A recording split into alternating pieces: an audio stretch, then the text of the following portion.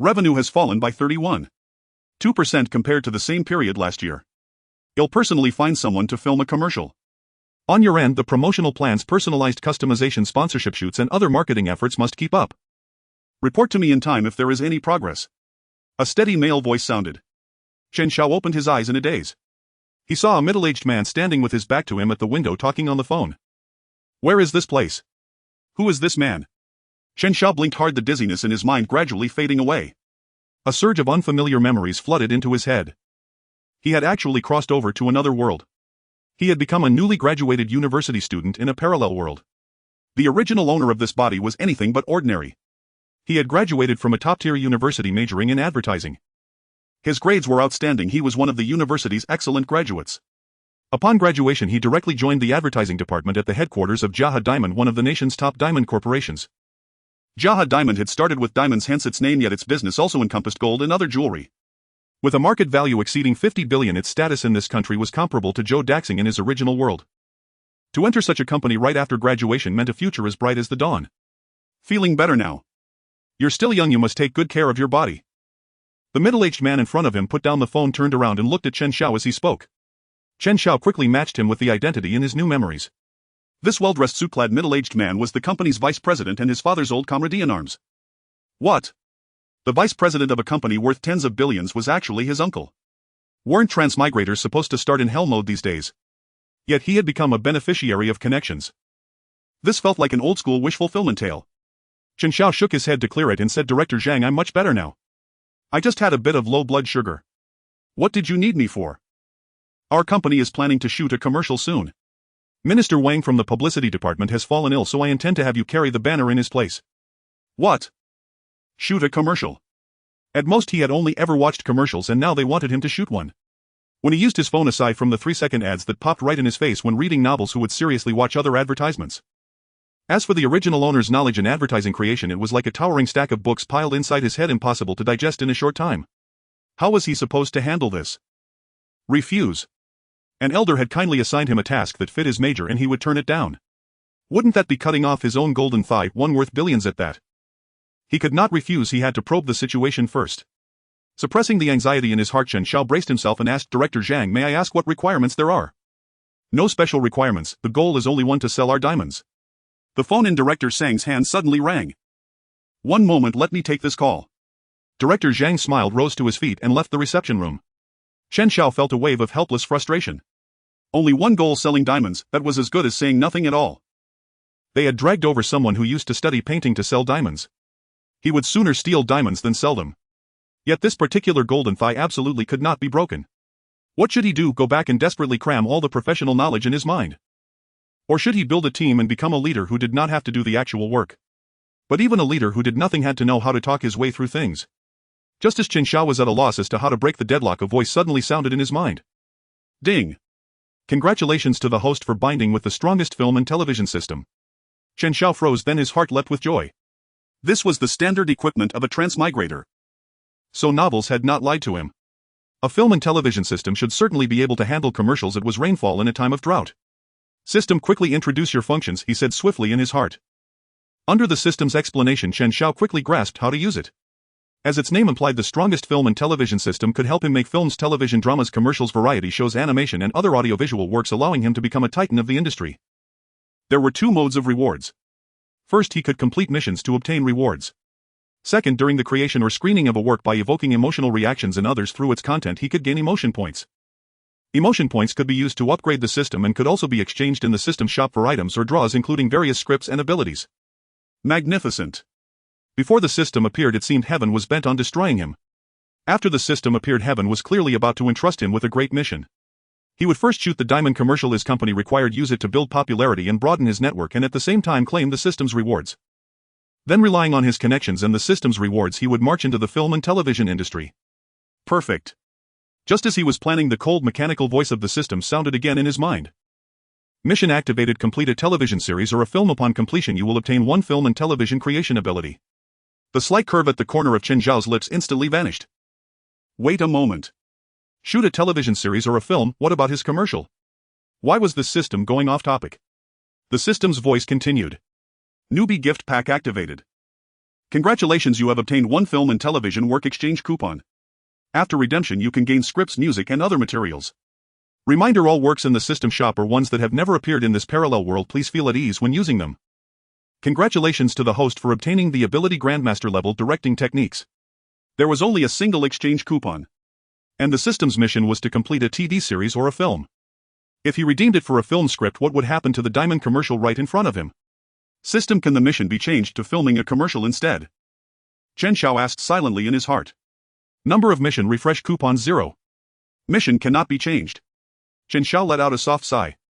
The commercial problem had yet to be solved and now he was being asked to shoot a film.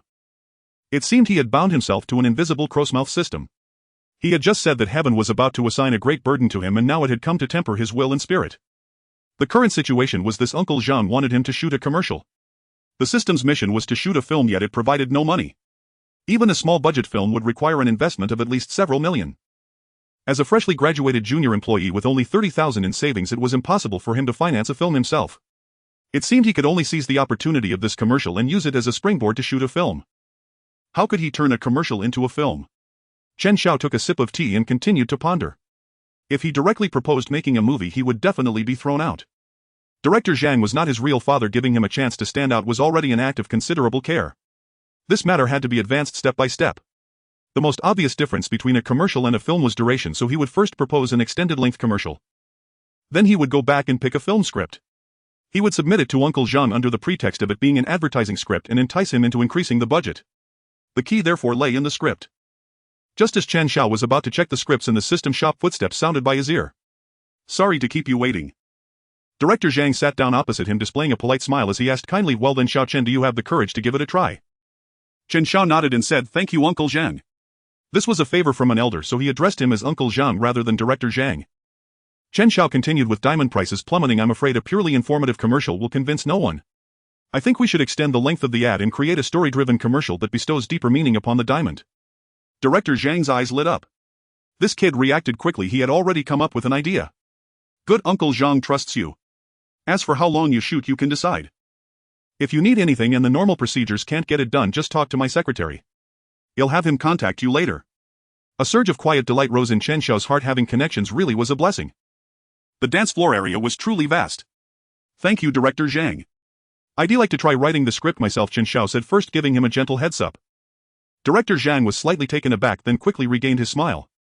It's a good thing for young people to love challenges. Seizing opportunities is what matters most. Do your best, Uncle Zhang believes in you. Chen Xiao could hear the unspoken meaning in his words. Uncle Zhang was advising him being put in charge of this project was a rare opportunity. He should keep his feet firmly on the ground and not get carried away. Don't act recklessly. Uncle Zhang had probably intended for him to manage this project, not to personally direct the shoot. But the opportunity was too rare to pass up. He would risk it all. Thank you, Uncle Zhang. I'll give it my all. After exchanging a few polite words, Chen Xiao left the office. The door clicked shut softly, leaving Director Zhang alone in the office. He gazed in the direction Chen Xiao had left, the smile fading from his face as he let out a quiet sigh. What worried him was not juniors idling their lives away, but juniors proving themselves. If this boy obediently assembled a team, cooperated with an advertising agency, and produced more creative ideas with Zhang personally keeping an eye on quality, the credit for the project would naturally fall into his hands. Yet he insisted on proving himself by writing a script. Ah well. Let him write. Writing didn't cost money. When it came time to invest in production, they could simply have someone tactfully reject the script. He shook his head and pulled out the meeting documents. Meanwhile, Chen Xiao returned to his hometown of Kings, the workstation by the rear window, and spent 2 or 3 minutes figuring out how to use the system. The system was even more powerful than he had imagined. It contained 2 modules, a mission system and a store. As the name implied, the mission system was used to post tasks and he could use refresh tickets to re-roll them. The store used emotional value and film and television exchange vouchers as its currency. Emotional value could be exchanged for vouchers, abilities, potions that strengthened the body, and even a lucky pill that granted a full day of good fortune. Impressive. At this rate, the script he chose would not only have to attract Uncle Zhang but also stir up a tremendous amount of emotional response. For a single film to fulfill so many conditions would be no easy feat. He needed to select the film with great care. Silently, Chen Xiao intoned in his heart, open the store. The next moment, a semi-transparent screen appeared within his field of vision. Using his thoughts, Chen Xiao entered the word diamond into the search bar. 1. The hard love of a diamond bachelor. 2. Diamond romance. He grimaced inwardly. The search results really were that literal. Diamond was not a genre, and finding related films this way would be difficult. Even if he found some, they might not suit an advertisement. For instance, Blood Diamond from his previous world exposed the darker side of human nature. He needed a different angle. The purpose of the commercial was to sell diamonds, so he had to first analyze the market. According to his memory, public opinion about diamonds in this world was the same as in his original one. Many netizens called diamonds attacks on intelligence. A diamond bought for over 10,000 would be bought back for just 100. Even the one true love for a lifetime value concept promoted by a certain brand had been mocked online. They jokingly praised the brand as a conscientious merchant that only taxed one's intelligence once in a lifetime. He agreed. Diamonds were not inherently valuable, only when bound to love could they be sold at sky-high prices. Was a man really buying a diamond? He was buying love. But with the economy suffering and divorce rates high, love had turned into something intangible. Few were willing to pay for something so nebulous. Yet deep within, people still longed for love. So he needed a romance film that could awaken that yearning in their hearts and then weave diamonds into it, binding diamonds and love together once again. He really was a ruthless capitalist. Yet having a dream to pursue was a kind of happiness in itself. Do not call him a capitalist, he thought with a faint smile, call him a dream maker. Chen Xiao chuckled softly and pulled his thoughts back. To awaken people's longing for love, the romance film would have to be profoundly moving. He closed the search function and opened the romance category directly. Farewell My Concubine, Red Sorghum, Romeo and Juliet, Gone with the Wind, countless titles popped up at once. He was stunned. None of these films existed in this world. The discrepancy between the two worlds was clearly not small.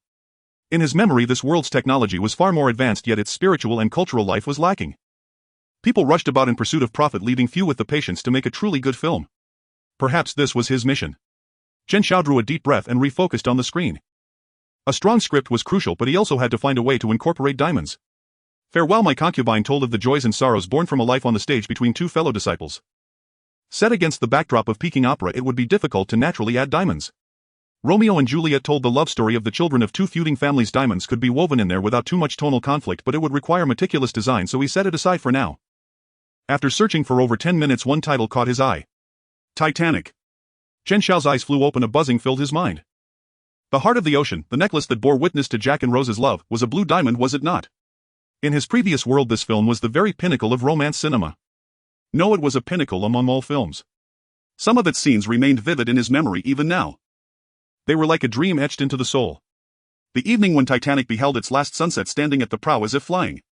Jack and Rose confiding in each other in the freezing water. Winning this ticket is the luckiest thing that ever happened to me. It brought me to you. I do not even have a single photograph of him, yet he lives forever in my heart. Those classic lines were still engraved in his mind. Beyond them were the wealthy couple embracing as they faced death, the mother coaxing her children to sleep, the musicians playing to the very end, each scene heartbreaking in its own way. He would shoot this one. This was the film. The fact that this world lacked it was truly regrettable. His directing skills were more than enough to handle it. System exchange for Titanic, Chen Xiao intoned silently. A torrent of information soon flooded into his mind, script, shot, breakdowns, voice acting, lighting, locations, every detail poured into his consciousness. He now possessed all of this. The problem, however, was that Uncle Zhang had asked him to shoot an advertisement. How could he persuade Uncle Zhang to invest?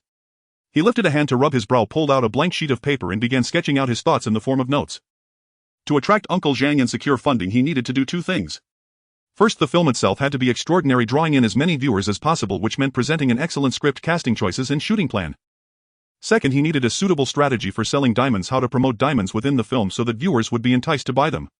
He decided to tackle the second matter first, the diamond sales concept. This would demand slightly less energy. After all, he was not in the sales department, providing a general direction would suffice. Chen Xiao closed his eyes, twirling the gel pen between his fingers as he sank into deep thought. The Heart of the Ocean was a fictitious diamond created for Titanic. In his original world, once the film aired, The Heart of the Ocean became a sensation. The Heart of the Ocean was the brightest diamond, but it was by no means the only one in the film. Rose's earrings and hair ornaments, the adornments of other ladies and gentlemen, and the rooms themselves were filled with jewelry. If the heart of the ocean symbolized love, then could he not also create the heart of the forest, the heart of the earth, the heart of the sky? Titanic conveyed many virtues beyond love. There were Rose's resilience, Jack's sunshine and freedom, and the nouveau riche Molly's compassion. In specific scenes, he could have the actors wear particular diamonds, binding each virtue to a particular stone. It would be like the relationship between flowers and their meanings. For example, he could name a light blue diamond, heart of the sky, and bind it to freedom, letting Rose wear it in scenes where she seeks freedom and breaks away from her mother's control. Yellow diamonds could symbolize wisdom and resilience, which also suited Rose well. A deep purple diamond could be bound to solemnity and elegance, to be named He decided to pick a random name for now royal purple heart for the first-class ladies to wear. Green diamonds would symbolize vitality, orange diamonds youthful energy. At that thought Chen Xiao's eyes shone. His ideas had opened up. This would directly break the century-long practice of merchants binding diamonds exclusively to love. Who said people had to buy diamonds only for love? Why couldn't a postgraduate student wear a yellow diamond around their neck? In his original world even Einstein's brain could be sold tens of thousands of times on online marketplaces. The heart of wisdom would certainly sell. Wear the heart of wisdom and gain +5 to intelligence. With that the sales channels practically opened themselves. Of course in the feature film the names and meanings of these diamonds could not be spelled out. The camera would only highlight their beauty, the names and symbolism could be revealed later in interviews lest they ruin the viewing experience. The corner of Chen Xiao's mouth lifted slightly. He set down the draft paper and leaned back against the chair. All right, it was settled. With a bit of organization his diamond promotion concept was complete. He turned on the computer and transferred the chaotic scrawl from paper into a document. All he needed was a general plan that bound diamonds to Titanic. As for specific names and designs, Uncle Zhang could hire designers to handle them. Once he finished organizing the sales concept his stomach growled loudly. Chen Xiao glanced at the lower right corner of the computer screen. It was already 1230. Time to eat. After a hearty meal Chen Xiao returned to his computer once more. With the sales concept resolved it was time to consider the script casting and shooting approach of the advertisement itself. The original film had been shot in 1997 and the technology in this world far surpassed that of 1997 and his previous world. Technical limitations would not be a problem. The greatest challenge would be casting. That could wait. First he had to finalize the script. Once his thoughts were clear Chen Xiao stood and stretched, fetched a cup of coffee and sat back down at his station. He had only just joined the company and had little work on his plate. With Uncle Zhang's secretary Lu having cleared things for him he could now almost fully devote himself to this project. Chen Xiao spent a full day combing through the script 3 times. On the surface the film told the love story of Jack and Rose. Beneath that however lay an intricate web of details.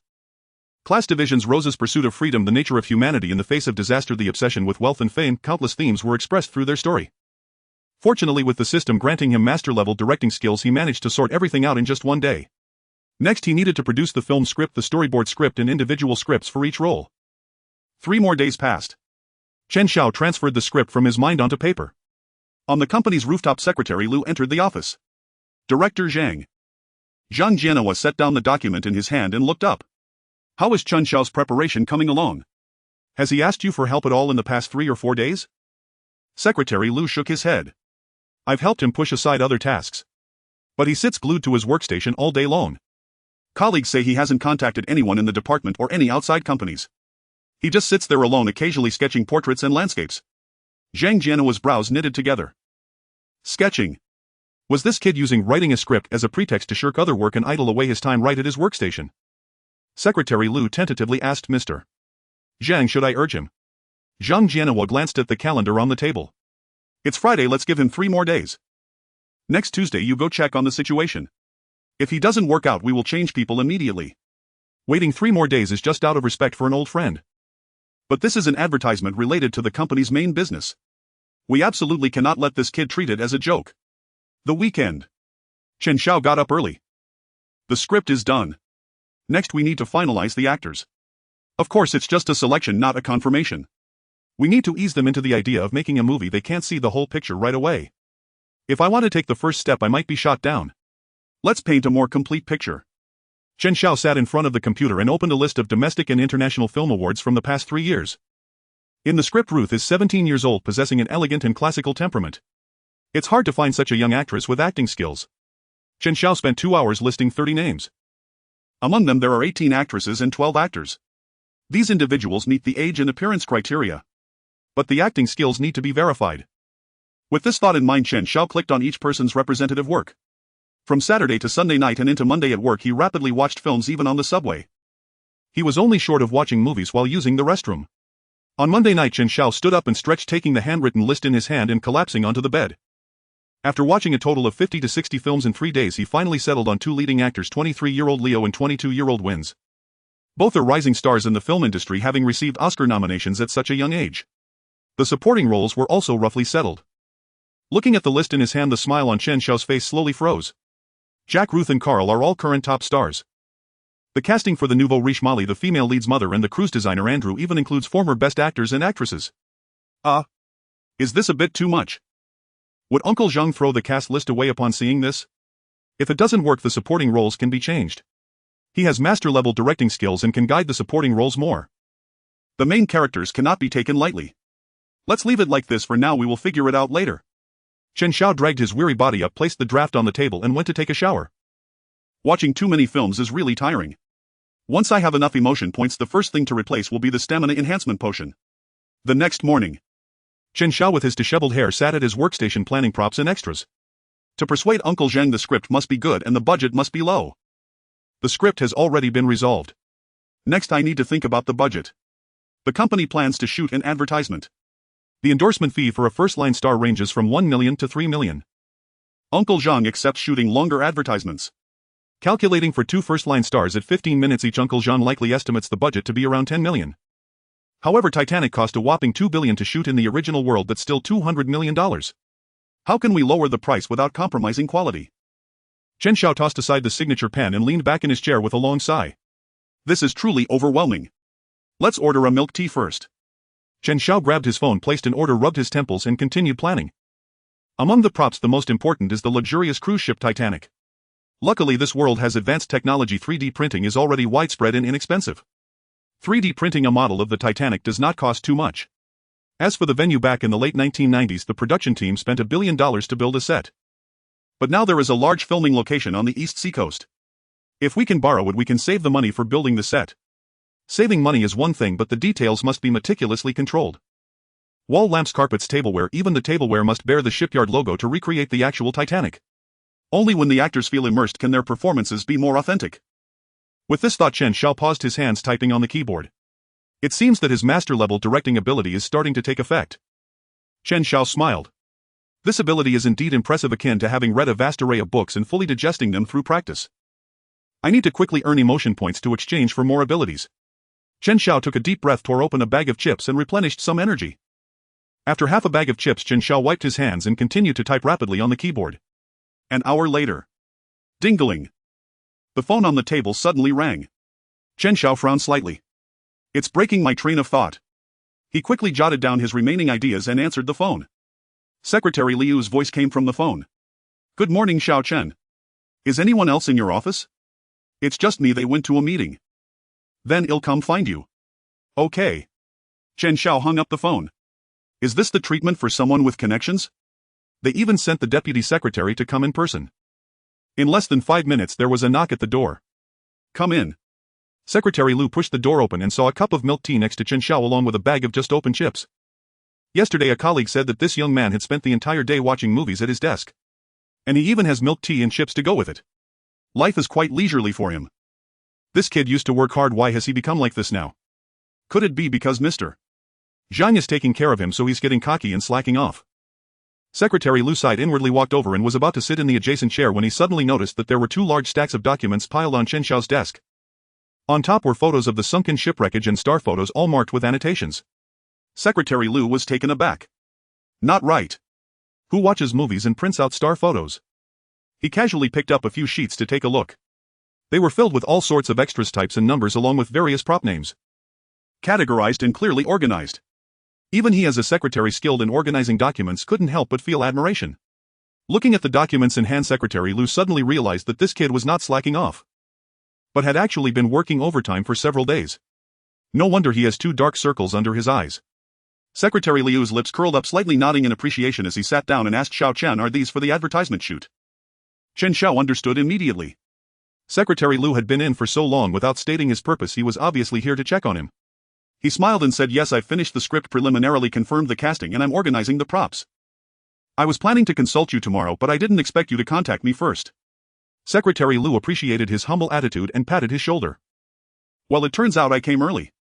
You can go ahead and tell me if you need any help, don't hesitate, just say it. Thank you, Lu Gu. I'll be straightforward then. A movie cannot be completed alone. If you don't know how to lead a team, you'll have to work yourself to death. Secretary Liu has more authority than him. Since the opportunity is right in front of him, he decided to be direct. Chen Xiao opened the document titled Props and Personnel on his computer and said, Lugo, I need to borrow a filming location on the East Seacoast. There is a film base on the East Seacoast with a large water tank that can be used to shoot drowning scenes. Nearby there is also a vast open coast perfect for placing the ship and filming outdoor scenes. Secretary Liu smiled confidently, no problem. I have acquaintances over there. I also need extras. Of course, how many do you need? More than 2,000. Secretary Lu was taken aback. How many? About 2,300. Wait, you just mentioned borrowing the filming location. How large an area do you need? Chen Xiao replied, for indoors 1,000 square meters will be enough, but I also need to borrow the nearby coast. I need to construct a ship over 200 meters long printed in 3D. If the budget is tight, we can make half a ship and mirror the other half. And also, Secretary Liu's lips twitched. Listening to so many props and locations, his eyes widened in disbelief. The most troublesome part was that the document on the screen titled Props and Personnel was still at the beginning. How much has this kid written in total? Secretary Lu swallowed hard, interrupting him and tentatively asking, we're shooting an advertisement, right? Chen Xiao looked at Secretary Lu and smiled as he explained, that's right, it's a narrative advertisement. Secretary Lu, you know that the diamond market has been sluggish lately and consumers won't respond to ordinary advertisements.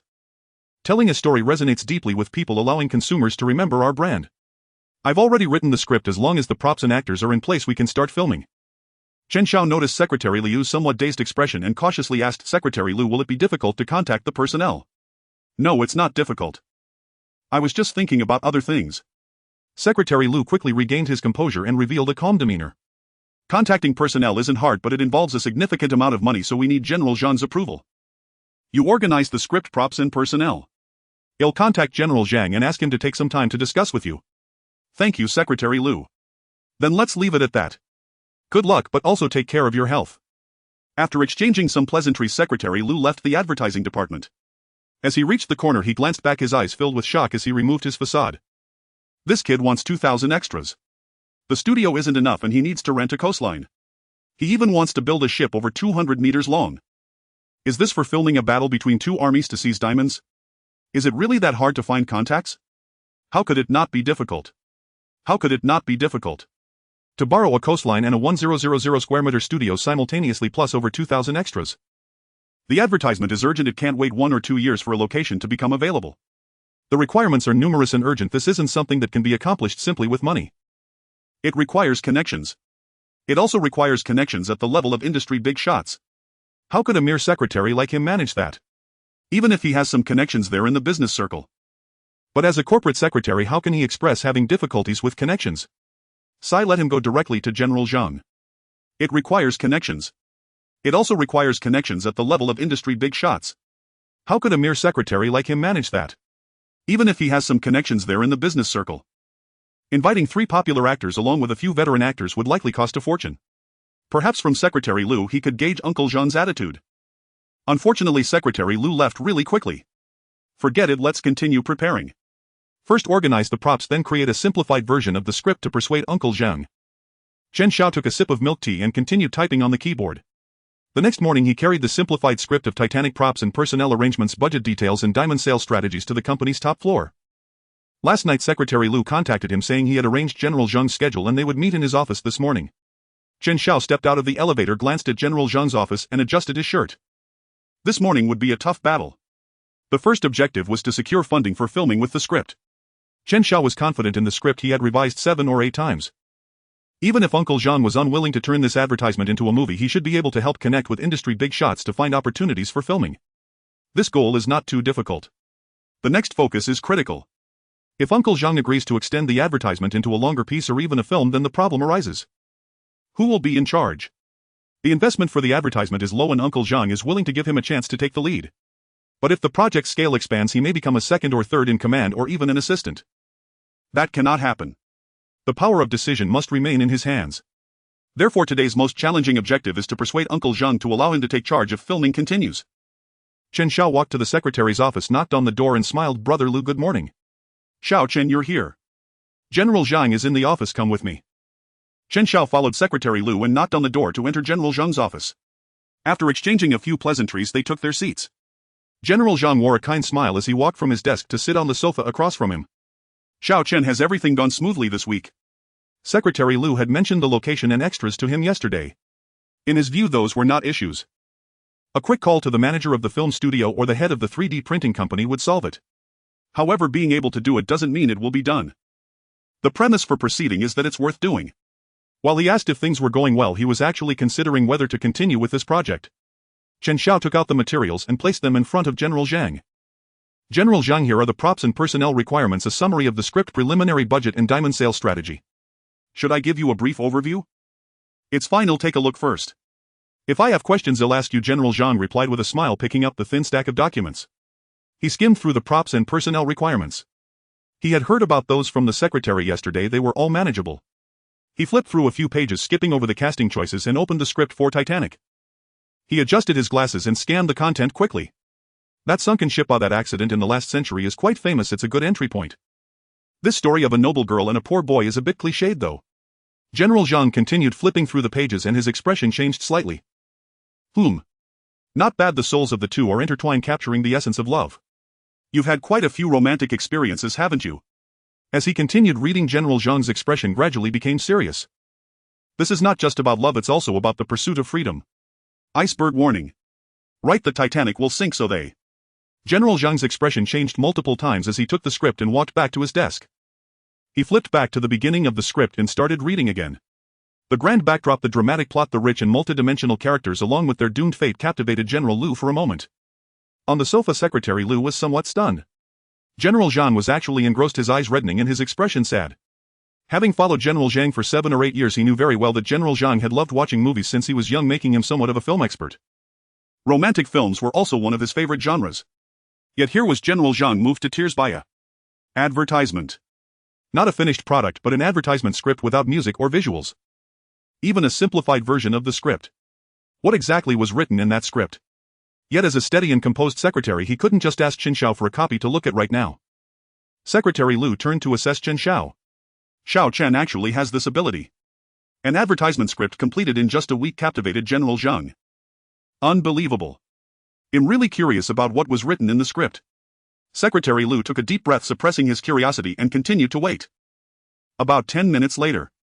You all sit, I need to go to the restroom. General Zhang stood up, turning his back to the two, concealing his reddened eyes. Secretary Liu turned to assess Chen Xiao. Xiao Chen actually has this ability. An advertisement script completed in just a week captivated General Zhang. The diamond sale strategy is excellent as well, directly breaking through the limits of love and bundling with various qualities, very good. Of course, the most memorable part remains the heart of the ocean. Love, perhaps losing, is what makes it eternal. Just like that heart of the ocean that remains, proving a dream like love. As he said this, General Zhang's gaze fell on the script and his eyes felt somewhat sore. 30 years ago he was a poor boy who with a month's salary gritted his teeth to buy a small diamond ring for his wife. 30 years have passed and love has slowly faded. But that diamond still sits on his wife's vanity, her treasure. Looking back when he gave that ring, seeing the smile on his wife's face, he felt so happy and joyous. Time passes, people change and feelings fade. But the sweet memories of the past are eternal and can accompany one for a lifetime. Just like those 3 days of memories along with the heart of the ocean accompanied Rose throughout her life. Love and diamonds blend beautifully. General Zhang then. Secretary's voice came through. Ahem. Zhang Jianhua averted his gaze, concealing his lapse in composure. His expression quickly returned to calm as he picked up the script, his gaze firmly locked on Chen Xiao. Xiao Chen, based on my years of interactions with friends in the film industry, this script is bound to succeed and possesses tremendous commercial value. He patted the script on the table. Very well, I didn't realize you could write a script. Let's shoot this film according to the length of a movie. It'll cover the costs if there's not enough money. You handle the script and he'll take care of the rest. He'll find someone to shoot it, we need to start filming in a month. Hearing about finding someone to shoot, Chen Xiao's heart tightened. Yet he maintained a smile, his gaze firm as he said, Uncle Zhang, I hope to direct the script myself, I have confidence in doing it well. Zhang Jianhua frowned slightly. Making it into a movie is a big project. Considering the shipbuilding and a large number of extras, the investment would be at least 70 to 80 million.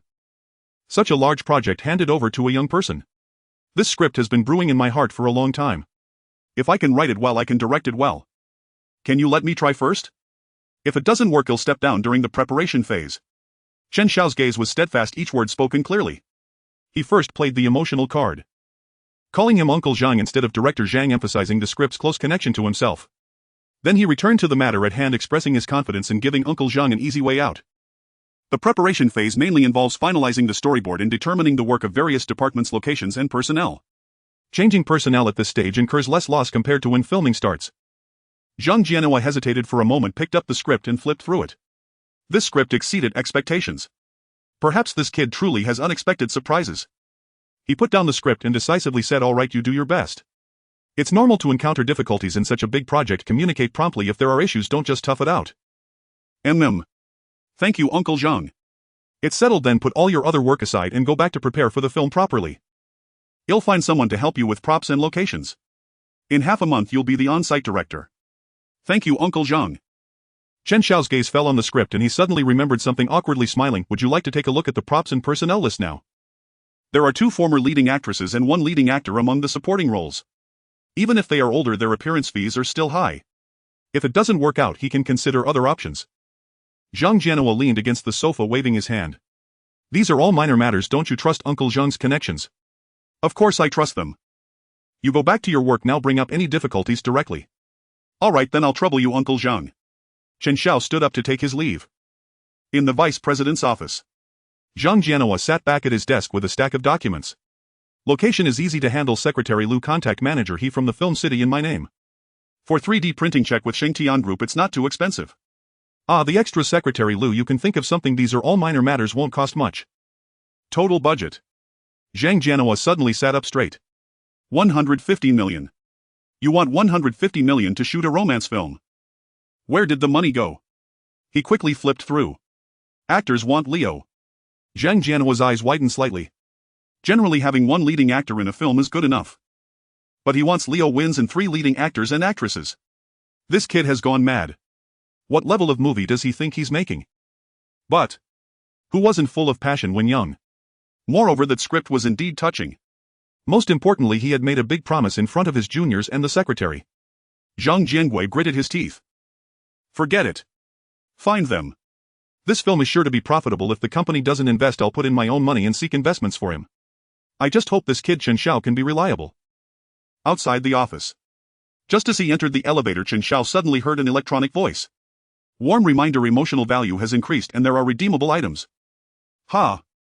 What's going on? The last time I checked the store, things were expensive. For instance, the lucky pill costs 500,000 emotional value and grants a day of good luck. The cheapest emergency mineral water also costs 30 emotional value. Now only Uncle Zhang has seen the script. Even with Secretary Lu present, that's only 2 people. If the emotional value generated by 2 people can be exchanged for something, what about over 100 million people? Chen Xiao opened the store and a light blue potion popped up. Physique improvement potion, price 2, emotional value available for purchase 1. I can only buy 1 bottle. He understood what was happening. It's like playing a new game. You need to check in for 7 days or complete some beginner tasks to receive a gift package. To prevent freeloading, the system doesn't provide rewards at the start, it only gives them when he begins filming. This sneaky system is quite cunning. However, this is exactly what he needs. With great scripts and shots stored in his mind, he wanted to shoot them out quickly. But to produce this epic film in a short time requires not only skill and perseverance but also a spirit and stamina beyond that of ordinary people. Executing it feels like a eunuch visiting a brothel feeling powerless. Change it must change. Exchange for the physique improvement potion, Chen Xiao silently thought. Congratulations, host, you have obtained the physique improvement potion 1, which has been stored in your backpack. Would you like to extract it now?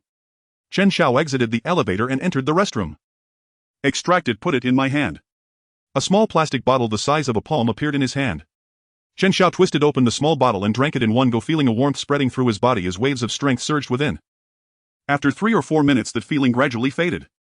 His brain suddenly became very agile and he felt energetic, like he could go 10 days without sleeping. As he stepped out of the door, he walked briskly, feeling as if he could win a marathon. Standing at the sink, he looked in the mirror and saw himself glowing, full of vitality. The effect is truly excellent. Chen Xiao smiled, invigorated, as he walked towards the office. He was already handsome and now he exuded an even more outstanding aura, attracting the attention of many colleagues along the way. Back at his desk, Chen Xiao opened his computer to plan the upcoming tasks. Uncle Zhang took care of the props and actor locations. Next, he needed to focus on being a good director. First, sketch the decorations and costumes or find some images. Submit the style images to Uncle Zhang so the designers can create diamond jewelry based on the overall style. Then he would draft the storyboard script and prepare scripts for each character. Additionally, he needed to put some effort into interpersonal relationships. In his past life, managing a gallery and communicating with people was no problem. But regarding information, he needed to prepare. Understanding the behavioral styles and interpersonal relationships of the actors and assistant directors, etc. Chen Xiao opened the chat software and typed a message. Xiao Wu, could you help me find some information about these actors? He also reiterated a few details. Xiao Wu was the assistant assigned to him by Uncle Zhang. As the chief director, he certainly couldn't handle everything himself. After obtaining the data from Xiao Wu, he would read it and then ask Secretary Lu for some internal information. Okay, let's proceed this way. Xiao Wu will gather the data while he works on the style images and the script. 3 days later. Chen Xiao arrived at Uncle Zheng's office door carrying the cabin style and costume concept sketches. With a please come in, Chen Xiao pushed the door open. Xiao Chen, sit down. Uncle Zheng smiled, stood up and walked to the sofa. I called you over because the project has been finalized. The company thinks your ideas are excellent. They plan to launch a series of diamond products linking them with quality. The retro and luxurious style of Titanic is just right for creating a diamond series. But don't worry, the main film doesn't need to overly emphasize the series of diamonds names, just capturing the beauty of diamonds will suffice. The main task of the film is to attract more viewers, expand the audience base and make them notice our diamonds. Chen Xiao nodded. These requirements were all acceptable. However, Uncle Zheng's tone seemed a bit strange, revealing fatigue and a slight sense of melancholy. After hesitating for a moment, Chen Xiao cautiously asked, Uncle Zheng, have you encountered any troubles? Zheng Jianhua was taken aback, then quickly regained his smile. You young man have sharp eyes. It's nothing major. After a moment of hesitation, he decided to tell Chen Xiao. After all, Chen Xiao was the person in charge of this project and informing him wouldn't hurt, it could serve as motivation. Zhang Jianhua spoke. Some higher-ups oppose shooting such a lengthy film and the final decision is that the company will only invest 35. He waved his hand, but you don't need to worry about this, I'll cover a bit of the remaining 65 myself and find some sponsors, that will be enough. Chen Xiao nodded. If this matter were to fall on him, he would have no way to handle it. He could only say he would never let Uncle Zheng down for his own investment. Of course, it's not appropriate to say that now, mentioning it would only come off as a joke. Better to let the results speak for themselves in 3 months. Chen Xiao stopped talking and continued with the main topic. Uncle Zheng, here are the style concept sketches for Titanic. The diamond designer should find them useful. I designed a piece for the heart of the ocean. Please take a look and see if it can be a backup. Oh. Let me see. Uncle Zheng took the folder. Upon opening it, he found a stack of sketches. Men's suits, women's floor-length gowns, vintage long velvet capes. Even a tight lace corset. This kid really thought of everything. However, these outfits did match the identity and temperament of the characters he envisioned, exuding a sense of history. He continued flipping through. Suddenly he paused, slowly pulling out a design sketch. It was a large heart-shaped deep blue diamond surrounded by bright small diamonds, presenting an overall sense of depth and mystery. The pendant part was made of platinum, adorned with intricate artistic decorations, adding a touch of vintage charm. Zhang Jianhua murmured, is this the heart of the ocean? Yes. A glimmer of surprise flashed in Zhang Jianhua's eyes. This kid can even design diamonds. And the design is quite good. He stared at the sketch for a few seconds and smiled. Well done. Once the series of diamond designs are finished, I will contact you. Thank you, Uncle Zheng. Then he'll go back and draw the storyboard script. After Chen Xiao left, Zhang Jianhua carefully examined the design sketch of the heart of the ocean again. His eyes were filled with astonishment.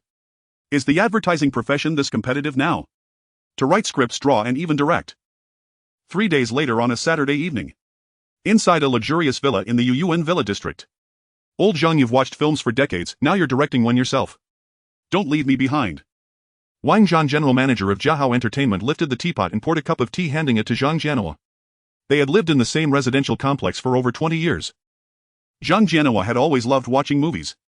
No one expected that nearing retirement he would suddenly aspire to direct one. Well then, everyone deserves a dream after all. Zhang Jianhua chuckled. Old Wang, your Jiahao is the second largest entertainment company in the country. Are you truly afraid of my little commercial? A 3-hour commercial. Alright, your product pushers really are getting more competitive by the year. After brief pleasantries and light banter, Zhang Jianhua pulled out a streamlined script of Titanic and handed it to Wang Zhan. Old Wang, here's the script, take a look and see if you'd be interested in investing. He hadn't come to drink tea today. He'd come to secure investment, assemble a crew and cast actors. Chen Xiao's budget sheet listed a total production cost of 150 million yuan, 40 to be covered by the company, 10 personally funded by Zhang Jianhua, and the remaining 50 needed to be raised through sponsorship. The ideal candidate was none other than his longtime friend, the veteran head of a major film studio. Someone who could provide both capital and expertise, the very first choice for strategic collaboration. Wang Zhan, a fox of 1,000 years cunning, instantly grasped his friend's intent. Yet old friendship demanded courtesy. A modest investment of 1 or 2 million yuan plus some promotional support would suffice as a gesture of goodwill. He accepted the script. Let me take a look. A love story, it aligns perfectly with a diamond brand. Flipping to the first page, Wang Zhan skimmed it casually. By the way, I just remembered we're releasing a romantic film soon. It's excellent, you'll love it. Be sure to contribute 50 yuan at the box office. Of course, I'll definitely go. Zhang Jianhua's eyes sparkled with quiet amusement. His friend still had the presence of mind to plug his own studio's upcoming romance flick. He was already anticipating Wang Zhan's reaction as he turned deeper into the script. Wang Zhan smiled faintly and flipped 2 more pages. His expression gradually grew solemn. 2 minutes later he rose abruptly. Old Zhang, hold on. I need my glasses. Go ahead, go ahead. A subtle smirk curled at Zhang Jianhua's lips. Seeing this titan of Chinese cinema struck speechless filled him with an inexplicable sense of pride. Moments later Wang Zhan returned wearing his glasses, settled onto the sofa and began reading page by meticulous page, his eyes slowly glistening with unshed tears. 10 minutes passed before he closed the script and exhaled deeply. He looked directly at Zhang Jianhua, face grave, voice trembling slightly. Titanic. This script strikes the soul more profoundly than any other I've read in over 30 years of filmmaking. Its narrative architecture and character conception are unparalleled, truly once-in-a-century masterpieces. Even its literary craftsmanship and storytelling approach reveal genius, pure unadulterated genius. But that's not even its greatest rarity. The film's market alignment is nothing short of perfect. Old Zhang is a devoted cinephile. You must have sensed it. Romantic films these past few years have grown insubstantial. Some audiences even say they pay to suffer at the cinema. There's demand for romance, but no quality offerings. And this script. Its appeal spans generations. Even I, a man in my 50s, felt deeply moved. Based on my understanding of the domestic market, if executed well, this film will ignite a nationwide sensation. Old Zhang, may we produce it under our studio? Rest assured I'll emphasize the diamond motif prominently and feature your company in the opening credits. Zhang Jianhua's mind buzzed as his friend spoke rapid-fire, earnest, impassioned. As a lifelong film enthusiast he knew it was exceptional, but... unseen a century. A perfect market fit. That sounds exaggerated, surely he's joking. Yet Wang Zhan's solemn countenance and trembling hands told Zhang Jianhua plainly this was no jest. Seeing Zhang Jianhua remain silent, Wang Zhan's impatience flared. Old Zhang, remember, success hinges entirely on execution. Let's co-produce it. I'll supply everything: actors, director, cinematographer. I'll even secure the finest director available. Zhang Jianhua pursed his lips. 30 years of friendship, and he'd never seen Wang Zhan so electrified. Clearly the script's market potential far exceeded his own estimation. Yet the position of chief director had already been promised to Chen Xiao. As both mentor and elder, he could not betray his comrade's son. He paused, cradling his teacup in thoughtful silence, then replied. Old Wang, calm down. The chief director is set. But the assistant director casting and investment remain open. I'd actually hoped you'd help us find a humble, unassuming assistant director, one who won't lord his seniority over others. He prepared for 2 scenarios. If Chen Xiao delivered the same brilliance in direction as he had in writing, the assistant director would serve loyally and without pretense. A modest collaborator would prevent friction born of resentment toward Chen Xiao's youth and relative inexperience. But should Chen Xiao falter per their prior agreement, he would step aside, and the assistant director would assume full command. Upon hearing the chief director was already appointed, Wang Zhan sighed, disappointment etched across his face. The chief director bore ultimate creative authority and sole credit in the final title sequence. What a pity. Who then was this legendary filmmaker? Curious, Wang Zhan asked, who's been selected? The author. Wang Zhan froze, stunned into silence. You mean, the director himself wrote this script? When did such a rare polymath emerge in our industry? What's his name? You wouldn't know him. Wang Zhan blinked. He didn't know him. Ah, understood. He must be returning from abroad. He knew, or at least had heard of, every major domestic director. If this name meant nothing to him, the filmmaker must hail from a smaller nation. Cultural differences would necessitate a humble assistant director to bridge the gap. It all made sense. He nodded firmly. Understood, I'll handle the assistant director personally. If this talent lacked representation, signing him might herald a new golden age for Jiahao Entertainment. Eyes alight with anticipation, Wang Zhan pressed, when does filming begin? I must meet this director in person. Is he currently signed to a studio? Likely next month. Yes, he's already with a studio. Wang Zhan's heart sank. Such a prodigy, already claimed. His company now faced formidable competition. Frustration mounting, he asked, how long ago did he sign, and with whom? Last month. Just joined our company. Wang Zhan fell speechless. A jewelry firm hiring cinematic genius. Is your company pivoting? Not at all. Diamond sales may be sluggish, but we still sell gold. Why pivot? Wang Zhan shook his head, baffled. How on earth had Zhang Jianhua unearthed such a treasure? He resolved to meet the director himself and perhaps persuade him to join Jiahao. Enough, I won't press further. When filming begins, I'll pay my respects in person. Zhang Jianhua offered an awkward smile. Pay respects to Chen Xiao. Old Wan clearly harbored a misunderstanding. No matter, so long as casting, assistant director and investment were secured, all would proceed smoothly. We've reserved funding, casting and production resources for you. Most actors will be drawn from your studio's roster, please review them for suitability. Wang Zhan flipped through the cast list, exclaiming, the casting is quite discerning. Wins has a classical aura and his acting is remarkably capable of portraying Ruth's resilience. The compatibility of the other actors is also very high, indicating that the director has put in considerable effort. Looking at the list of actors, his admiration for this foreign director grew even stronger.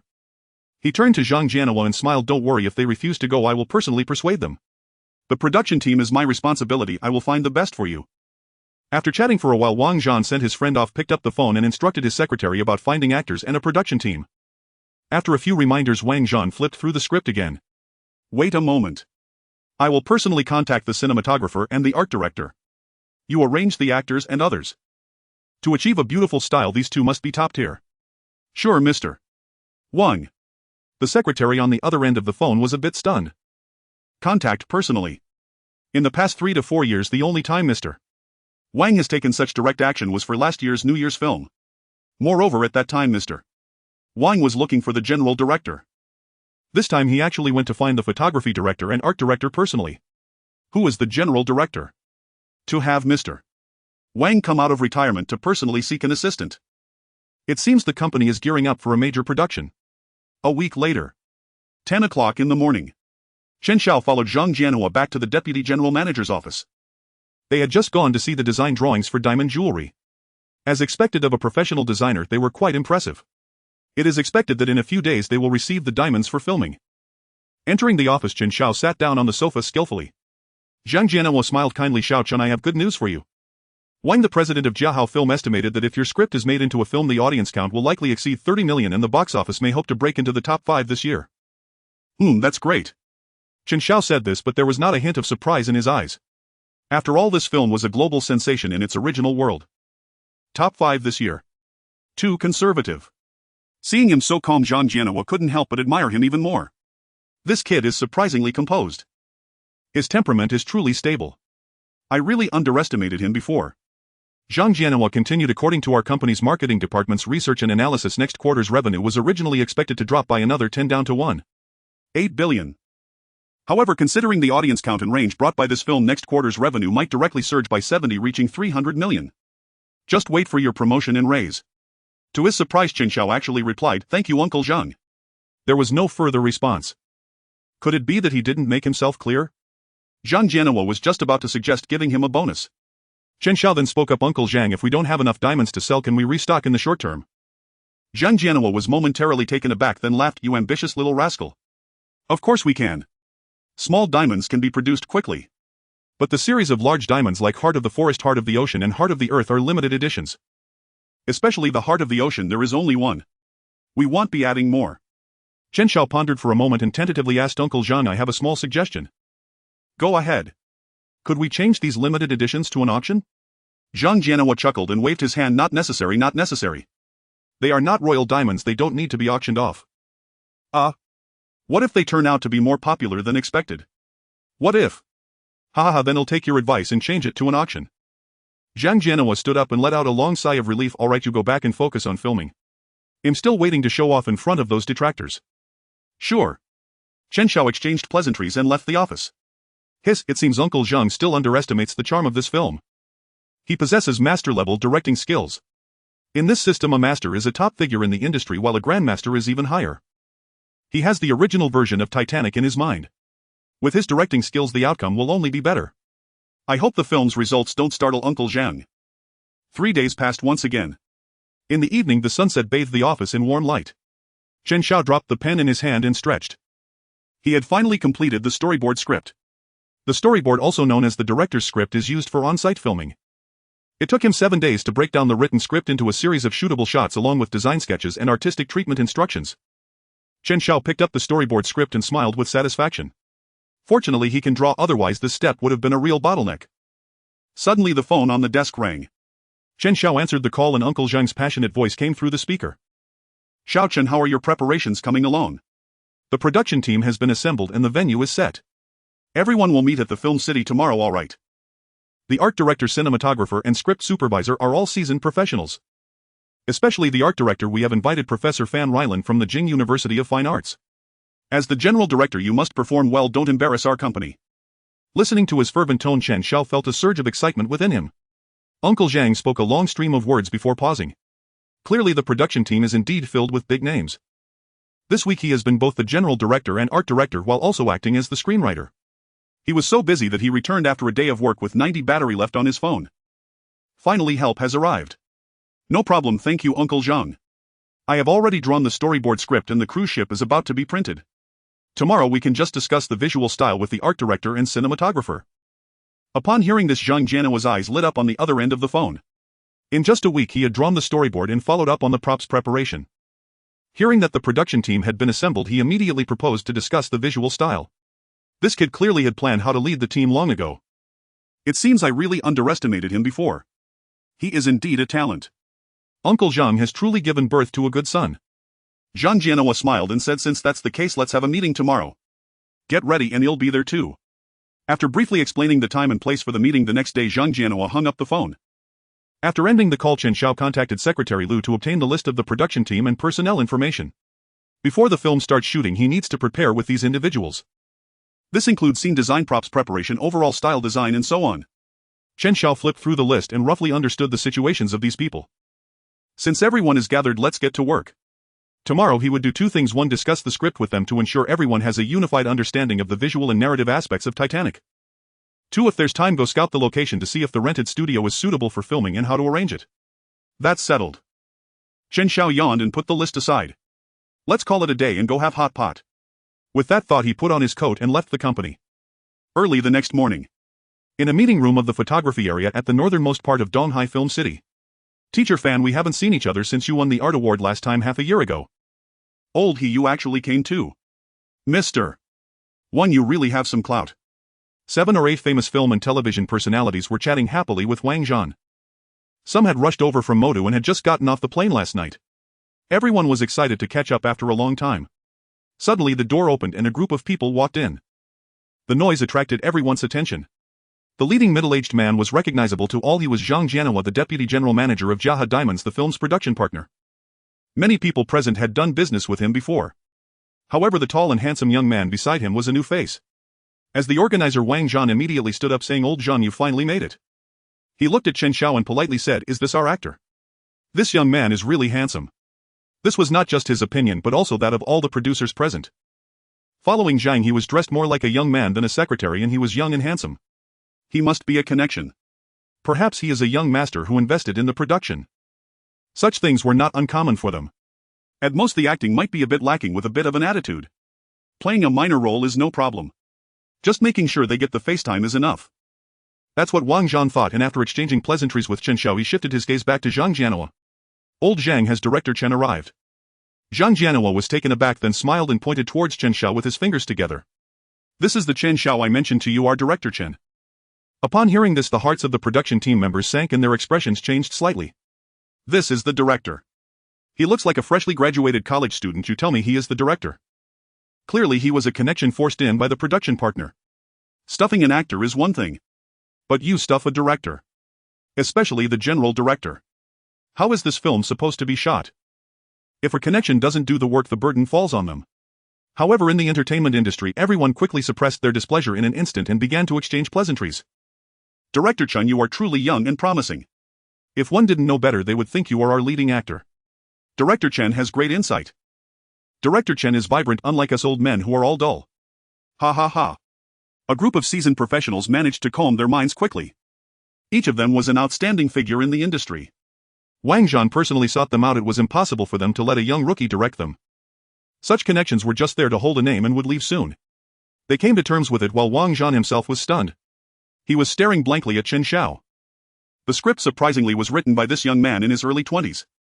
Is he a genius, or was it just a flash of inspiration? After being dazed for 2 or 3 seconds, he came to his senses. It is understandable for a young person with active thinking and a strong reading background to produce such a masterpiece. Chen Xiao stepped forward and introduced himself, saying, "Hello everyone, I am Chen Xiao, the director of Titanic. Thank you all for your strong support." Seeing his humble demeanor, the film professionals present felt somewhat reassured. After a round of mutual introductions and small talk, Zhang Jianhua smiled and said, "You all continue your discussions. I have matters to attend to with old Wang, so I'll take my leave." He then walked to Chen Xiao's side, scanning the crowd, and said, "Teachers, please take good care of Director Chen. He didn't quite understand film production. He was here today just to support Chen Xiao." Having achieved his purpose, there was no need to linger. After giving a few simple reminders, he left the conference room with Wang Zhan. Inside the room remained 9 core production team members and an assistant. As everyone knew the meeting was about to start, they all got up from the sofa. As the chief director Chen Xiao took the main seat at the conference table, placing a large stack of materials on the table, his gaze falling upon everyone as he smiled and began to speak. Thank you all for participating in the production of Titanic. Today we will do 2 things. First, discuss and understand the script to ensure that everyone has a common understanding of the film's vision and narrative. Upon hearing this, many faces lost their smiles. This relationship-based individual was just a nominal director, yet he truly thought he was directing now. A perfectly good script was being used for practice. It was sheer waste. Let's just say a few words and leave, don't actually start directing. However, Chen Xiao did not stop as they wished. He continued smiling and asked, may I ask if art director Fan and cinematographer Kai have some time later? The filming location is nearby. If you both have time, I would like to scout the site with you. Art director Fan Rylan felt a moment of displeasure but quickly convinced himself. This young chief director may lack experience, but his attitude was quite good. Unlike some actors who only know how to say 1, 2, 3, 4, 5, 6, 7 while looking down on their seniors.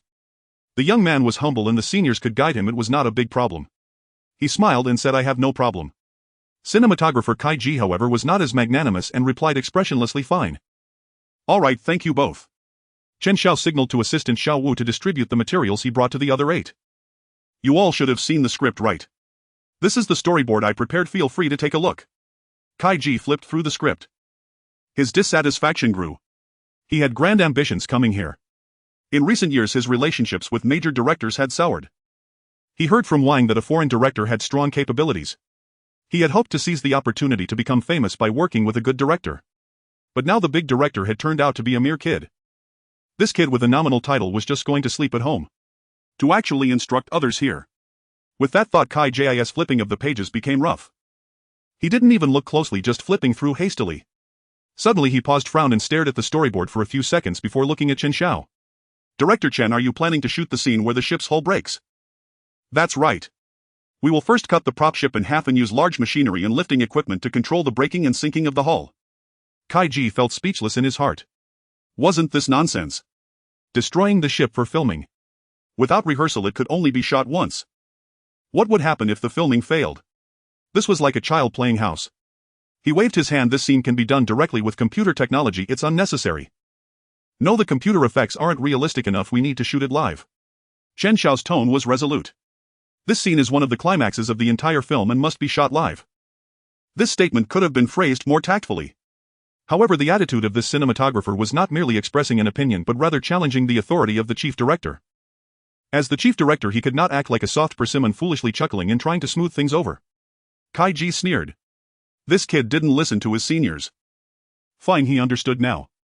The Diamond Company was wealthy and had sent a 20-something rich kid to experience the entertainment industry. He originally intended to align himself with a great director, not for the script itself. Now that the great director was gone, he had no time to indulge a young child's nonsense. I'm sorry, I have something to attend to, so I'll take my leave now. After speaking, he directly grabbed his jacket and walked out the door. Director Chen, he has a bit of a temper, don't take it to heart, let's continue. Fan Rylan with a good temper saw that the atmosphere had become somewhat stiff and smiled to ease the tension. He glanced at the door. That old fellow had skills, but he stirred up trouble in every crew. It was better that he left. Teacher Fan is being polite, Chen Xiao smiled, scanning the others. I hope we can all do our best to make this film well. If anyone is too busy, you need not force yourselves. After waiting for 2 or 3 minutes, no one else left. After all, others had come for the script and were mindful of Wang Zhan's reputation, making it impossible to just leave like the hot-tempered Kai Ji. Seeing everyone seated, Chen Xiao spoke, let's continue, please take a look at the script and we will discuss in 10 minutes. The crowd picked up the scripts in front of them and began to flip through. The script was just distributed from the right side when Kai Ji made his suggestions. Fan Rylan had just received the script and hadn't had the chance to look it over. Fan Rylan picked up the script, sighed softly in his heart. Bringing along a young person meant he had to work a bit harder. The storyboard probably needed to be redrawn by himself. Well, it's fine. With such a good script, a bit of hard work is acceptable, it shouldn't be wasted. Let's take a look at what this young man has drawn. If it can be modified and used, that would be perfect. With that thought, he opened the script. Just at first glance, his expression instantly turned serious. This artwork could not have been drawn by an amateur. The strokes were simple yet incisive. From the lines and human structure, it could be called the work of a talented professional. Fan Rylan simply flipped to the back, landing on his favorite scene. He wanted to see how this kid depicted the sunset scene. Image description: Jack and Rose stand at the ship's bow, railing, arms spread wide. Jack holds Rose's waist. Shot type medium close-up angle, low angle technique, push in time 8 seconds. Sound: Jack gently says, all right, open your eyes. Image description: Jack and Rose stand at the ship's bow railing against the wind with waves crashing. Shot type: medium close-up angle over shoulder technique. Fixed shot time 3 seconds. Image description: Rose opens her eyes. Shot type: close-up angle eye level technique. Pan time 3 seconds. Sound: Rose says, "I'm flying, Jack." Image description: the two embrace, feeling the sea breeze. Shot type: long shot to medium shot angle, low angle to high angle technique. Zoom out time 10 seconds. Fan Ryland's eyes moved slightly, staring blankly at these three scenes. He had read the script and knew well that this was the Titanic's last moment, basking in the sunset. 3 simple sketches. 3 shot angles, techniques and lines. The positioning of the characters, the evening glow and the ship's lines perfectly divided the frame. The contrast of light and dark on both sides of the hull, the conflict between the waves and the movement on the ship. It made him feel as if his soul had been struck. He couldn't help but sigh in his heart. In an instant it is eternity. Each person present was a seasoned professional in the film and television industry. Though none possessed Fan Ryland's expertise in visual art, a moment's careful observation revealed the script's sophistication. Deputy Director Su Feng stared incredulously at the pages in his hands. Damn it, wasn't this supposed to be an advertisement? I thought the screenplay itself was already extraordinary. Yet this shot-by-shot storyboard elevated the original text's literary charm to an entirely new level. He shifted his gaze and glanced toward Chen Xiao.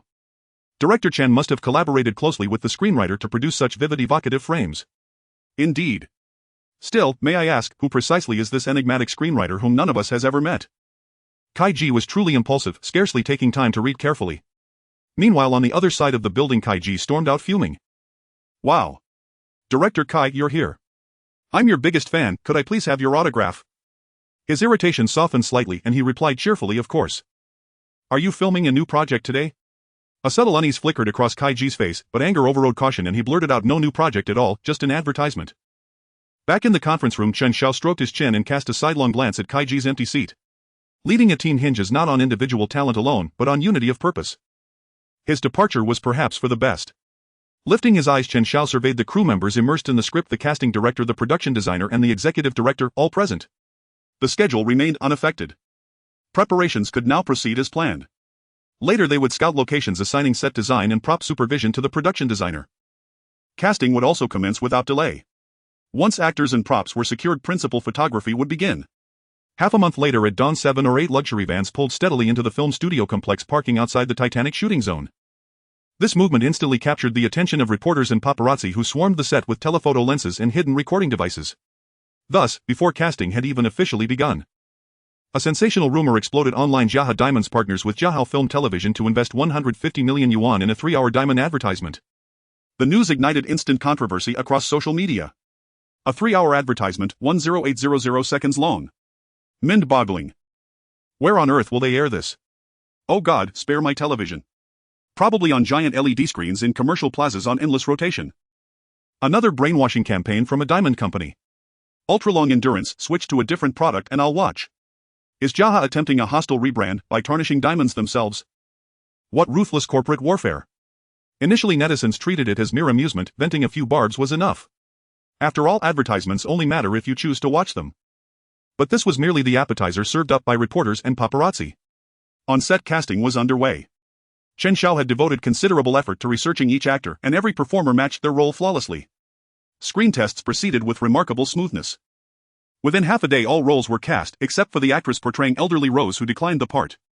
Every other selection aligned perfectly with Chen Xiao's original vision. In this industry no wall is truly airtight, not even a gauzy veil exists to muffle whispers. Scarcely had the cast been finalized when reporters and paparazzi staking out the studio unearthed the results and immediately posted them online. Rising star Li Ao and acclaimed actor Wen's pushed aside concurrent variety shows and film commitments to appear in the diamond advertisement. The announcement sent shockwaves across the internet. Neither was a mere influencer, they were respected performers beloved by mainstream audiences. Overnight the previously monolithic wave of criticism fractured into two opposing camps. Wen's is notoriously selective about scripts, he'd never accept a 3-hour ad unless the script held genuine merit. I'd happily watch those two handsome elegant stars on rotating plaza screens. Where will it air? I'll camp there and laugh till I cry. Li Ao is a consummate actor, he wouldn't lend his name to shoddy work. This ad may surprise us after all. Please. With enough money anything can be sold. 15 minutes, I might believe it's brilliant.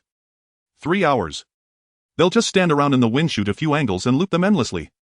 Amidst countless debates and speculations, the news that Li Ao and Wen's were starring in Titanic rocketed to the top of trending topics. Soon after, an interview clip went viral. It featured Kai Ji. A young woman asked director Kai, "Will you be filming this advertisement?" He responded with undisguised disdain, waving his hand dismissively. "Film it." "Absolutely not." Jaha appointed some greenhorn, whose name I've never even heard, as chief director, issuing reckless orders. "I create meaningful work, I won't waste time on their farce." The moment the words left his mouth, he seemed to realize his misstep. Clearing his throat, he hastily masked his anger and backtracked. "Just kidding, fan, I was teasing. Don't take it seriously. Today I'm simply visiting old friends." The video ended there, 20 seconds packed with implication, a novice issuing arbitrary commands, a veteran rejecting collaboration, artistic integrity versus frivolity. "Film it." "Absolutely not." Jaha appointed some greenhorn, whose name I've never even heard, as chief director, issuing reckless orders. "I create meaningful work, I won't waste time on their farce." The previously divided online community united overnight. Bloggers and content creators scrambled to draft articles and record videos. Within 30 minutes, a blogger with 1 million followers posted a short video on a major platform. 150 million yuan for an advertisement. The untold truth behind the scenes. The gripping title instantly drew massive attention. Within 15 minutes, views surpassed 1 million. On camera, the blogger spoke with fiery intensity. "Is 150 million yuan insufficient to hire a director with proven credentials? Where did the money go? Why film a 3-hour advertisement? I once said a film budgeted at several billion yuan may well conceal illicit financial flows. Now these people grow bolder by the day. They've even dared to produce a 3-hour advertisement. Why call it an advertisement, not a film, when it runs 3 hours? Do you know why? Not because they genuinely intend to promote diamonds, but because advertising budgets are easier to manipulate. The lower the cost, the poorer the quality, and the greater the illicit profit. I've obtained insider information. The production plans to demolish a 200-meter-long ship. That's their method. Let me illustrate. They build the vessel for 2 million yuan, then falsely claim 5 million in materials. Once destroyed, evidence vanishes, and 3 million yuan vanishes into thin air. That's embezzlement, do you understand? The video ended there. Comments surged past 20,000, shares soared to 400,000. Protect yourself. You've spoken the truth, it's dangerous. Stop talking, your account will be banned. It's definitely going to be a disaster. Liao's and Wen's fans flooded both stars' Weibo accounts with protests and delivered pointed messages to Jiahao Film Television. Boycott this wretched production. Jiahao's CEO is pocketing kickbacks, using our Liao as a pawn. Do they think we're fools? Liao certainly didn't consent willingly. Boycott Jiahao.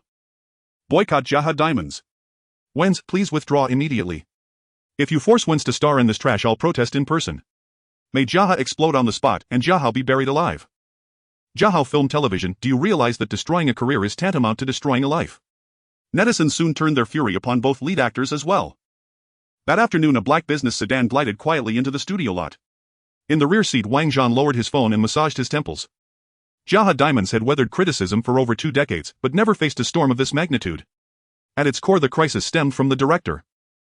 Appointing an unknown young man as chief director of a 150 million yuan advertisement inevitably invited suspicion. Something must be amiss. Yet nothing was amiss. Truth, however, mattered less than perception. When the public suspects foul play, even official assurances of integrity fail to dispel doubt. The film's quality must therefore be impeccable, otherwise accusations of profiteering through sham advertising would become irrevocable, sealing their infamy for eternity. The car slowed to a halt and the driver opened the door. Wang Zhan donned a mask and stepped out, striding briskly toward the Titanic soundstage. He personally visited the set in disguise. To avoid drawing attention, he deliberately wore an outfit far outside his usual style. He intended to witness the situation firsthand. If Chen Xiao proved inadequate, he would replace him immediately. Upon entering the set, he searched for a moment before locating Chen Xiao and Liao rehearsing on the ship's bow. He sat quietly on an inconspicuous stool nearby and observed their movements. On the deck, Chen Xiao held the script and gazed at Liao, his brow faintly furrowed. Liao sat on a chair at the ship's bow, sketchpad in hand, running through the scene of Jack's first encounter with Rose, a moment where Jack sketches idly before meeting her, exchanging wry banter with passersby. A bystander quips, "A first-class dog came here to defecate." Jack retorts with dry wit, "So we know even dog shit outranks us." Merely playful irony. Yet Liao infused the line with palpable bitterness, not the carefree spirit of a bohemian artist, but the simmering resentment of a man crushed by class hierarchy, as if he might erupt at any moment with her kings and generals born to rule. As the take ended, Chen Xiao stepped forward.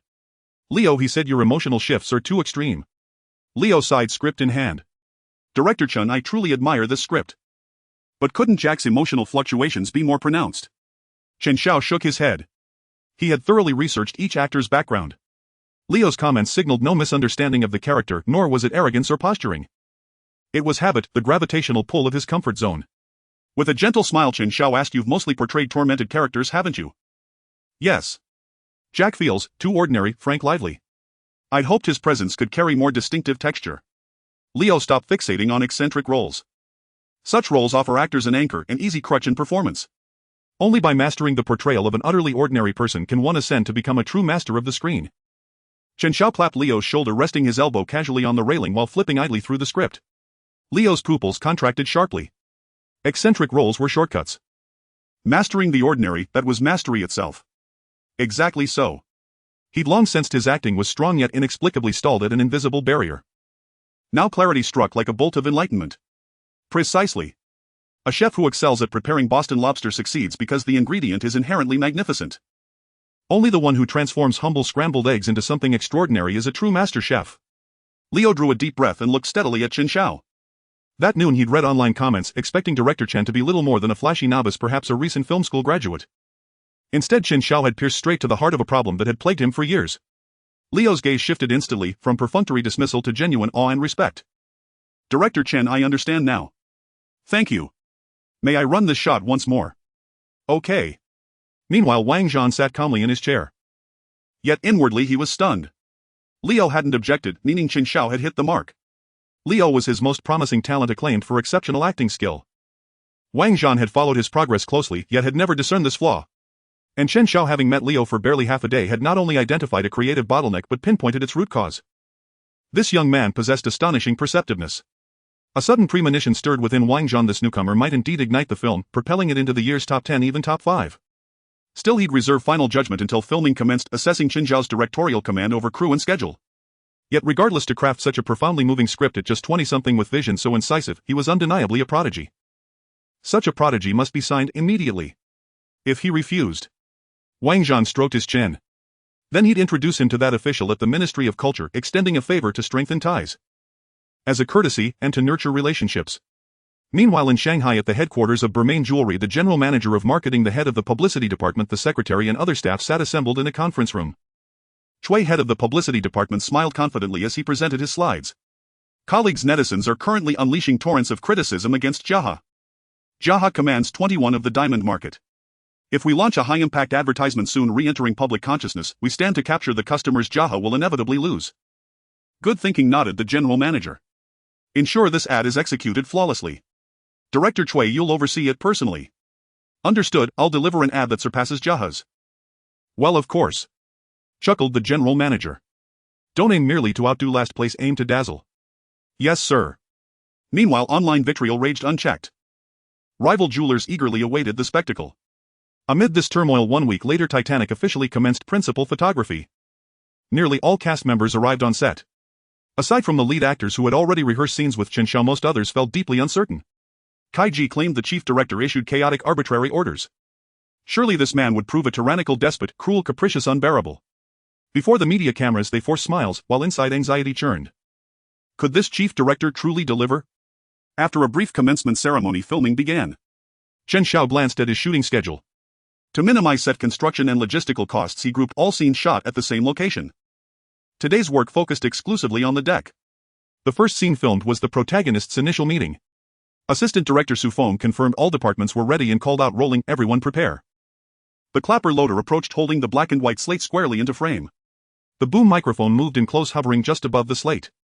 Silence on set. Commanded the production coordinator. Focus locked. Announced the focus puller. Sound rolling. Confirmed the sound assistant. Take 1, shot 1. The clapper loader shouted, snapped the slate shut and swiftly exited the frame. Clack. The sharp report echoed, silence fell across the set. Seated before the monitor, Chen Xiao watched intently as Leo settled into character and gave the cue, action. On screen, Jack, portrayed by Leo Li, sits on a chair sketching. 2 crew members lead 3 dogs toward the bow. A man wearing a top hat leans casually against the railing and remarks, how absurd, first-class dogs relieving themselves here. He lowers his head and takes a sharp, forceful drag from his cigarette. Jack sets down his sketchpad, lifts his gaze and smiles with effortless charm as he quips, so we know exactly where we stand, beneath even dog droppings. The man exhales a plume of smoke and chuckles, a timely reminder of our station. A brief silence follows. Okay, cut. Chen Xiao smiles. The crew applauds in unison, perfectly timed. Brother Li, you're truly a natural-born actor. Jack himself steps straight out of the script. The top hat man approaches Leo Li and praises him. Too kind, Leo replies with a bashful scratch of his head, then walks over to Chen Xiao. Thanks to Director Chen's guidance, I've just realized how poorly I performed before. His words hang in the air, and the surrounding actors freeze stunned. Especially those visiting the set for the first time, who exchange bewildered glances. Leo Li is a chart-topping star renowned across the industry for his aloof confidence. Yet here he is, after only the first take, praising an obscure, virtually unknown director. What on earth is happening? The crew studies Chen Xiao with growing suspicion. Could it be that this young director wields immense backstage influence, powerful enough to compel even Leo Li to curry favor? Young, well-connected, could he also be arrogant and domineering? Amid their anxious scrutiny, Chen Xiao smiles gently. Leo, you're far too modest. My observations were merely those of an outsider. Your insight and artistry are what truly elevate the performance. Chen Xiao knows precisely where Leo's performance faltered. Yet among the crew sit seasoned filmmakers, two acclaimed actresses already immersed in script analysis. As a novice, youthful and proven with no major credits, he must strike a delicate balance, uphold the authority of the director while remaining humble, preserving the lead actor's dignity and pride. Thank you, Director Chen, I'll adjust anything you point out immediately. Leo grins warmly. Nearby, the veteran actors and award-winning actresses exchange knowing, appreciative smiles. The tension dissolves. At last, Chen Xiao proves courteous, respectful, and tactful. Collaboration, they realize, will be smooth, not exhausting. After the first shot, the cast lingers on set, drawn by curiosity. As the crew begins prepping for the second setup, everyone disperses, retreating to their dressing rooms to rehearse and refine their roles. Those without scheduled scenes board their private cars and depart. The set falls into sudden, profound quiet. Chen Xiao's cinematography team makes minor lens adjustments, then settles back behind the monitor. Once all departments signal readiness, the clapperboard snaps shut. Scene 1, take 2. Chen Xiao watches the monitor closely, emotions calibrated, timing precise, and commands action. On screen, Jack continues laughing and conversing with his friends. News of the shoot spreads swiftly. Within days, online spectators eager for gossip track down Chen Xiao's Weibo and Douyin accounts, flooding the comment sections with snide, sarcastic jabs. Director, please spare us some bonus shots to keep us watching. If you're going to fake it anyway, why not add more bonus scenes? So the 3-hour ad campaign has actually begun filming. Preposterous. They've laundered money so thoroughly, it's genuinely impressive how smoothly the underworld pulls this off. This is just a nobody, some puppet master up top must be pulling the strings. Let's move on. Yet Chen Xiao, having transmigrated into this world, has never used these platforms. Netizens feel as though they've punched cotton, no resistance, no impact. They drift instead to influencers' comment sections, searching for shared outrage. That evening, Leo Li sits in his private car, brow furrowed as he stares intently at his phone. He's long grown accustomed to being criticized, but now his fans have unearthed Chen Xiao's accounts and unleashed torrents of abuse upon him. And Chen Xiao has offered Leo invaluable support. Isn't this betrayal in return for kindness? No, this cannot stand. He must clear things up. Setting down his phone, he turns to his manager, Sister Wang. Do you have any photos from today's shoot? Send me one. Just as the online storm swells to its peak, Leo steps directly into the fray, posting a single photograph. In it, he sits bathed in golden sunset light, sketchpad resting across his crossed legs. Leaning forward, pencil in hand, he sketches with swift, confident strokes. Caption: the script is exceptional. Brother Chen possesses extraordinary talent and profound artistic vision. He guides actors with rare mastery and clarity. This film will premiere in approximately 3 months. Please rest assured and support it wholeheartedly. Reading his own words, Leo can't help but marvel inwardly. Director Chen is truly a genius. Before each take, he meticulously breaks down the scene with the actors, clarifying intent, refining motivation, then shoots. Most shots are perfected in just 1 or 2 takes. A film that normally demands over a year of shooting could, under his direction, be completed in mere weeks. A true prodigy. With a tap, he sends the post, then tosses his phone aside and closes his eyes to rest. He has no idea his message will ignite an even fiercer online firestorm. A 20-something director, extraordinary talent. Profound artistic vision. Leo's clearly being sarcastic. Definitely sarcasm, ha. Premiering in 3 months. What on earth could possibly be filmed in that time? Must be corporate pressure, forcing him to say nice things. Poor Leo, he's furious but too afraid to speak up. Guides actors with rare mastery. Is he secretly suffering? He's clearly been bullied by the director. How heartbreaking. Let's spare him when this absurded film finally drops. 10 minutes later, inside the private car, Leo stirs awake, startled by his manager's urgent voice. Sister Wang, what's wrong? What on earth did you just post? Check your Weibo right now. Post. Did he mistype something? Leo grabs his phone and freezes, utterly dumbfounded. What the hell? Have these fans overdosed on reading comprehension tests? This was literal, no irony, no subtext. When have I ever spoken in sarcasm? Could Brother Chen actually believe he was mocking him? Leo immediately exits Weibo and dials Chen Xiao. A calm, composed voice answers, Good evening, Leo. Brother Chen, I posted that to support you, but my fans misread it entirely. I'm sincerely sorry, I meant every word at face value. I understand. Don't dwell on it, just focus on your performance. Chen Xiao's voice carries the faintest trace of amusement, as if the entire episode truly means nothing to him. Leo exhales deeply, relief washing over him. I'm terribly sorry for the trouble, I'll let you get back to work. No need for apologies, rest well and maintain your energy. Yes, thank you Brother Chen. Leo ends the call, and in his eyes flickers unmistakable admiration. Brother Chen is barely 2 or 3 years his senior, yet his composure is absolute. Hearing Leo's humble tone, his agent manager Wang replied indifferently, Leo, I've looked into it, Director Chen is merely an employee in the advertising department of Diamond Corporation with no powerful backing. There's no need to be so tense. It's not tension, I feel genuine respect.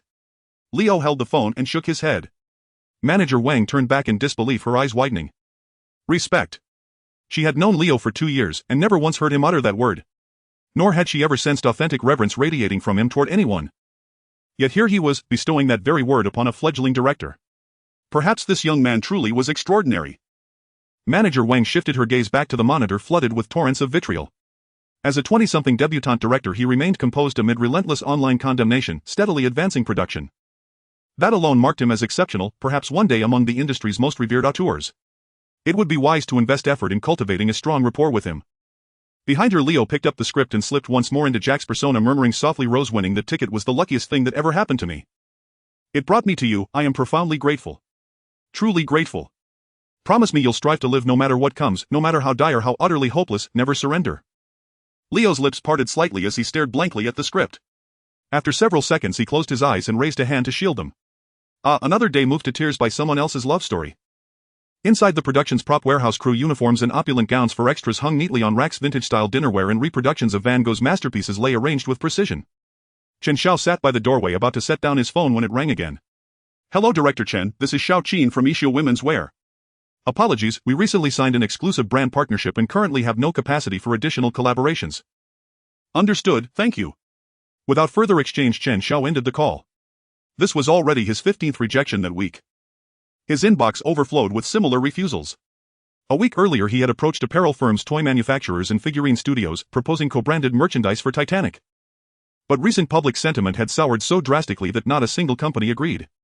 Some even advised him, kindly don't waste your money, it'll vanish like rain on stone. He stroked his chin, gazing thoughtfully at the props lining the shelves.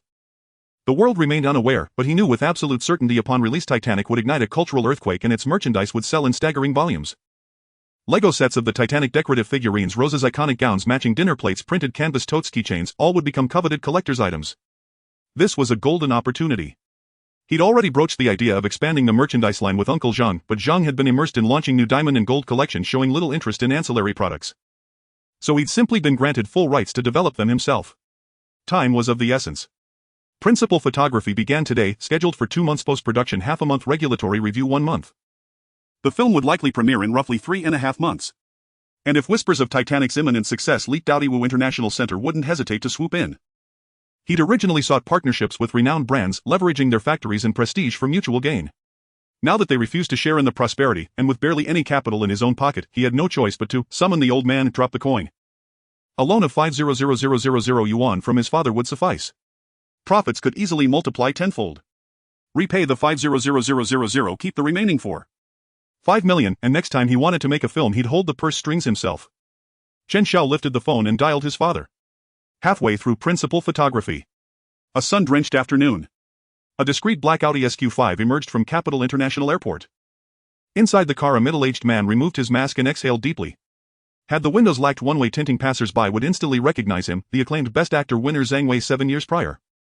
He was cast as Andrews, the ship's designer, in Titanic, the man who handed life vests to Jack and Rose, then calmly adjusted the clock to the predicted hour of sinking before descending with the vessel into the abyss. His agent flipped through the schedule, puzzled. Brother Zhang, your scenes don't begin for another week, why visit the set now? Zhang Wei nodded. Yes. 2 reasons. First, certain script-related questions require discussion with the screenwriter. Second, I want to observe firsthand how smoothly the production runs. If rumors of incompetence prove true, he might withdraw to safeguard his reputation. After all, his role carried limited screen time. His assistant hesitated. Didn't Leo post on Weibo recently praising Director Chen's remarkable abilities? Zhang Wei smiled faintly and waved a dismissive hand. He called Chen exceptionally talented, brilliant at directing actors. Phrases like those are pure formalities. Would you believe a fresh university graduate possesses the skill to direct seasoned performers, some with decades of experience in this industry? Already 2 Best Actress laureates had arrived on set.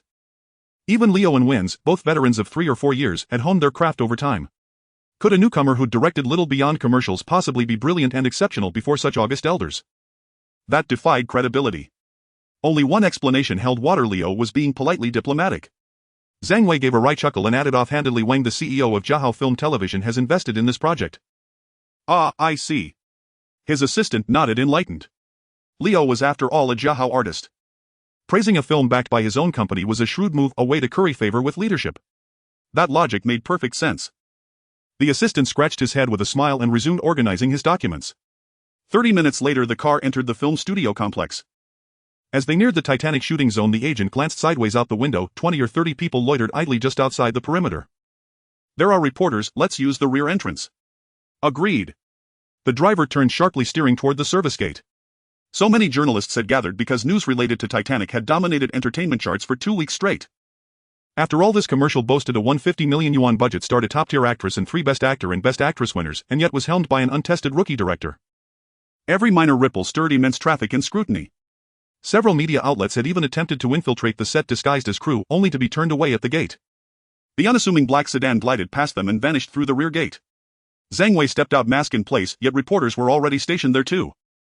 No sooner had he alighted than 5 sharp-eyed journalists recognized him, rushing forward with microphones thrust forward, shouting, Mr. Zhang, the Best Actor.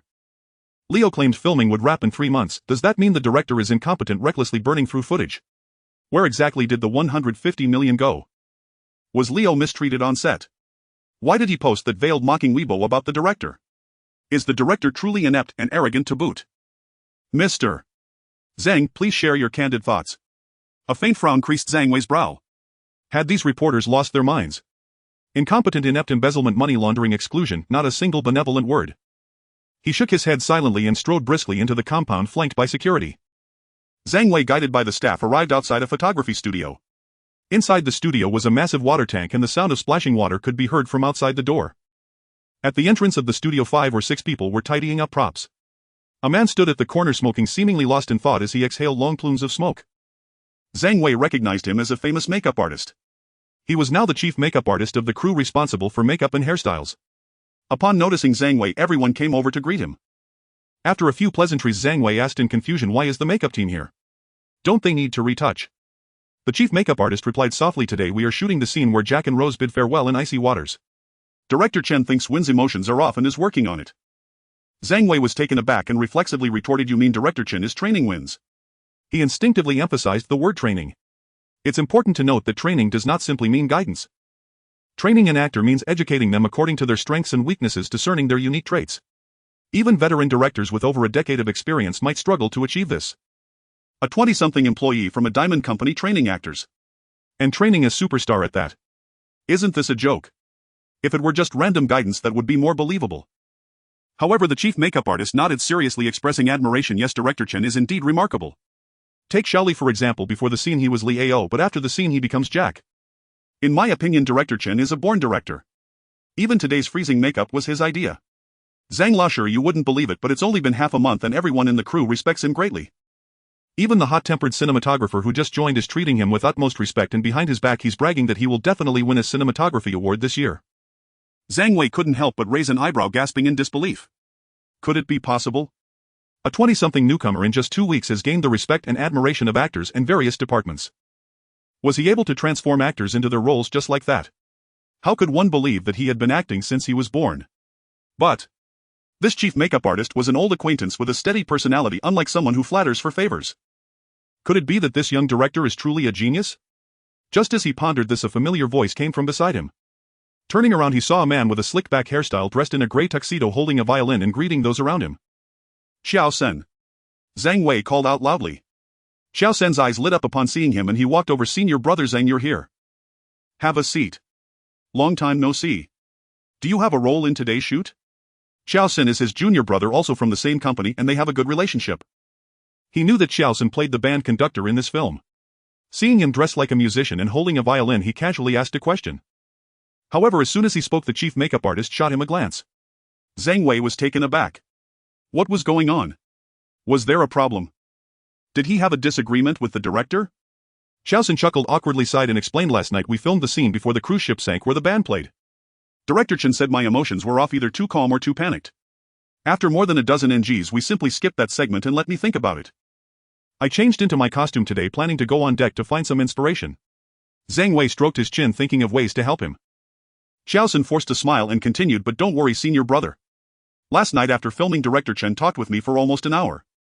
He explained to me the sadness, sense of duty and elegance in the midst of chaos that the band members would experience and the crowd fleeing for their lives.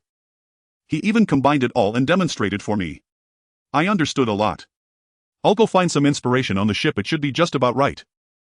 Zhang Wei's expression grew serious as he gazed incredulously at the studio door. Before entering the film city he thought Chen Xiao's praise of being great at directing actors was mere flattery. But now with the dual validation from the chief makeup artist in Xiaosun he suddenly understood. This young man who was new to the industry might truly be able to train actors and accomplish what many veteran directors could not. However, how could he believe it without seeing it with his own eyes? He had to take a look. The current scene being shot in the pool had too many props and was inconvenient. He waited for a suitable scene. After pondering for a moment, Zhang Wei turned his head and asked, "Are you filming today?" "Yes, we're filming tonight." "I'll go take a look too. My character, like the band, also faces death calmly, and perhaps I can gain some insights." Xiao Xin was startled. The film emperor, not resting at night, was going to watch Director Chen direct. But seeing the serious expression on his senior brother's face he said nothing more and nodded in agreement. In the studio next door, within a 200 square meter giant pool, a green screen hung. Cameras were set up on the outer edges and sides. This afternoon they were shooting the scene after the sinking of the Titanic where people fell into the ocean, depicting Jack and Rose's tragic parting. 70 to 80 extras were dressed in life jackets sitting around the edge of the pool. They had already gotten their frozen makeup with a layer of frost-like crystals on their faces. Among the extras, 4 of them were excitedly looking around. They were originally crew members, and after the film city was built by the seaside they took on extra roles as well.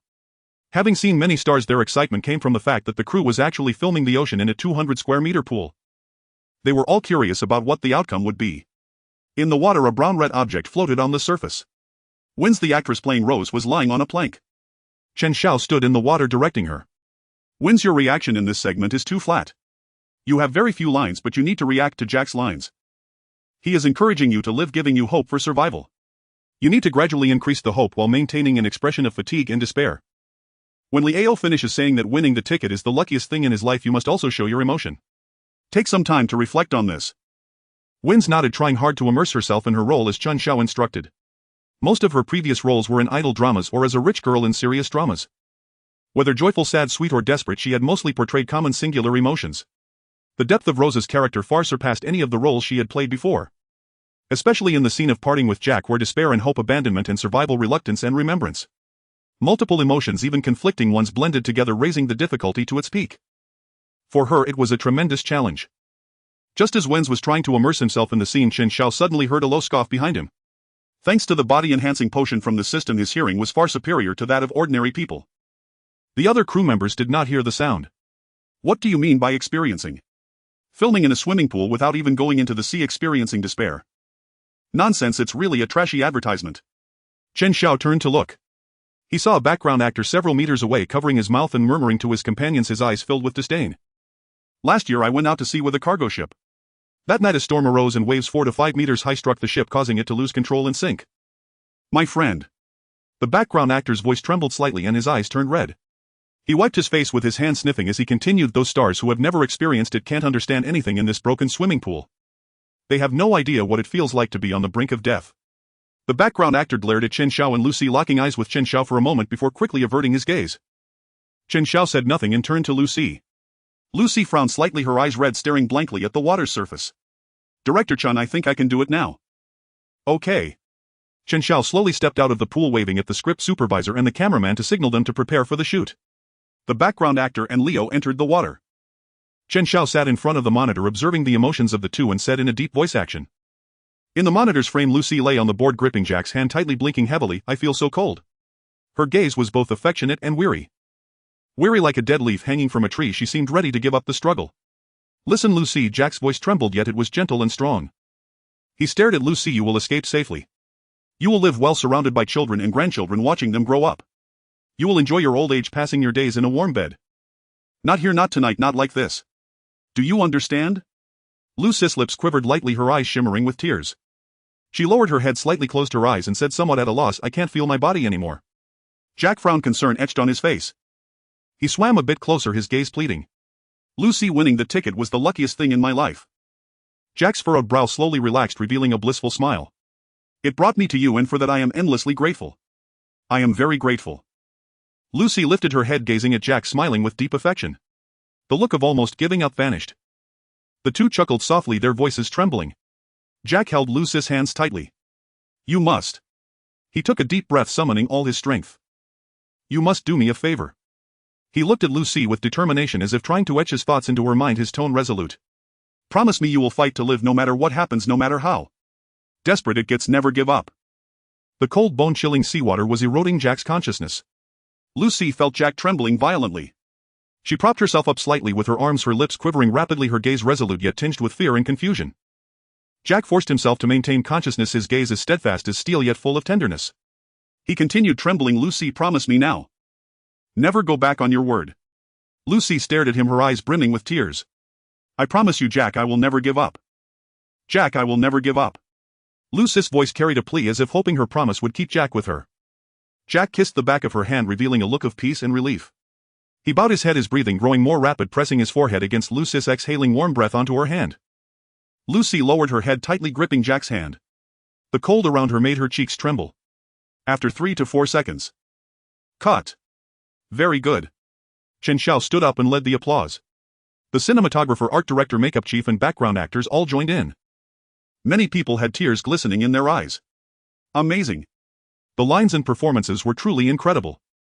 Leo and Wen's acted so convincingly, as if they were genuinely facing a crisis. Half an hour ago, Wen's performance was still somewhat bland. With director Chen's 10 minutes of guidance, she captured the feeling of drawing strength from her lover, wanting to hold onto him but feeling lost perfectly. It left everyone present feeling deeply concerned. They couldn't help but imagine if faced with a natural disaster. Would they gather all their strength in such a dire situation to encourage their loved ones? Or would they have the courage to live on with their loved ones' wishes? Thinking of this made everyone shiver. By the poolside, Wenz was still lost in the role, weeping uncontrollably in his manager's arms. Leo was also covering his eyes, secretly shedding tears. At that moment, a heart-wrenching cry suddenly drew everyone's attention. Chen Xiao turned to look in the direction of the sound. He saw a background actor on the ground by the pool, crying uncontrollably, pounding the tiles with his fists. Why? Why did you give the life preserver to me? Surviving is really so hard. His 3 companions squatted next to him, crying and comforting him. One person turned around, voice choked as he explained, sorry, we are crew members. He has experienced a shipwreck before. Sorry to disturb everyone. The heart-wrenching cry pierced through everyone present.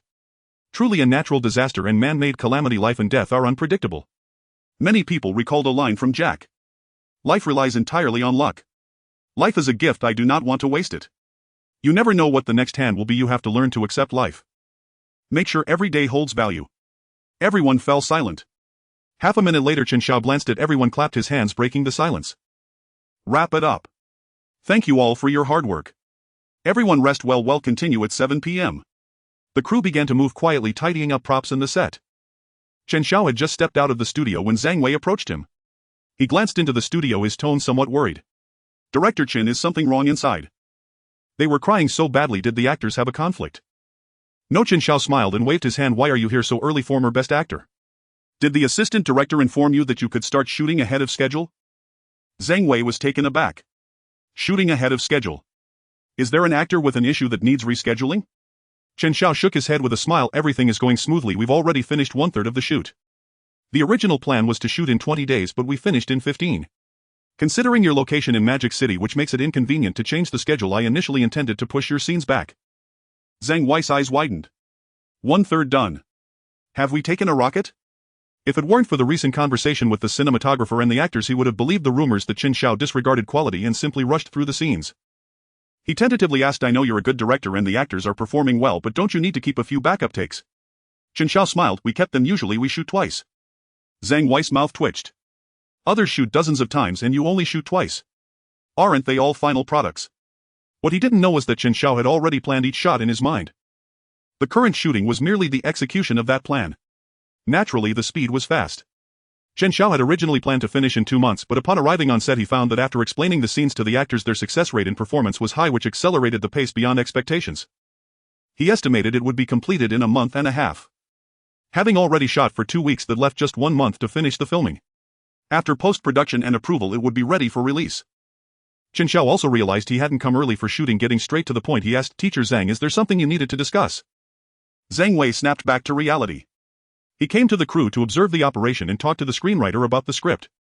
He had just asked Xiaoxin and the screenwriter wasn't in the crew, so any issues could be directed to the director. But he was quite proud. Looking at the 20-something Chen Xiao before him, he found it hard to speak up. It might be better to observe for a few days on set, perhaps he would gain a deeper understanding. With that in mind, Zhang Wei smiled and changed the subject. "Director Chen, I've heard that the actor for elderly Ruth hasn't been decided yet, right?" Chen Xiao nodded. "Not yet. Originally a well-known veteran actor had agreed to play the role, but after Kai Ji left she was persuaded to withdraw as well. That veteran being friends with Kai Ji was also quite straightforward. Without bothering to find an excuse, she openly expressed her unwillingness to sacrifice her reputation and declined the role. Since she had said so, the crew couldn't retain her and had to look for another actor. In the past few days he had been busy with filming and production-related matters and hadn't had the chance to find a replacement. Chen Xiao looked at Zhang Wei. "Teacher Zhang, you have a wide network and great insight. Do you have any recommendations?" Zhang Wei thought for a moment and his eyes brightened. "Actually, I do have someone in mind. Guya, a veteran." But then, as if remembering something, he lowered his voice and said, "However, I must remind you she used to be in a supporting role for Senior Lu." The two later fell out. Senior Lu, well, he is quite blunt and openly mocked her, saying she would never make it big. "If you bring Teacher Gu in to play the role, just don't mention Senior Lu." The Senior Lu he mentioned was the very actor who had refused to play Ruth. Zhang Wei continued, "Teacher Gu is a great person, but having acted her whole life she never really became famous, which is quite a pity. You should look her up, there should be information about her online." Chen Xiao nodded, took out his phone and searched for Guya's information. The webpage revealed a lively, endearing elderly lady. Chen Xiao's eyes lit up. She was like the elderly Ruth stepping out from the text. This veteran Guya rarely acted, he hadn't come across her in recent popular films. She was even more suitable than the departing Senior Lu. Chen Xiao looked at Zhang Wei and said, "I think she's perfect." "Alright, I know her quite well, I'll help you get in touch." "Thank you, Teacher Zhang." Chen Xiao glanced again at the photo on his phone. Never made it big. As long as Teacher Gu agrees to play the role and conveys the story of elderly Ruth, this film will definitely bring her to the peak of her acting career in her later years. After all, in the previous world the actor who played elderly Ruth became globally famous through this film. Nominated for an Oscar for Best Supporting Actress, she became the oldest nominee in history. The following year she won the Saturn Award for Best Supporting Actress. "You get busy, I'm going to meet someone I know." Zhang Wei greeted him, exchanged a few pleasantries and headed toward the actors' lounge. The night fell. In the bustling crowd, four musicians stopped playing, nervously looking into the distance. The band conductor Hartley turned his head and said to the members, "That's it. Goodbye and good luck." "Goodbye, old friend." The musicians bid each other farewell and turned to leave with their cellos and violins. Hartley gazed into the distance. His breathing was slightly hurried, yet his movements were graceful, filled with an artistic aura. He raised the violin again and began to play the melodious Close to the Sky. The three musicians paused at the sound and walked back. From a solo to an ensemble. In the flustered crowd the four seemed to be in another world, playing beautiful music. "Okay, cut." Chen Xiao raised his hand to signal, then rubbed his forehead, closing his eyes to contemplate the film's visual design. Next, the music played by the band continued.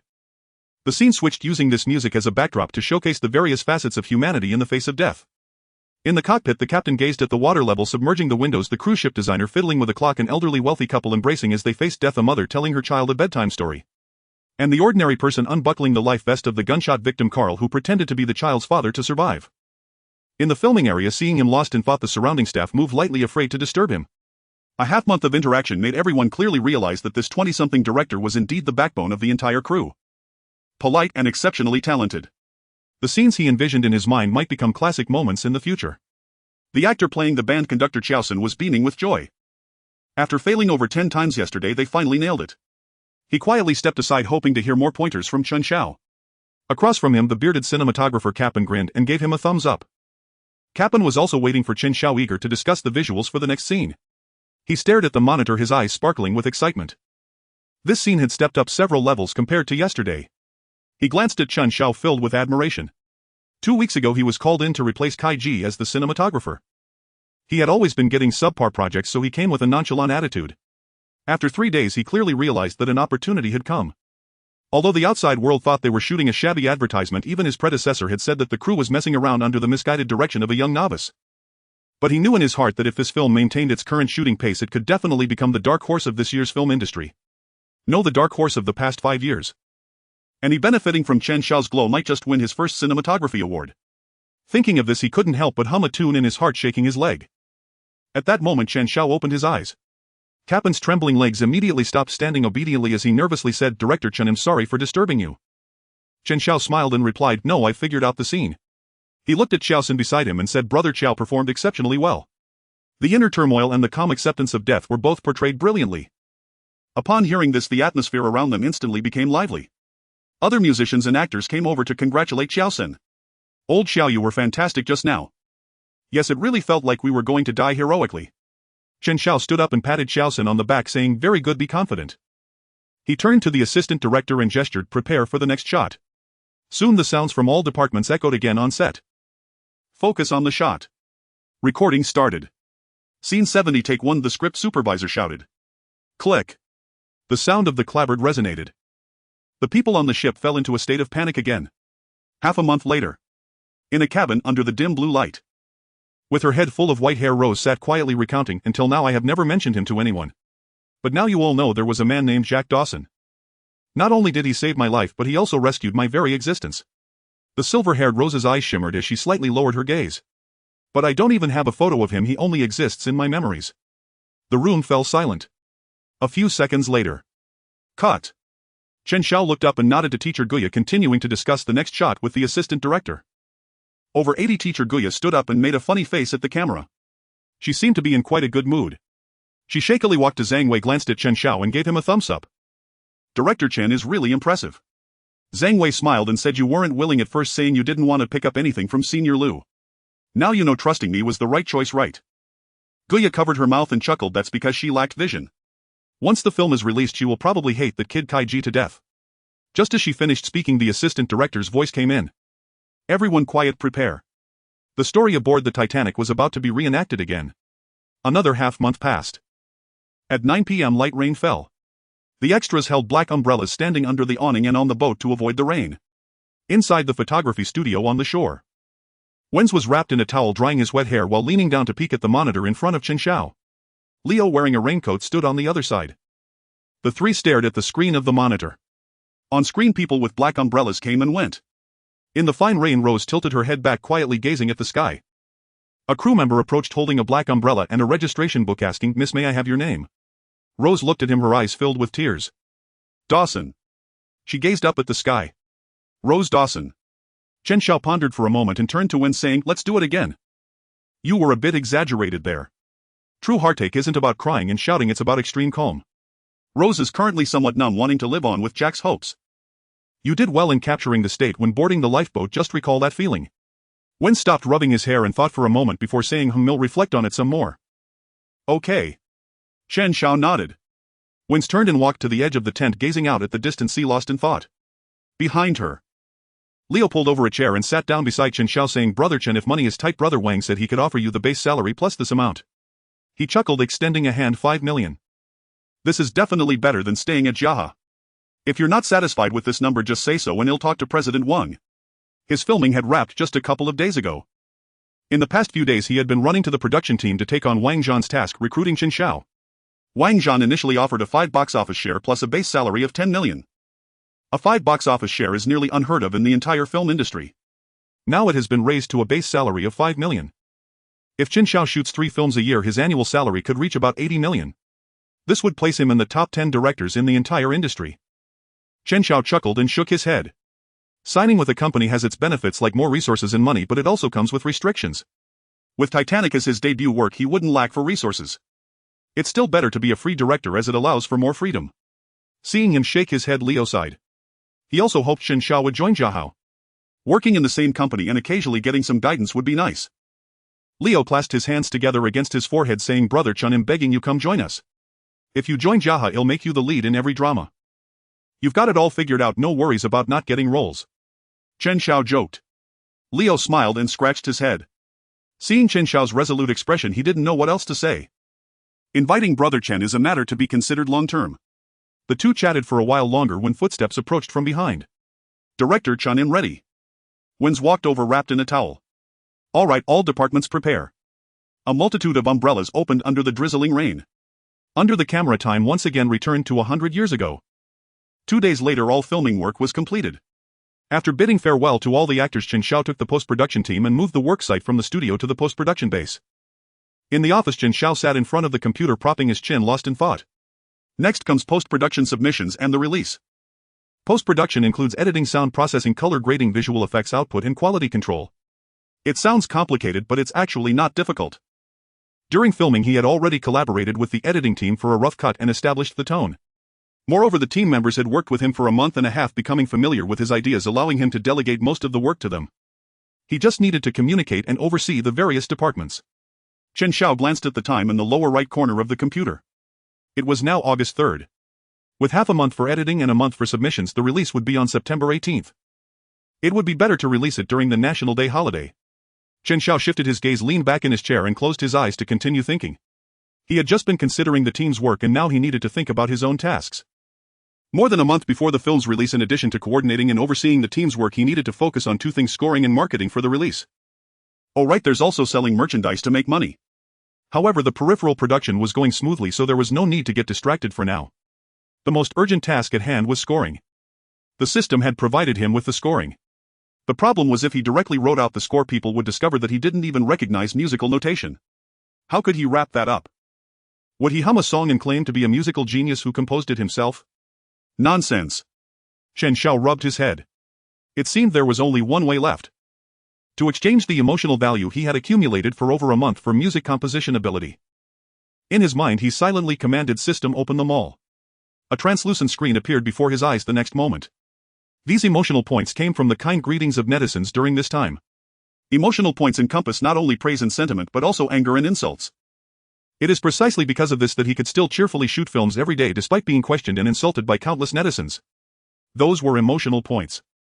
Chen Xiao flipped to the abilities page. Master Composition Ability Price 2. For million emotional points he was still short by 370000 emotional points. What to do? Should he release a teaser first? With the hype of Titanic, a teaser would definitely be enough for 370000 emotional points. But if he released the teaser 2 months later, the audience's emotional reversal wouldn't be intense enough. Moreover, once everyone realizes that this film might be a huge hit, other diamond merchants and the Iwu International Center would definitely rush to produce merchandise. No. This is advertising.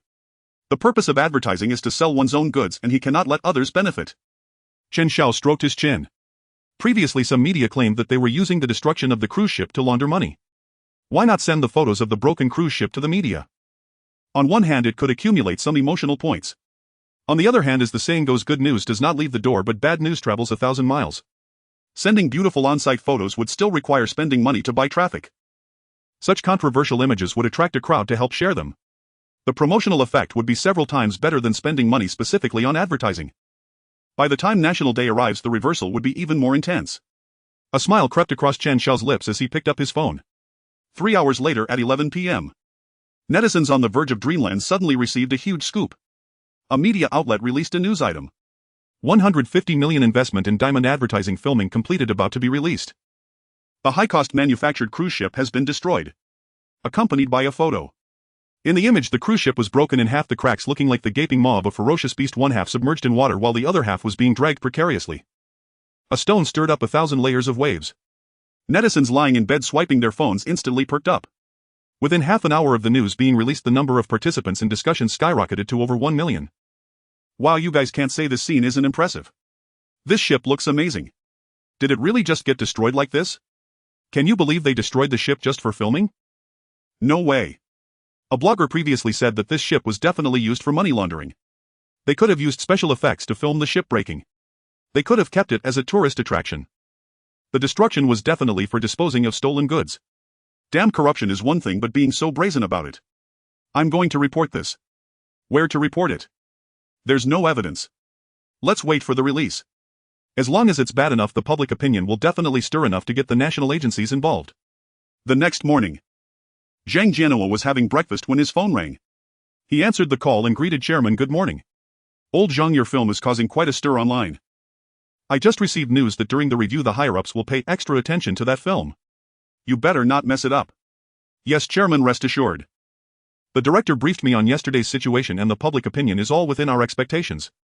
The man on the other end sighed lightly, all right, but before submission bring the film to the company so I can have someone take a look at it just in case. If something goes wrong at the higher level, it would be troublesome. Yes, you can rest assured. The two chatted for a few moments before hanging up. Zhang Jianhua immediately called Chen Xiao. Xiao Chen. Uncle Zhang, good morning. Zhang Jianhua relayed the chairman's words to Chen Xiao. Prepare well. The public opinion is too intense right now and they will likely send someone to review our film. Financially, don't let there be any issues. If you want to make money, go for merchandise, don't make any financial moves. Yes, Uncle Zhang, you can rest assured. Chen Xiao smiled. Then it's settled. Make sure to rest while you work. Okay, thank you, Uncle Zhang. After hanging up, Chen Xiao took a bite of bread, staring blankly at the dining table.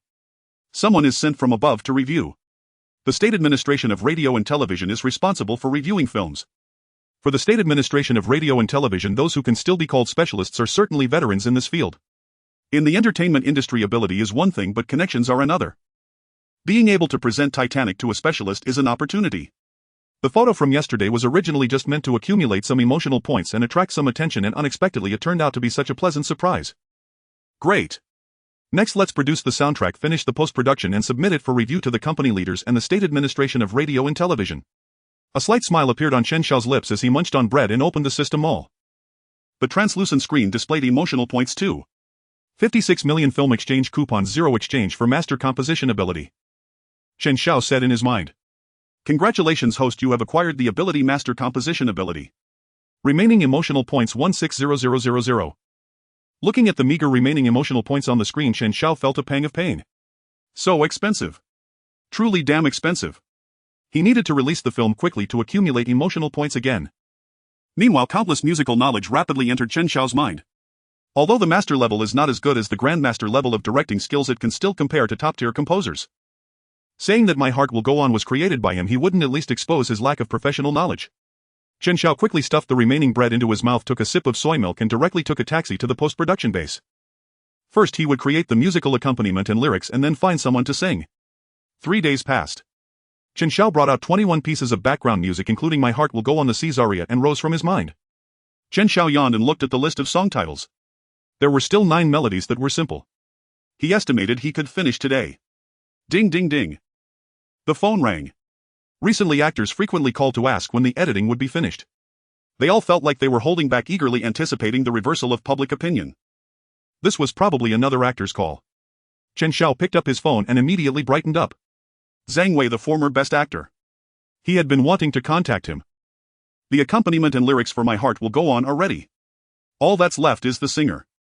There's a diva named Celine whose voice and singing style fit perfectly. He heard that Zhang Wei and the diva Celine had a good relationship. He was planning to reach out to Zhang Wei soon. Unexpectedly, this was delivered right to his door. Chen Xiao immediately connected the call. Good morning, Teacher Zhang.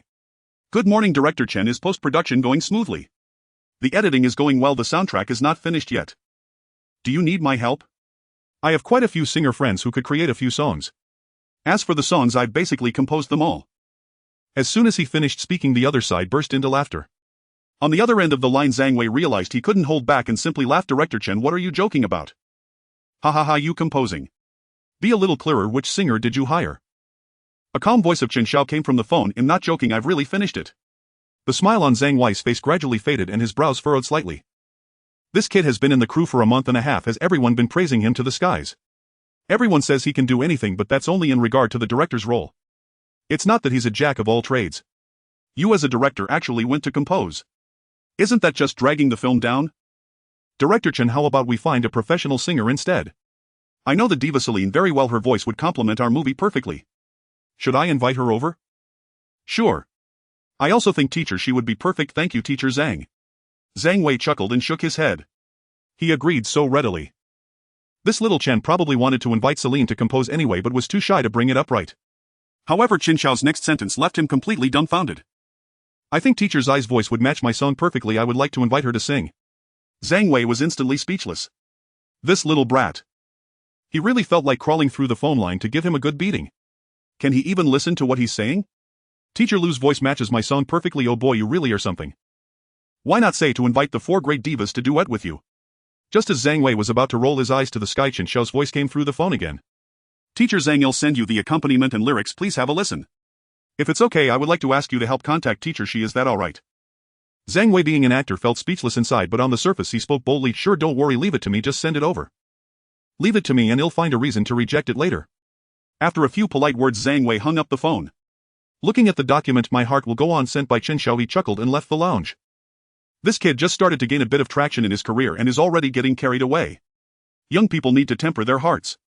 Today he's in the company just right to find a professional singer for feedback so that Xiao Chen doesn't feel like he's being brushed off. Zhang Wei took the elevator down to the recording studio. He knocked and entered.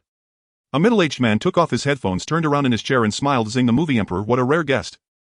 Stop with the joking. Zhang Wei directly sat down on the sofa. This was his good brother Fangwen. No need for courtesy with a brother. Zhang Wei got straight to the point. I really have something to discuss with you today. I have a friend who wrote a song and wants to invite Celine to sing it. I need your professional opinion so I can turn him down. Turn him down? Who's the newcomer who composed it? Fangwen took off the headphones around his neck, walked over and extended his hand. Give me the USB drive. No USB, just a file. It's the piece composed by our little director. This kid just became a director and is already composing. He's too young and still needs to be refined. Fangwen joked, a director who doesn't want to sing isn't a good actor, right? Send me the file. Alright, just listen. Don't say the reason too harshly, okay? Okay.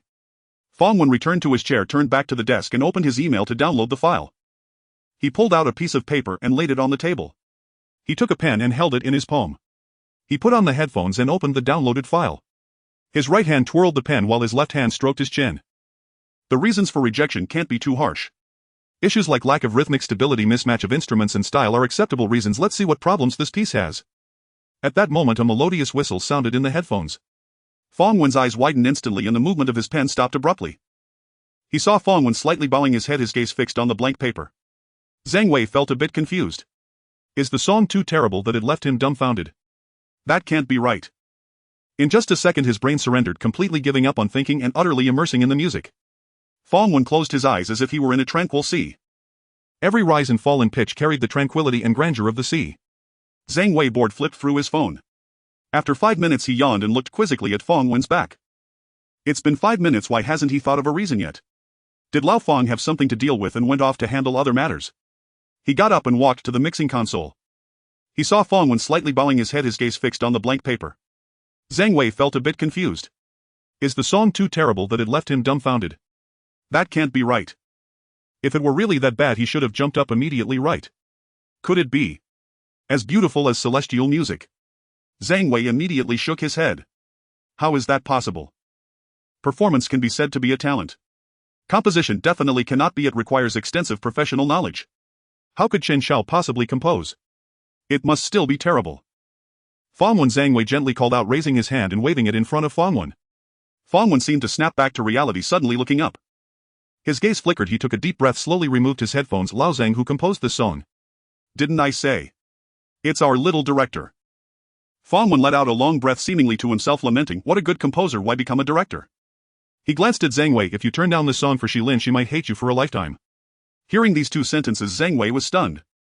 A composer. Shilin would hate him. What does that mean? Is the song really good? That can't be right. Look at your dumbfounded expression, you definitely haven't heard it, have you?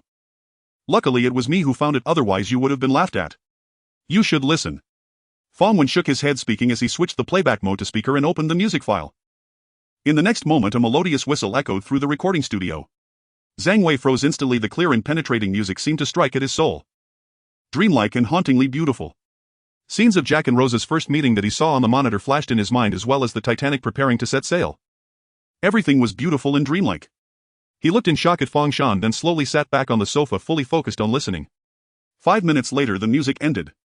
Zhang Wei let out a long breath, slightly shook his head and stared blankly ahead. Oh my, it was terrifying. Chen Xiao is truly a prodigy. A young man in his 20s, he performs exceptionally well as a director. Not only does he not feel intimidated in front of veteran actors, he perfectly coordinates a large crew. He even has a sharp eye coaching actors to help them enhance their strengths and avoid their weaknesses. This already surpasses many veteran directors who have been in the industry for decades. But that's not all. He can actually compose. He initially thought that Chen Xiao composing was just a spur of the moment. He planned to personally help contact famous singers, even divas, to assist with the composition. He never expected it to be this good. He doesn't understand music, but he can feel that even if he invited Celine to compose personally, it absolutely wouldn't yield a better effect than this piece. This song, My Heart Will Go On, is not only beautiful but also perfectly matches Titanic. Emotionally rich, dreamlike and magnificent. Zhang Wei lowered his head, his gaze falling on his phone. He recalled Chen Xiao's calm and composed tone during the call. He couldn't help but take a sharp breath. It's too terrifying. This Chen Xiao is simply a prodigy. He let out a long sigh, stood up and said, "I'll go find Xilin. Lao Feng, keep the music confidential." Feng Wen shouted at the retreating figure of Zhang Wei. Zhang Wei made an okay gesture and disappeared outside the door, leaving behind the sound of the door slamming. Feng Wen rewound the music progress bar to the beginning and switched the playback mode back to headphones. Unfortunately, there were no vocals yet. He really wanted to hear the full version. Thinking of this, Feng Wen suddenly became quite eager for this advertisement. Lao Zhang had told him several times that this film was very exciting. But those recommendations paled in comparison to the anticipation brought by this piece of music. When this advertisement was released, he would definitely go watch it immediately and experience the soundtrack. Feng Wen put on his headphones again, closed his eyes and enjoyed the instrumental accompaniment without a single lyric. 3 days later. In the recording studio of the post-production base. The 30-year-old diva Xilin stood in front of the microphone, fully immersed, singing, "Near, far, wherever you are, I believe that the heart does go on. No matter the distance, wherever you are, my heart will always be with you." On the other side of the observation window, Chen Xiao sat in front of the control panel, concentrating fully on the sound coming from the headphones. Teacher's Eye's control of her voice was very precise, transitioning smoothly from deep melodies to soaring high notes, yet the emotion was lacking. Although she had already seen the rough cut of Titanic, the emotional impact still fell short. The music was approaching its conclusion. Chen Xiao picked up the microphone, looked at Xilin through the glass and smiled. "Teacher, your timbre and rhythm are excellent. However, I suggest you start softer, gradually increasing the volume and emotion." "No problem. Let's do it again." Xilin made an okay gesture, her smile soft and agreeable. Her evaluation of this composer rose a few notches in her heart. Before coming, she thought Chen Xiao was young and arrogant. After all, a director and composer in their 20s certainly had the capital to be proud. To her surprise, he was so humble. His speech was very measured. Although he was making suggestions, she felt no aversion at all. She was much more cooperative. As the accompaniment began, Xilin closed her eyes and once again immersed herself in the world of music. The production of the soundtrack and post-production work proceeded smoothly. 10 days later. 8 in the morning. Chen Xiao returned to the company with the completed Blu-ray disc of Titanic. He took the elevator straight to the top floor and knocked on Uncle Zhang's office door. "Xiao Chen, it's been a while." Uncle Zhang handed the teapot on the table to the secretary. He sat down on the sofa across from Chen Xiao, his smile tinged with a hint of worry. "It's only been 2 months, right? I really didn't expect it to be completed so quickly." He knew the original plan was for a 3-month release. But after hearing Chen Xiao say on the phone last night that the film was completed, he couldn't help but worry. Is the quality really okay? There's a meeting later at the company. If the quality is poor, he wouldn't be able to hold his head high during the meeting. Zhang Jianhua suddenly felt a bit regretful. He should have checked in occasionally during the filming process. Chen Xiao smiled and said, "It's done, Uncle Zhang. Hey, race minutes." In his original world, Titanic had a total runtime of 3 hours and 14 minutes. But now, as it was essentially filming an advertisement, they added some shots of the heart of the ocean. The length increased by 6 minutes. "Let me take a look first. You've been working hard for so many days. Go rest in the lounge for a bit." "Okay, take your time." Chen Xiao closed the door and entered the lounge next door. In the office, Zhang Jianhua picked up the remote, closed the curtains of the office and turned on the projector. In the adjacent lounge, Chen Xiao sat in a massage chair and took a nap. After waking up, he began to play a long-lost game. Time passed second by second, and before he knew it, the clock on the wall ticked to 12. Chen Xiao frowned slightly, glancing curiously at the door. Why hadn't anyone come to call him? Uncle Zhang wouldn't have forgotten about him, right? Chen Xiao stepped out of the lounge just as he was about to knock on the office door. The door opened just at that moment. Uncle Zhang with red-rimmed eyes smiled and said, "I was just about to look for you. Come in." Chen Xiao felt that Uncle Zhang seemed a bit different. It seemed. His double eyelids had become single eyelids. Sitting down on the sofa, he suddenly noticed a pile of tissues in the trash can beside him. Uncle Zhang is indeed a movie enthusiast. He is very emotional. It seems that his double eyelids becoming single eyelids must be from crying. Uncle Zhang pressed the remote, opened the curtains and sat down opposite him. Very touching, extremely touching. He let out a long sigh, gazing out the window. Tragedy is truly beautiful. Moreover, the emotional impact is too strong. Whether it's love or the greatness and baseness of people in the face of death, it touches the heart. After watching the film, he took a moment to compose himself. Zhang Jianhua took a deep breath and smiled. "Not bad, very good, far beyond my expectations." He patted the disc on the table. "Tonight I'll let those old fellows open their eyes." Chen Xiao was taken aback. "Tonight? Are the leaders free tonight?" Zhang Jianhua raised the corner of his mouth. "You don't need to worry about that. Uncle Zhang has his ways. Just go home, rest well, and prepare for the release." This afternoon there was a senior management meeting.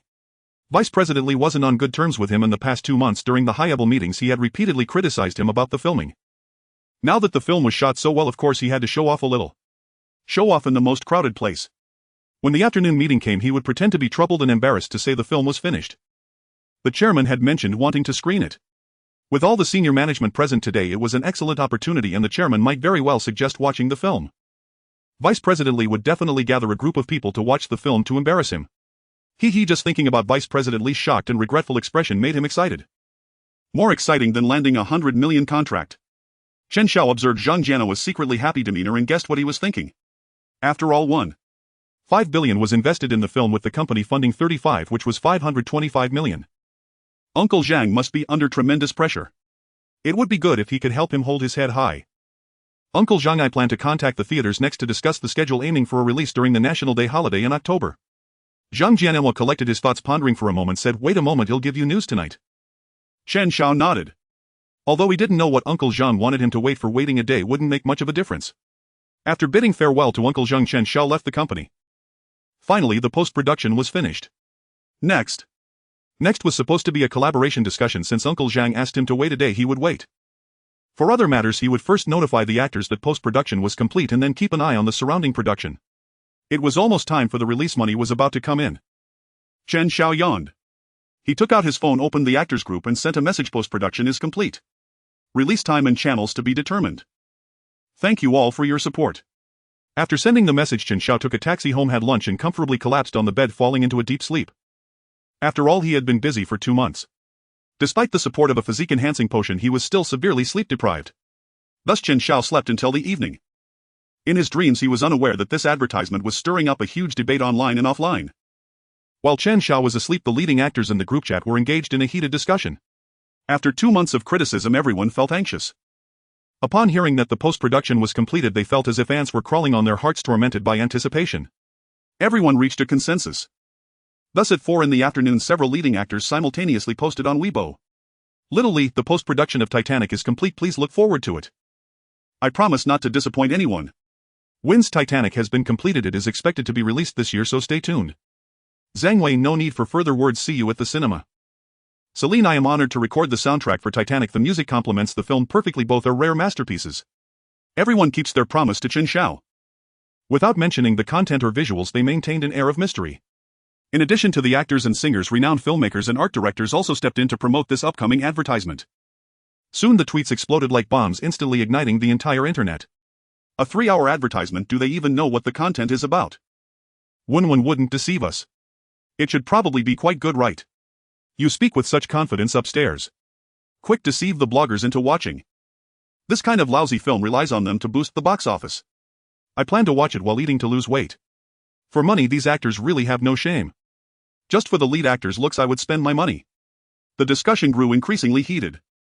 Film critics, bloggers and journalists began to pay attention to the release date of this advertisement, even utilizing their resources in the entertainment industry to try and uncover any hints. Colleagues from Diamond companies, other entertainment firms and major cinema chains were also secretly paying attention. Meanwhile, at the top floor of Jia Diamond Company, Zhang Jiano entered the conference room with a Blu-ray disc. At 7 in the evening, in the Human Resources Department of Jia Diamond Company, Minister Sun, who had just finished hearing the performance evaluation report from her subordinates, walked back to her office in high heels. She placed the documents on the table, rubbed her temples and asked her assistant, "Do we have to go?" The assistant quietly replied, "Yes, it starts at 7:30 and all leaders at the minister level and above are required to attend.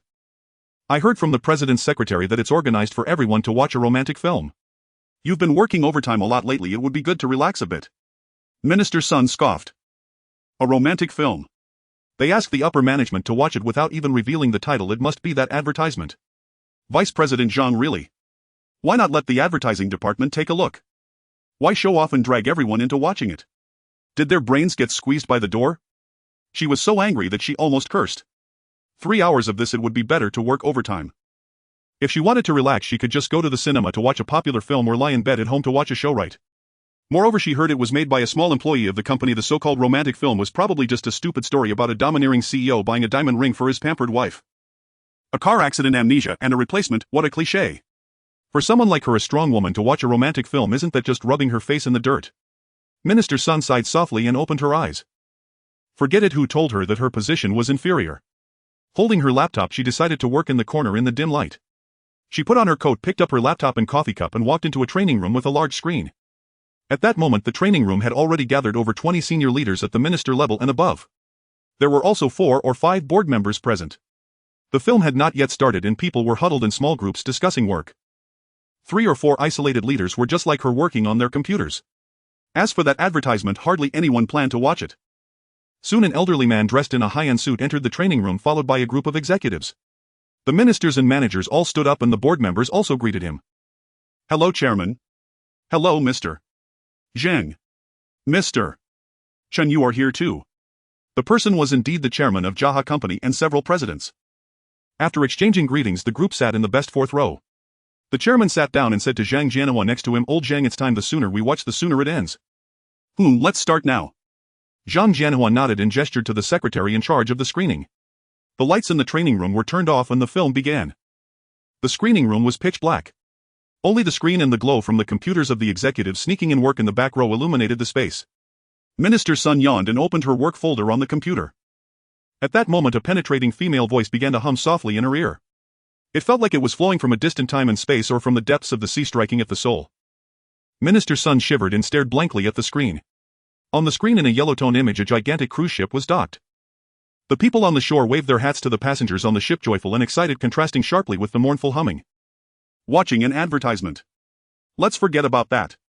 7 or 8 people shifted their focus back to their work computers and continued to busy themselves. On the big screen the submarine discovered a wreck, delving inside to retrieve a box. Minister Sun's eyes widened and her scalp tingled. For some reason her nose felt a bit sour. Clearly there were no lines in these images, but paired with the music they conveyed a profound sense of sorrow. Is this the diamond advertisement for their company? Did they play the wrong film? Not just her, everyone present was captivated by this, beginning putting down their work to stare at the screen. Unfortunately the music soon stopped and a submarine appeared on the screen. This left everyone somewhat disappointed. The song was quite beautiful. Watching an advertisement. Let's forget about that. 7 or 8 people shifted their focus back to their work computers and continued to busy themselves. On the big screen the submarine discovered a wreck, delving inside to retrieve a box. The explorers returned to the large cruise ship and under the cameras filming excitedly opened the box. A middle-aged man knelt on the ground pulling out everything from the box. The smile on his face slowly faded. "Damn it." Someone beside him remarked, "There's no diamond." The atmosphere instantly plummeted. At this point some executives frowned and whispered among themselves. What is this about? Wasn't it supposed to be a romantic film? This beginning is truly incomprehensible. Minister Sun yawned again from the back row and shifted her gaze back to her computer. How boring. They probably spent all the money hiring singers and building the shipwright. Watching a film like this is hardly better than working. The chairman, however, smiled faintly. Is this a story about finding diamonds? The theme fits. He was a technology enthusiast and this beginning resonated with him. Uncle Zhang nodded with a smile, saying nothing more. A story about finding diamonds. Well, it could be considered that. The plot quickly progresses. As the expedition team investigates the items in the box, they discover a painting of a woman adorned with a diamond. An elderly woman named Ruth recognizes the painting on the television, contacts the expedition team, claims to be the woman in the painting and flies to the ship. As she recounts her story, it shifts back to 1912, before the maiden voyage of the dream ship Titanic. The dock is teeming with people. A gleaming gold-painted car approaches. 17-year-old noblewoman Ruth steps out elegantly wearing a large formal hat, gazing up at the Titanic with a solemn expression. Amidst the cheers of the crowd she boards the Titanic. Elderly Ruth remarks, "It is the dream ship in everyone's heart. For me it has become merely a drug trafficking vessel, taking me back to America, shackled by the bonds of marriage. On the surface I appear to be a pampered rich girl, yet my heart bleeds." The camera pulls back, moving from the dock into a tavern. A handsome young man along with his companions is playing cards with 2 checks. The stakes are 2 tickets for the Titanic. The chairman nods slightly. "The image is beautiful. The earrings worn by these 2 ladies are the latest styles, aren't they?" "Yes," Zhang Jianhua replies. "The style is nice. However, the love story between a rich girl and a poor boy is somewhat cliché." The chairman furrows his brow, "But it's fine, it's not a big problem. The visuals are beautiful, the protagonists are stunning, and the story is engaging. For a diamond advertisement this is already passing." Zhang Jianhua can't help but chuckle inwardly. Cliché. This is just the beginning. Just wait and see. Minister Sun in the back row is intently staring at the screen. 17-year-old Ruth is not the obedient little wife he expected, which surprises her. Moreover, the visuals and protagonists are truly beautiful. The historical feel of the scenes makes her feel as if she has really traveled back over a century, filling her with immense shock. She can't help but set aside her work and watch the film attentively. Similarly, some leaders who had been focused on their tasks also divert some of their attention to glance at the screen. As the cruise ship sails, the story gradually unfolds. The carefree Jack stands at the bow of the ship shouting, "I am the king of the world." He lives freely, enjoying the life bestowed upon him by fate. Meanwhile, Ruth feels suffocated at the high society evening gatherings. Until one night they meet at the bow of the ship where Jack saves Ruth from attempting suicide, gradually helping her muster the courage to escape the suffocating high society. The leaders present are mostly captivated. The Minister of Logistics frowns and remarks, isn't this considered infidelity for Ruth? Minister Sun chuckles, quickly retorting, "Sister Lu, you didn't watch closely, did you? She is only 17, pressured by her mother to get engaged. Her mother is manipulating her, saying things like, Ruth likes purple wedding dresses, she knows I don't like them yet insists on using purple to spite me. Going to university is just to find a suitable husband. If you don't marry him, do you expect me to do laundry for others? In such a situation without the internet and no one to help you, would you agree to an engagement at 17? Minister Lu awkwardly smiles, "I just handled some documents and didn't watch closely, you make a good point." Yet internally she grumbles. This Minister Sun is a workaholic, always racing against time. How come she's watching a film now and even debating the content with her colleagues? Is this film really that captivating? She skeptically glances at the screen, ponders for a moment, then shuts off her computer and focuses her gaze on the screen. The film's progress bar slowly advances. Soon an hour and a half passes. Ruth and Jack declare their love and plan to leave together after disembarking. The chairman, sitting in the middle of the fourth row, yawns and quietly tells Vice President Zhang it's well made. Minister Lu awkwardly smiles, "I just handled some documents and didn't watch closely, you make a good point." Yet internally she grumbles. Next they will go through trials, their love tested, and they will live happily together, right? The story quality is decent, but you don't have to present it at the conference, do you? Xiaoli even called over a dozen executives for you. I know you invested too and feel strongly about this film, but I must say you can't pull everyone in for a late-night screening just because of personal feelings in the future. Hearing this, Vice President Li Zhang's rival secretly rejoices. Even diamond merchants feel it's a waste of time, let alone ordinary people. This time old Zhang is bound to stumble, isn't he? He. However, what he didn't expect was to soon hear Zhang Jianua's confident voice. Chairman, the exciting parts of this film are all in the latter half. You can rest assured and continue watching. Vice President Li raises an eyebrow. In a romance film, can you really bring on the excitement? Isn't it just about the leads facing challenges? The chairman chuckles, all right, I'm looking forward to it. But inwardly he isn't as optimistic as he sounds. At over 60, watching young people fall in love makes him drowsy. Nevertheless, if he leaves, others will find it even harder to sit still. Since they've already watched half for old Zhang Sake, they might as well finish it. Just consider it an appreciation of the company's diamonds. Just as he thinks this, the sound from the speakers suddenly shifts from soothing romance to tense danger. On the big screen, an iceberg appears before the viewers. The crew immediately becomes tense, rushing to inform the captain to turn the wheel and slow down. Workers in the boiler room receive the signal and desperately pull the brakes. In the training room, everyone's hearts race, sitting up straight and nervously watching the screen. However, the Titanic still collides with the iceberg. Water rushes into the lower compartments, engulfing 2 warehouse employees. The crew, anxious, immediately shuts the watertight doors. Meanwhile, at the very bottom of the ship, in the boiler room, water gushes in and the iron doors quickly descend. The workers shout as they run, they're going to seal the doors. Run! Quickly! Hurry, guys! They're going to seal the doors. Water rushes in from above, flooding up to their waists. The workers desperately rush towards the iron door. With only 30 centimeters left, the heavy iron door is about to close completely. One worker rolls and crawls, risking being cut in half to squeeze through. Finally, with just 5 centimeters left in the gap, he pulls his feet out. In front of the screen, over 20 leaders stare blankly at the screen. 3 ministers had been engrossed in their work, just drawn in by the tense sounds lifting their heads. The 3 fixed their gaze on the fleeing workers in the scene, their minds completely blank. Where am I? What am I doing? Wasn't I watching an advertisement? An advertisement framed as a love story. What is this? The upper class prioritizes saving the ship, disregarding the lives of the workers below, yet closing the iron doors seems to be a necessary choice. This? Are you telling me this is a romance film? This is a diamond advertisement. Ha! The 3 simultaneously closed their laptops, straightened up, and stared intently at the screen. They even felt a twinge of regret for not paying attention to what was said earlier. In the middle of the 4th row, the chairman swallowed hard. Is this really the effect of 150 million? A sense of premonition suddenly surged within him. The audience this film can attract may far exceed his imagination. In other words, the diamond sales and box office may far surpass previous estimates. The company only invested 35. Perhaps they should have invested more. The plot continues to unfold. Ruth, just before boarding the lifeboat, returns to save the trapped Jack, and the 2 rush back to the deck. At this moment, news of the cruise ship's imminent sinking spreads, plunging the deck into chaos. Passengers panic, pushing and shoving each other as they scramble for the lifeboats. Some even leap from the deck, diving toward the falling lifeboats. Amidst the turmoil, a woman falls into the sea. Screams, cries, commands and gunshots intertwine, echoing in the night sky. A man, breathless, stands at the edge of the ship, bidding farewell to his daughter and wife. "Nothing will happen, dear, don't worry." The girl on the lifeboat cries out, "Daddy, come up." The man's eyes are filled with reluctance as he chokes out, "Daddy will come to find you soon, just a little while longer. Daddy will board another boat, this one is for you and Mommy. Hold your mother's hand tightly and be a good, obedient child." Seeing this, Vice President Lee's eyes felt a bit misty. His daughter was of the same age. In the face of disaster, as a man, he cannot take the place of children and women. All he can do is remind his daughter to hold her mother's hand tightly. From then on, perhaps they would be worlds apart. His eyes gradually blurred and he couldn't help but sniffle. Hearing his own voice, he suddenly came to his senses. Wait, no, this is the advertisement that old Zhang shot. As a rival, how could he be moved? Haha, he must be too sentimental. This film can't be that good. Not good at all.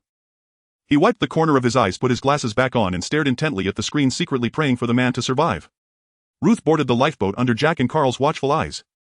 She watched the rope slowly sliding down, looking at Jack on the cruise ship, her eyes filled with reluctance. This parting might mean an eternal separation. A signal flare shot up into the sky, turning into white fireworks that streaked past Jack. Ruth's gaze gradually became resolute. Instead of parting, they would face death together. She suddenly stood up, jumped out of the lifeboat that countless others wished to board, and leaped back onto the slowly sinking Titanic, rushing towards Jack. The training room was filled with intermittent sobs. The minister's son in the last row was in tears. Where is the promised advertisement? Why is she watching a tear-jerking movie? Damn it. I'm believing in love again. Woo-woo. She fumbled for tissues but found only an empty plastic bag. It's over, even the tissues have cried away. Probably after watching this film I'll turn into a sad frog. The lights came on. How could she face people? Just then someone beside her handed her a pack of tissues, and looking up, it was Secretary Liu. Thank you, Xiao Lu. You're welcome. President Zhang asked me to prepare them. Probably many people didn't take them, so he sent me to distribute them. As he spoke, Secretary Liu carried a box of tissues towards another leader. He secretly marveled. Xiao Chen's film is truly amazing. Even a tough guy like Minister Sun can shed tears. The chairman was not as excited, as they were merely nodding slightly. This love story is indeed touching and is bound to attract the attention of many ladies. In the scene, the plot continues to unfold. Ruth and Jack are chased by Carl, escaping to a lower deck only to confront the rising waters again. As the water threatens to engulf them, they find the staircase to go upstairs.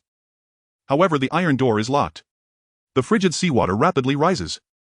At this moment, a crew member runs past the iron door. Help! Wait, sir, please open the door. I beg you, save us. The crew member turned back, gazing at the surging seawater, and the two, pleading for help, took a step forward, then retreated. I have to take the risk. He jumped into the water that was higher than his calves, pulling out a key to try it. The short-circuited circuit sparked, the water kept rising, and in an instant it submerged the waists of the three. The crew member's hand shook and the key fell into the water. With the water rising to his chest, he said, feeling guilty and flustered, I'm sorry, the key fell. Turning to leave. In front of the screen, everyone stared blankly at the screen. Such complex humanity. Facing a fellow human, risking their life to save. In the face of death, guilt and survival instinct clash. Is he selfish or selfless? Neither. This is humanity. All adjectives seem one-sided and bland in the face of humanity. In the entire training room, not a single person was looking at their phones or working. Everyone was focused on the screen. Even the chairman, who always thought this was a romance film, was now fully engrossed. Unlike his previous work attitude, he was now watching out of interest for humanity. On the screen. On the deck of the lifeboat. The seawater was about to flood the deck and there were only 2 lifeboats left. The crowd was nearly in a riot. A figure, Murdoch, shouted, anyone who crosses me will be killed without mercy. Carl stepped forward, we have an agreement. Murdoch tossed the bribe money at Carl's face. Your money can't save you, nor can it save me. The banknotes scattered on the ground, but no one bent down to pick them up. The scene grew even more chaotic. In order to survive, a man charged towards the rope. Murdoch fired, scaring the man back. Another shot and the most aggressive man fell in a pool of blood. The man's companion immediately held him. No. Tommy. You bastard. No. Tommy. Murdoch took 2 steps back, lowering his head in guilt. He retreated to the edge of the ship, saluted with his right hand, then raised his left handgun, aimed at his temple. With a bang, he ended his own life. The people in front of the screen shivered, their scalps tingling. They could no longer express anything. They seemed to witness a passenger on the ship committing suicide after saluting Murdoch, filled only with deep shock and sadness. The scene shifted. Jack and Ruth ran through the game room striving to ascend. Wait. Ruth halted. She took a few steps back and saw Andrew standing by the fireplace looking sadly and guiltily at the clock. Ruth asked hastily, Mr. Andrew. Andrew's voice was low. Ruth, it's you. Ruth, don't you want to escape? Andrew's voice choked, filled with guilt. I'm sorry, the ship I built isn't sturdy enough, Ruth. He handed his life jacket to Ruth, smiling gently. Good luck, Ruth. On the other side, banker Guggenheim refused the life jacket, standing tall. No need, we are well dressed. I want to leave like a gentleman. After taking a few steps, he turned back and said, but I could use a glass of brandy. Coincidentally, the captain also refused the life jacket, walking into the cabin waiting for death. Amidst the panicked crowd, the band continued to play, resonating with the soothing tune of Nearer My God to Thee. Amid the long melody, seawater surged into the cabin through the cracks in the door. Andrew glanced at his pocket watch, adjusted the time to when the ship was about to sink, closed his eyes and waited for death, accompanying the cruise ship he designed. In first class, an elderly couple lay in bed holding hands tightly. The old man gave his wife the last kiss of their lives. On a small bed in third class, a mother softly told her 2 children aged 5 or 6 a fairy tale, and then they lived happily ever after for 300 years in the land of peach blossoms, in the land of immortality. The 2 children gently closed their eyes. Before the screen, the chairman's eyes also became moist. Watching the first half of the love story, he felt little. Yet here the crew members committing suicide, the captain and designer choosing to sink with the ship, the orchestra playing the requiem, the couples embracing in sleep, the mothers telling stories to their children. Just a few glimpses pierced the softest part of his heart. Everyone was vividly portrayed, shining with the best aspects of humanity. As a person, he empathized with them and felt a sense of admiration. If he were the captain or the designer, he would also choose to wait for death in the cockpit. After all, this ship was for them what the company was for him, almost everything in life. Moreover, they bore the lives of thousands of others. With such heavy sins and guilt, how could one continue to live? The chairman removed his glasses and took a tissue to wipe the corners of his eyes. The sensation of the tissue brought him back to reality. He suddenly realized that this was a diamond advertisement produced by the company. How had he so deeply immersed himself in the story? The chairman took a deep breath, refocused his thoughts, and returned to the perspective of the producer. In the latter half of the film, the appearances of diamonds were relatively few, but this part would undoubtedly push the viewership to a terrifying number. He could clearly sense that the foreboding of too little money invested was no longer a mere intuition but a future fact. This so-called advertisement film would definitely become a huge hit. They had definitely invested too little. Since they couldn't secure more box office revenue, they should increase the diamonds. Create more styles and sell through more channels. He turned his head to remind Vice President Zhang, but just as he was about to speak, his attention was drawn back to the screen. Forget it, he'll talk after watching it. At that moment, he heard Vice President Li whispering to a colleague, is there more paper? Looking over, the chairman couldn't help but raise an eyebrow. Vice President Li, who had repeatedly denied making a 3-hour movie in the meeting, had removed his glasses with reddened eyes shimmering with tears. On the folder on his lap, a mountain of tissues piled high. The chairman's lips trembled. This old Li, who always argued with everyone, turned out to be quite emotional. He had thought only women would cry while watching movies, but unexpectedly men could cry at this film too. The chairman turned back to look at the screen, his gaze deep and meaningful. It seemed he had underestimated the impact of this film. Meanwhile, Vice President Li was busy sobbing and had completely missed the chairman's gaze. He took a pack of tissues from a colleague, quickly tore it open and wiped away the flood of tears. He kept telling himself that this film was not good, just a sentimental love story. But when the screen showed 2 old people embracing peacefully and a mother telling a fairy tale to her child, he instantly lost his composure. Thinking of his daughter and wife, tears burst forth like a dam breaking. Vice President Li wiped his tears and snot, put his glasses back on, and looked at the screen. Although he was very reluctant to admit it, he had to say that this film was indeed something special. On the screen, the cruise ship was sinking rapidly. Gentlemen, it is my honor to perform for you tonight. As the conductor uttered the closing words, the music came to an end. In its place were the sounds of crashing waves, shattering glass, and people's screams. The camera quickly pulled away. The luxurious Titanic was sinking at a visibly rapid pace. People rushed to the bow like ants. Bang!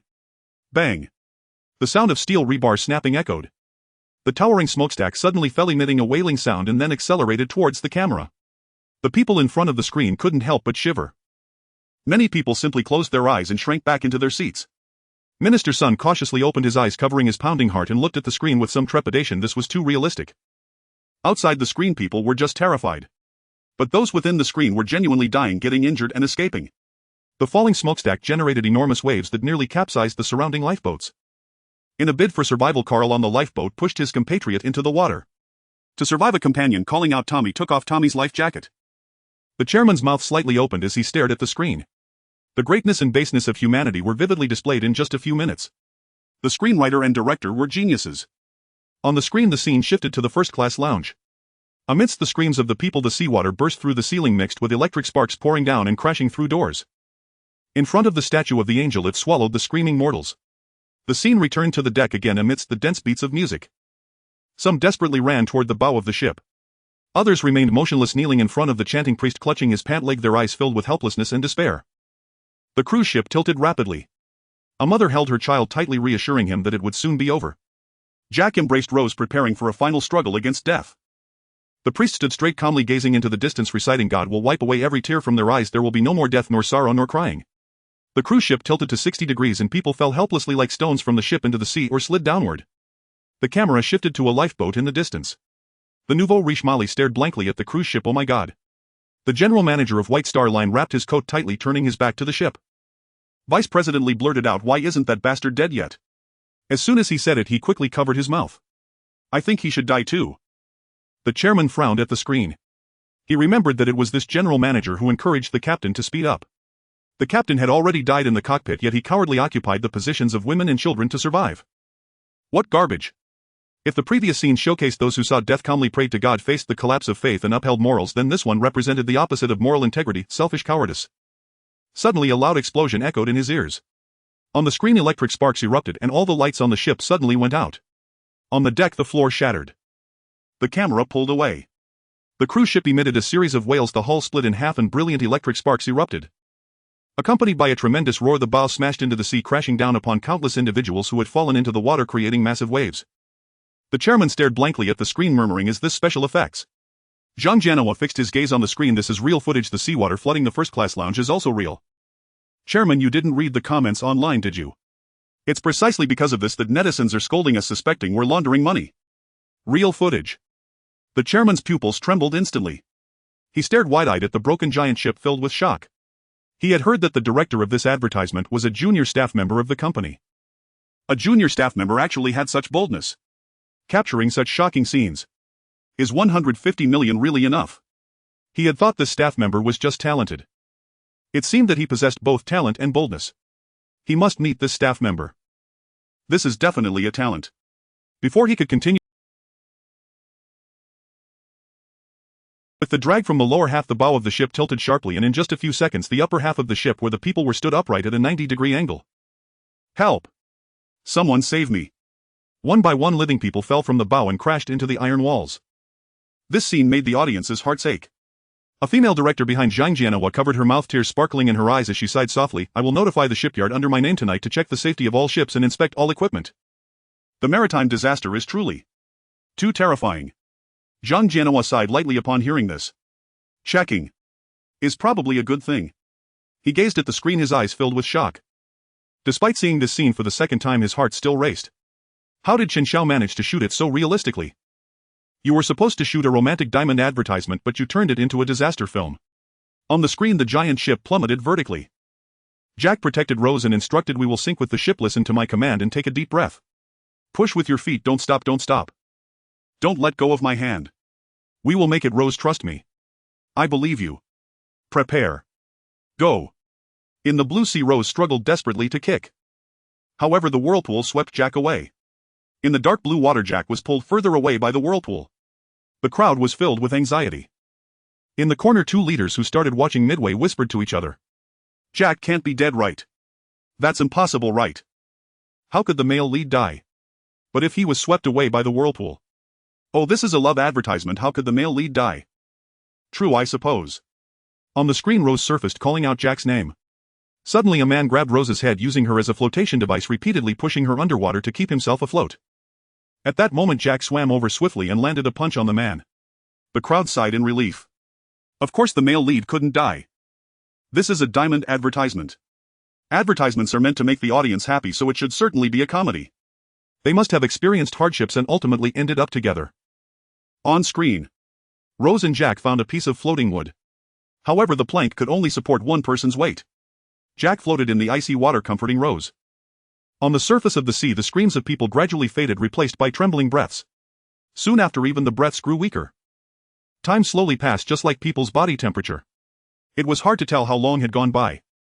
Jack was covered in frost, shaking from the cold, yet still spoke cheerfully, trying to uplift Rose's spirits. "I plan to write a strongly worded letter to White Star Shipping Company about this matter. Rose did not pick up on his topic, staring at him with sadness and deep affection. I love you, Jack. Jack became sad too. Don't say that we can't say goodbye yet. I'm so cold. Listen, Rose. Jack looked at her. You have to live well. In front of the screen, Minister's son was already in tears. She had started watching from the beginning and clearly remembered that elderly Rose couldn't be with Jack, which meant Jack died in this maritime disaster. Seeing this, she had already guessed that Jack likely froze to death. He was close to freezing himself, yet he comforted Rose, igniting her hope for life. Just like on the ship, Jack ignited the fire of pursuing freedom in her heart. Oh my God. No wonder elderly Rose said he saved her life and also saved her existence. Jack is truly wonderful. Minister's son clutched a tissue, covering her nose, her eyes blurring as she stared at the screen. Rose, winning the ticket was the luckiest thing in my life. It allowed me to meet you, and for that I am endlessly grateful. As the speakers echoed this line, Minister's son's tears flowed uncontrollably. She reached for another tissue when she suddenly heard sobbing beside her. Turning her head, she saw Sister Lou was also crying. She sighed softly and looked back at the screen. Ah. I don't want to say anything anymore. Just cry. Everything is in the tears. On the screen. Jack held Rose's hand, staring intently at her as if wanting to imprint his wish in her mind. Promise me you will live fiercely no matter what happens, no matter how hopeless. Never give up. Rose, promise me right now. Never break your promise. Rose looked at him, her eyes filled with tears. I promise you. Jack, I will never give up. Never give up. Jack, I will never give up. The sea surface completely calmed down. It was hard to tell how long it had been. A small boat rode back, the light from the boat illuminating the thousands of passengers frozen like ice. Check them one by one, see if anyone is still alive. Is there anyone alive over there? On the plank, Rose hummed, Come on, Josephine, sit in my flying machine. Just like a few hours ago on the bow of the ship at dusk, Jack had softly sung in her ear. Under the beam of the flashlight, Rose saw the small boat, a glimmer of hope rising in her eyes. She tugged at Jack's hand. Jack! She propped herself up, her voice hoarse. Jack, a boat is coming. Jack! Rose's smile gradually faded as she anxiously shook Jack. Jack, the boat is coming, Jack. Rose glanced at the small boat, closed her eyes and lay back on the plank. In front of the screen, the chairman frowned incredulously, turning to Zhang Jianhua. He's dead. The male lead is dead. Yes, Chairman. Zhang Jianhua replied softly, secretly lamenting that the chairman must have only seen diamonds in the first half. Right. How could he not realize that this is a tragedy? The chairman was stunned, pointing at the screen, lowering his voice to ask, Isn't this a diamond advertisement? What about eternal love? How could he die? Not just the chairman, all the leaders who started watching midway were baffled. You shot a diamond advertisement and wrote the male lead dead. Diamonds often symbolize eternal love. You've only known each other for 2 or 3 days and he's gone. How is that eternal? The chairman frowned. Change the ending. How can such a tragedy be a diamond advertisement? Zhang Jianhua forced a smile. Chairman, just keep watching. This is undoubtedly eternal love. The chairman raised an eyebrow, half convinced, shifting his gaze back to the screen. Although he hadn't watched closely in the first half, he remembered that Rose seemed to have gotten married. Shooting a diamond advertisement, the male lead died and the female lead married someone else. You speak of eternal love. What nonsense is this? Well, he really wants to see how this is eternal. On the screen, Ruth lay sorrowfully on the wooden board. The ship gradually sailed away. Suddenly, as if recalling something, she opened her eyes. Come back. Come back, come back. She got up, looking affectionately at Jack. I will never give up, I swear. She kissed Jack's hand and gently sent him into the sea. She jumped off the board and swam to a person with a whistle, blowing it without hesitation. The rowers heard the sound and shouted, Turn back. The flashlight's beam hit Ruth's face, her gaze filled with sorrow yet determination. The resolute whistle echoed in the night. Over the lifeless sea, it spoke of humanity's resilience. Finally, the people on the lifeboat were rescued by the Carpathia and reached the shore. Standing under the Statue of Liberty, Ruth, drenched in light rain, looked at the statue and uttered her name. Dawson. Ruth Dawson. Minister's son pursed his lips, his eyes glistening with tears as he watched Ruth. This girl is so strong. She yearns for freedom, full of life, yet has always been bound and imprisoned by her family. Jack ignited the fire in her heart, granting her a new life. With his surname, he crowned her with his name. From now on, she would carry his wishes and live on. Oh, what a great love. Minister's son hugged his laptop tightly, suddenly feeling a pang of guilt, having mistakenly thought it was a story of a pampered wife before coming here. I'm truly sorry to the director and the screenwriters. On the screen, the story continued. As the camera pulled away, time returned to the present. Amidst the melancholic soothing hum, the elderly Ruth stepped onto the rail of the ship once more, took out a deep blue diamond, and with a twist of her hand, the heart of the ocean fell into the sea. It turned out that the diamond sought by countless people was in her hand. Even in poverty, she had never sold the diamond. At the end of the film, Ruth lay in a warm bed. Beside her were photographs each depicting her riding horses and laughing as if saying, "I have lived up to our promise. I have visited many places you spoke of. I learned to spit. I learned to spread my legs to ride a horse. I have lived to 100. Can I see you now?" In the midnight dream, Ruth sank to the seabed dressed in a white gown, passing through the long corridor of the ship, returning to the resplendent hall. Here the band Guggenheim, the Captain Andrew. All the people who perished in the shipwreck stood in the hall smiling to welcome her. As she walked up the stairs, Jack, standing before the clock, turned around, extending his hand towards her, brimming with vigor and charm just like yesterday. She took his hand. The two embraced tightly under the gaze of the crowd. Accompanied by the score of My Heart Will Go On, the main film came to an end. In the screening hall, the vast majority were in tears. Minister Sun was crying so much that she completely disregarded her image. The last long shot pierced through her. Vice President Lee, who had never been optimistic about this film, had completely given up resistance, took off his glasses and his shoulders shook as tears streamed down. He understood. It truly was eternal love.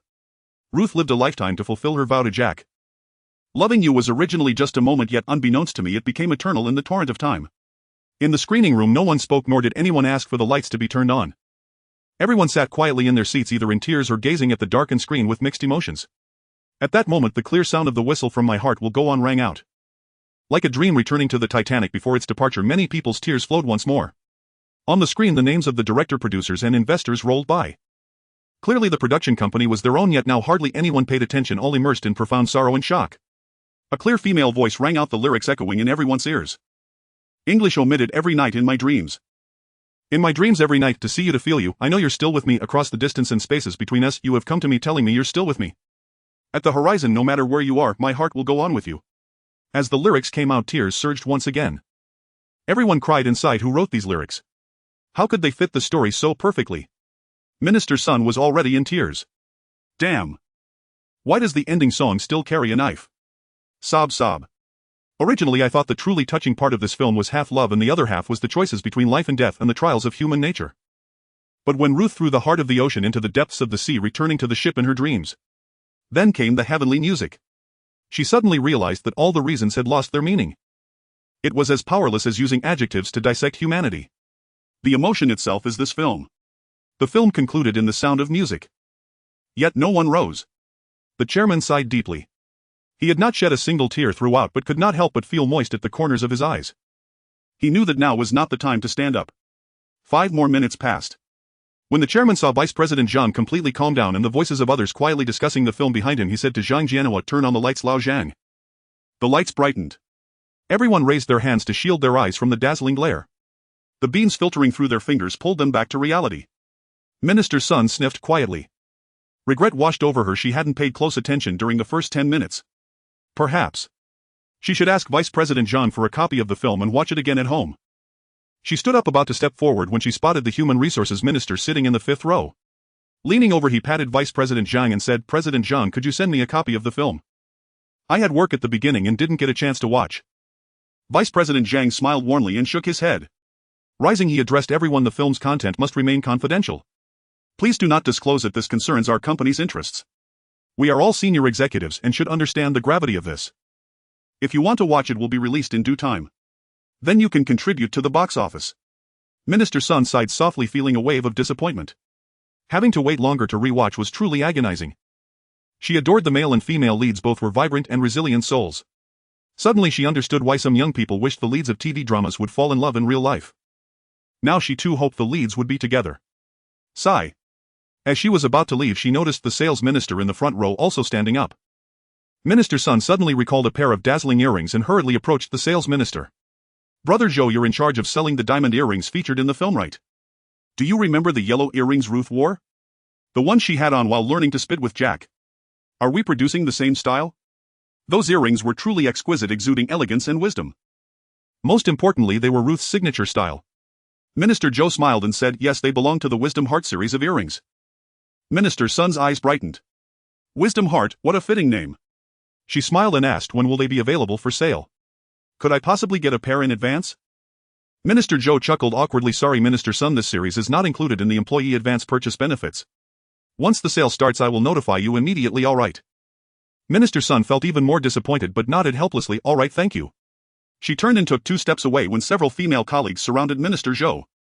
Brother Joe, can I get a pair of the earrings Ruth wore when she got out of the car in advance? Is there a version of Ocean Heart priced under 50,000? Even Sister Lou, who usually didn't wear jewelry, joined Xiao Zhou. When will the purple diamond necklace Ruth's mother wore be available? Minister's son's mouth twitched. No wonder there was no employee benefit. If employees were allowed to purchase early, everyone would want several styles, directly exposing the makeup and styling. In the front row, the chairman was chatting with Vice President Zhang when suddenly he heard the excited voices of women behind them like fans chasing a star. Isn't this area restricted to senior executives only? Why were outsiders here? The chairman quickly turned his head. The scene before him made his eyebrows rise. The usually dignified, elegant and aloof female leaders now had glowing eyes as they gathered around the sales minister. It seemed this advertisement was very successful. The chairman turned back and continued to Zhang Jianhua. Although I don't know much about the film industry, judging by everyone's reaction, we might have prepared too few diamonds. Prepare the materials, if necessary, replenish immediately. Understood, rest assured. After the film's release, we must promptly follow up with promotional videos about our diamonds. Yes, no problem. The chairman nodded approvingly. By the way, the box office alone should recoup the investment, right? Not just that. A voice came from the front. A lady in the middle of the front row stood up and smiled at them. Zhang Jianhua smiled and shook her hand. Director Xu, you're here as well. This lady in her early 50s was Xu Eileen, a shareholder of Jaha Diamonds. She was also a major shareholder of the nation's largest cinema chain, Yida Cinemas. Her son was the president of Yida. Today, the reason Chen Xiao was told to wait for news from him was because of Director Xu. If she was willing to help secure screening slots at Yida, it would be a great boon. Xu Eileen smiled and said, President Zhang, this film is truly well made. Has the release date been confirmed? It is planned for release on the 11th. If the crew agrees, I can arrange Yida's screening and schedule it across our theaters. I guarantee at least 20 of the screening slots. Zhang Jianhua was secretly amazed. 20%. That meant out of 100 screenings, 20 would be Titanic. Normally that would be reasonable, but this was during the National Day holiday, a time when many films competed. Securing 20 was beyond what 80 of films could achieve. He had heard that during the Chinese New Year, Detective Chinatown 2 had a 20 screening rate. Only with the massive fan base from its first installment did it reach that rate. Titanic had only content and a small fan base. Was 20 an exaggeration? The chairman was also surprised Director Xu is that optimistic about this film. Xu Eileen nodded. It will likely rank in the top 3 or even top 2 at the National Day box office. Why not first? Vice President Li, who had been silent, suddenly interjected. Xu Eileen smiled. First place will definitely be X-File 4. It has 3 installments and a huge fan base. I heard the quality is quite good. Zhang Jianhua nodded. He had seen X-File 3, which was decent. The series was famous, with the 3rd installment grossing nearly 2 billion yuan. The 4th was unlikely to perform worse. Personally, he felt Titanic's quality surpassed X-File 3, perhaps by a large margin. However, box office success was not just personal preference, market factors had to be considered. Although Director Xu was only an investor in Yida, as a major shareholder, she surely understood the film industry better than he did. Better to trust Director Xu. Besides, 2nd and 3rd place were already excellent, far exceeding expectations. The chairman asked Director Xu, what are the estimated box office figures for 2nd and 3rd place during National Day? Xu Eileen furrowed her brows, recalling last year's data carefully. In truth, though she knew more about the film industry than the 3 leaders of the diamond company, she was not entirely clear on market details. As a major shareholder of Yida, she had some understanding. After a moment's thought, she replied, based on last year's National Day figures, around 1 billion yuan. I estimate this film will break into the top 10 this year with a final box office hope of 1.5 billion yuan. 1.5 billion. The chairman was momentarily stunned. He quickly ran the numbers in his mind. With 1.5 billion in box office, the producer's share was 35. According to the contract, since their company had already secured advertising rights, their share of the producer's revenue was 24. That amounted to 1.5 billion times 35 times 24, 126 million yuan. When he first invested, he thought the box office would barely return a fraction. Unexpectedly, the principal would double. He sighed regretfully. Just looking at the box office, our investment has been recovered. We invested over 50 million, right? Roughly, we can earn 70 million. Yes, exactly. The chairman heard an excited reply nearby. Turning his head, he saw Vice President Zhang struggling to suppress a smile. In youthful slang, his mouth was harder to control than an AK. Tisk tisk, old Zhang invested his own money and was now reaping great rewards. Sigh. Regret. Vice President Zhang adjusted his collar, straightened his posture, and tried hard to hold back his laughter. Chen Xiao was truly remarkable. He managed to create a commercial that could generate 1.5 billion yuan at the box office. A prodigy. A prodigy indeed. He should become a director or screenwriter. No more clerk work, or such talent would be wasted. The chairman asked old Zhang how much did you invest. Zhang Jianhua forced his laughter down and spoke calmly. Let's put it this way. If the box office really hits 1.5 billion then. That's 6 years' salary in hand. Nearby vice presidents and ministers silently marveled. The chairman waved his hand jokingly, all right. Quit and enjoy retirement. Vice President Li instantly snapped out of his film-induced melancholy, clutching a tissue pack and squinting at Zhang Jianhua. 6 years' salary, this old fellow just invested some money and earned 60 million. Jealousy. Such envy. Why didn't he have such talent under his command? How infuriating. It was just past 11 at night. Chen Xiao was sitting in front of the computer eating barbecue while browsing through movies. If he wanted to pursue a career in film, he certainly needed to understand the film industry of this world. It seemed that some films in this world overlapped with those from his original world, while others were missing and some new films had emerged. Overall, there were relatively few high-quality films. Perhaps it's because the technological development in this world is advanced but the cultural level is somewhat lacking. Did they bring him here to take on the responsibility of cultural revitalization? Tisk, how exhausting. Dog system, quickly reward me with something good. Just as he swallowed a piece of grilled squid, a message popped up on his phone. He picked it up and saw that it was Uncle Zhang asking if it was convenient for a call. Of course it was convenient. Chen Xiao called back directly. Good evening, Uncle Zhang. Good evening, Xiao Chen. The company executives watched the film tonight and the feedback was quite good. Director Xu was willing to let Yida Company schedule it, giving you a 20 screening rate during the National Day holiday. That's great. Thank you, Uncle Zhang and Director Xu. Zhang Jianhua raised an eyebrow. This kid always reacted like this, saying wow that's great while maintaining a calm demeanor. He couldn't be unaware of how rare it was for Yida Company, the National Day holiday and a 20 screening rate to come together. Calm, huh? Then here's a stimulating piece of news. Zhang Jianhua chuckled and continued. Xiao Chen, Director Xu estimates that our film could very likely enter the top 10 or even top 5 this year, potentially reaching a box office of 1.5 billion. Chen Xiao chuckled, no way. 1.5 billion. I've heard that Director Xu invested in many companies. It seems he only invests and rarely gets involved in business matters. Titanic in the original world had a global box office of $1.8 billion within less than 2 years of its release. It was the first film in the world to break the $1 billion mark. The film he produced, backed by high technology and masterful directorial skills, would undoubtedly exceed expectations. Based on his understanding of the market and the opinions of former Best Actor Leo and others. Even if this film were temporarily released only domestically, it would definitely not earn less than 5 billion at the box office this year. However, saying this now felt a bit like boasting. There's no point in saying more. The leaders of the Diamond Company would just have to wait for a month to receive their surprise. Zhang Jianhua was unaware of his thoughts and thought that his no way referred to the high box office. He smiled kindly. Don't worry, Director Xu has invested quite a bit in Yida and knows the film industry well. If she says 1.5 billion, it should be achievable. Okay, thank you, Uncle Zhang.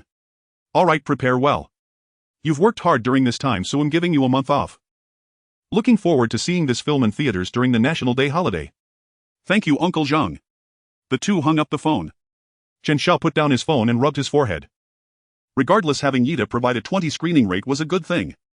Public opinion reversal takes time. On the first day of release, giving more would be wasteful. 20 would suffice. As for after the second day, the cinema would surely adjust the screening rate based on sales performance. Forget it, he thought. That was the distributor's job. He was just the director of the film, why bother with so much? Chen Xiao yawned. Next, he needed to contact General Wang from Jiahao Films and find a reliable distributor. He planned to take a good rest for a while. Occasionally he would check on how the derivatives were doing. After all, that was his own gold coin. With that in mind, Chen Xiao closed the movie, washed up briefly and burrowed into bed. 1 month later. Chen Xiao was lounging at home watching a series. Suddenly his phone rang. He picked it up and saw it was a call from General Wang at Jiahao Films. The distributor had already been confirmed. He also declined General Wang's invitation to sign a contract. What else could it be? Chen Xiao felt a bit confused as he answered the call. Chen Xiao, good morning. Someone will call you shortly. It's someone from the Cultural Bureau. Please pay attention to answer it. Chen Xiao was a bit bewildered. Cultural Bureau. General Wang, may I ask what this is about? A light sigh came from the other end. I don't know either. They want to find a screenwriter and director. The film is currently under review and there may have been issues during the review process. After you finish talking to the people in charge, could you conveniently give me a call back? No problem. The two hung up. Chen Xiao frowned slightly and opened his browser, searching for the current relationship between the General Administration of Radio, Film and Television and the Ministry of Culture in this world. These departments frequently undergo reform splits and mergers. The relationship between the two needed to be clarified. Chen Xiao quickly scanned the webpage. It turned out that the General Administration of Radio, Film and Television was under the Ministry of Culture. Uncle Zhang had mentioned to him before that due to the uproar in public opinion the company received news that someone from above was sent to review Titanic. Could it be that the person calling him shortly was that designated person? Hiss, could there really be a problem? He hadn't filmed anything illegal or ideologically problematic.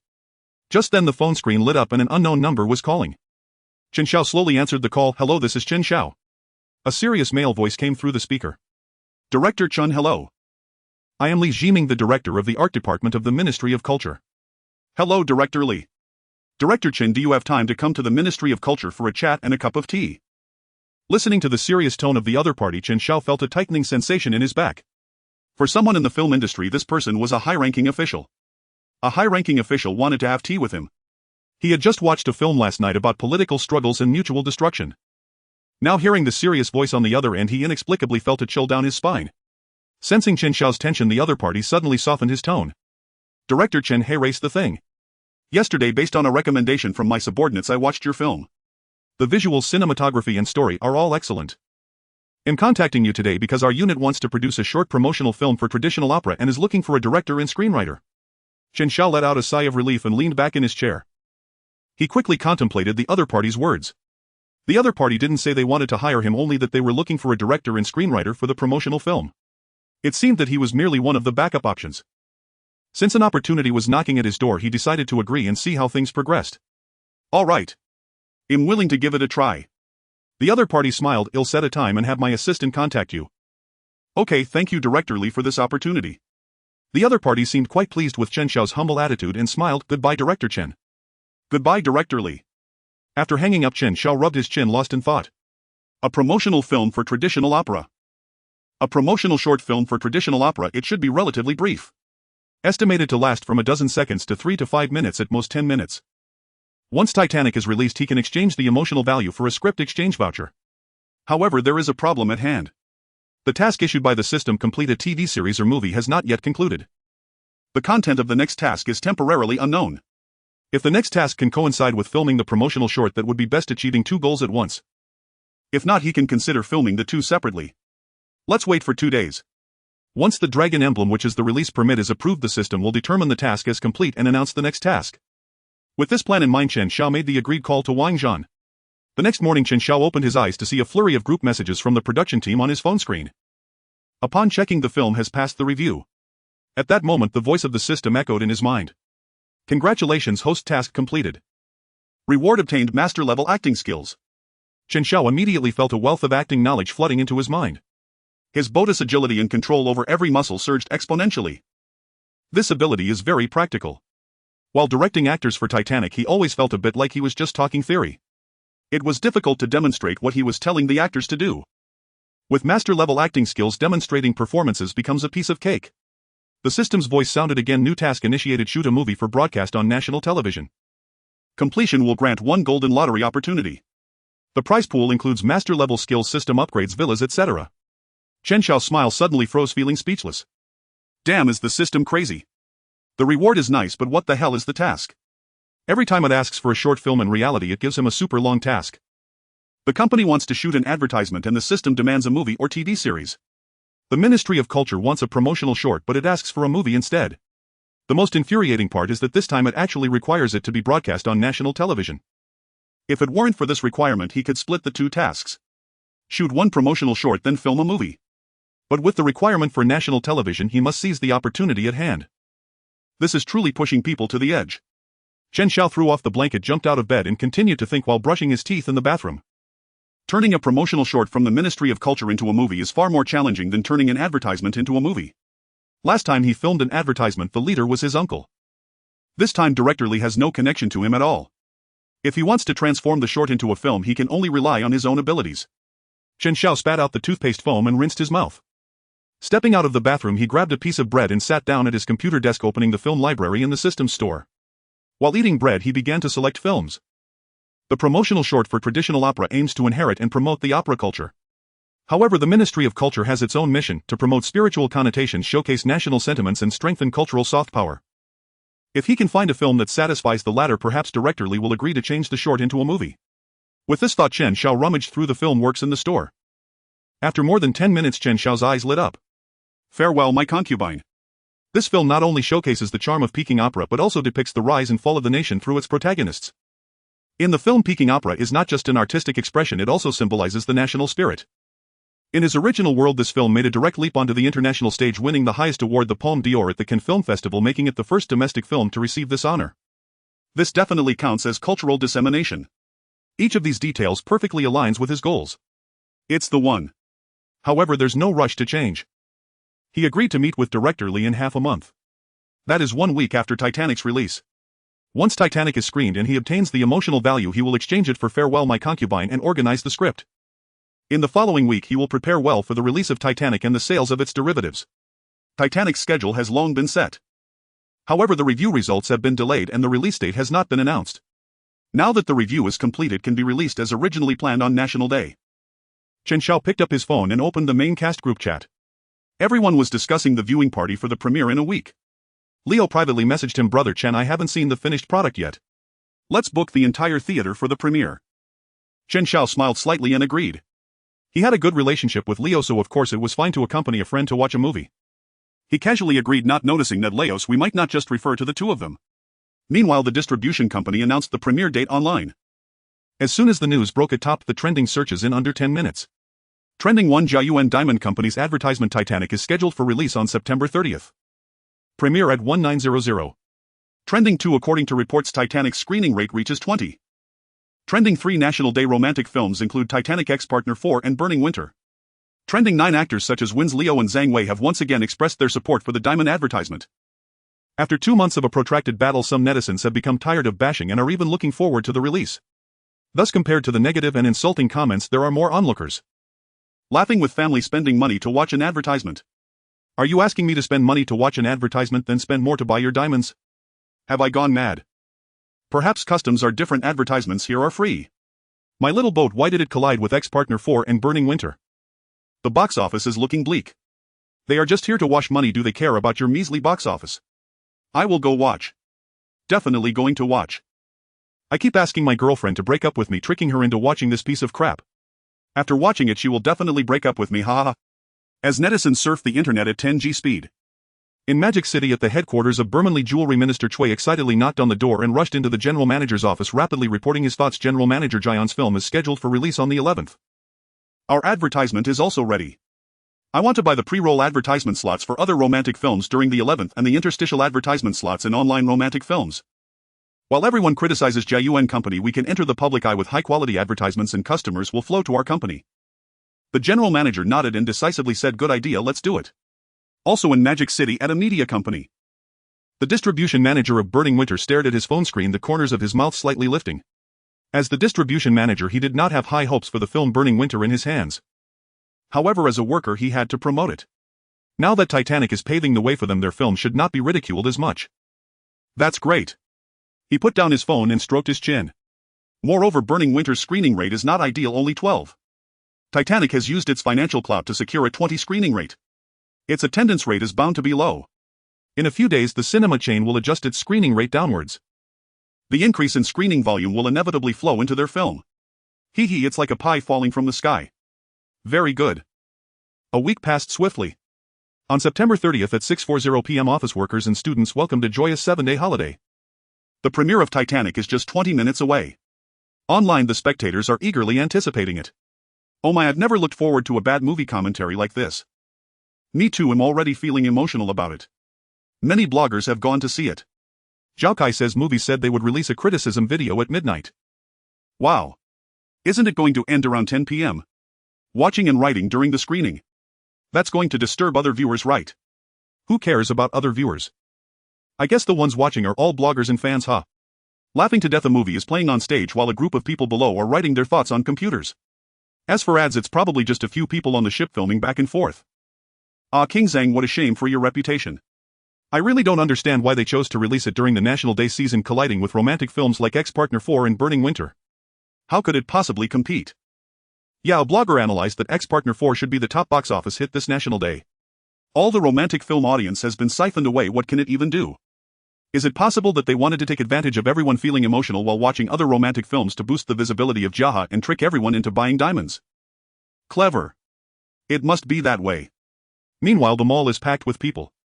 On the rooftop of a shopping mall near a university, two college students in the ambiguous stage of their relationship stand in front of the ticket machine. The boy with thick glasses takes out 2 movie tickets from the machine and walks with the girl to the ticket checkpoint, handing the tickets to the ticket inspector. The ticket inspector looks at the two with surprise and says, "Hall 3. The two enter the screening room and sit for a while. The girl glances at her watch in confusion. It's 6:50 p.m. with just 10 minutes until the movie starts. Why are there still no other people? After pondering for a moment, she turns and incredulously asks, "You didn't book the whole place, did you?" "No, I didn't." "That's strange. How could there be no one watching Burning Winter?" The boy is instantly bewildered. The girl had told him yesterday that she wanted to watch a romantic film but couldn't remember the name. It was that one with 2 boys and a girl. He checks the ticketing app and sees he bought Titanic. How did it turn into Burning Winter? Oh no, did I buy the wrong movie? This is bad. He had been pursuing her for a month. He can't let it all go to waste. He didn't dare to speak, his heart racing, hurriedly taking out his phone to message his strategists. "Dad. Grandpa. We're in big trouble. Save me. She asked me to buy Burning Winter, but I ended up with Titanic. Early morning dog Titanic. Son, you're done for. Even Huatua couldn't save you now. Snail riding missile chaser grandson, could you spend less time in the library and more time on Weibo? That movie is a major flop." The boy's heart sank instantly. Not only did he buy the wrong movie, but he also ended up with a bad one. It's over. Just as he was hesitating whether to take the girl and leave, the lights in the screening room dimmed. The girl glanced around, growing increasingly puzzled. Why is no one coming? This movie has decent reviews. How could no one be watching? No one watching. Suddenly her heart skipped a beat and she slowly looked at the boy. "What movie did you buy?" The boy awkwardly smiled. "It stars 2 boys and a girl. Titanic." The girl's eyes widened in shock. "What? I was just complaining about this movie online half an hour ago and now I'm sitting in the theater. How could this boy be so foolish as to spend money on an advertisement? I can't believe I chatted with him for a month and even developed feelings for him. I'm such an idiot." She was so angry that she wanted to leave immediately. Just then a penetrating female voice began to hum softly in her ear. The girl shivered and looked at the screen in disbelief. On the screen in a retro scene, thousands of people stand on the ship excitedly waving goodbye to the dock. The sorrowful humming seems to transcend 100 years, flowing into her ears and striking her soul. Fans came to see their idols but were deeply moved by the film's visuals and storyline. Bloggers sat in the cinema holding their laptops, eyes wide in shock as they stared at the screen. At the moment when the blue sea in Titanic appeared, for some reason her eyes became blurry. A similar scene occurred in theaters across the country. Fans came to see their idols but were deeply moved by the film's visuals and storyline. Bloggers sat in the cinema holding their laptops, eyes wide in shock as they stared at the screen. Thus, as soon as the movie started, major bloggers quickly posted tearful updates on Weibo and social media. Zhao Kai says, "Movies guys, the plan to release the video at midnight is cancelled. This might be a masterpiece. I have goosebumps all over. Don't worry everyone, Zhao Kai won't sleep tonight. I'll write a review like crazy. See you in the morning. Everyone remember to like and follow. Cute one who loves to complain. What a twist, this movie is super good. Come watch, it's really good. Jaha Diamond's big scammer. This isn't a diamond advertisement at all. It's clearly a tissue advertisement. I've already gone out to buy tissues twice, sob. After posting on Weibo and other social media, the bloggers all coincidentally tossed their phones into their bags. Ignoring the comments from tens of thousands of netizens, they sat quietly in the screening room enjoying the visual feast. In a cinema in the capital, in a corner seat, a blogger with a pale face stares blankly at the screen, his hands frozen like stone on the keyboard. He had previously posted several videos accusing the production team of money laundering. Today he confidently brought his laptop ready to validate his thoughts and earn a wave of thorough analysis praise. But upon seeing the scene of thousands of people waving on the ship at the beginning, his heart sank. No way. This surely can't be a case of a great start and a poor finish. They spent a lot of money to deceive us into watching it. Continuing to watch it must be terrible. The visuals are so beautiful. How is the acting so good too? The character designs must be superficial. He stared at the screen. Jack stood at the bow of the ship, one hand gripping the rope, the other raised high, exuding confidence as he shouted, "I am the king of the world." Oh no, the character is really great. His heart sank entirely. He could already imagine that 3 hours later the one getting criticized wouldn't be the movie but him instead. He hurriedly took out his phone, deleted all his previous critiques of Titanic and quickly posted a sincerely worded apology on Weibo. Half an hour into the film's screening, those who didn't go to the cinema were left bewildered. When the first major blogger posted that Titanic is a masterpiece, Everyone thought he must have been paid. When dozens of bloggers all echoed the same sentiment, even those who previously accused the crew of money laundering came out to apologize. The attitude of the netizens shifted from waiting to see a joke and disdain to half-belief and confusion. The key was that those major bloggers would post a message and then disappear, not responding at all.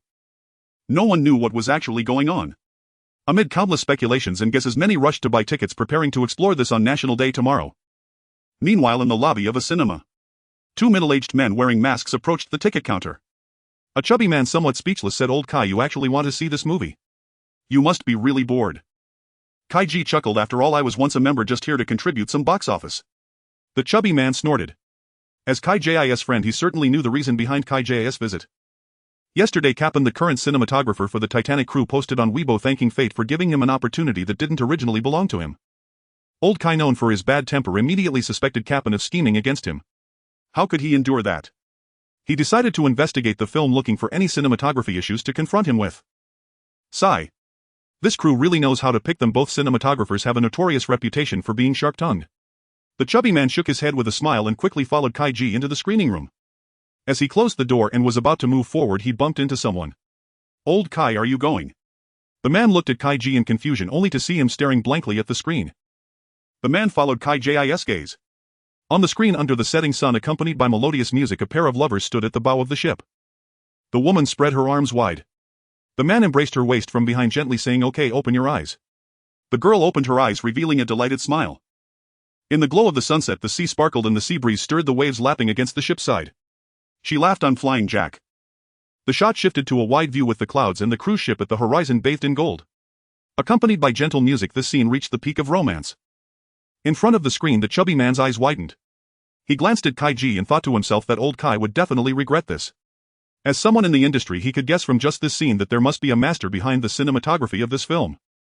He patted Kai Ji on the back. "Don't just stand there, hurry and find a seat."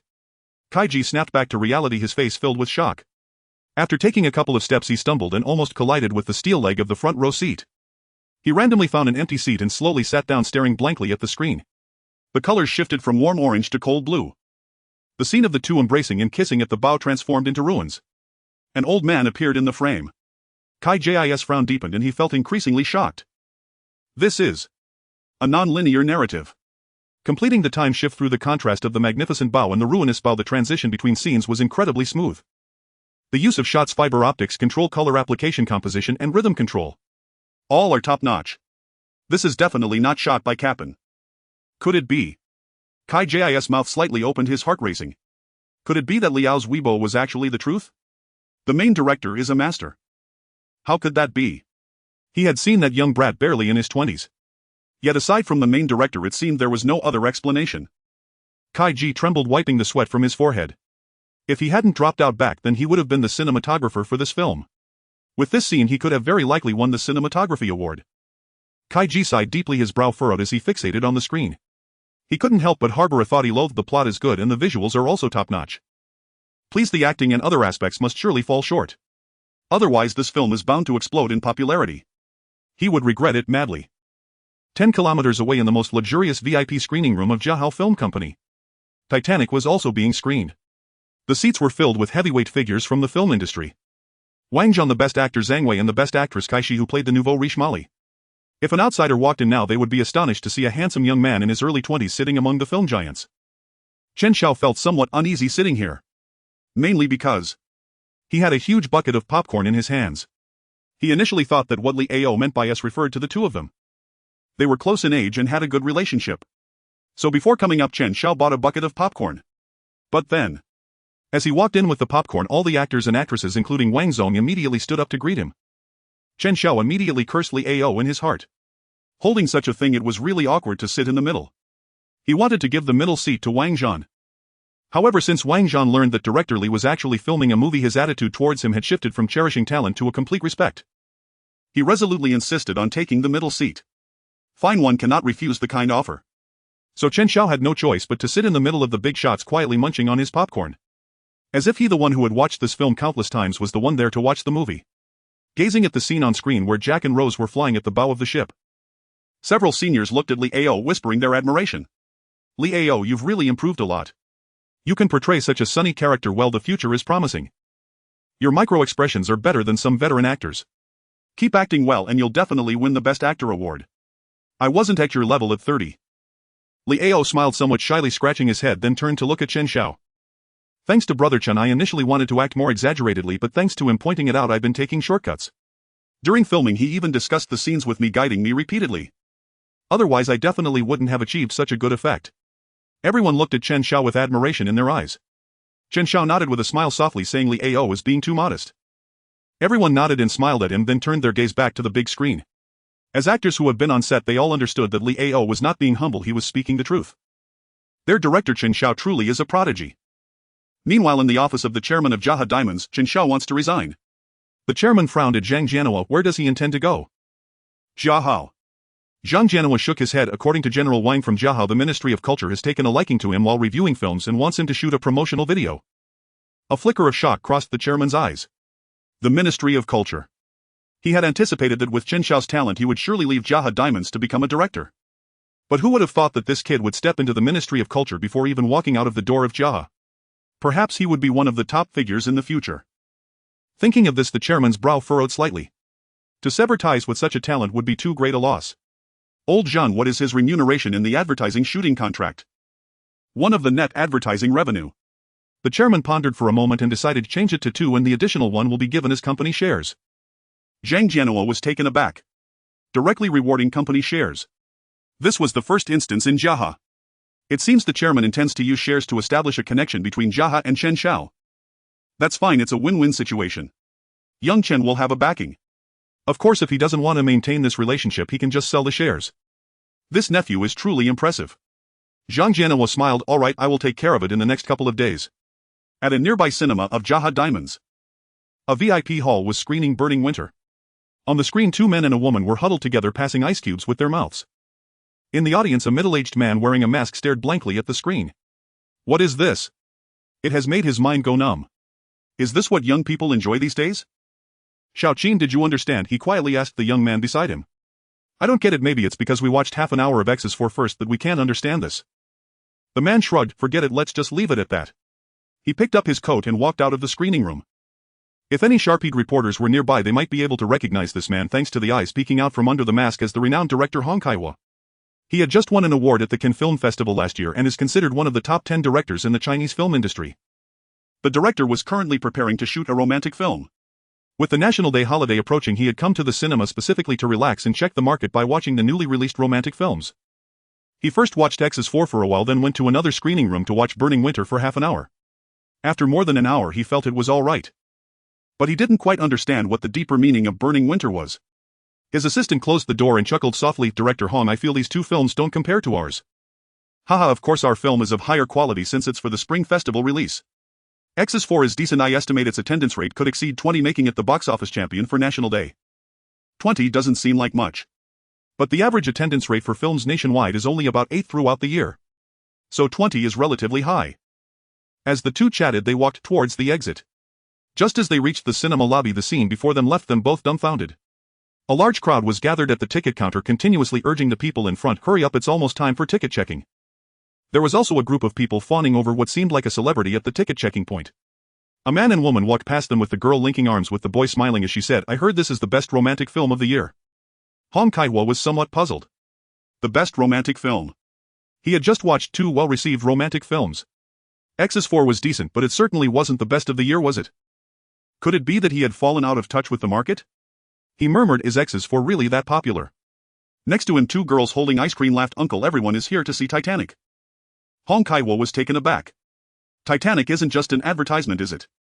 He had heard from his assistant in the evening that this film was being criticized online. It hasn't even been 3 hours since its release. How could it become the best romantic film of the year in people's mouths? After a moment, he suddenly realized, turning to the 2 girls beside him, you 2 are fans of Leo, right? One girl shook her head. No, we just heard it's really good, so we came to check it out. At this point, the assistant had already taken out his phone to check the ticket sales situation at the cinema. He patted Hong Kaiwa's shoulder and whispered, Director Hong, Titanic seems to have really exploded. The 9 p.m. show in this cinema is sold out and the 10 p.m. show is also full. Even the IMAX hall from midnight to 3:30 a.m. is full. Tomorrow afternoon's is also sold out. Hong Kaiwa's eyes were filled with shock. An IMAX ticket costs over 200 and it only finishes playing at 3 in the morning. How could it be full?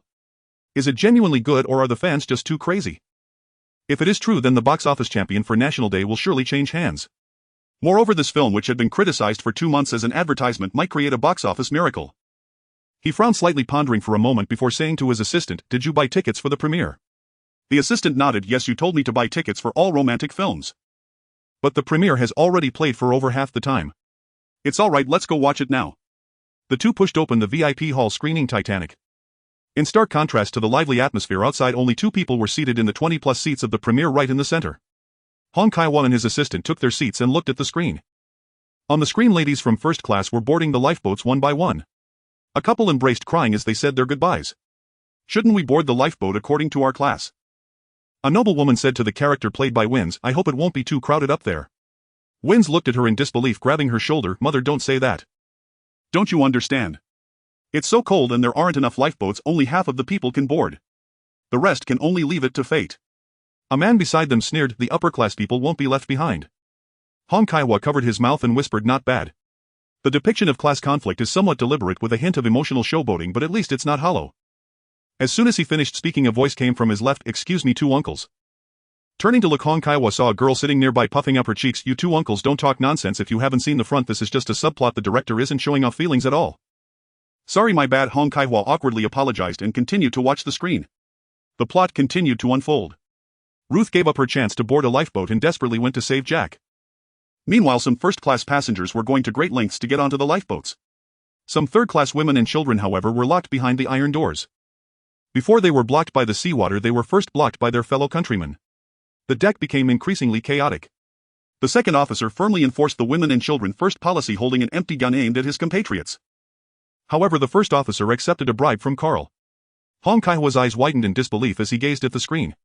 The portrayal of the small characters in just a few strokes was truly masterful. Who is the director? How can someone have such a powerful concept and ability to portray minor characters so intricately? He had heard the film's quality was poor and hadn't paid attention to who the director was. But now it seems the director behind it deserves attention. Could it be that the 80-year-old teacher he has made a comeback? Hong Kai-Wa took a deep breath and began to watch the film seriously. With just these 10 minutes of footage, he could already predict that as long as the love story between the male and female leads doesn't falter, this film will undoubtedly be the box office champion for the National Day holiday. On screen, Rose and Jack return to the deck. Under Jack's and Cal's watchful gaze, Rose boards a lifeboat. Around them, men bid farewell to mothers, wives, and children, seizing every fleeting second to utter what may be their final words of counsel. "Your daddy's little sailor. Your daddy's good girl, take care of mama." A sorrowful, desolate melody begins to swell. Rose lifts her eyes to Jack. He gazes back at her, quietly nodding. A brilliant flare rockets skyward, bursting like fireworks against the night. Its light bathes Jack's face, revealing glistening tears in his eyes, clear as crystal to Rose. Rose's pupils tremble, her eyes flood with tears. She glances once at the lifeboat, then up at Jack, and without hesitation leaps from the vessel and plunges toward the sinking liner. Before the screen, a young woman frowns white as she jumps back. Wouldn't it be easier for Jack to escape alone? Another weeps as she replies, "If I were Rose, I'd leap back too. Jack is the most beautiful boy in my heart. If this moment were his last farewell to me, it would haunt my dreams forever, waking me each night in tears of unbearable regret." The first young woman sighs softly and nods slowly. Across countless cinemas nationwide, some sit bewildered. Some reproach, others sob uncontrollably, feeling the anguish as if it were their own. Hong Kai-Wa's expression is solemn, yet his eyes shimmer with unshed tears. As a man deeply devoted to his wife, he understands that ache and feels profoundly moved. Yet as a director, all he can do is exhale a deep, weighty sigh. At this very moment, he knows, beyond doubt, that this film will not only become a runaway phenomenon but also an enduring milestone in the history of romantic cinema. Once released, no love story that follows will be easy to craft, including the one they themselves are now developing. Upon its release, audiences will inevitably compare it to Titanic. But Titanic stands as an insurmountable peak. Until moments ago, having just watched former Love 4 in the burning winter, his mood had remained relatively buoyant. Now, after watching Titanic, he suddenly feels his own forthcoming romance film is nothing more than self-indulgent whining, awkward, contrived, and painfully derivative. He began watching midway through and lacks full narrative context, so he refrains from judging the plot itself. Yet even setting plot aside, every other element falls utterly short. Let us not even mention the fact that the film boasts 3 Academy Award-winning actors. Even its 2 leads, Leonardo DiCaprio and Kate Winslet, though merely rising stars at the time, deliver performances worthy of legends. How did their acting mature so dramatically? And the lighting, composition, set design, even the score, is astonishing. Not a single aspect, from pre-release buzz onward, can rival theirs. So how then shall we proceed? Worse still, this masterpiece is in fact an advertisement. At this thought Hong Kaiwa feels a wave of dizziness and presses a hand to his forehead. Losing to a peer would sting, but losing to a diamond merchant. Unthinkable. Good heavens, he murmurs aloud, Jaha diamonds, why bother making films when you could simply sell diamonds? Instantly regretting his outburst, he nearly slaps himself. What absurd rhetoric. Without cinematic advertising, how would diamonds ever sell? Speechless and exasperated, Hong Kaiwa stares blankly at the screen. Selling diamonds, what a headache. How fiercely competitive these marketers truly are. Watching Rose sprint across the screen, Hong Kaiwa's headache intensifies. Her earrings, the very style his wife adores, will surely prompt a purchase. Damn it. Not only does this film guarantee box office success for its creators, but he'll likely end up buying their diamonds too. Ugh, I might just spit blood. On screen the story continues. A mother cradles her infant and approaches the captain. Captain, where must I go? Please tell me. The captain stares wide-eyed at mother and child, his pupils contracting sharply. He turns away, refusing the life vest, and walks into the flooded bridge, closing the door behind him. Seawater surges upward, flooding the bridge, then rushes beneath the bed where an elderly couple clings together before crashing toward Benjamin Guggenheim seated stiffly in formal attire. The ship sinks faster, chaos erupts across the deck. Soon the film reaches the harrowing moment when the hull tilts violently, Titanic piercing the ocean's heart like a colossal blade. In the premiere theater, critics, fans, filmmakers, and even those who bought tickets by accident sit frozen before the screen. Click. Click. Amid shrieks, sharp cracks pierce the air. The deck splinters open, walls and ceilings collapse inward with terrifying speed. The entire ship snaps cleanly in two. Living souls vanish into fissures erupting with electric sparks. Before the vast screen, every audience member shivers, gooseflesh rising on their arms. Timid girls cling desperately to their boyfriends. It's horrifying. Utterly, devastatingly real. As if death itself unfolds before their very eyes. When death stands face to face with you, mere survival becomes terror. How terrified must those aboard have been? How precisely was this scene filmed? In a corner of a Beijing cinema, a film critic covers her mouth, her pupils dilated in shock, riveted to the screen. Did the director actually sink a real ship for authenticity? I was wrong, completely, utterly wrong. This isn't money laundering, it's pure art. Is 150 million even enough? To achieve such realism for 150 million, what nonsense. It's surely insufficient. Perhaps the director even covered the shortfall from his own pocket. Ah. In the past I gravely erred, publicly condemning a director who pursues artistic truth. The man lowers his trembling hand, his gaze now steady and resolute upon the screen. From now on he pledges unwavering devotion to both the director and the screenwriter. The moment the film ends, he will found a fan club to champion filmmakers and writers who dare to pursue authentic art. He takes a tissue and gently dabs the tears at the corners of his eyes. Still, curiosity lingers. Who is the screenwriter? As a former detractor, his attention had fixated solely on the director, never registering the writer's name. After the credits roll, he will search immediately. This screenwriter, like the director, is nothing short of cinematic divinity. Support them. Wholeheartedly and without delay. Yet this initial shock at the ship's sinking soon gave way to profound emotion, tenderness, sorrow, and quiet reverence. In the nearly empty theater, a few viewers wept openly. Jack, radiant and full of life, had frozen forever at the zenith of his youth. Though tears streamed down their faces, the story continued. Rose, carrying Jack's unspoken wishes across time and tide, reached the shore, and gazing up at the night sky whispered her true name, Rose Dawson. 84 years later, Rose stood once more at the bow of a ship, stepping barefoot onto the railing just as she had done in her youth, her eyes fixed upon the endless sea. Then with a soft luminous gleam she released the heart of the ocean into the deep. In the film's final moments, Rose lay peacefully in a warm sunlit bed, while before the camera floated a photograph, proof that she had kept her vow to Jack. A long mournful whistle echoed through the air.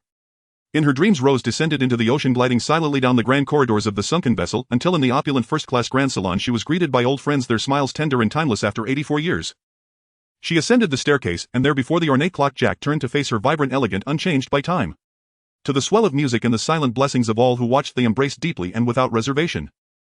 As the final notes of My Heart Will Go On rose, the audience found themselves transported back to that first breathless moment aboard the ship when lovers waved farewell from deck and dock, alike hearts alight with hope and promise. 1,000 viewers see 1,000 Titanics. Some weep for love, moved beyond words by the revelation that somewhere in this world one soul can cherish another more fiercely than life itself. Others are shaken by humanity, awed by its luminous grace and humbled by its darkest frailty in the face of death. Whatever their reason, in that hushed instant all sat still, tears glistening in the dark. Some even reached silently for their phones and bought another ticket to Titanic. As the final chord faded, someone began to applaud, and thunderous heartfelt applause erupted throughout the theater. Everyone congratulated Chen Xiao. Moments later, Wang Zhan approached Shilin with a smile. Miss Shilin, the legendary diva, your rendition of My Heart Will Go On is nothing short of celestial. Would you consider joining our company? Shilin offered an embarrassed smile. I didn't write the lyrics or compose the music, I only sang it. And I received considerable guidance from the composer himself. Wang Zhan froze stunned. Guidance, from whom? Who could possibly instruct a legend like Xilin? Such extraordinary contribution to the film demanded sincere gratitude. He asked, might I inquire, whose masterful hand crafted this piece? Xilin gestured toward Chen Xiao, who was chatting casually with 2 or 3 actors. Director Chen. Wang Zhan's eyes widened in disbelief. What? Director Chen. He composed it. Xilin nodded gently and sighed. Not only did he did so with consummate artistry. Wang Zhan stood speechless, staring blankly at Chen Xiao. Impossible. He writes the script, directs the film, and now composes the score. Why not just act in it too? Their conversation, spoken without restraint, carried clearly to nearby actors, each now astounded to learn the transcendent score had sprung from the director's own mind. Soon Chen Xiao found himself surrounded by 7 or 8 actors. Director Chen, we had no idea you composed. Could you perhaps craft a song for me someday? Brother Chen, I want one too. I sing too, you must remember me next time. Chen Xiao nodded, neither committing nor declining. We'll see, opportunities will arise naturally. Meanwhile, as the celebration unfolded in the theater, the sales department at Jiahe Diamonds worked feverishly.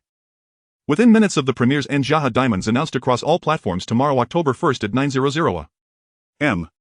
Our official website opens pre-sales for Titanic-inspired jewelry.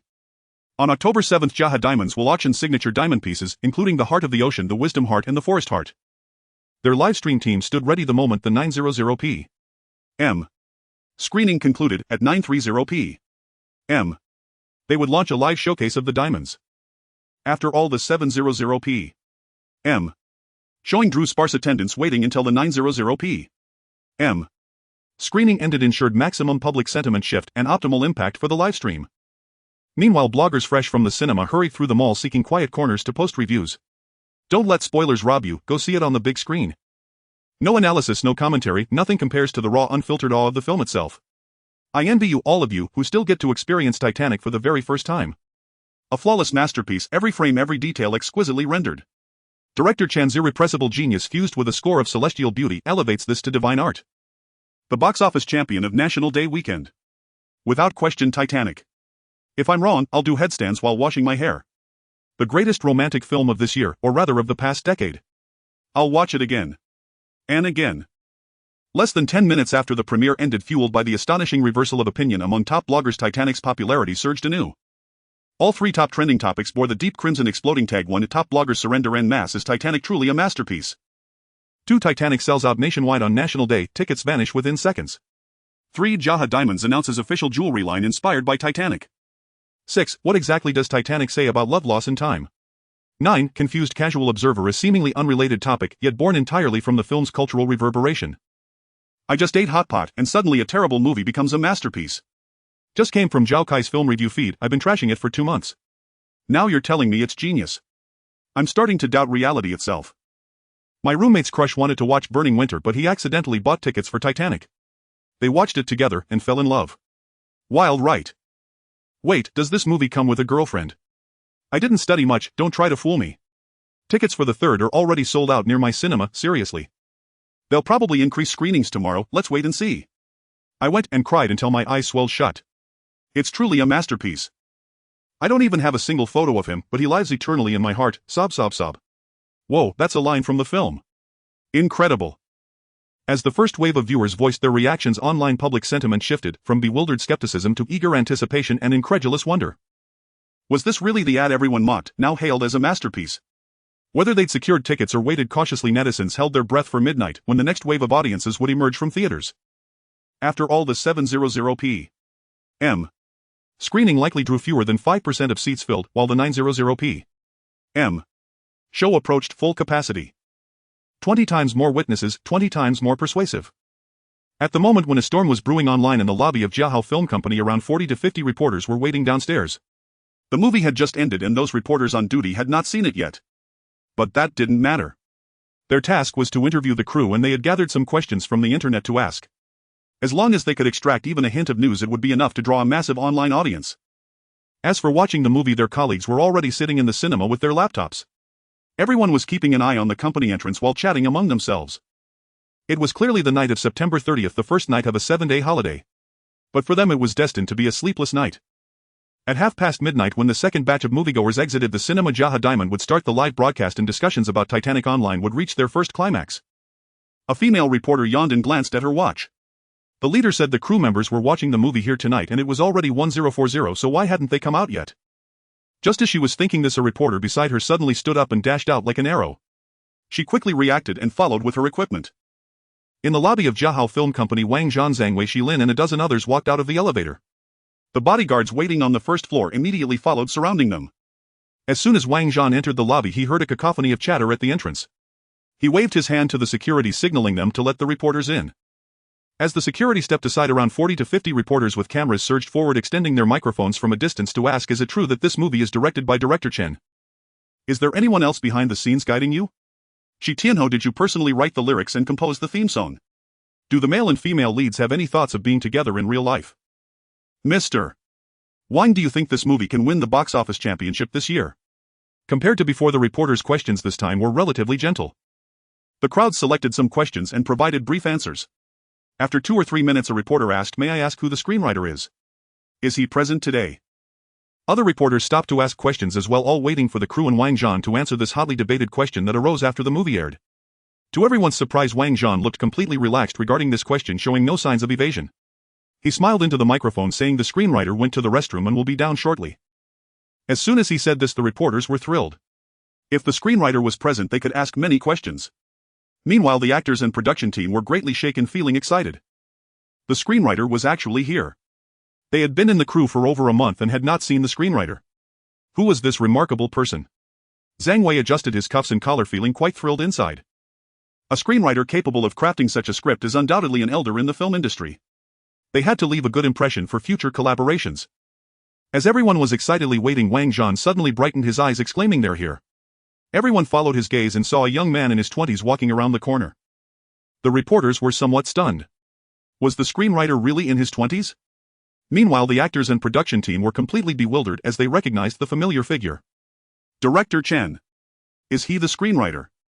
Even the best actor Zhang Wei couldn't help but show his surprise on his face. He looked at Chen Xiao, who was approaching, and whispered to Wang Zhan, "Mr. Wang, did you say Director Chen is the screenwriter?" Wang Zhan answered matter-of-factly, "Of course, didn't you know?" Fan Rylan and the others almost rolled their eyes, secretly complaining, "Clearly you said the script was from the hands of a big director returning from abroad. Originally the director-screenwriter foreign big shot." Everyone thought the director had been changed. After all this fuss, there was actually no foreign big shot at all.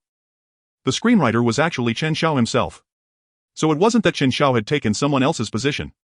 It was just that this old man Wang Zhan had made a mistake and hadn't clarified it yet. Feeling bewildered, Leo stepped forward and whispered, "Brother Chen, are you the screenwriter?"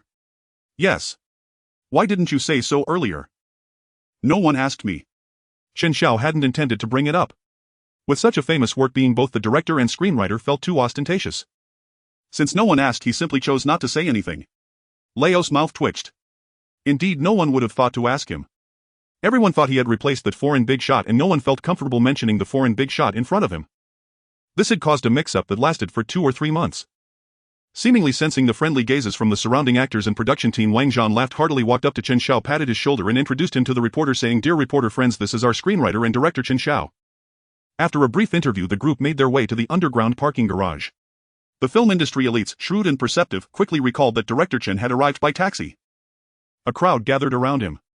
"Brother Chen, let me drive you home." "I'll take you, I'm heading that way anyway." Under these circumstances, any choice Chen Xiao made would inevitably offend someone. At that moment, Wang Zhan approached Chen Xiao with a smile. "Xiao Chen, reporters are swarming outside. Let me give you a ride home. I'd also like to discuss something with you."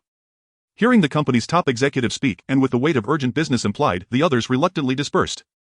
Chen Xiao smiled warmly. "Thank you, President Wang. As it happens, I'd been hoping to speak with you as well." Indeed, he did have business with Wang Zhan to secure widespread visibility for this film and accumulate emotional resonance. A domestic theatrical release sparking nationwide sensation was merely the first step. Next, he intended to launch Titanic onto the international stage. The Cannes Film Festival, scheduled for next month in France, was currently accepting submissions. One of the world's 3 most prestigious film festivals can carry extraordinary prestige, undoubtedly a fitting platform for Titanic. Chen Xiao and Wang Zhan opened the door of a modest sedan and settled inside. After fastening their seatbelts, Chen Xiao cut straight to the point. "President Wang, I'd like to discuss entering this film into the festival." Wang Zhan's eyes lit up. What perfect timing, he too had intended to raise the subject of festival participation with Chen Xiao. With evident satisfaction, Wang Zhan chuckled. It seems our thoughts align. Next month's Golden Rooster 100 Flowers Film Festival is just the opportunity. Titanic would surely win Best Narrative Feature. Chen Xiao pressed his lips together, paused thoughtfully, then continued calmly, President Wang, I meant the Cannes Film Festival. Wang Zhan's smile froze. He stared at Chen Xiao wide-eyed. Cannes. The Cannes Film Festival's awards were widely regarded among the most elusive honors in global cinema. To aim for Cannes with one's very first feature, wasn't that sheer audacity? Wang Zhan leaned forward earnestly. Do you realize how many Chinese films have ever won a prize at Cannes? Chen Xiao shook his head. Wang Zhan replied gravely, 17, including shorts across all categories. The total stands at 17. Upon uttering those words, Wang Zhan noticed Chen Xiao's brow furrow slightly, as if pondering deeply. He exhaled in quiet relief. Good, this young man was listening after all. No sooner had the thought crossed his mind than Chen Xiao's calm voice reached his ears. Does the past record really bear on whether we can win? Wang Zhan blinked, momentarily speechless. Ah, well, never mind. A newborn calf fears no tiger.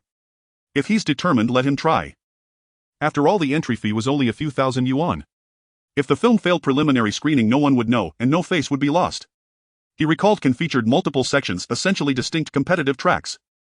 One such section, the Uncertain Regard, specifically championed debut works, those distinguished by bold vision and stylistic originality.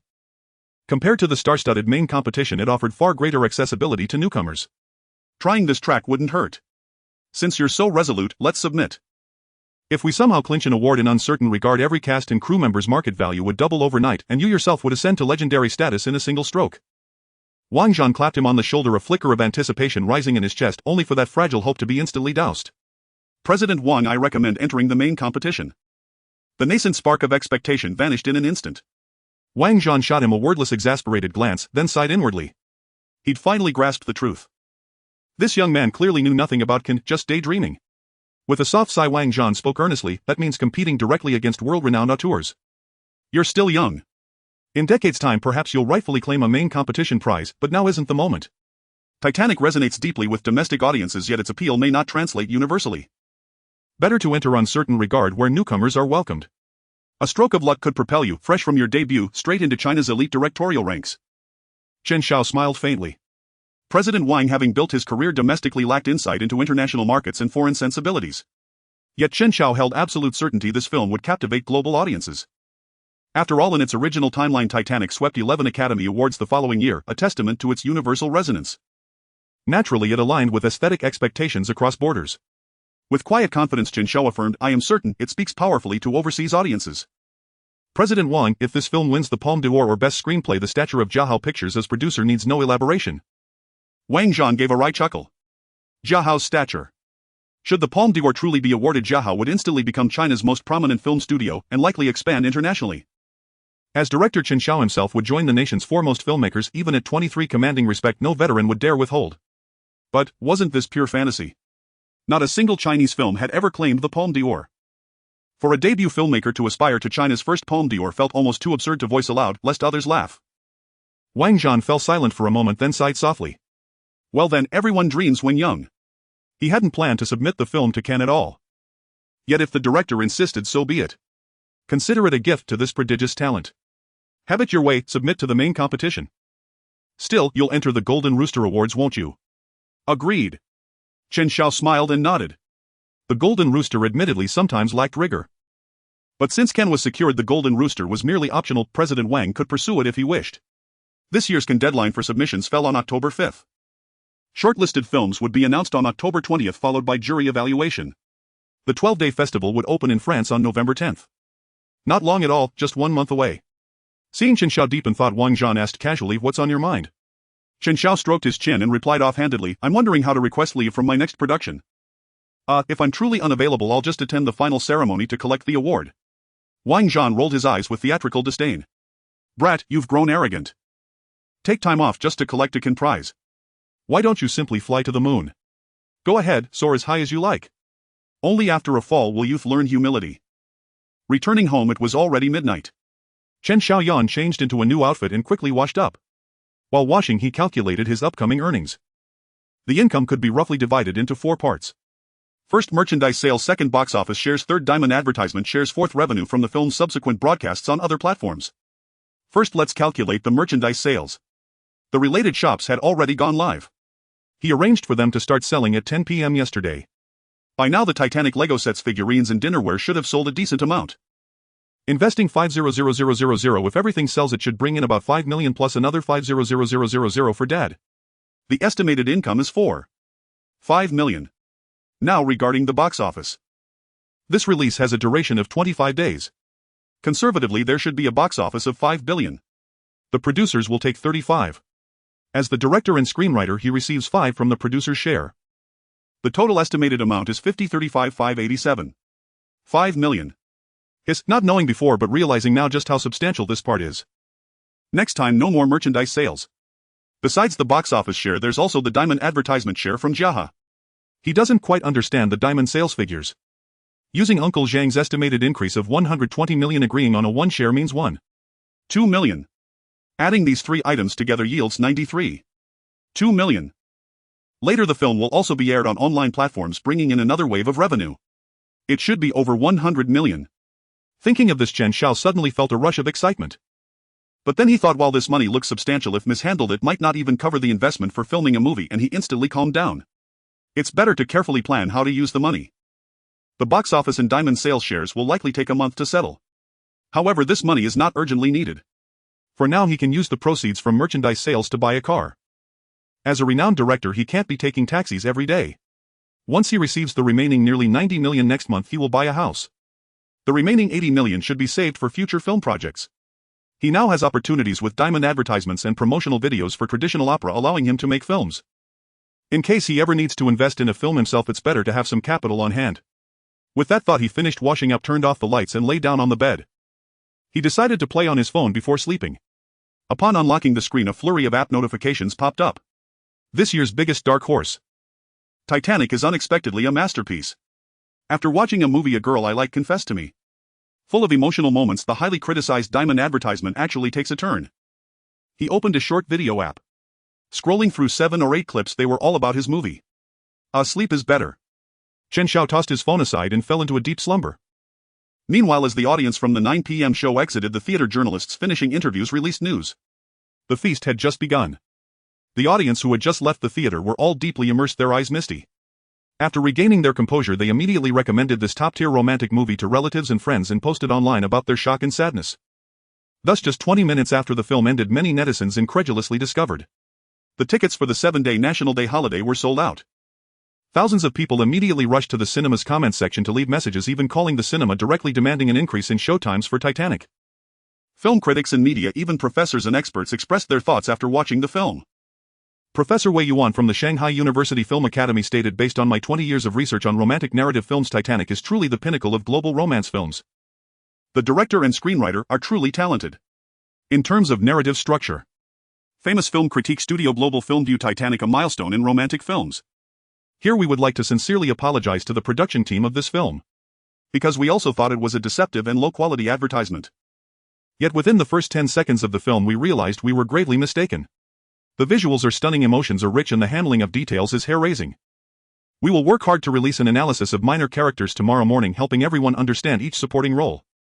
Although it was already past 1230 AM, reviews and videos about Titanic were springing up online like mushrooms after rain. Meanwhile, as journalists released their interview articles, related terms for cast members quickly surged in popularity. In the top 20 trending topics, aside from plot and diamond advertisements, 5 terms related to cast members had already appeared. Leo and Win's acting has made tremendous progress.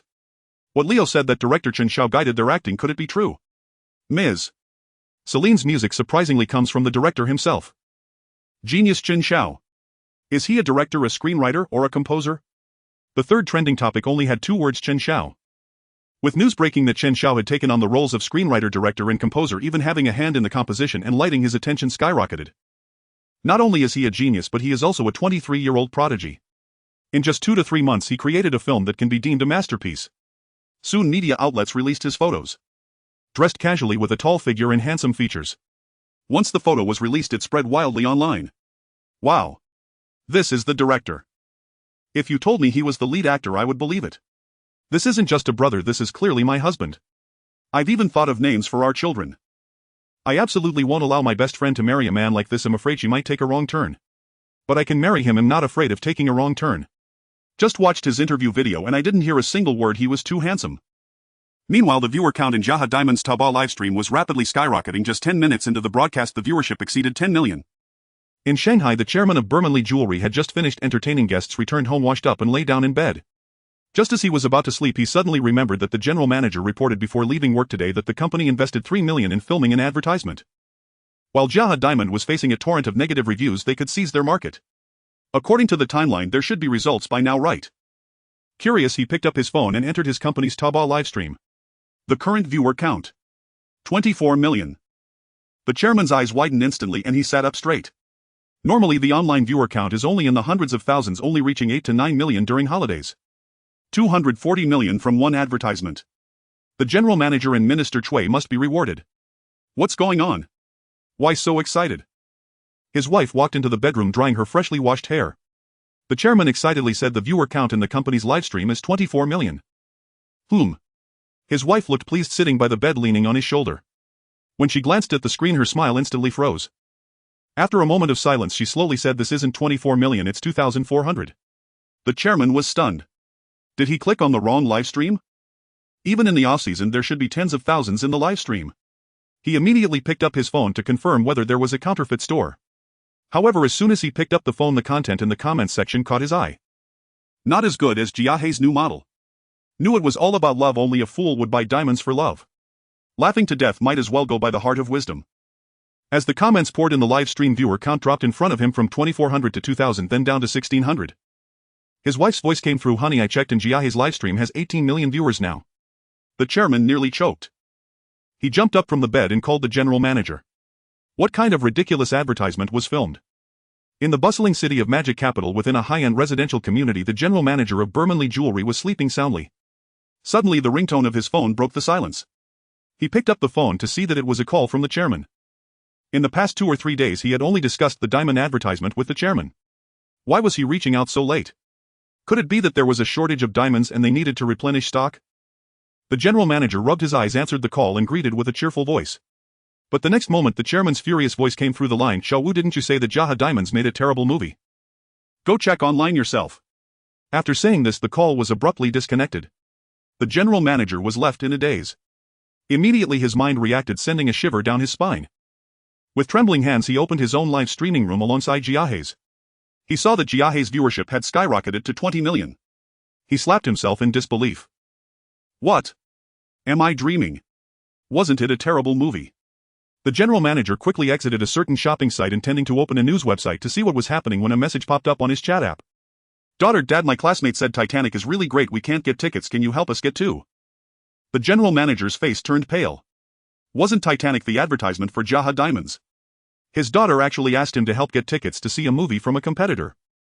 Absurd. It seemed that Jiahei's advertisement had become a sensation. This was going to be a big deal. His already pale face turned even whiter.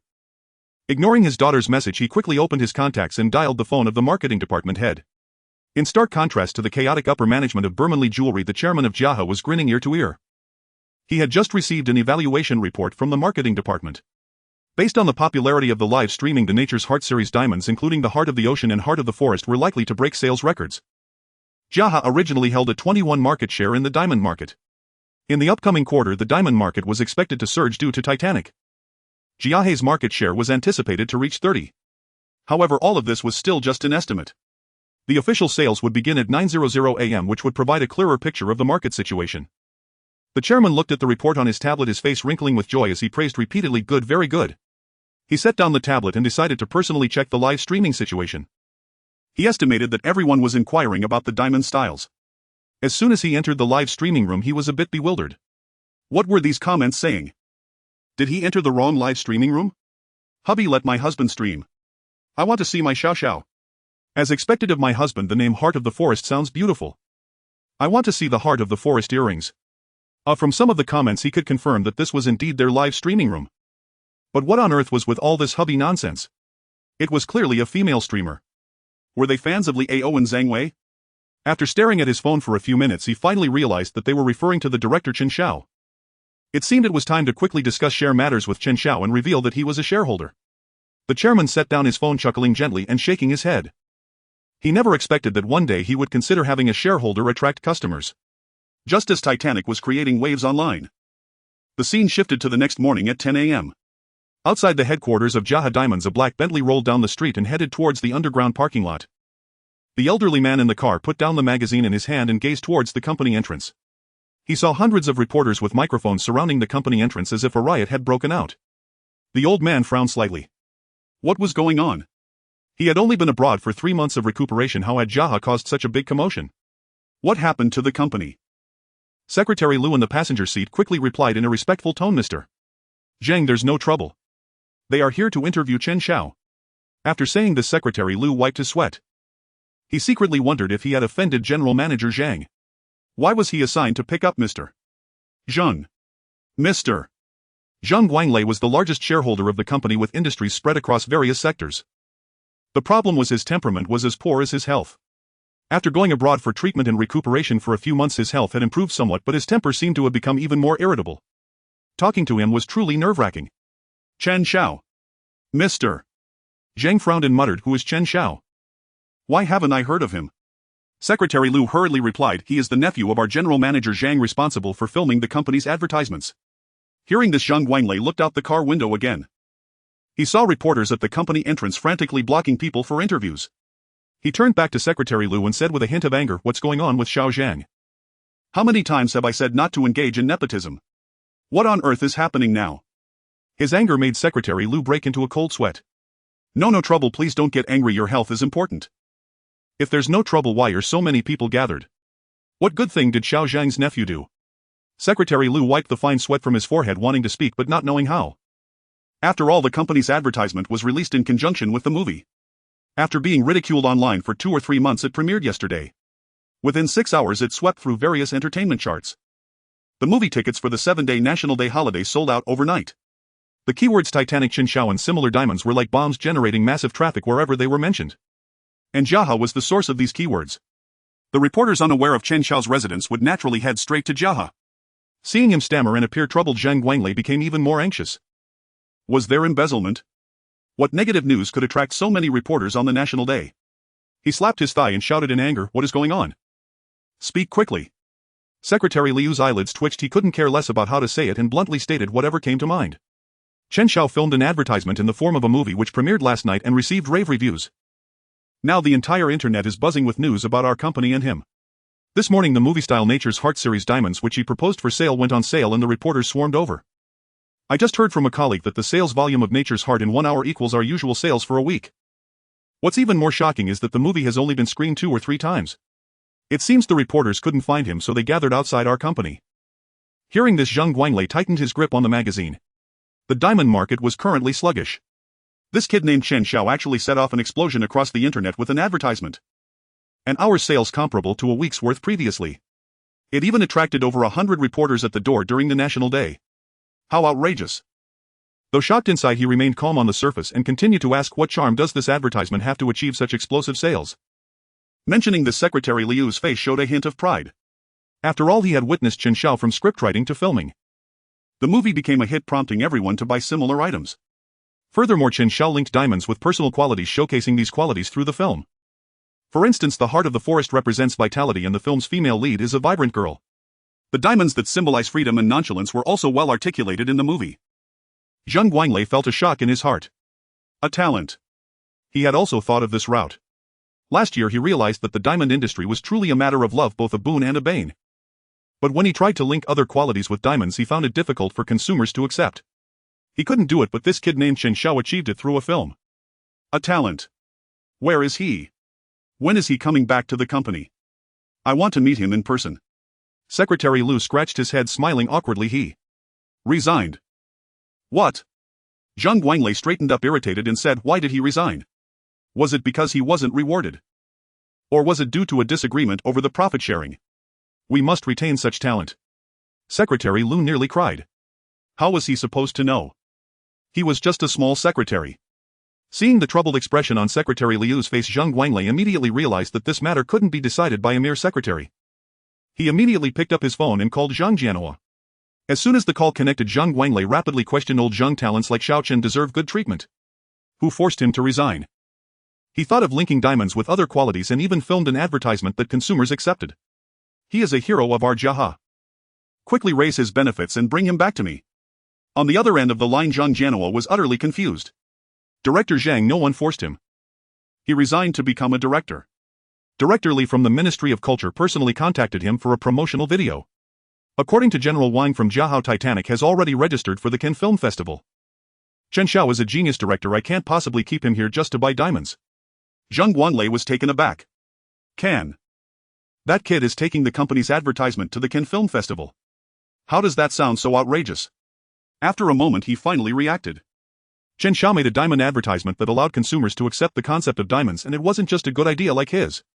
More importantly, he produced a film that helped everyone accept diamonds and these qualities. A genius director. Zhang Guanglei reluctantly said understood. Alright, it's best to find an opportunity for him to meet me. I also want to meet this great contributor. Okay. Zhang Guanglei hung up the phone and sent a voice message to his secretary, get me a ticket for that movie, I'll go see it this afternoon. I want to see what kind of film can convince consumers to buy diamonds that symbolize vitality, wisdom and freedom. Also, after the first day box office figures are out, send me the data. Setting down the phone, a slight smile appeared on Zhang Guanglei's lips. Going to Cannes. Such confidence.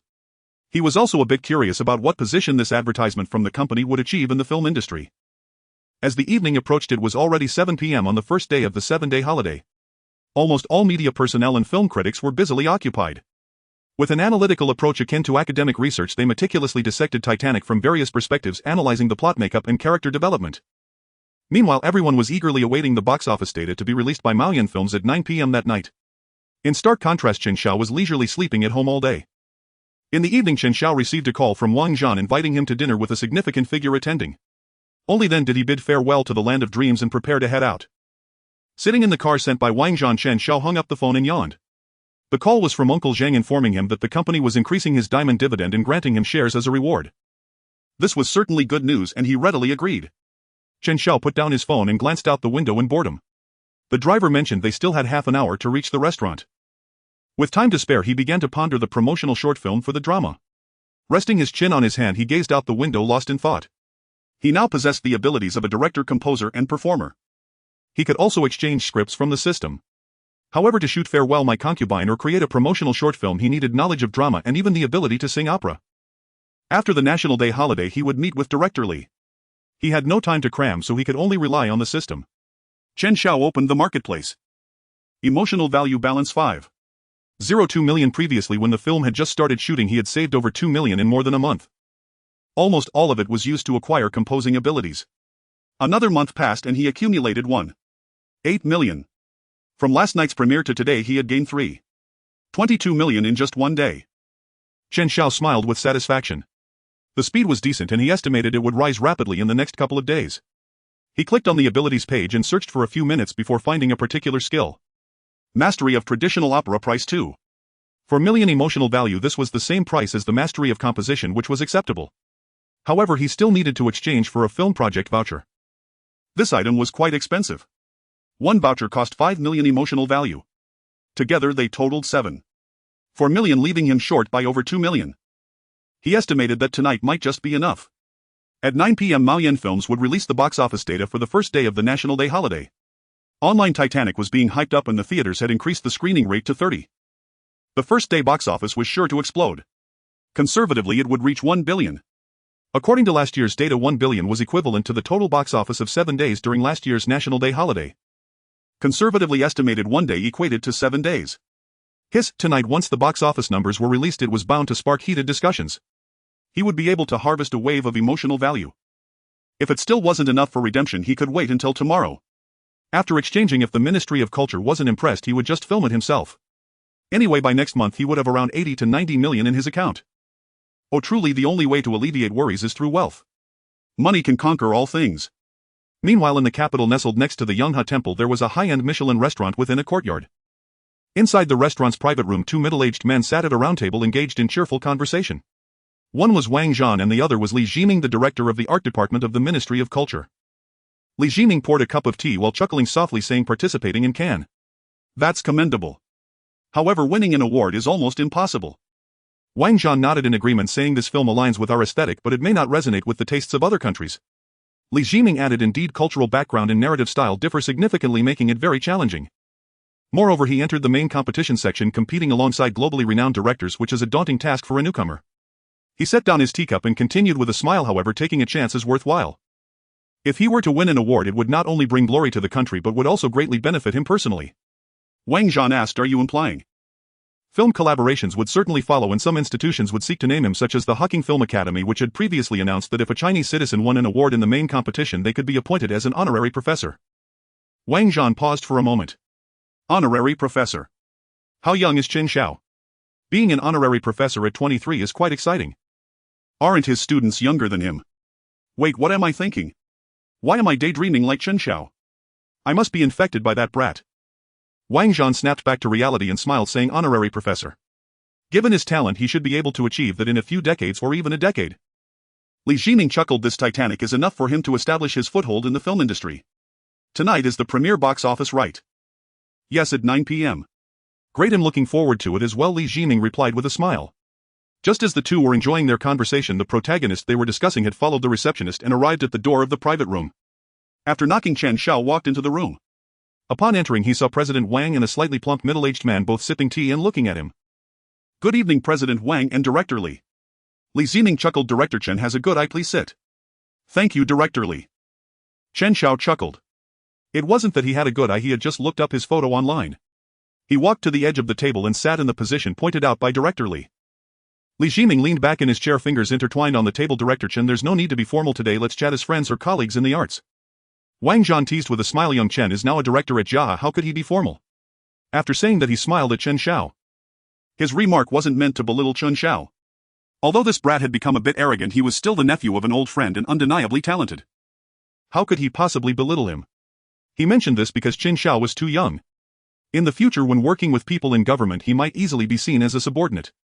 Even if Li Jiming understood that Chen Xiao was an excellent director, he couldn't help but perceive him as a subordinate due to his appearance and age.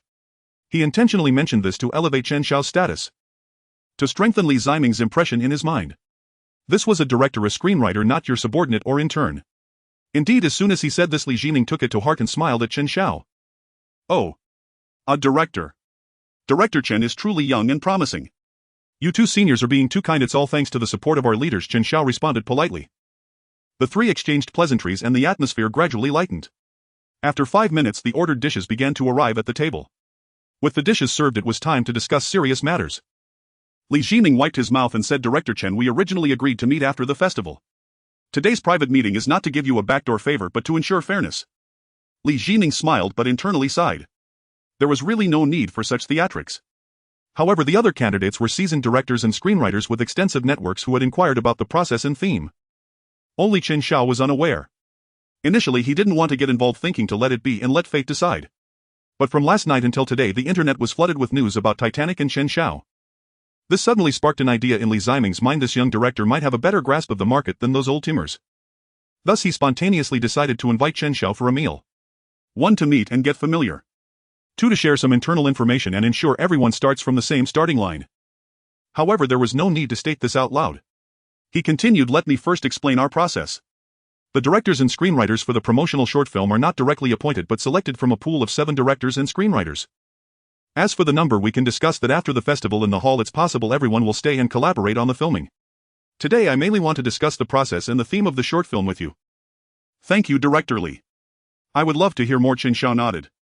Li Jiming clasped his hands together on the table and explained, we plan to focus on Peking opera. First, we want to showcase the beauty of the singing, the stage and the movements. Second, we aim to capture a sense of history and cultural depth. Third, we need to attract the audience. After the National Day holiday, everyone will meet to discuss. Since it's a discussion, we need to have our own perspectives and even present scripts, filming ideas and visual concepts. The other 6 candidates are either renowned directors or drama scholars, so you need to prepare well. Chen Xiao nodded. Okay, understood. These 3 requirements are all met by Farewell My Concubine. It should be fine. Li Jiming noted. He seemed lost in thought. He wondered if he had exaggerated the strengths of his competitors and scared the young man. He smiled and reassured, don't worry.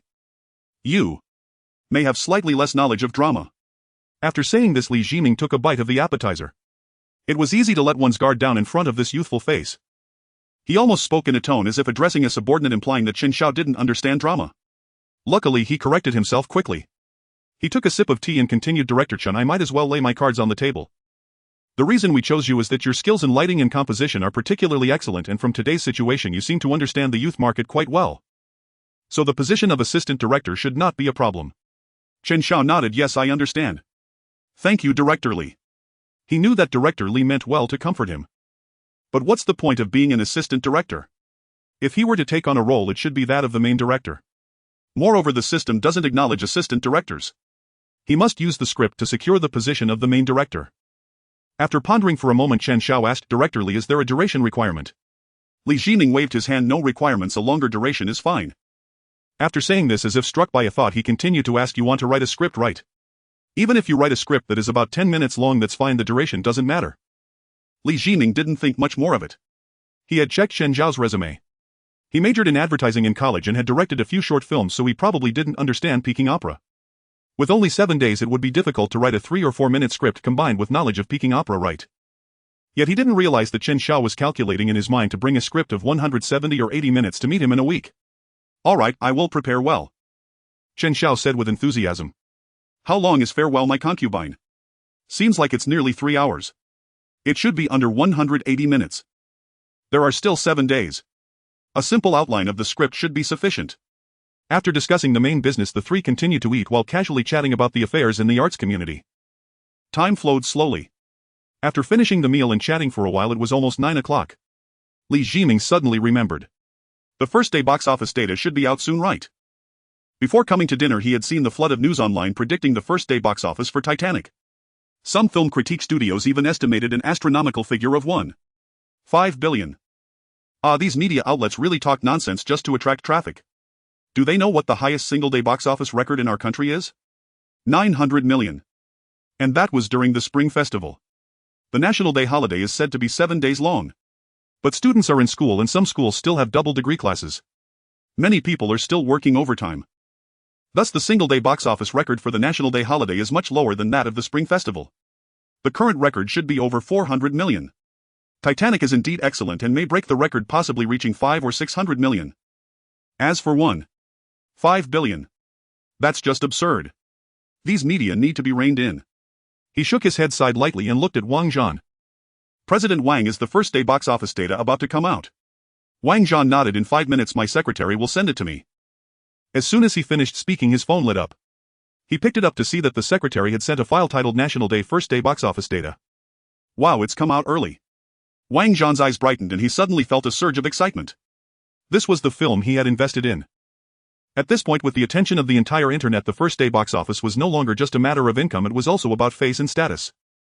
He had been following the situation closely since yesterday and was very clear that Titanic's first day earnings would undoubtedly sweep the National Day box office record, even surpassing the peak of the Spring Festival. Currently, the highest single-day box office record in the country is over 900 million during the Spring Festival. Titanic should be able to reach 1 billion. Wang Zhan swallowed hard, raised his slightly trembling hand and pressed the screen. Please let it be more, let it be more. If there were a bodhisattva in front of him right now, he would kneel down to worship and light some incense. Please let it be more, it must exceed the current highest record. 950 million would also be fine. President Wang, hurry up. Li Jining laughed helplessly. A dignified president is this nervous over some data. Hearing his urging, Wang Zhan simply stopped thinking about anything, gritted his teeth and pressed down. A table popped up. Upon closer inspection, the top line read film Titanic box office share 95.6 box office 2.12 billion. Wang Zhan's eyes widened. He held his breath, staring at the screen in shock, and involuntarily shivered. 2.12 billion. My goodness. The box office for just 1 day. Did I read it wrong? He swallowed hard, took off his glasses, blinked heavily, and looked at the screen again. It really is 2.12 billion. You have to know that the film's premiere had only a 5 occupancy rate. That's equivalent to giving the other films a step back. To still achieve 2.12 billion with a box office share of 95.6. The total box office of the other films combined is less than 1/20th of it. Thinking of this, Wang Zhan couldn't help but gasp. Oh my god. President Wang, how much is it? Li Jining, seeing his expression, became even more curious. Is it 800 million? Wang Zhan, hearing his voice, finally pulled himself out of his shock and with a hoarse voice said 2.21. 2. Li Jining instantly doubted his ears. How much? Wang Zhan slowly replied 2.12 billion. Li Jining's pupils shuddered. 200 million. Yes. You didn't make a mistake. No, the secretary said. He verified it with the box office statistics department over the phone. Li Jining pressed his lips together, his expression calm, nodding slightly. However, a storm surged in his heart. 2.12 billion. This was double the Spring Festival record, or rather double the national historical record. How could this be possible? No, he needed to confirm this personally. Excuse me for a moment, I have something to attend to. You all chat. He smiled as he stood up, walking to the courtyard, dialing the vice director of the Film Bureau. If it really was 2.12 billion, this matter would definitely reach the ears of the Film Bureau. Director Lee, good evening. Director Zhao, have you heard about the box office of Titanic? The other side paused for a moment before continuing. Everyone in our work group is discussing this matter. It is indeed hard to believe it has directly doubled the single-day box office record of a film. Because of this film, the total single-day box office record has also been refreshed. The voice on the phone trembled slightly as if suppressing excitement. Li Jiming inhaled sharply. It was actually true. I understand, thank you. He hung up the phone and slowly turned his gaze towards the private room. Perhaps he had indeed underestimated this young man. He would surely become a great talent in the future. Li Jiming's eyes were filled with shock. The first time he watched this work, he knew this film was well made. But he never expected the market acceptance to be this absurdly high. Over 20 billion in box office in a single day. This indicated that the film had a vast audience and the content touched upon the essence of human nature. This young man had a remarkable understanding of psychology and fought, grasping the public's mentality with great precision. The promotional short film must retain him. It's just a pity that he doesn't understand traditional opera. But that's okay, let him join the screenwriting team to provide creative ideas and revisions for the main screenwriter. He could even serve as a co-screenwriter. This would definitely elevate the quality of the script. It was settled. He nodded slightly, collecting his thoughts as he walked towards the private room. After taking a few steps, he chuckled self-deprecatingly. Since becoming the director, his mindset had stabilized significantly. He never expected to be shocked to such a degree by a young man in his early 20s today. Indeed, the younger generation is formidable. However, to have such accomplishments at the age of 23 is truly worthy of his admiration. Meanwhile, the news of Titanic's first-day box office reaching 2.12 billion stirred up huge waves online in the film industry and even in the jewelry sector. In the capital, in the Yuan Villa area, inside a villa, Zhang Jianhua paced excitedly in the living room, holding his phone with trembling hands. 2.12 billion. This advertisement could be recorded in history, couldn't it? He set his phone down and took a deep breath. That kid Chen Xiao, who was so dull in childhood, never expected to have such strong abilities now. No, he had to post on his social media. He hadn't posted in 2 or 3 years. But now he was so excited that he felt like he could fly. Be low-key. How could he be low-key? If it were 800 million, 900 million, or even a billion, he could restrain himself a little. But to directly double the box office record. As an investor and as Chen Xiao's uncle, he couldn't be low-key at all. The world was filled with news about Titanic, how could he still be low-key? Meanwhile, also part of Jaha Diamond's Zhang Guanglei, who had just returned from abroad, had just finished watching the movie and was sitting in his Bentley heading home. His face was filled with joy as he turned off the first-day box office document and called the chairman. As soon as the call connected, he directly said, "I saw the data. Chen Xiao did really well." Did he get shares? He did. The box office data is indeed very good. Zhang Guanglei listened to the somewhat dejected tone on the phone, frowning slightly. Isn't this a huge blessing for Jaha? What's wrong with him? You seem a bit sad. Did something happen? Do you need my help? No, haha. The chairman forced a smile. He was currently experiencing extremes of joy and sorrow. He truly didn't know whether to laugh or cry. Happy because the company's advertisement was a hit and they could also receive a share of the box office. Sad because there was once a chance for full investment right in front of him, but he didn't take it. He had actually given away 65 of the investment. Based on today's situation, conservatively estimating the final box office would be 6 to 7 billion. Let's calculate it at 6 billion. If he had invested fully back, then the company could have received 1.68 billion from the box office. But now, because they enjoyed the advertising promotion, the company share is also lower, only taking 30, which is just over 500 million. He lost out on a billion for nothing. How could he be happy? He sighed briefly, expressing his thoughts. Zhang Guanglei was his senior, so it was fine to share this with him. Hearing this, Zhang Guanglei laughed heartily. We are a jewelry company, what do you care about the box office for? If it's ours, it's ours. The effect of this advertisement has far exceeded expectations, and that's enough. The chairman nodded, letting out a light sigh. True. Indeed, Zhang is open-minded. Some people are open-minded. Some can only drink in silence. Vice President Li sat at home, pouring half a glass of red wine and downing it in one go. He was truly jealous to the point of deformation. Originally he was on par with Zhang Jianhua. He had been hoping that after the president retired next year he could take over the position. Now it seems there is no hope. Not only in terms of contributions to the company but also in personal finances he had lost utterly. Originally their backgrounds were quite similar. Old Zhang must have raked in several hundred million this time, right?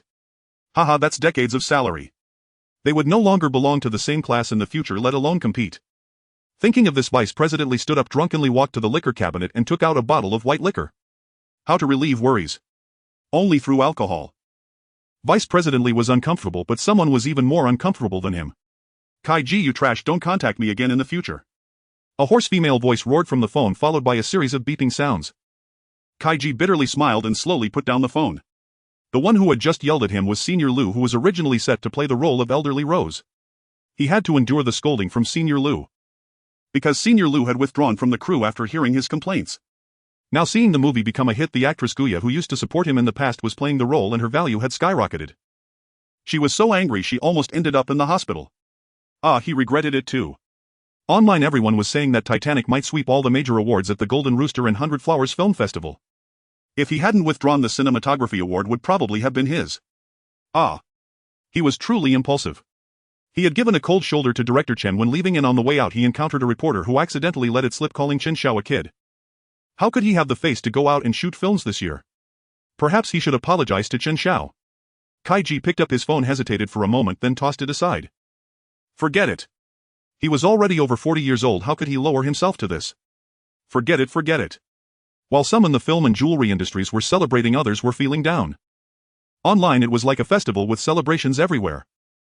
Titanic premiered, and within a single day, amplified by film bloggers and Jaha Diamond's promotional campaign, the movie's official Weibo account amassed nearly 50 million followers. Beneath every post on the official account, fans flooded the comments with heart emojis, words of encouragement, and virtual bouquets celebrating the triumph. It has claimed the all-time box office crown. Titanic truly deserves this. I declare it the most beautiful film in the world ever. When one and the entire crew endured relentless criticism for over 2 months. At last their perseverance has pierced through the clouds to reveal the moonlight. Sniff sniff. Chen Xiao is my god. When will your next film release? I'll rush to the premiere without hesitation. I long to meet Xiao Xiao, sniff sniff. If you don't return to acting soon, I'll enter the entertainment industry myself, just to find you and beg you to train me. Hey upstairs, wipe that drool. Last National Day holiday, the combined 7-day box office for all films barely exceeded 20 billion yuan. Titanic alone may surpass that in just one day, truly terrifying. A single day gross of 21 billion yuan, absolutely astonishing. What might it reach in 7 days? 7 days. It'll surely shatter 60 or 70 billion. The all-time domestic box office record is undoubtedly broken. It might even crack the global top 10. Unlikely. English-language films dominate larger markets with far greater baseline advantages. Our box office figures simply can't compete on equal footing. As jubilation over the record-breaking single-day revenue swept, online news broke that Titanic had been selected for the Golden Rooster and 100 Flowers Film Festival. Fans, especially those devoted to Leo and Wen's, erupted with excitement. Their beloved stars might well seize Best Actor and Best Actress honors, becoming the youngest Golden Rooster laureates in history. We adore Director Chen, tears streaming. Thank you for guiding our Leo with such sincerity. Director Chen is now our grand elder. Anyone who dares speak ill of him henceforth declares war upon us, the Oreo Alliance. Yet where there are fans, there are also detractors. With visuals and narrative near flawless and poised to win Golden Rooster accolades, the film instead became a target for cynical attacks. Poof. What does the Golden Rooster even signify? Prove yourself at Cannes or at the Oscars. The Golden Rooster has devolved into little more than a prize for social favors, hardly credible as a benchmark. Without awards of genuine prestige, spare us the forced praise of acting prowess. The petty detractors, sour grapes pure and simple. Only 2 actors nationwide have ever won Cannes Best Actor or Best Actress. Wen's is still so young, why impose such impossible expectations? Why not urge your own idols to claim them instead? As fans celebrated online while fiercely countering detractors. Their idols were overwhelmed, but more precisely their agents were utterly swamped. That very day film clips leaked online, stunning audiences with the cast's extraordinary performances. Where was the promised rising young star? Instead, they delivered performances worthy of legendary award winners. Now, with record-shattering single-day box office figures confirmed, the market value of every cast member and crew member surged dramatically. Leo's agent sister Wang hung up one call only to answer another, then hang up again, then another rang through. Invitations poured in: film roles, endorsement deals, variety show appearances. She jotted each down rapidly, promising follow-up replies later. After over an hour of non-stop calls, the wall clock struck 10 p.m. and the ringing finally eased. Rubbing her temples, sister Wang took a deep breath and swiftly sent Leo a curated list of offers via messaging app. Take a look, any you'd like to pursue. Leo typed back, hold off for now, I'm waiting for brother Chen's word. Meanwhile the brother Chen he referenced had just returned home. Chen Xiao checked his phone, numerous messages from Titanic's cast awaited him. Wen's wrote, thank you Director Chen. These past 2 months have elevated my craft immensely tearful emoji. Please don't hesitate to call upon me anytime, I'll give my absolute best. Should a suitable role arise I humbly ask you to keep me in mind. I deeply hope for another collaboration with you. Poor me. JPG card the cinematographer added, Director Chen, you are my deity. Profound gratitude for your guidance. I sincerely hope for a second collaboration. Brother Chen, please take me on for your next project. Your junior is starving. Rolling drumwisher style sobbing. JPG Chen Xiao chuckled aloud. Just earlier Wang Zhan had joked he'd gained several pounds. Next project, please take me on. The adult DAE in Farewell My Concubine matched his age perfectly. But his temperament diverged too sharply. Never mind, better to seek someone whose essence aligns more closely. After brief courteous replies to all he tossed his phone aside and collapsed onto the bed. Over an hour since the opening day box office was announced, surely my emotional resonance score has climbed significantly. Chen Xiao then opened the system shop. Emotional resonance balance 6. 87 million. The moment he glimpsed the balance the figure leapt. Emotional resonance balance 6. 88 million. Still rising rapidly. It's barely past 10, tonight alone should push it past 7. 4 million enough to redeem both the work redemption voucher and the mastery of traditional opera. Since the system shop was already open, why not redeem one now? He felt a quiet curiosity, what would attaining mastery of traditional opera truly feel like? System, redeem mastery of traditional opera, he commanded inwardly. Congratulations host, you have acquired the ability mastery of traditional opera. Emotional resonance balance 4. 48 million. As the system's voice faded, a torrent of knowledge flooded his mind, peaking opera kunkuyu opera. Classics such as Farewell My Concubine, The Legend of the White Snake, Dingjun Mountain, Borrowing the Eastern Wind, and The Empty City Stratagem. This knowledge collided with his compositional mastery and directorial expertise, producing synergy far exceeding mere sum of parts. His throat tingled, clearer, lighter, more resonant than before. Clearly this mastery encompassed not only theoretical knowledge but vocal artistry itself. Combined with his consummate compositional skill, composing original operas now posed no challenge. Chen Xiao stretched languidly, rose from bed and murmured, rest now, tomorrow redeem the script, refine it thoroughly, then head to the Ministry of Culture in 7 days. He walked toward the bathroom and unconsciously began humming the iconic aria from Farewell My Concubine. My strength could uproot mountains, my spirit towers above all men. Yet fate turns against me, my steed refuses to gallop. My steed refuses to gallop, what can I do? Oh you, what shall become of you? The next day. Inside a quadrangle courtyard in Beijing's capital, a man in his early 50s guided his car into the garage, switched off the engine and stepped out, holding a freshly purchased movie poster. This man was Yao Hua, head of the film television department at the Beijing Opera Academy, a national first-class screenwriter and the most renowned among the 7 candidates shortlisted by the Ministry of Culture for its traditional opera promotional film. He entered the house, his wife greeted him warmly. Honey, you're back, how was the film? Exceptional. Far beyond my expectations. He settled into a chair, accepted the freshly brewed tea she offered, and sighed softly, his eyes wide with awe. Having heard of Titanic's phenomenal success, and knowing its director Chen Xiao was also a candidate for the promotional short, Yao Hua had secured a morning screening ticket to witness this much-hyped masterpiece firsthand. He'd assumed hype had inflated its reputation, yet from the first frame to the final fade-out he remained spellbound. Sipping his tea, he marveled, at just 23 to create such a work, truly the younger generation commands profound respect. Nervous, his wife teased. Yao Hua smiled faintly, shaking his head. Not at all, mere admiration. Unfolding the poster in his hand, his gaze shimmered with unreserved appreciation. The position of chief screenwriter for this promotional film must be mine. Should the ministry consider eliminating him, I will personally intervene to insist he remain involved. Such prodigious talent demands opportunity. Were this young man trained in drama or traditional opera, Yao Hua would certainly offer to take him as his disciple. Alas, he studied advertising. To cultivate mastery from absolute zero. That he decided was best left undone. Yao Hua got up and walked towards the study, saying, I will think about the script, call me for lunch. All right. Yao Hua closed the door to the study, sat down in a mahogany chair and began to brainstorm. The purpose of the short film is to promote Peking opera to the public, especially to young people. How can we attract the youth? By creating a Peking opera script. That definitely won't work. The promotional short film needs to spark interest in those who are indifferent to Peking opera. So what should we do? Yao Hua interlocked his fingers behind his head and leaned back against the chair. Alas, his creations have always leaned towards academia and tradition. Now having to consider selling points to attract the youth is indeed quite challenging. After pondering for a while, a light of inspiration flashed in Yao Hua's eyes.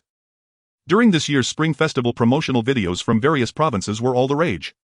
A short video could attract millions of tourists fundamentally because the visual and auditory effects appeal to young people. Then he would do the same. By enhancing the audio-visual effects through peaking opera costumes, makeup and music, he could capture the attention of young people in a short time. Meanwhile, Chen Xiao was quickly organizing the script for Farewell My Concubine. This film is quite suitable for promoting peaking opera to the youth. What is the purpose of the promotion? It is to engage even those who are uninterested in peaking opera. This film not only showcases the beauty of peaking opera but also touches the heart in ways beyond it. It doesn't feel like a movie, it feels like life itself. From the eve of the War of Resistance to the Cultural Revolution, the fates of people whose lives were tragically intertwined with this historical period seep through every detail. Children unable to endure the abuse from the theater troops. Die who cannot live without madness. Zhu Xin who remained kind-hearted but whose life was taken away by the times. Each of these small characters bound by history is not spared from the tragic currents of the era. Especially during the Cultural Revolution, the distortion of personality and the severing of familial ties reached their peak. Believers in art were forced to become sellers of art. Chen Xiao sighed softly. When the public is moved by stories of joy and sorrow and collective memories of history, they will inevitably pay attention to peaking opera itself. Right. However, in a few days it will be a discussion, not a filming. A simple version of the script will suffice. Just as he was writing vigorously, Director Li from the Ministry of Culture had already contacted several experts in opera research, data statistics and marketing to form a consulting committee. They were just waiting for the 8th when 7 screenwriters and directors would be present. A week quickly passed. On the evening of October 7th, Chen Xiao estimated that the total box office for National Day should have been released. Sitting at his computer desk, he prepared to check the statistics on Maoyan movies. However, as soon as he opened the webpage, he saw the top 3 trending searches. Titanic breaks the total box office record in just 7 days. The Titanic will be screened for another 18 days. What could its limit be? The Titanic's 7-day box office reached 6.14 billion, surpassing the total box office record by 5.4 billion. Clicking on the third one, he saw the enthusiasm of netizens was akin to a football world championship victory. We have won the championship. I believed from the start that you could do it. Are there any commemorative items for breaking the box office? I will buy them all. Excitedly shouting, I was scolded by my roommate next door. Chen Xiao is #1 in the world. The future is promising. Chen Xiao remained quite calm and closed the webpage. The explosive success was within expectations. The Titanic will be screened for another 18 days. What could its limit be? The Titanic's 7-day box office reached 6.14 billion, surpassing the total box office record by 5.4 billion. The producers would take 35, and as the director and screenwriter he would receive 5 from that share. It is estimated that he would receive 80-35-5-1. 4 billion. On the diamond side, Uncle Zhang mentioned in the evening that the net profit in the past 7 days reached 420 million, directly achieving the planned sales volume for the next 6 months. It is estimated that he will receive a 5 million cut next month. As for the shares, dividends are only distributed at the end of each year. He won't consider this part of the money for now. These 2 items will arrive next month, totaling 145 million. That is a full 50 million more than previously calculated. At that time he would first buy a villa. Buying by the lakeside. Waking up in the morning and opening the curtains to see the emerald green lake water, how wonderful it would be. Then buying some gifts for his parents, leaving the remaining money for future films. The last item is the sales of derivatives. The initially planned 5 million has already arrived. He does not plan to continue selling surrounding products and derivatives. In the face of the box office, it is just a drop in the bucket. Tomorrow morning he will first go to the Ministry of Culture. Then he will use the 5 million earned from selling derivatives to buy a car. The next morning, Chen Xiao with the script in hand arrived at the building of the art department of the Ministry of Culture. With the guidance of the staff, he entered a huge conference room. In the center of the conference room was an oval long table, each seat equipped with a microphone. There were 2 rows of tables on each side. Leaders probably held meetings in the middle while others sat nearby. The staff helped him pull out a chair from the middle oval long table and invited him to sit down. After sitting for a short while, 6 middle-aged men entered along with 3 staff members. Upon seeing Chen Xiao, everyone's eyes lit up. Recently the Titanic has been a big hit and it broke the box office record yesterday, so everyone had certainly seen his photo. This young man looks even more spirited in person than in the photos. A tall, thin, middle-aged man wearing glasses walked over, smiling and extending his hand, saying, "Hello, Director Chen, it's a pleasure to meet you. I am Director Fong Rong." "Hello, Director Fong, the pleasure is mine." Chen Xiao shook his hand. Fong Rong's name was well known. Many war and historical dramas aired on television were his works. Fong Rong continued with a smile, "I watched your Titanic on October 1st. It is truly a masterpiece. I later watched it 2 more times and learned a lot from it." "You flatter me, Director Fong," Chen Xiao replied politely with a smile.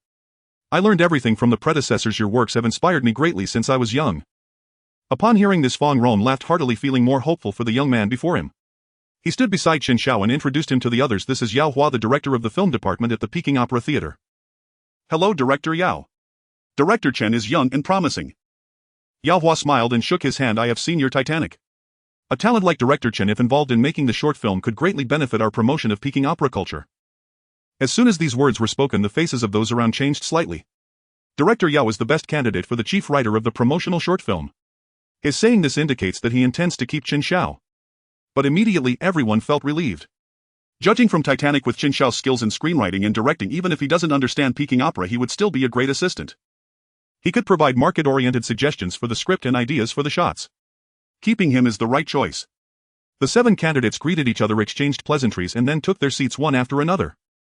A staff member walked over respectfully and said, Director Li is in a meeting, please wait a few minutes.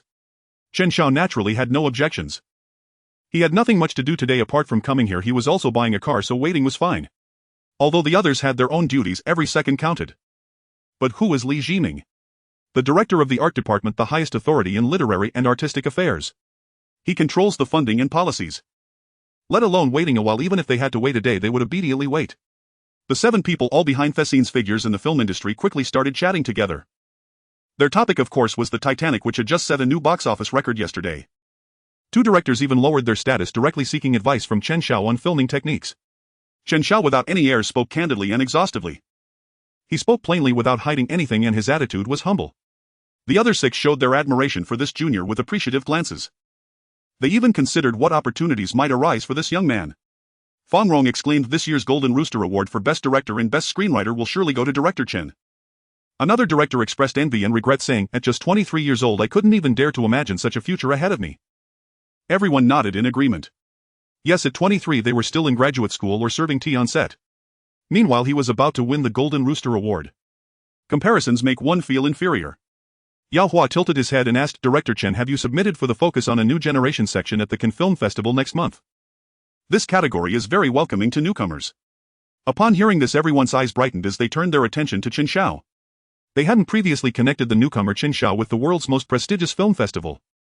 With Yao Hua's mention, they recalled that the box office record-breaking film Titanic could very well win an award in a category focused on new directors. Chen Xiao shook his head. Fong Rong sighed softly, feeling regret. Just as he was lost in thought, he heard Chen Xiao say, we submitted for the main competition category. The meeting room instantly fell silent. Every pair of eyes was filled with shock. A newcomer submitting for the main competition category. Did this kid truly understand what that entailed? It was amusing that just moments ago they had praised his humility, only to discover he was so full of himself. Fong Rong chuckled, awkwardly breaking the silence. The list of nominees will be out on the 20th, right? I hope to see your film. Thank you, Director Fong. Soon the group shifted the conversation back to the plot and filming techniques of Titanic, discussing passionately. Around them, the staff responsible for recording photography and serving tea were already in place. Watching Chen Xiao laughing and conversing with renowned screenwriters and directors, they were filled with envy. To get into the arts department, they at least had to graduate with a master's degree. They had squeezed through the national examination like 1,000 troops crossing a narrow bridge to sit in this corner of the office. They thought of themselves as the pride of heaven, yet Director Chen was younger than them, already sitting in the central position, chatting easily with the major directors and screenwriters they usually treated with great caution. Sigh. This kind of disparity truly leaves one feeling unsettled. However, this sour feeling was quickly suppressed by the busyness of the moment. A little over 10 minutes later, Li Jiming entered the meeting room with 3 experts from the advisory committee. The 7 candidates all rose to greet them. After a brief exchange of pleasantries, Director Li, the 3 committee experts, and the 7 candidates took their seats at the oval table in the center. Director Li smiled and said, today we mainly discuss pooling everyone's strengths, so relax and treat this like a chat. He reiterated the rules he had discussed with Chen Xiao a few days earlier. Though everyone understood the rules, they still needed to be stated openly. After finishing, Li Jiming looked to Fong Rong on his left. Shall we start from this side and go counterclockwise? Director Fong, please go ahead. Fong Rong smiled. He couldn't very well object. It was obvious to anyone that starting from the left and going counterclockwise was intended to place Chen Xiao sitting to his right at the end. They assumed Chen Xiao wouldn't understand the nuances of the drama, so placing him last was clearly favoritism. The last speaker could just borrow from what the first 6 had said and add a bit of their own opinion. This made it very easy for an outsider who didn't understand the drama to get through this stage. However, no one was dissatisfied. They felt that Chen Xiao was not in the same league as them. The 6 of them were competing for the positions of chief director and chief screenwriter, interpreting the charm of Peking opera, while Chen Xiao was a member responsible for offering suggestions and attracting young audiences. Fang Rong smiled, glanced around at the others and began to share his thoughts. In the past 2 years, video content from Hunan province has spread widely and received praise. For example, the Dunwing-style Feitian Luotian dance brings a visual shock to the audience. I think this approach is good, using beauty to shock the viewers. Fang Rong continued discussing his visuals and location proposals. Then the others began to express their thoughts as well. After more than an hour, it was finally Chen Xiao's turn. After sitting for so long, everyone was feeling a bit exhausted. Especially the 3 screenwriters, who probably assumed Chen Xiao didn't understand Peking opera and would discuss filming from a director's perspective, causing their attention to wane. Yao Hua was the same. After listening to the other 2 screenwriters, he estimated that the chief screenwriter position was already in the bag, reclining in his chair and observing leisurely. Li Jiming looked at Chen Xiao and smiled. "What are your thoughts, Director Chen?" Everyone's gaze fell on Chen Xiao, waiting for him to share his filming philosophy. However, Chen Xiao merely turned around, pulled out a thick stack of printed documents from his backpack and handed them to the other 10 present. He also handed the extra 2 copies to the staff behind him. This morning he had printed 7 copies for the candidates plus 1 for Li Jiming and printed 5 extra just in case. He hadn't expected so many people to be present.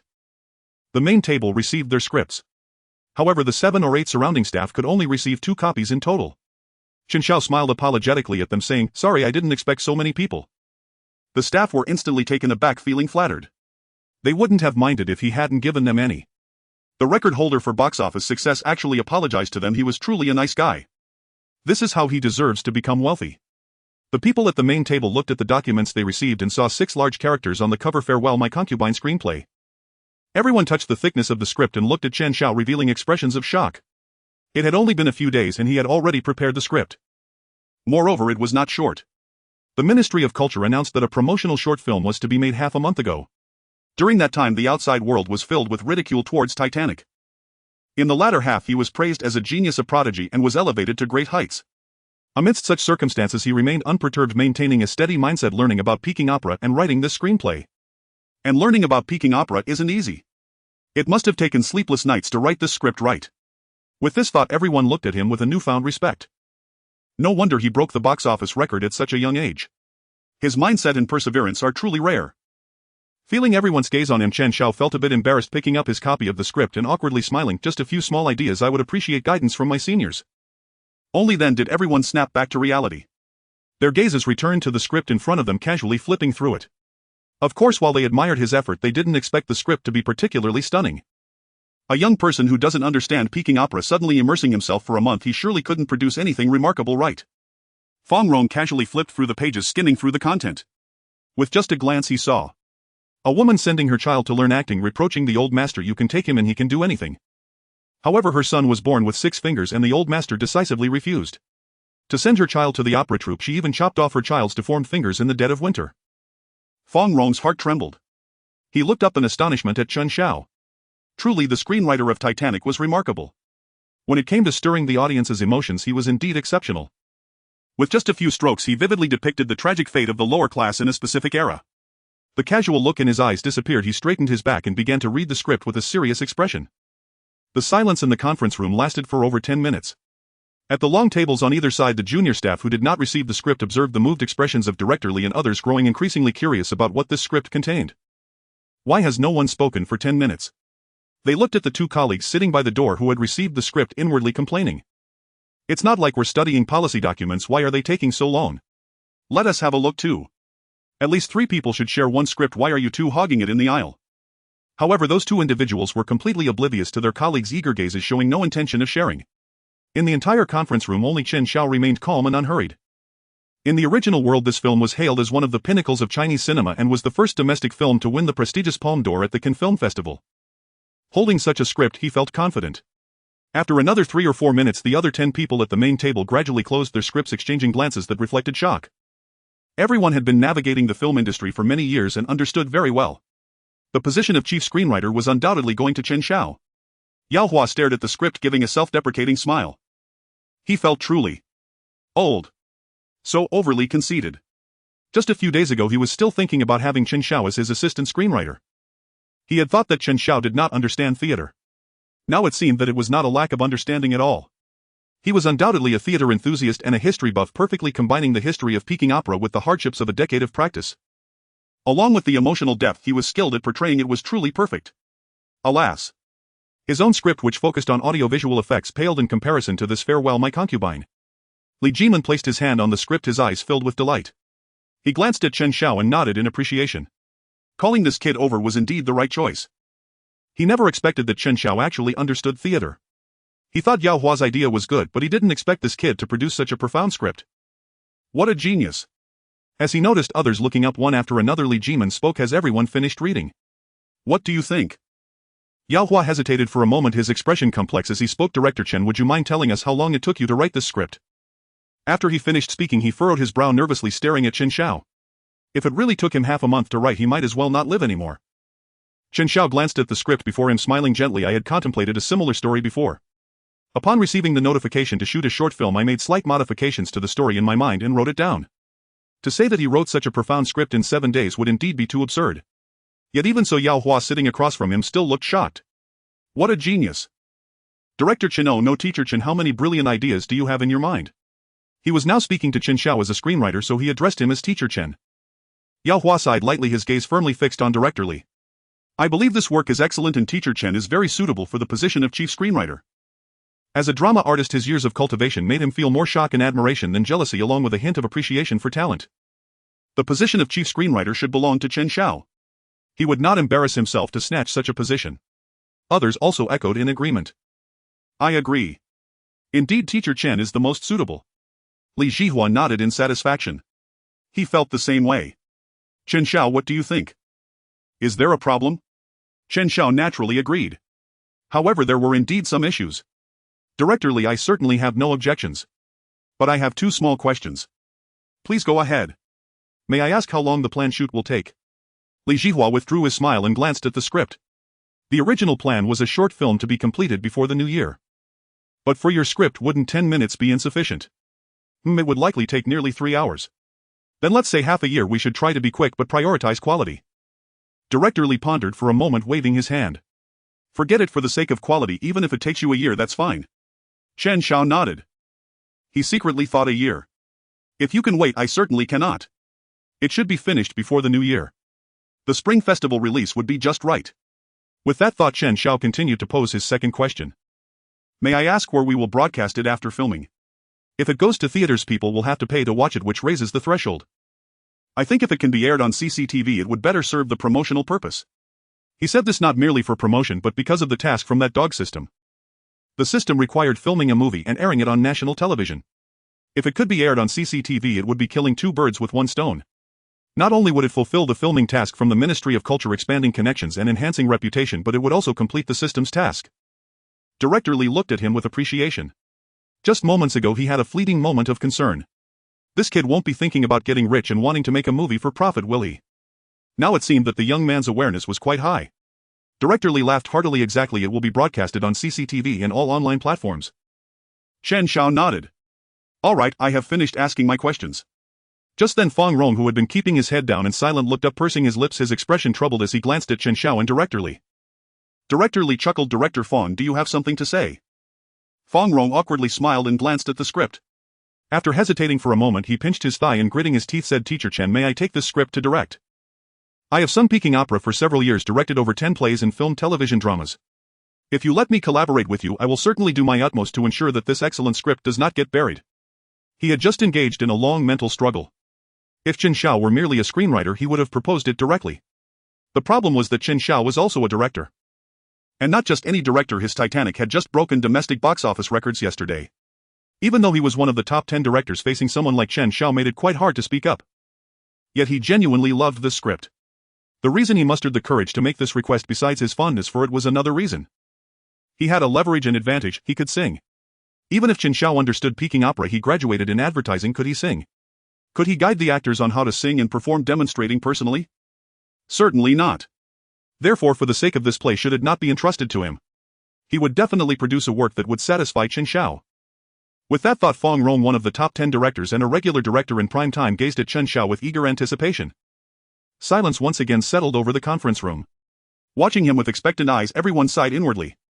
From Fang Rong's gaze, tinged with a faint, almost pleading hope, it was clear he was not driven by greed but by genuine, profound love for this script. It was less about making a film and more about an unwavering devotion to art itself. Chen Xiao sensed it too. Yet how could he possibly let it go? This script had earned the nation's first Palme d'Or in its original world. To simply hand it over would be sheer madness. Still, refusal demanded both grace and solid reasoning. After a moment's reflection, Chen Xiao said, "Director Fong, I'm sorry, but I do know something of singing, recitation, acting, and martial movement. I believe I'm fully capable of shouldering the role of director." Upon hearing this, Fong Rong instantly wilted as though struck by frost. Had they not been in the conference room, he surely would have groaned aloud. A moment later he forced a smile so strained it resembled a grimace. "I see. Very well then." The others watched his deflated demeanor and sighed quietly, pitying him.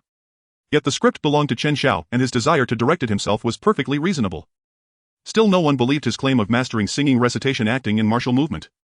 10 years of rigorous training backstage, just 1 minute on stage. Peking opera demanded relentless discipline. Calling him an opera devotee.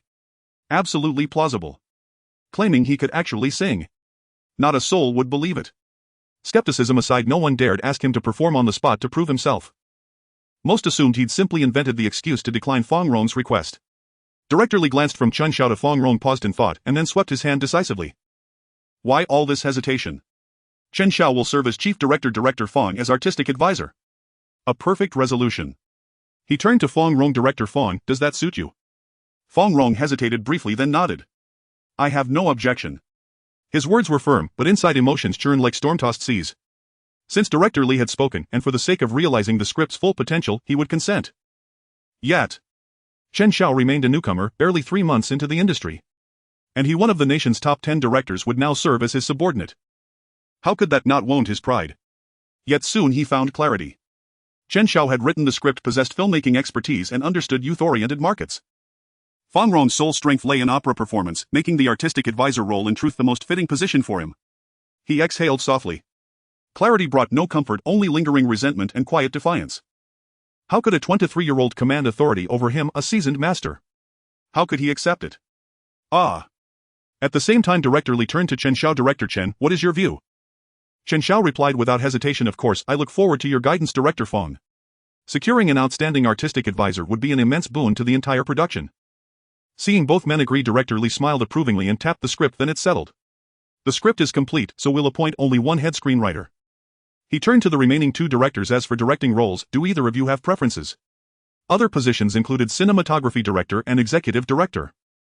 Yet these roles demanded considerable effort and specialized focus not necessarily suited to them. "I can serve as cinematography director." "I'll take the role of deputy director." Without hesitation they responded instantly, leaving Director Li momentarily stunned as his gaze flickered to the script on the table. Though neither matched Fong Rong's stature, both were renowned directors in their own right. That they'd so readily accept supporting roles spoke volumes. Was the script's allure truly this extraordinary? Had he underestimated it once again? His eyes drifted toward Chen Xiao. This wasn't merely the work of a prodigious filmmaker, it was the craft of a literary master. What he didn't know was that their willingness stemmed not only from admiration for the script, but also from another reason. Kai Ji. Rumors claimed the veteran director had aged 10 years overnight. After learning that Titanic had shattered box office records, he'd stormed into a bar and drowned his sorrows, captured mid-drunken lament by photographers. They refused to suffer such regret later. If the chance arose to collaborate with Chen Xiao, they would seize it. Director Li tapped the script once more, his gaze sweeping across the room. "Then it's final. Any further questions?" "None. None, thank you, Director Li. No issues." Director Li turned to Chen Xiao, his tone warm and paternal. "Director Chen, please prepare thoroughly upon returning. List everything you need and submit it to my secretary, he'll handle all arrangements. Additional roles, such as executive director, will be filled by specialists arranged through the Arts Bureau. You needn't concern yourself with those." Chen Xiao nodded. "Understood. I'll refine the script, further finalize required props, locations and casting, and send everything to your secretary by the 20th. Preparation should allow casting by late October, actor training and set construction during early to mid-November, rehearsals in late November, and principal photography commencing in early December." At these words the room drew a collective sharp breath. 2 months from preparation to shooting. Were they boarding a rocket? Then again, Titanic had wrapped filming in 6 weeks, editing in just 2. No further objections followed. What they didn't know was that Chen Xiao had deliberately slowed his pace to align with the Cannes Film Festival deadline. Otherwise rehearsals could have begun by mid-November. Director Li raised an eyebrow and cautioned gently, "Above all, quality must come first. Time is secondary." Chen Xiao smiled. "Rest assured. With the production timeline confirmed, Director Li excused himself, he had another meeting to attend. Chen Xiao and the three directors formed a group chat. After brief pleasantries with the others, he departed the Ministry of Culture. Stepping outside, he raised his hand to hail a taxi. His heart surged with excitement. A car, time to buy his very own. Yet seated inside the taxi, he quickly steadied himself. With 10 minutes still to go, he began planning the coming days. Casting would begin in late October. Today was October 8th, 12 days remained. 3 tasks loomed ahead. First, the script. Second, location scouting and prop acquisition. Third, casting. Refining the script and drafting shot-by-shot storyboards would be straightforward, merely transcribing scenes already vivid in his mind. Drawing on his experience with Titanic, 4 days would suffice. Next, locations and props. Typically props fell under the artistic advisor's purview, but the sets and props for Farewell My Concubine carried exceptional significance. Each object bore precise symbolic weight. For instance, when Zhu Xian purchased her freedom, a painting of a noblewoman washing her hair adorned the wall. When Dai Yi entered Lord Zhang's chamber, a poem by Qin Guan, Man Ting Fong Dawn Breaks Through Clouds, was inscribed on the wall behind him. The poem evoked springtime revelry shared between two lovers, yet beneath its lyrical surface lay sorrow for lost times, enduring nostalgia and unyielding remembrance. It foreshadowed Dai Yi's fate and reflected Lord Zhang's deep yearning for the fallen Qing dynasty. Kites, mirrors, tobacco pipes. Every prop resonated with layered meaning. Having seen Fong Rong's films, Chen Xiao knew his vision for Farewell My Concubine far surpassed what Fong Rong could achieve. Explaining every nuance to him would consume an entire week, too wasteful of time and energy. Better to handle it all himself. He would compile the prop list, finalize location selections, and complete the storyboard, then distribute all materials to the directorial team and Director Li's secretary. That too would require 4 days. The final 4 days would be dedicated entirely to casting. Then, on October 20th, the Cannes Film Festival's official selection list would be announced. Surely Titanic would be included. At that thought, the taxi gradually slowed and came to a halt before the Mercedes-Maybach dealership. Chen Xiao stepped inside and began selecting his vehicle. A sales associate, eyes sparkling, hovered nearby, stealing glances whenever she thought he wouldn't notice. Though masked, his physique and eyes betrayed unmistakable charisma. Such men were rare, glimpses fleeting as starlight. After a pause, she suppressed her fluttering nerves and offered warmly, "You're so young, you'd be absolutely stunning in our SL-class sports car. Would you like to take a look? It would certainly make you the center of attention." Chen Xiao shook his head. Center of attention. As director and screenwriter of Titanic, removing his mask on any street would ignite instant, overwhelming recognition. No need, I prefer to keep a low profile. The salesgirl's eyes sparkled with admiration. Low profile. Shouldn't a handsome guy at this age enjoy flaunting wealth and attracting attention? Could this be the rich second generation with exceptional upbringing from legends? Well-mannered, wealthy and handsome, truly a perfect man. Oh my God. Young man, could you please look at me? With this thought, a blush crossed the salesgirl's face. However, despite her thoughts, she still dutifully introduced cars to Chen Xiao. After browsing for about 10 minutes, Chen Xiao stood in front of the black Maybach S-Class, nodding in satisfaction. Stylish, yet not as eye-catching as a sports car. This one it is. After making the decision, Chen Xiao paid the full amount of 3.38 million directly. Since he needed to complete the paperwork for insurance, he would have to return tomorrow to pick up the car. After completing the paperwork, he pushed the door open to leave. Behind him, a salesgirl stared at his back in a daze, glancing at the photo she had secretly taken, and said to her colleague, "Isn't this Chen Xiao?" "Don't say it, it really looks like him. Let's check the registration paperwork." The two salesgirls rushed over only to find that Chen Xiao's name was indeed on the paperwork. They exchanged glances, then excitedly whispered and squealed. "Oh my God, he is so easy to talk to. And super low-key. I'm going crazy, ah, so handsome." The two salesgirls were excited for a while and quickly shared on social media praising Chen Xiao profusely. Of course, they dared not reveal that Chen Xiao would come to pick up the car tomorrow. Titanic had just broken records yesterday, and even the slightest news related to it would spark heated discussions. Thus, when Chen Xiao's candid photos surfaced online with the help of the media, they were shared nearly 1 million times in just 1 hour. Chen Xiao's candid photo quickly topped the trending searches, causing countless female fans to scream. His figure is so good. His aura is great, his posture is so elegant and cool. Sorry Liao, I'm going to switch my allegiance. Director Chen, please act in a drama, one that'll secretly watch at night, wink, get lost. Don't say that about my Xiao Xiao. As the candid photo spread, Chen Xiao's Weibo followers surged from 21 million to 51 million within half a day. He jumped to become the director with the most followers on Weibo. Other big directors browsing Weibo were left speechless. In the end, hard work can't compete with good looks. The next day, Chen Xiao successfully picked up his car. Since his rented house had no garage, he went back to live at his parents' house for a while. After chatting with his mom, he returned to his room, opened his computer, and quickly drafted a detailed script. While he was quietly writing, discussions online were still escalating. Just as the discussion about his candid photos was cooling down, someone unexpectedly leaked the news that Titanic had registered for the main competition at the Cannes Film Festival. Titanic was already a hot favorite. The main competition at the Cannes Film Festival is a legend in the film industry. It's extremely difficult to be nominated and win. Every year the number of films nominated for the main competition worldwide totals just over 20. 3 years ago a domestic film was nominated for the main competition. In the last 3 years no domestic films have been nominated. So far no domestic films have won the highest awards. Thus the combination of Titanic and the Cannes Film Festival hit like a bomb thrown into a lake, creating huge waves online and in the film industry. Titanic deserves it. Support. The nomination list will be announced on the 20th and there are 11 days left. I will go burn incense and pray for one. Best Director Award. Chen Xiao deserves it. What are you dreaming about upstairs? This isn't the Golden Rooster Award, it won't be that easy to win. Courage is commendable, but I hope director Chen doesn't get discouraged by this. In previous years films nominated for the main competition at Cannes seldom became big hits, right? It seems to lean more towards art films. A romance film just a diamond advertisement and expects to be nominated for the main competition. Dream on. Meanwhile in a film review studio called Swift, 3 young people gathered around a small round table quickly discussing an article to comment on this matter. Writing an article at the right moment is like picking up money. Especially if it's a unique and persuasive viewpoint. Once written it's like collecting money with a sack. 3 hours later the Swift Film Review Studio published an article titled In-Depth Analysis: How Can the Popular Film Titanic Ascend to the High Art Stage Across Major Platforms?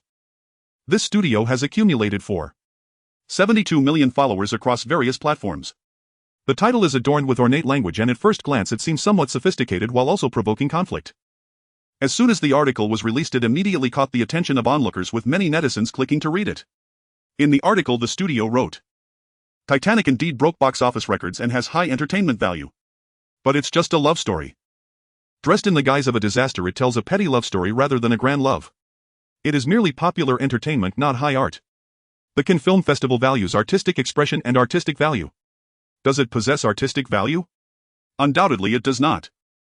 However, let me say this in conclusion: the editor does not deny its entertainment value but absolutely does not consider it high art. It is destined to be unable to ascend to the high art stage. The comments below the article were clearly divided into 2 factions. One side expressed that they had felt this way long ago. Titanic is just a love story entertaining like a game.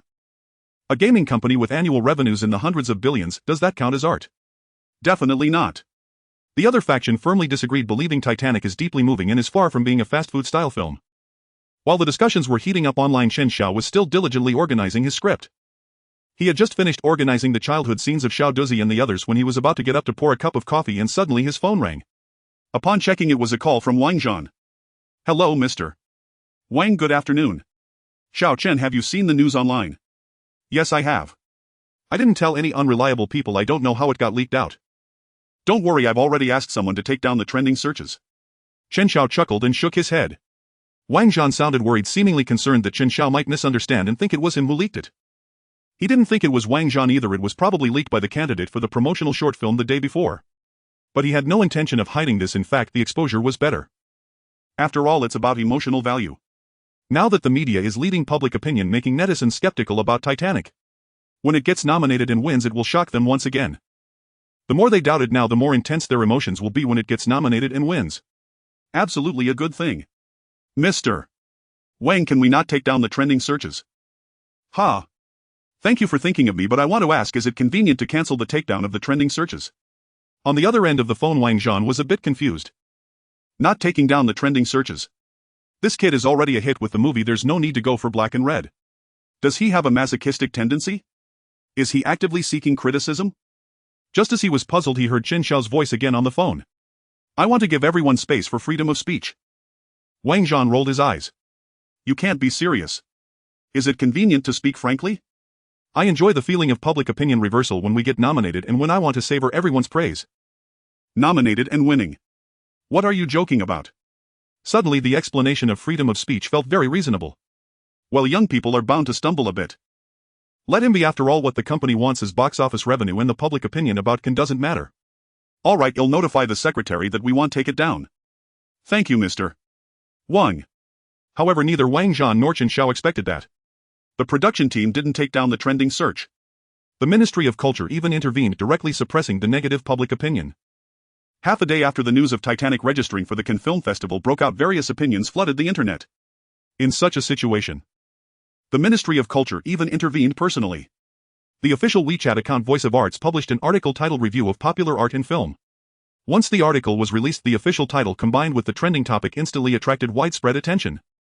In less than 10 minutes, the readership surpassed 1 million.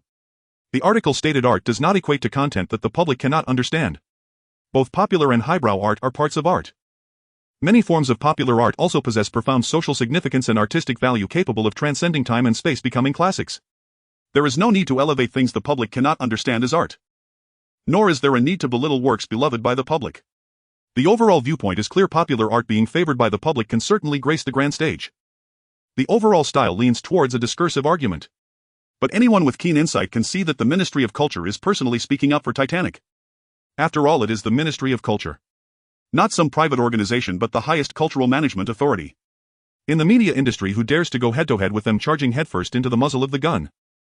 In the Swift Film Review studio, a young employee was sweating profusely, urgently deleting articles. Behind him in the manager's office, the studio boss was also sweating coldly while staring at the computer screen. How could the Ministry of Culture personally intervene? Is it just to speak on the definition of art? Or is it to protect this film? But isn't Titanic an advertisement by Jaha? Could it be that a core member of the film crew is from the Ministry of Culture? Thinking of this, the boss was startled by his own thoughts. Their studio had frequently posted sharp opinions and even attacked the film crew for the sake of traffic. Delete. Delete all of it. All articles with random evaluations of Titanic must be removed immediately. With a loud crash, he pushed his chair back and rushed out of the office. Everyone put down your work and listen to me. Although negative comments online had quieted down, everyone's attitude remained that it was commendable and worth encouraging, urging them to do better next time. Except for the dreamers among the fans, nearly no one believed Titanic could make the shortlist, let alone win an award. Even the film crew members shared this sentiment. While they were skeptical, their attitudes were quite optimistic. Just treat it as a gamble. Just like buying a lottery ticket. What if we win 5 million? In the actors group, Wen said, as Jack said, we must make every day count. Let's give it a shot. If we get in, we'll be set for life. Leo replied, that's right. Jack said he loves waking up to the unknown each morning, not knowing who he will meet or what kind of ending there will be. Zhang Wei remarked, you young folks are really full of energy. That's great. While you're young, it's good to hustle. Meanwhile, while the outside world was bustling, Chen Xiao remained calm, diligently organizing the script and drafting the storyboard. 3.5 days later, he began compiling lists of props, locations, and extras. Props sound like a lot, but in reality the workload isn't that heavy. He needed to list meaningful yet unobtrusive props to prevent the props team from overlooking anything. Such as the round mirror and red lantern used by Die, the square mirror and blue lantern used by Xiaolu, and the Shaoxing Huadia wine that Xiaolu drank while helping Juxian, also known as Daughter's Red. As for things like bricks and ropes for the opera troupe to practice with, the props team would prepare them based on the storyboard. A day passed and the props were completed. Next up was the location. Chen Xiao opened a webpage and searched for suitable spots based on his mental images. He quickly settled on several filming locations: Prince Gong's mansion, the old site of Furin University, the Tuanchang Martial Arts Hall, and the Agricultural College gym. But there was still one core scene unresolved: a street from the Republic of China. Now, with ancient buildings being demolished or collapsing, only a few old houses remain, and their exteriors are fitted with air conditioning units. If filmed on location, it would surely not conform to the historical backdrop. What to do? Chen Xiao twirled his pen, falling into deep thought. The Ministry of Culture had allocated 200 million in funding. The budget was quite sufficient. How about building a street? With advanced technology, constructing a street would cost around 50 million. That's not bad. After all, there wouldn't be much expense in other areas. Build it. Let's do it. Chen Xiao opened a drawing software to sketch the scenes. From the courtyard of the opera troupe where Xiao Shirtu and Xiao Duzi grew up, to the photo studio that the angry youth smashed Juxian's Wamanlu, and the theater where Chang Die performed. One after another, scenes emerged on the screen. 3 more days passed and the only remaining task was casting. Farewell My Concubine required actors with finely nuanced emotions. Due to the unique historical background and experiences, the emotions of characters like Die Duan Xiolo and Juxian were even more complex and unique than those in Titanic. Especially Die. Whether it was child actors or adult actors, the casting difficulty was extremely high. Child actors needed to portray the tenacity of struggling between female beauty and male hero alongside the sorrow of compromise. Adult actors had to express the feeling of being unable to live without obsession. It was tough. After several days of searching, each day was spent watching Peking opera films and TV shows, eating and sleeping. Finally, on the afternoon of the 19th, the candidates were basically determined. During the filming of Titanic he had no notable works to lean on, and with the advertising banner it was difficult to have multiple big names audition for a single role, so he had selected just one actor for each character. This time with the Ministry of Culture as a backing they were much bolder in casting. Every role had 3 to 4 candidates selected. However, for some Peking opera actors he had only watched recordings online and didn't know them well enough. Therefore he needed to ask industry insiders for assistance. Chen Xiao sent the list of actor candidates to the director group chat asking for everyone's opinions. Fang Rong saw Chen Xiao's document, opened it, and immediately widened his eyes. The choices were good, but the selection for supporting roles was truly audacious. Not to mention that among the candidates for Zhu and Duan Xiaolu were award-winning actors. Just looking at those supporting role candidates, the choices were shockingly outrageous. For the role of the Old Master you let 3 national first-class actors be candidates. What does it mean for a first-class actor? It is the highest title granted by the state to actors who have made outstanding contributions to the arts. There are only about 150 across the country, all of whom enjoy special state allowances. Letting them play supporting roles is one thing. But to have 3 or 4 first-class actors competing for a single supporting role. This isn't the Olympics, it's just a promotional film. How could director Chen be so oblivious to the ways of the world? Fang Rong exited the chat software and immediately called Chen Xiao. Hello Director Fang. Director Chen, I've looked at the casting document. Your vision is excellent, but is it really appropriate to invite 9 national first-class actors to audition for 3 roles? The other side fell silent for a moment before answering. I believe they are very suitable and this script deserves the chance for each of them to audition. Fang Rong was taken aback, and after a few seconds of silence he smiled wryly. They are suitable and this script deserves. Suddenly he felt that Director Li's decision was very justified. He really should be the artistic director, not the chief director. Chen Xiao genuinely wanted to make a good film. Yet he was still too worldly. You're right, it really is worth it. However, please pay attention to etiquette during the auditions. Thank you Director Fang. The two ended the call. Fang Rong set down his phone, chuckled wryly, and felt relieved. He should just focus on being the artistic director. On the other side, Chen Xiao hung up the phone and sent the actor list to Director Li's secretary. The secretary opened it and gasped. 9 national first-class actors. What? This is not something he can decide. Quickly forwarding the document to Director Li. Director Li stared at the list for a while. After all, this script had a famous director willing to contribute. Thinking of this, he gritted his teeth and decided find them. After that he personally called Chen Xiao. Director Chen, I've looked at the casting list and I'll have my secretary contact them. Thank you Director Li. Are you available tomorrow? The other core team members have been found. Would you like to come over and meet? No problem. Then let's meet in the last conference room at 3 in the afternoon. Okay. After hanging up the phone, Chen Xiao informed Fang Rong and the others about the meeting, then yawned and lay back down on his bed. Nothing else to do today, time to sleep. Tomorrow he would go to the Ministry of Culture and then just wait for a few days for the actors' auditions. Alright, the list of nominees for Ken would be released tomorrow. It seems that the emotional value could rise again. Later perhaps he could try using a luck pill. Early the next morning, 6 leading actors and actresses, 7 national first-class actors and several popular stars received invitations to audition for Farewell My Concubine. The leading actors and actresses along with popular stars were envious of the heat enjoyed by the Titanic cast. Upon learning that the director and screenwriter were Chen Xiao, they eagerly accepted the invitations. However, things were not as smooth for the 9 national first-class actors. At the Capital Arts Theatre, a group of young actors were rehearsing in costume on stage. In the second row at the farthest seat, an elderly man with graying hair furrowed his brows as he stared at his tablet. He had just received an email inviting him to participate in a promotional film for the drama from the Ministry of Culture. This was a good thing and he was quite willing. But upon opening it he found that it was an invitation to play a supporting role. Well, that's fine, he thought, just giving the young ones a chance. But upon further examination he was surprised to see it was an invitation to audition. Inviting 3 national first-class actors to audition for a supporting role. This meant that 2 first-class actors would be eliminated. Isn't that a bit excessive? For a promotional film it would probably only be a few minutes long, making such a big fuss over it. Even the Spring Festival Gala doesn't go this far. Moreover, the screenwriter and director were not well-known Peking opera playwrights and directors, but rather that rookie who directed Titanic. Isn't this absurd? He had heard his disciples mention that the film was very popular. But so what? At a young age, how good could he make something? It's just in line with the current trend.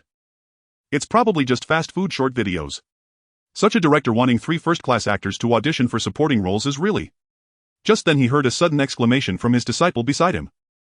Wow! Titanic has been nominated for Cannes. The old man was taken aback, disbelief filling his eyes as he quickly turned his head towards the source of the voice. He saw 2 disciples sitting in the audience excitedly whispering to each other. Did you say that Titanic was nominated for Cannes? The two disciples immediately adopted a serious expression and respectfully replied, "Yes, master." The official Cannes Film Festival has just released the list of nominees. The old man nodded, his gaze slowly returning to the email on the tablet. After 3 years, a domestic film has once again been nominated for Cannes. Could this young man truly have some talent? Whether to accept or decline he would decide after reading the script. The old man opened the attachment in the email titled Audition Script Master. Background 1924 Beiping Beiyang government era. Suddenly his gaze froze, fixated on 2 lines of dialogue, murmuring, "If you wish to show off in front of others, you must endure suffering behind the scenes. Today is just the beginning, the article is still to come." The old man couldn't help but shiver. Did this dialogue come from that young man? Let's not discuss the reasoning behind the actions. Just looking at the cultural depth, it's simply one word: extraordinary. The 8-legged essay of the Qing dynasty emphasizes breaking the topic. With the fall of the Qing dynasty, literati accustomed to writing 8-legged essays still spoke in that style. It closely matched the image of the master. Before him, the character in the text seemed to come alive. Such a historically rich role is incredibly rare. The old man suddenly felt a surge of excitement. "I want to audition for this role." He immediately replied to the email, agreeing to the audition. After sending the email, he opened the script again to savor every word. At the same time, he couldn't help but sigh, marveling at how a small role could be crafted so intricately. Even the top veteran screenwriters would find it hard to achieve this level. This young man is truly a genius. Outside the theater. Half an hour ago, in the editorial office of a news app, 10 editors set the news articles they had written during overtime a few days ago to be published automatically in 10 minutes. These articles were prepared in advance by the chief editor. The main content was that the director of Titanic was a newcomer and the success at the box office had made him arrogant. It analyzed the shortcomings of this film compared to previous nominations. Waiting for the announcement in 10 minutes when Titanic is revealed to be not nominated, the article would be automatically sent out, capturing the first wave of traffic. As time passed, minute by minute, 15 minutes soon elapsed. An editor sitting by the window was idly browsing a website. Suddenly his eyes widened as he stared at the screen. 2 seconds later he jumped up and shouted, "Quick, delete the article. Hurry!" The supervisor happened to pass by and glanced at him in disbelief, saying, "What are you doing? If you keep this up, you'll be packing your things and leaving. It's been nominated." Nominated? Have you lost your mind? Titanic has been nominated. The office instantly fell silent. Everyone stared at him, their minds blank. 2 seconds later the editors quickly bowed their heads and frantically began deleting articles. The sound of keyboards and mice clicking echoed through the room. The idle editor hurriedly opened the back end to delete the article. But in just 5 minutes the article's views had exceeded 10,000 and shares had reached over 5,000. A pile of comments flooded in. Not nominated. Are you from a parallel universe? Which planet are you from? Their editorial office has several such articles, it's hilarious. Screenshot it. Make a video, hahaha. In the corridor the chief editor looked at the comments on the editor's screen, turned pale and hurriedly instructed, "Delete it quickly." He retreated back into the office in a fluster. Online celebratory posts flooded the platform. Regardless of whether it can win an award, being in the main competition section signifies strength. Fans were in a frenzy, creating posters and support slogans while frantically sharing celebratory posts. When's is going to the Cannes red carpet? I'm crying, oh my god. Miley A.O. is stepping onto the international stage, tears in my eyes. Director Chen, I love you. Thank you, Director Chen, sob sob sob. Bursting with tears, I really cried. The Cannes red carpet, and it's for the main competition section. As an Oreo, I feel like I've reached the pinnacle of my life. What do you mean, Director Chen? That's a god. Xiao Shen. Chen Xiao truly has some talent. Is that talent? That's a whole truckload of talent. Absolutely impressive. Meanwhile, hundreds of reporters were departing from the company, heading straight for Jiahao Film and Jiahao Diamonds. Half an hour later, Jiahao Diamonds released an announcement on their official website and WeChat. "We are celebrating our company's advertisement film Titanic being nominated for the Cannes Film Festival with all diamonds at an 8 discount for a limited time. Our company will provide full sponsorship for the crew to attend the film festival." Jiahao Film City and the post-production base also published articles expressing their congratulations. At the same time, reporters once again clogged the entrance of Jiahao Diamonds and Jiahao Film, making it impossible to get through. Wang Zhan walked downstairs beaming as he faced hundreds of cameras, saying, "Dear reporters, there's no need to rush. We will hold a celebration party in a few days and will definitely invite you all." As soon as he finished speaking, countless questions came rushing at him. "Mr. Wang, could you please tell us why you are confident in entering the main competition section? When does Wen's plan to depart for country F? Why did you initially decide not to enter the focus section but instead choose to enter the main competition?" Wang Zhan awkwardly smiled. Did he really have confidence in entering? It was Chen Xiao who insisted on entering. He had always thought that kid would stumble because of this, but who knew he actually got nominated?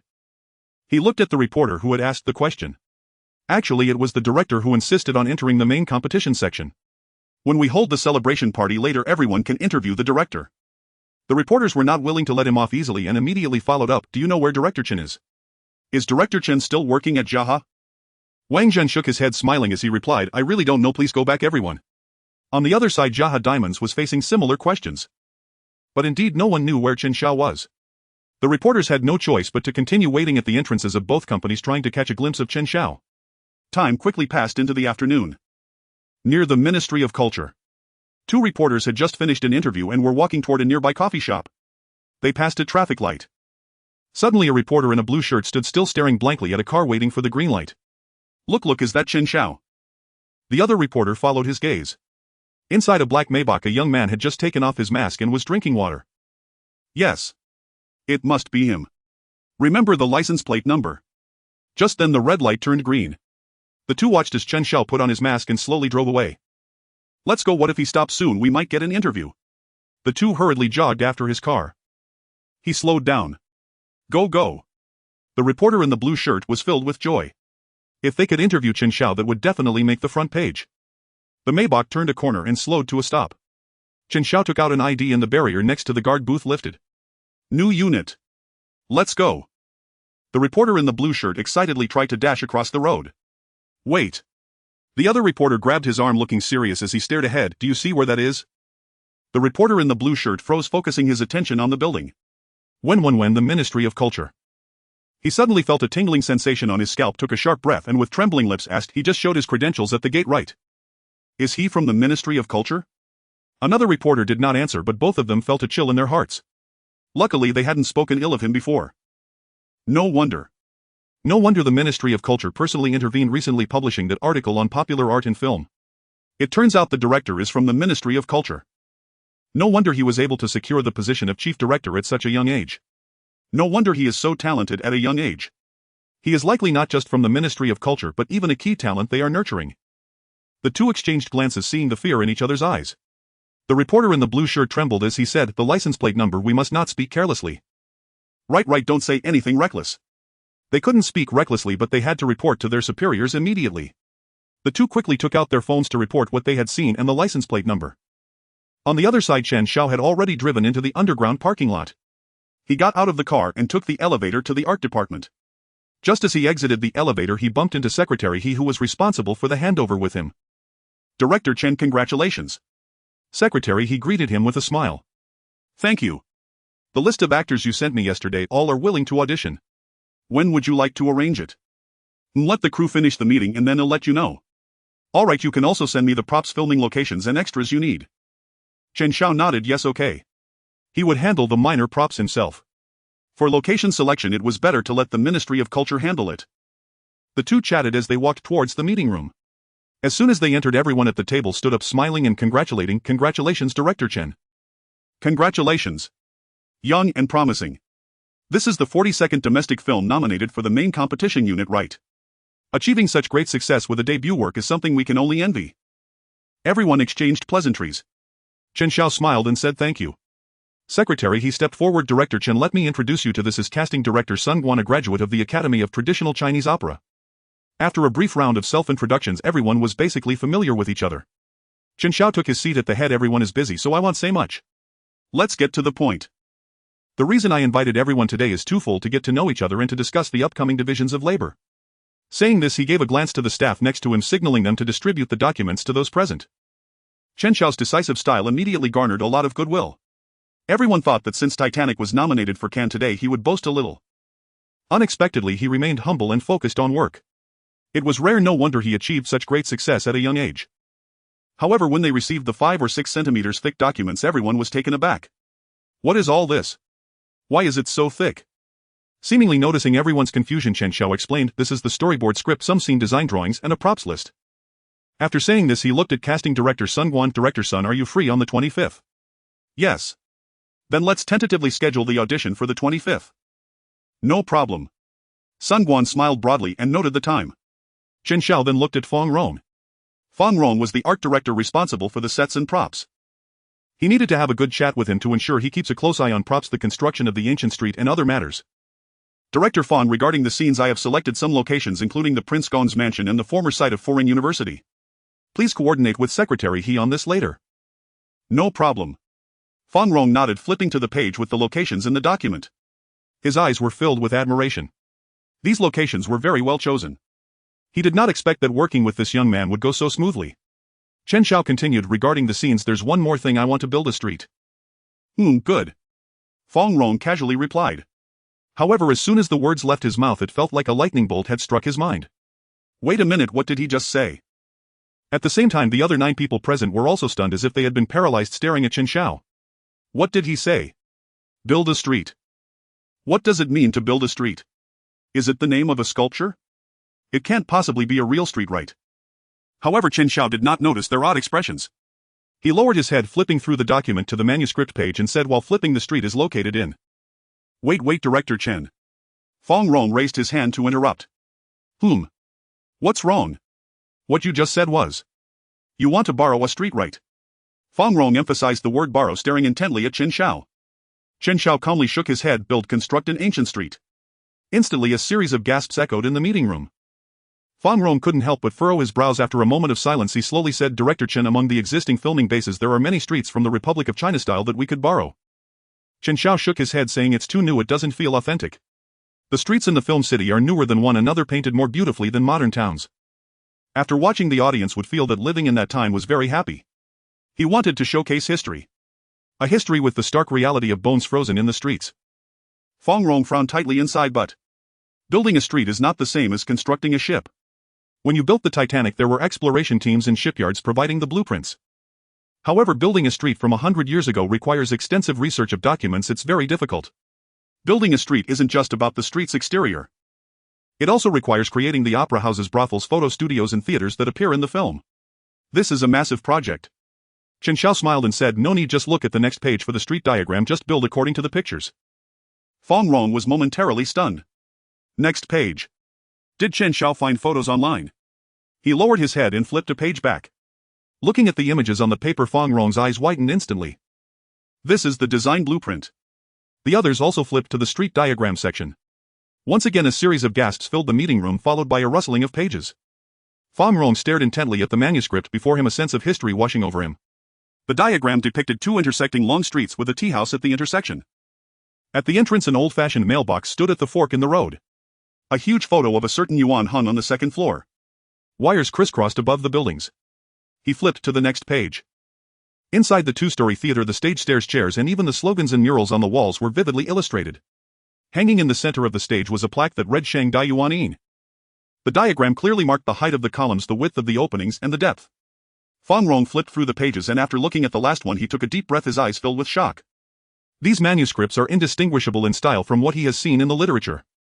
Moreover, they perfectly match the atmosphere required by the script. How could they be drawn in less than half a month? He slowly raised his head. Director Chen, did you draw these after going through the literature these past few days? Chen Xiao smiled and waved his hand. How could that be possible? I'm a history enthusiast and can draw. I have designed similar scenes before. Fan Rong's mouth twitched. A history enthusiast. How can you like everything? Not only do you like everything, but you seem to excel at everything. Screenwriter, director, drawing, composing, knowledge of opera, and even scene design. As the saying goes, in every profession there are outstanding talents. But him. He is simply outstanding in every field. It's ridiculous. Don't tell me Chen Xiao can also sing opera. Thinking of this, Fan Rong let out a long sigh, shaking his head with a smile. Singing opera requires years of practice. How could Chen Xiao possibly do that? Such craftsmanship! If Chen Xiao truly excels, he could practically perform his own death scene on stage. Chen Xiao scanned the room, then asked, there shouldn't be any issue building this street, should there? Fan Rong immediately voiced his support. Excellent, I fully endorse it. Our budget is sufficient. And if the promotional video goes viral, this street could even become a tourist attraction. Chen Xiao nodded. Then it's settled, the ancient style street will be built.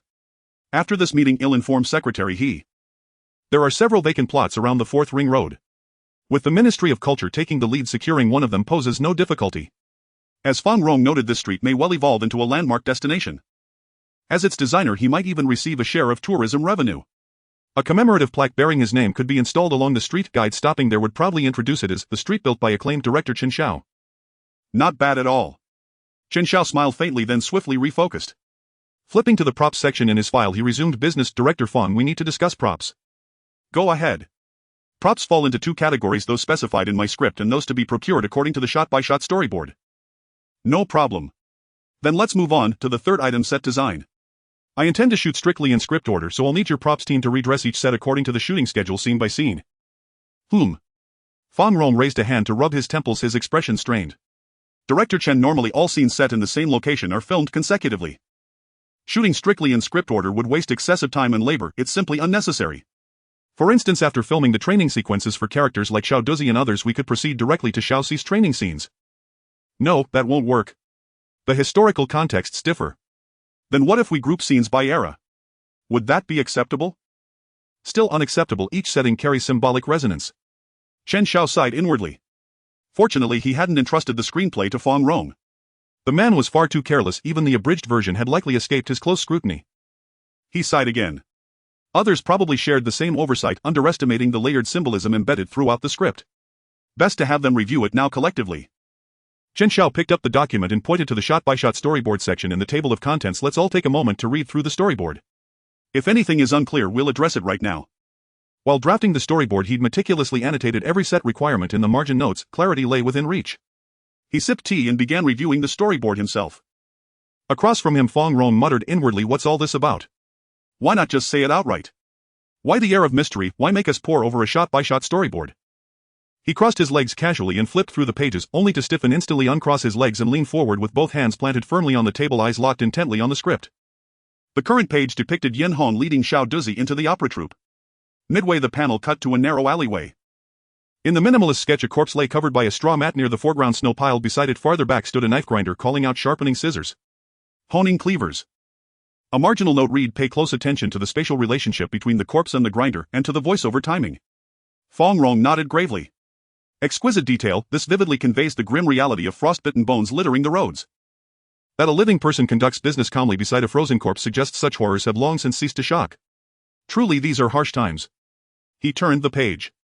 Marginal notes brimmed with precise set direction details, astonishingly thorough. Next came the scene where Yen Hong leads Xiao Duzi out the door. She crouches at the threshold, blindfolds him and guides him toward the grinder's station. The note stipulated 1. Begin playing the grinding sound the moment they exit the door. Also retain the identical grinding motif throughout, do not replace it with alternate music. For instance, the same motif must underscore both Xiao Duzi's line, I was born a man, and the master's beating by thugs. 2. Pay strict attention to blocking. Yen Hong guides Xiao Duzi away from the direction where the corpse lay toward the grinder. This movement symbolically drags him from death itself toward castration. A jolt surged through Fong Rong's body. He clapped a hand over his mouth, staring fixedly, first at the note then at the sketch tracing Yen Hong's path. From death toward castration. Good heavens! The frostbitten corpse and the knife grinder, they don't merely illustrate the suffering of the downtrodden. They're metaphors foreshadowing Xiao Duzi's fate. And Chen director's note insists this grinding motif recur, meaning the motif itself is metaphorical. Fong Rong drew a sharp breath and slowly lifted his gaze to meet Chen Xiao's. Masterful visual language. Profound resonant symbolism. How on earth did he achieve this? Such mastery, even among the 10 great directors, is exceedingly rare. To refine a script to this degree demands 3 to 5 years of relentless craftsmanship. Yet genius falls utterly short of describing him. Demonsage, a true demonsage. After another 15 minutes, heads rose across the room.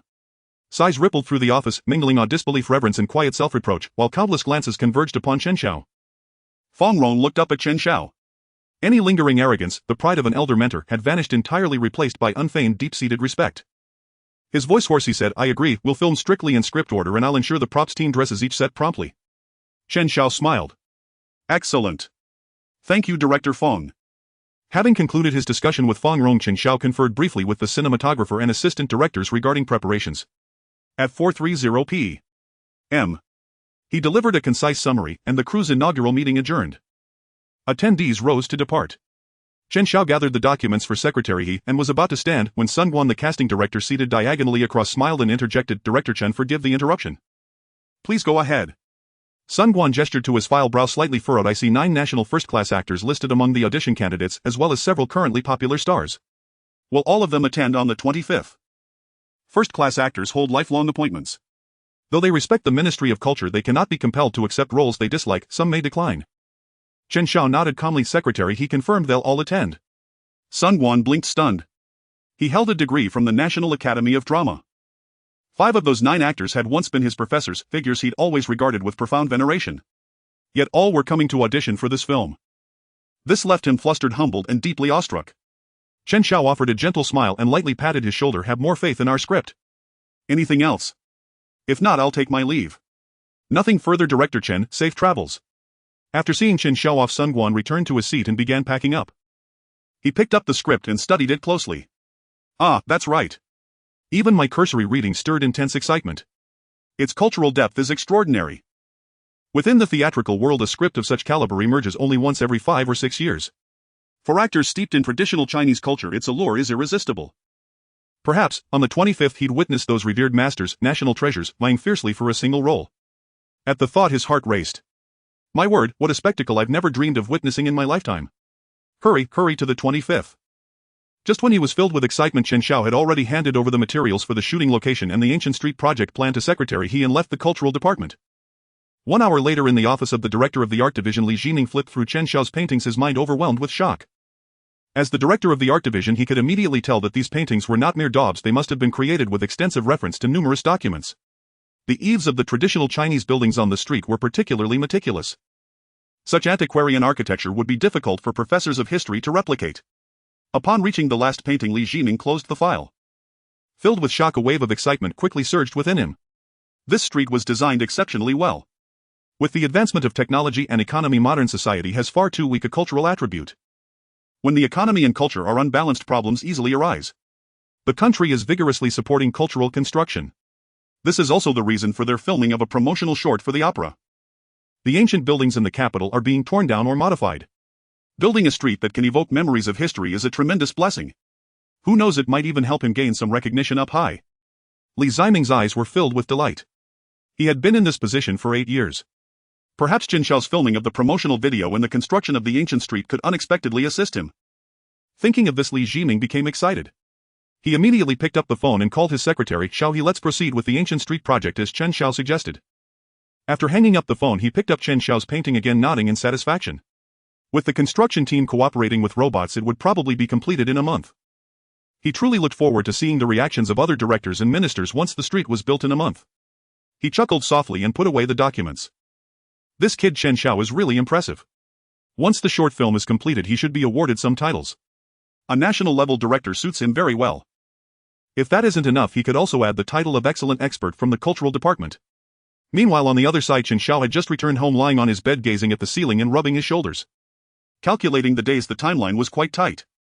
The new year is in February next year. By January 20th at the latest, the final cut must be submitted for review by the cultural department and released across all platforms just in time for the spring festival. The post-production for Farewell My Concubine is slightly more challenging than Titanic, so we plan to reserve an extra week and allocate 3 weeks for post-production. This means filming must be completed by the end of December. Filming would only start at the end of November, meaning time was extremely tight. To finish on schedule, the key lies in the actor's emotions. Casting and training were very important. When casting, he specifically chose actors with a background in Peking opera to ensure a smoother filming process. This way they wouldn't need the 6 months of training typically required in the original world. The focus of the training would be on interpreting history and understanding the characters. Once the actors get into their roles, the filming speed will naturally increase. Besides that, there is another task during the training. In this world, there is no Peking opera master as great as Mei Lanfang.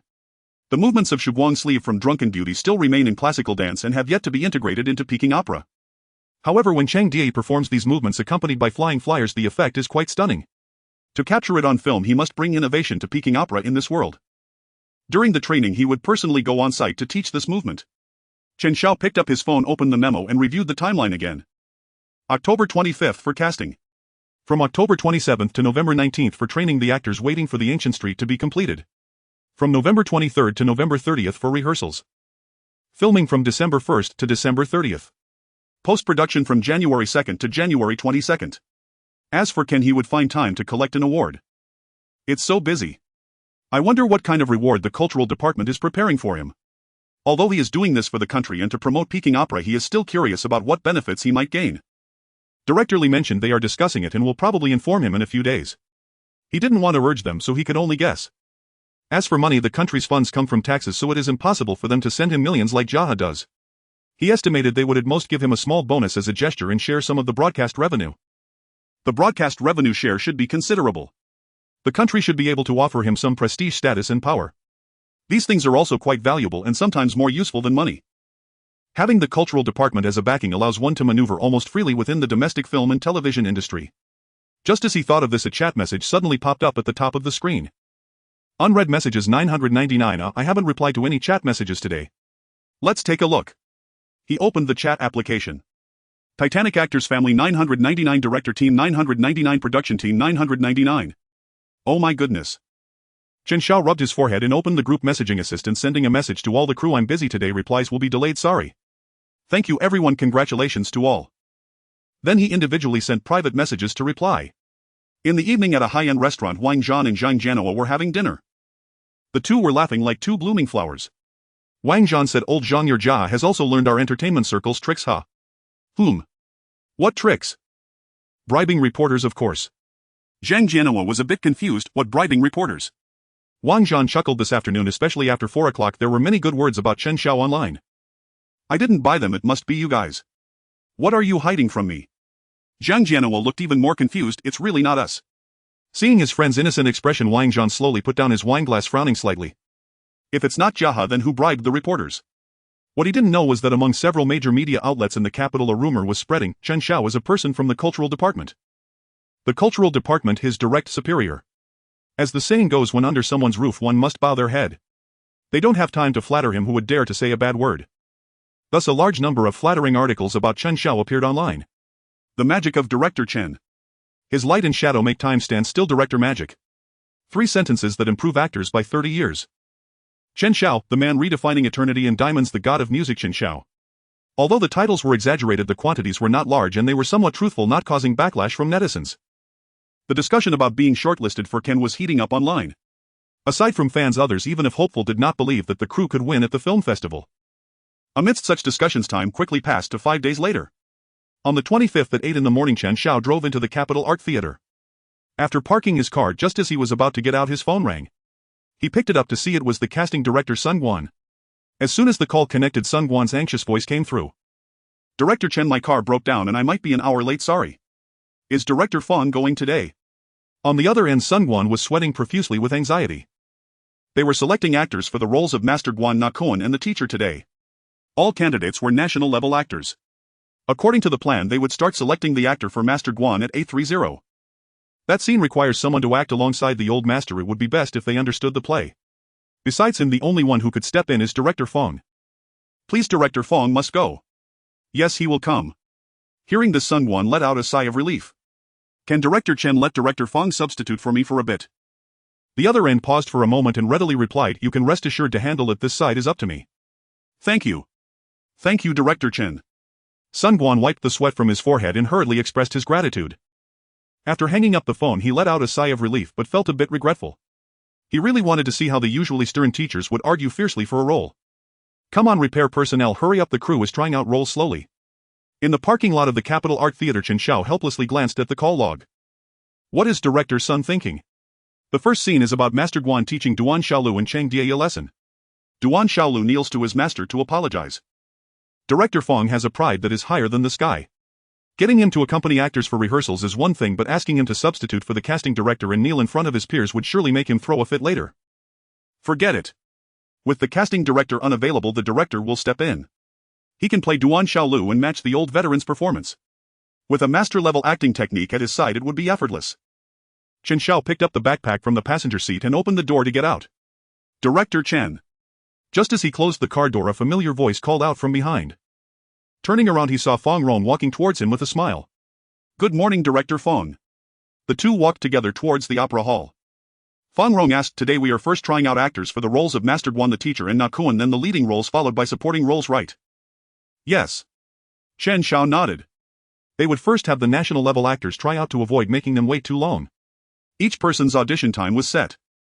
They would start promptly at 8:30. As they approached the opera hall, they encountered a man with half-white hair. Fong Rong waved and whispered, he is first-class actor Lu Qi.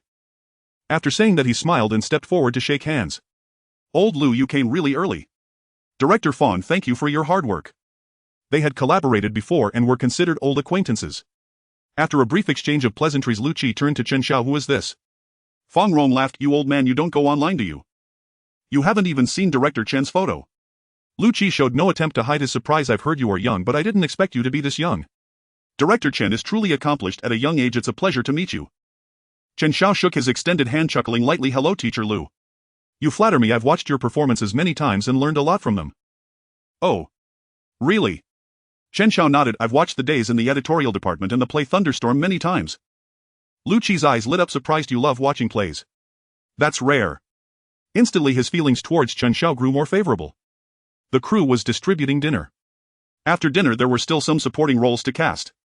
Chen Xiao picked up his meal box, just about to open it when his phone rang. Why does that sound so familiar? Didn't Chen Xiao say that the first time he met him? He had been secretly pleased for several days because of it. How proud it is that the director who broke the box office record is a fan of his. It turns out this kid has so many idols. It's even possible that all these words are false. What a blissful misunderstanding, a deception of feelings. The three chatted idly as they entered the theater, and upon reaching the entrance they heard voices from a conversation. Upon entering they saw four middle-aged men sitting in the audience section at the entrance chatting. Behind them some staff from the theater and crew were organizing props and serving tea. Fong Rong stepped forward and raised his voice, laughing. Good morning, teachers. The four immediately turned their attention, rising to greet him. This is our chief director, Director Chen. Fong Rong introduced. The four examined Chen Xiao and exclaimed, Good morning, Director Chen. I didn't expect you to be so young. Our Director Chen could easily play the male lead. Haha, don't you usually browse the internet? Our Director Chen is the director with the highest number of fans, with a whole bunch of little fans. Talented, good-looking and in great shape, his future is limitless. Chen Xiao smiled faintly and stepped forward to greet them. Hello, teachers. You are all my seniors, please guide me in the future. Fong Rong nodded in satisfaction. Thank goodness. If he had also said to these four, I've watched your plays since I was young and learned a lot, there would truly be no trust left among people.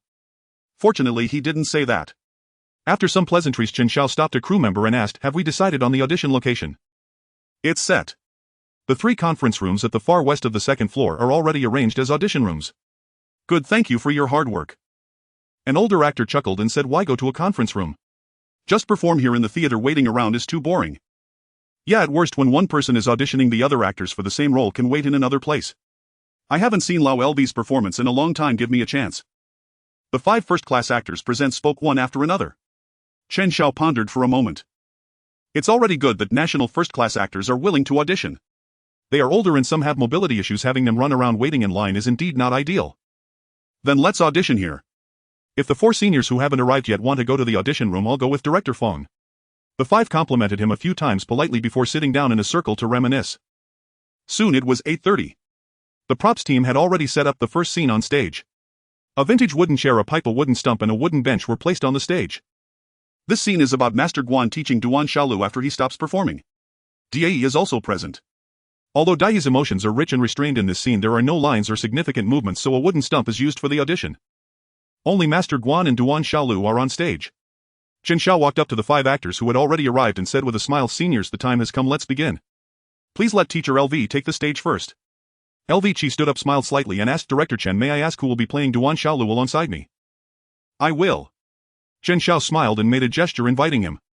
Everyone was momentarily taken aback, then they chuckled inwardly. Who is LV Chi? A national first-class actor. Even playing a strict father could scare rookie actors into tears. Wouldn't portraying the imposing old master intimidate him? What if Chen Xiao can direct? It's merely talk without action. Once LV Chi takes his place, even without saying a word, that kid will probably be so scared he forgets his lines right. They looked at LV Chi, who was stepping onto the stage, and laughed as they advised, Don't be so fierce. Lower your aura a bit, don't scare Director Chen. Last time you scared that young man so badly he couldn't sleep for several days, tone it down a bit. LV Chi was also in a dilemma. Although Chen Xiao was young, his status was not low. This scene is about teaching Duan Shaolu a lesson. Squatting in front of him, slapping his face and scolding him could genuinely frighten him. But if he tones it down, how would that befit a first-class actor's identity? Chen Xiao stood on stage calm and composed, lightly saying, Teacher LV, you don't need to be polite with me, just go all out. We're auditioning, not playing around. Hearing this, everyone couldn't help but chuckle. This kid still thinks that acting with a first-class actor is the same as acting with Liao and the others, right? How naive. He'll know how immense the pressure is soon enough. Fong Rong furrowed his brows beside him. In this scene, the old master's pressure is very strong. Director Chen is too arrogant, I hope he doesn't get truly intimidated. He whispered to his assistant, bring 2 packs of tissues. Just in case he gets scared later he can quickly hand them to him. On stage LV Chi hesitated for a moment, alright let's begin. He sat down on the wooden chair squinting his eyes. Chen Xiao stepped back a few paces and exchanged a glance with Fang Rong. Fang Rong quietly said start. Duan Xiaolu. Chen Xiao took 2 steps forward staring at his master for 2 seconds, glancing at the ground and then looking back at his master. His eyes expressed both longing and a hint of guilt. The veteran actors below brightened up. Hey, not bad. His control of facial muscles is quite good. He's capturing the emotions very accurately. Don't speak. On stage LV Chi also brightened at the sight but quickly returned to the scene. Master Guan LV Chi supported himself on the stool and stood up. The 2 actors have arrived.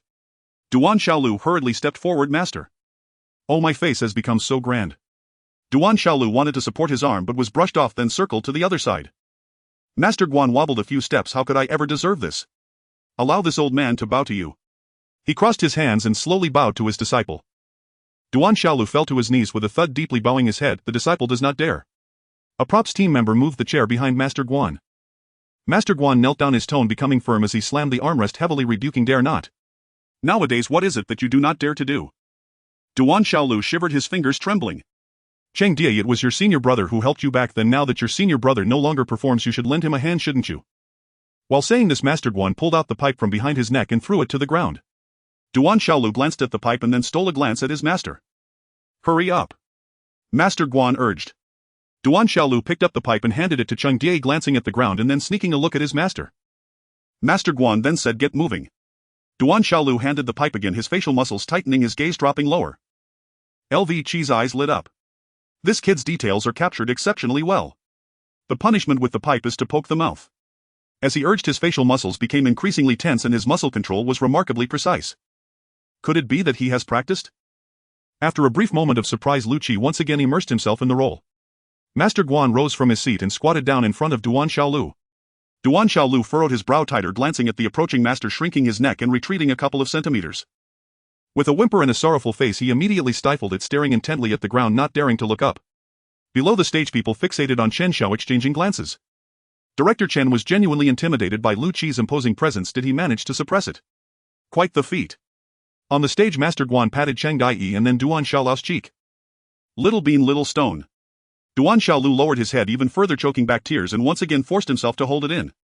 You two have such a small story, it feels much longer when I speak of it. Hee, how have you turned into a character now?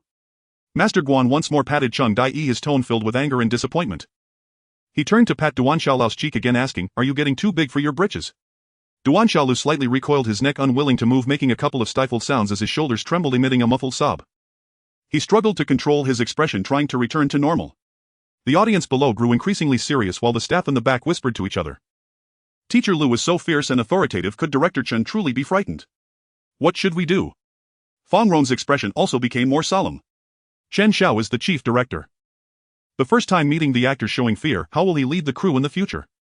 This is bad, I need to think of a way to help him smooth things over. On the stage, Master Guan, holding his pipe, pointed at Cheng Dai and continued questioning. Have you forgotten everything? At this point you can't bear it. He slowly stood up, straightening his body. This scene has come to an end. The two froze for a few seconds. Chen Xiao breathed a sigh of relief, helping Lu Qi up and smiling. Thank you, Teacher Lu, for your hard work. As the two stood up, applause erupted from the audience. Everyone looked up at the stage in surprise. Is Chen Xiao okay? Wasn't he scared just a second ago, struggling to hold it in? The next moment he steps out of his fear calm and unhurried with such strong psychological adjustment skills. No way. Could it be that he was acting? With this thought, everyone exchanged glances, seeing surprise reflected in each other's eyes. At such a young age he surprisingly possesses such great acting skills. Of course they didn't feel that Chen Xiao overshadowed Lu Qi, they just thought Chen Xiao's performance was very authentic. In this scene, Duan Xiaolu only displayed fear without daring to express it. The old master character shifted from sarcastically mocking his disciple to reprimanding from a high position, then to crouching in front, earnestly persuading. Lu Qi portrayed the three emotional layers distinctly and transitioned smoothly. Truly worthy of being a national first-class actor, he did not disgrace them. On the stage, Lu Qi was walking down with Chen Xiao. Lu Qi asked with a smile, Director Chen, did you study acting specifically before? Upon hearing this question, others perked up their ears to listen. No, I just watched performances by various seniors when I was young and learned a bit in front of the TV. Several old actors expressed their admiration inwardly. What a great potential for acting. Beside them, Fong Rong rested his elbow on the armrest, supporting his chin, looking utterly disinterested. All right. Another amateur hobby, huh? Damn it. He is at least one of the top 10 directors. Looking at Chen Xiao, he suddenly felt like an NPC, just someone here to fill the numbers. So annoying. He glanced at the old actors beside him. This group was still praising Chen Xiao's talent. Join the crew. After half a month in the crew, you will start to doubt your life. The 5 old actors were chatting with Fong Rong. Chen Xiao reached the door and inquired with his assistant, what about the other 2 teachers auditioning for Master Guan? They mentioned on the phone that they expect to arrive in about 2 hours and asked us to proceed first. Did they say why? They said they are teaching students in the afternoon and will just happen to come after the audition. Got it. Chen Xiao turned to the inside of the door and said loudly to Lu Qi, Teacher Lu, you are confirmed for the role of Master Guan. The assistant will bring you the script shortly. As soon as these words were spoken, they instantly attracted everyone's attention. Did the other 2 give up? Lu Qi asked, puzzled, what about the other 2? They missed the deadline, so their qualification is cancelled. Chen Xiao smiled lightly and turned to his assistant. The same goes for Teacher Wang, who auditioned for that Kuan role, and Teacher Su for the other role, unless there are extraordinary circumstances, otherwise their qualifications will be cancelled directly. Upon hearing this, everyone was taken aback. This is a national first-class actor. What harm is there in being a little late? You actually just cancel their qualifications. After a brief moment of astonishment, the 5 veteran actors who arrived early were full of admiration. This young man truly has guts. They have long been dissatisfied with those who act arrogant. No one has dealt with them for so long. Well done. This little guy just acted as a fake tyrant, yet has a bit of a real tyrant spirit now. However, Lu Qi was somewhat taken aback. Is he really going up? Director Chen, are you sure you won't check their performances? Now that you've decided on me, it might be more fitting to see their acting later. Regretting it will be too late. Chen Xiao smiled and said, you performed excellently. Since the other 2 teachers are very busy, we shouldn't waste their time. When it comes to selecting actors, what matters most is not the acting skills. Especially when the acting levels are similar, he values the person's attitude even more. Actors who do as they please and act arrogantly find it difficult to communicate within the crew, performing as they wish. Actors with a humble attitude may have slightly lesser skills, but as long as they can listen to his guidance, their performance will surely surpass those others. Moreover, Lu Qi is already his ideal choice. As for the social niceties, since they do not give him face, why should he lower himself further for their sake? Seeing Chen Xiao so resolute, Lu Qi simply agreed, all right. Thank you, Director Chen. After saying this, he sat back in his seat, feeling a surge of joy in his heart. He has high hopes for this script. The metaphors within the interpretation of Peking opera history, the depiction of historical tides, all are exceptional. Unexpectedly, the other 2 first-class actors actually arrived late, haha. What a stroke of luck. Old Lu, can you be a bit calmer? Your smile is about to reach the sky, Fong Rong joked. I know, Lu Qi replied, but his smile showed no signs of abating. On his other side, the other 4 veteran actors looked at him with envious eyes, praying wildly in their hearts. Please may the people grouped with them not come. Please don't come. The odds of 2 out of 3 are much better than 1 out of 3. Meanwhile, the 2 old actors auditioning for that Kuan role and Teacher Yi hurriedly rushed out from home, driving fast toward the theater. As for the 2 who were eliminated, they were dumbfounded. They stared blankly at the phone in their hands. A first-class actor eliminated before even auditioning. Just because they were late. This. They wanted to complain, but the words wouldn't come out. How could they complain? Should they say they were disqualified for being late? After a bout of frustration, they could only throw down their phones silently, feeling both angry and regretful. At the Capital Art Theater, auditions continued. By nearly 10 o'clock, all 3 roles had been cast. After bidding farewell to the veteran actors, the production team relocated to the second-floor casting room to audition performers one by one. This morning, the actors for Duan Xiaolo, Chang Diyi and Zhu Stian were still to be finalized. Chen Xiao placed his documents on the desk and glanced at the wall clock. 10 minutes remained before Duan Xiaolo's audition began. A brief rest, then, knock knock. The director's assistant entered, closing the door softly behind him, and murmured, Director Chen, Mr. Jiangwan is also at the theater today. He somehow obtained the script from one of the veteran actors and expressed strong interest in auditioning for the lead role. Jiangwan. The one who both directs and acts. Yes. Chen Xiao stroked his chin thoughtfully. Standing over 1.8 meters tall, he certainly fit the physical profile of Duan Xiaolu. His demeanor was also reasonably suitable. Since his enthusiasm was so evident, Chen Xiao decided to grant him the opportunity. Very well, schedule him for the audition. But protocol must be observed. He'll audition last for Duan Xiaolu. Having said this, Chen Xiao turned back to his stack of actor dossiers. Director Chen. Anything else? Without looking up, Chen Xiao kept reading. The assistant hesitated, then stammered, Mr. Jiang wishes to audition not for Duan Xiaolu but for Chang Die. Chen Xiao's hand froze mid-pageturn. He frowned and lifted his gaze. Who? Chang Die. Chen Xiao fell silent. A man over 1.8 meters tall, playing Chang Die. That would mean, on stage. Xian Yu, do you regret anything?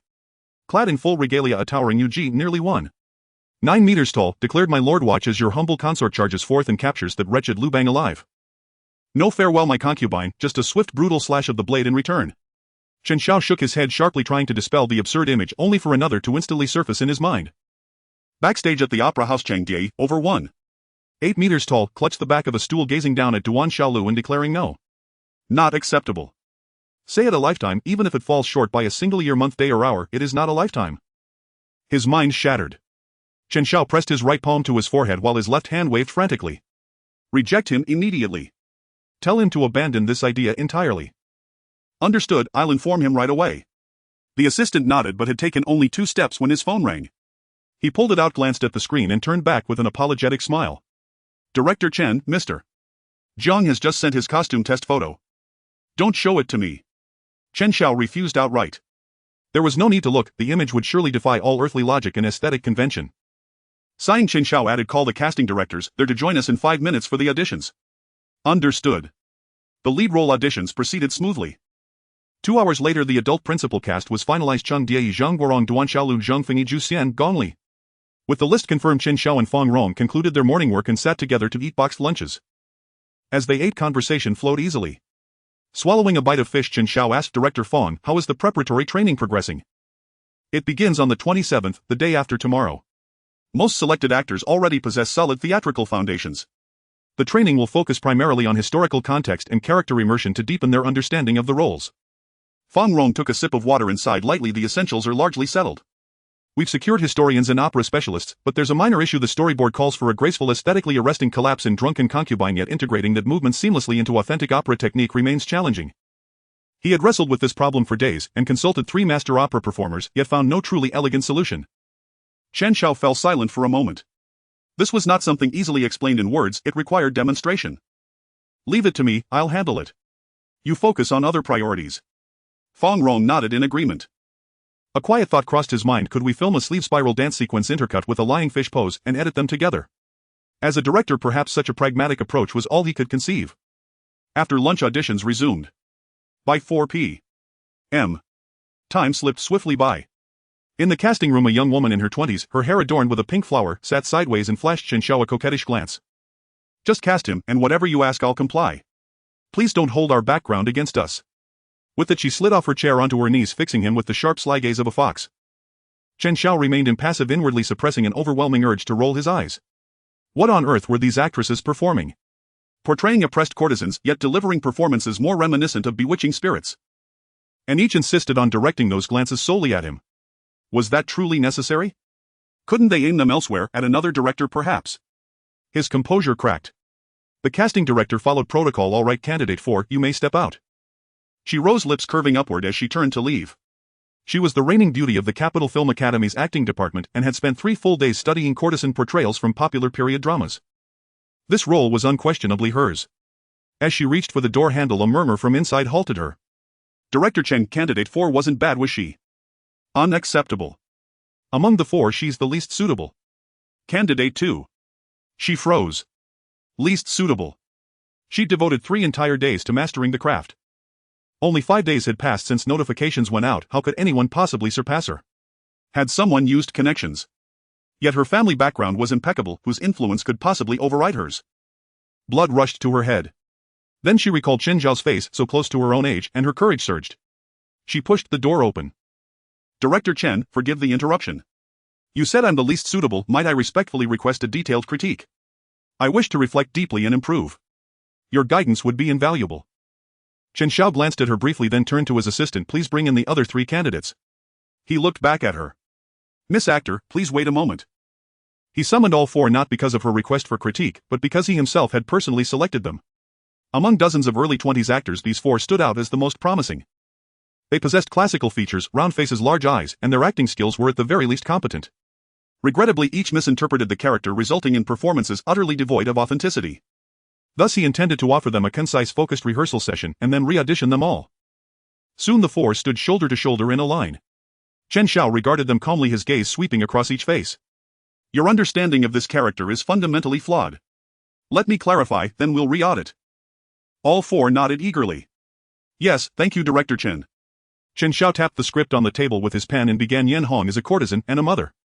That much I trust is clear to you all. Yet your performances reveal two critical flaws. First, you fractured the character portraying the mother in the first half and the courtesan in the second. Second, and far more serious, you aren't playing a courtesan at all. You're playing a fox spirit. A dodgy. At this point the faces of the four girls changed. Being publicly criticized like this was truly embarrassing. To call them vixens was an utter insult, wasn't it? But Chen Xiao's next words instantly made them feel a bit more balanced. This isn't your fault, it might actually be a result of taking market works too seriously. Currently the portrayals of courtesans in films depict them as alluring and power-hungry or even possessing an inner nobility, prideful in their talents. However, the character Yan Hong is different from them. She is at the very bottom, disregarded even when dead.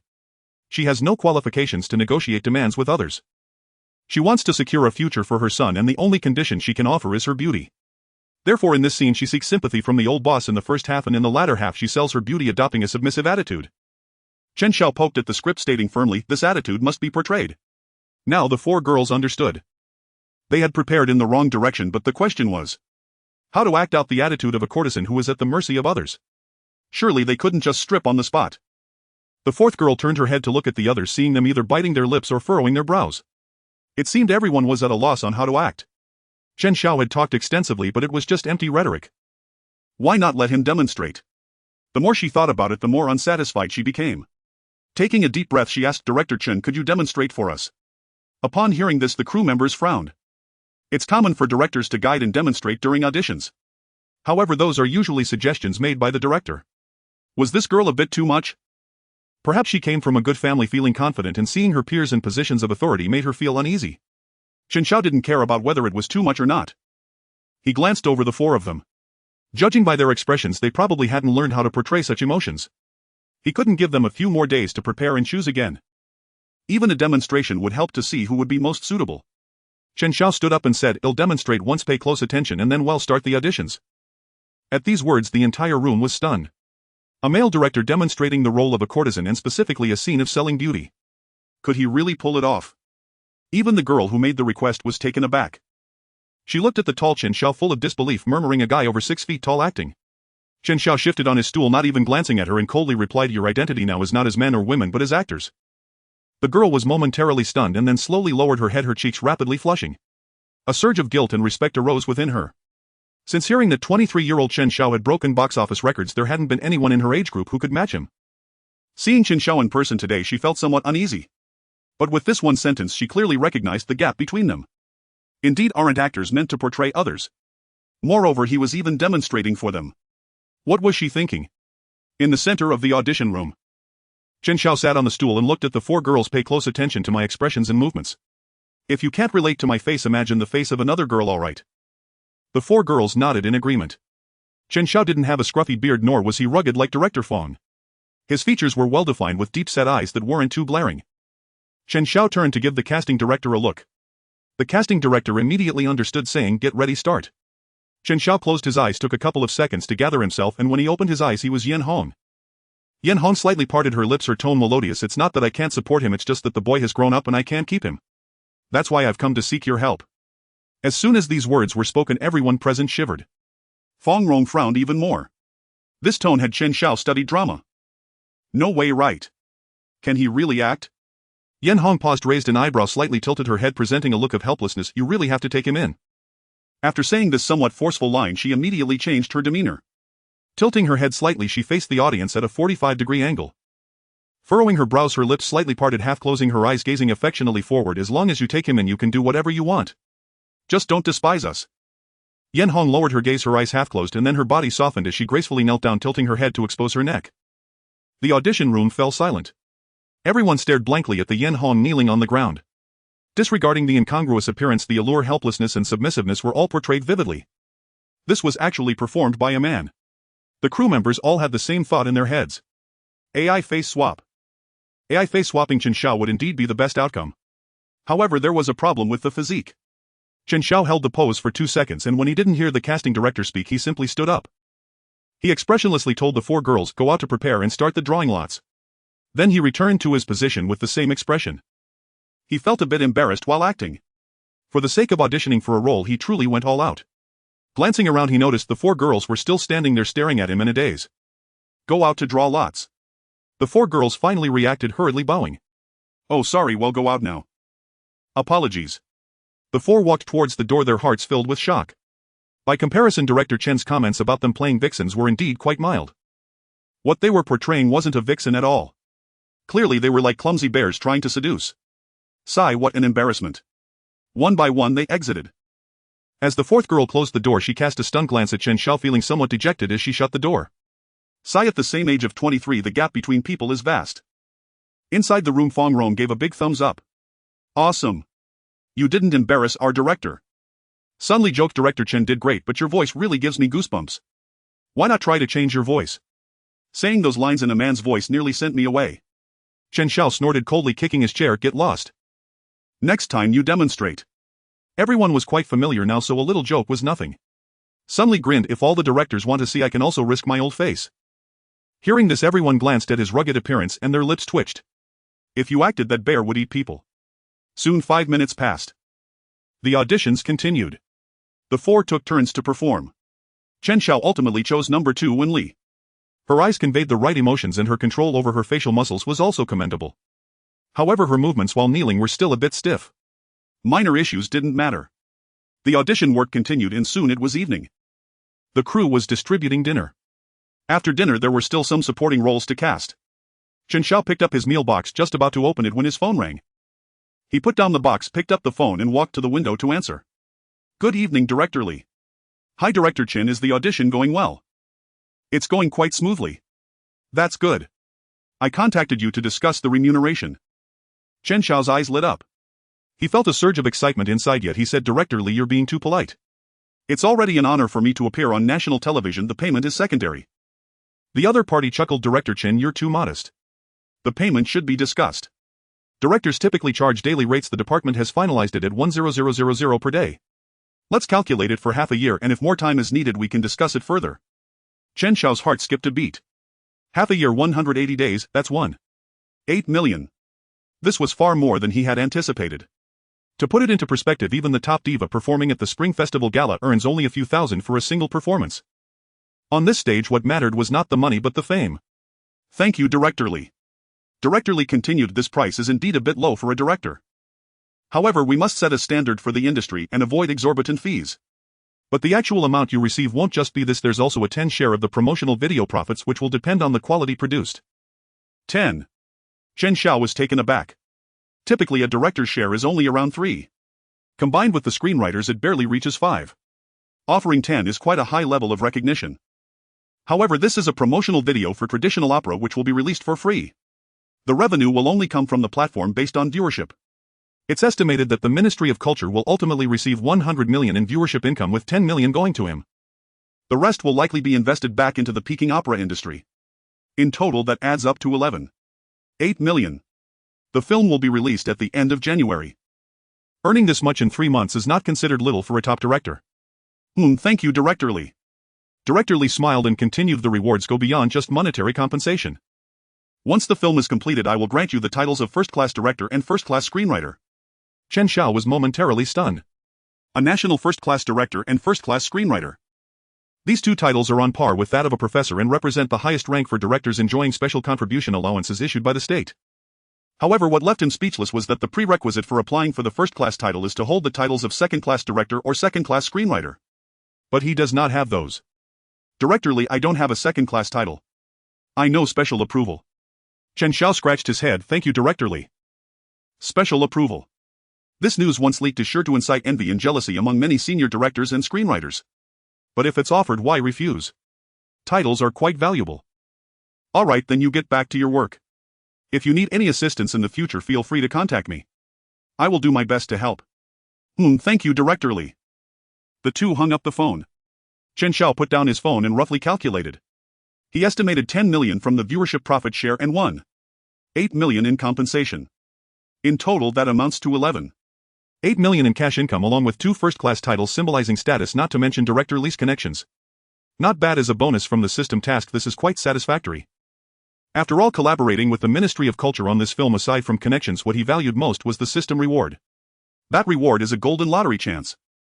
The prize pool includes master-level skills system upgrades in city villas. If he could draw a city villa, wouldn't that be fantastic? A system upgrade would also be good. Although he didn't know the benefits of upgrading, it was worth trying. Just as he was lost in thought about the rewards, he heard Fong Rong's voice behind him. Director Chen, the food is getting cold, hurry and eat. Coming, thank you for the reminder, Director Fong. Meanwhile, as numerous stars entered and exited the Capital Arts Theater, news of Chen Xiao's new film quickly spread to the media. Once reporters found out, the entire internet knew. Chen Xiao's entry into Ken 4 Titanic trended for 2 days. It had just dropped to the 30th spot today but was quickly pushed back to the first. Trending first, Chen Xiao is preparing for a new film. Trending second, the Ministry of Culture is filming the traditional opera promotional video Farewell My Concubine. Genius director Chen Xiao serves as the chief director. Trending 11th, the promotional video Farewell My Concubine is rumored to be nearly 3 hours long. As soon as the news broke, Chen Xiao's fans, enthusiasts of the Peking opera Farewell My Concubine, and passers-by were all a bit confused. Director Chen Xiao 3 hours long traditional opera promotional video, these words are familiar, but when combined they sound just so strange. Isn't Director Chen known for his emotional storytelling and character establishment? Is it a stretch for him to direct a traditional opera promotional video? A 3-hour promotional video. Who can sit through that? Hey, come on, even if it's a 3-hour advertisement, did you watch it? Don't talk about 3 hours, I'd watch it even if it were 3,000 hours. Does Chen Xiao understand traditional opera? He could easily serve as a deputy director. How could he possibly take on the role of chief director? By the way, how did Director Chen get involved with the Ministry of Culture? The end of the universe is bureaucracy. That saying is truly not wrong. Ah, what a pity. Things done in collaboration with the government are sure to be overly cautious. It's just a promotional video for traditional opera. What boldness could one expect from him? Exactly, a promotional video for traditional opera. Even if he wanted to be bold, he couldn't. You guys stop speculating, trust Director Chen. Once the film is out, you'll know. Meanwhile, numerous reporters received word and flocked to the Capital Arts Theater, strongly demanding entry to interview Chen Xiao. Since the announcement of Titanic being nominated for Cannes, they hadn't been able to track down Chen Xiao. Now that he was here, they couldn't miss such a great opportunity. However, this was the Capital Arts Theater. They couldn't force their way in, so they had to patiently wait outside, questioning anyone who came out. Do you have any news about Chen Xiao? This left the theater staff utterly bewildered, especially those who didn't know Chen Xiao was in the theater, who immediately began to suspect if these media people were looking for a missing person with the same name. As night fell and darkness enveloped the sky at 9 o'clock, the crew finally finished casting. Chen Xiao and Fong Rong walked towards the parking lot while discussing the training schedule. Chen Xiao fiddled with the car keys and asked Director Fong, the training includes traditional opera in the morning and history and character understanding in the afternoon, right? Yes, starting from the 27th. Still at the Capital Arts Theater, right? I'd like to come see as well. Yes. But you're going to Cannes next month, right?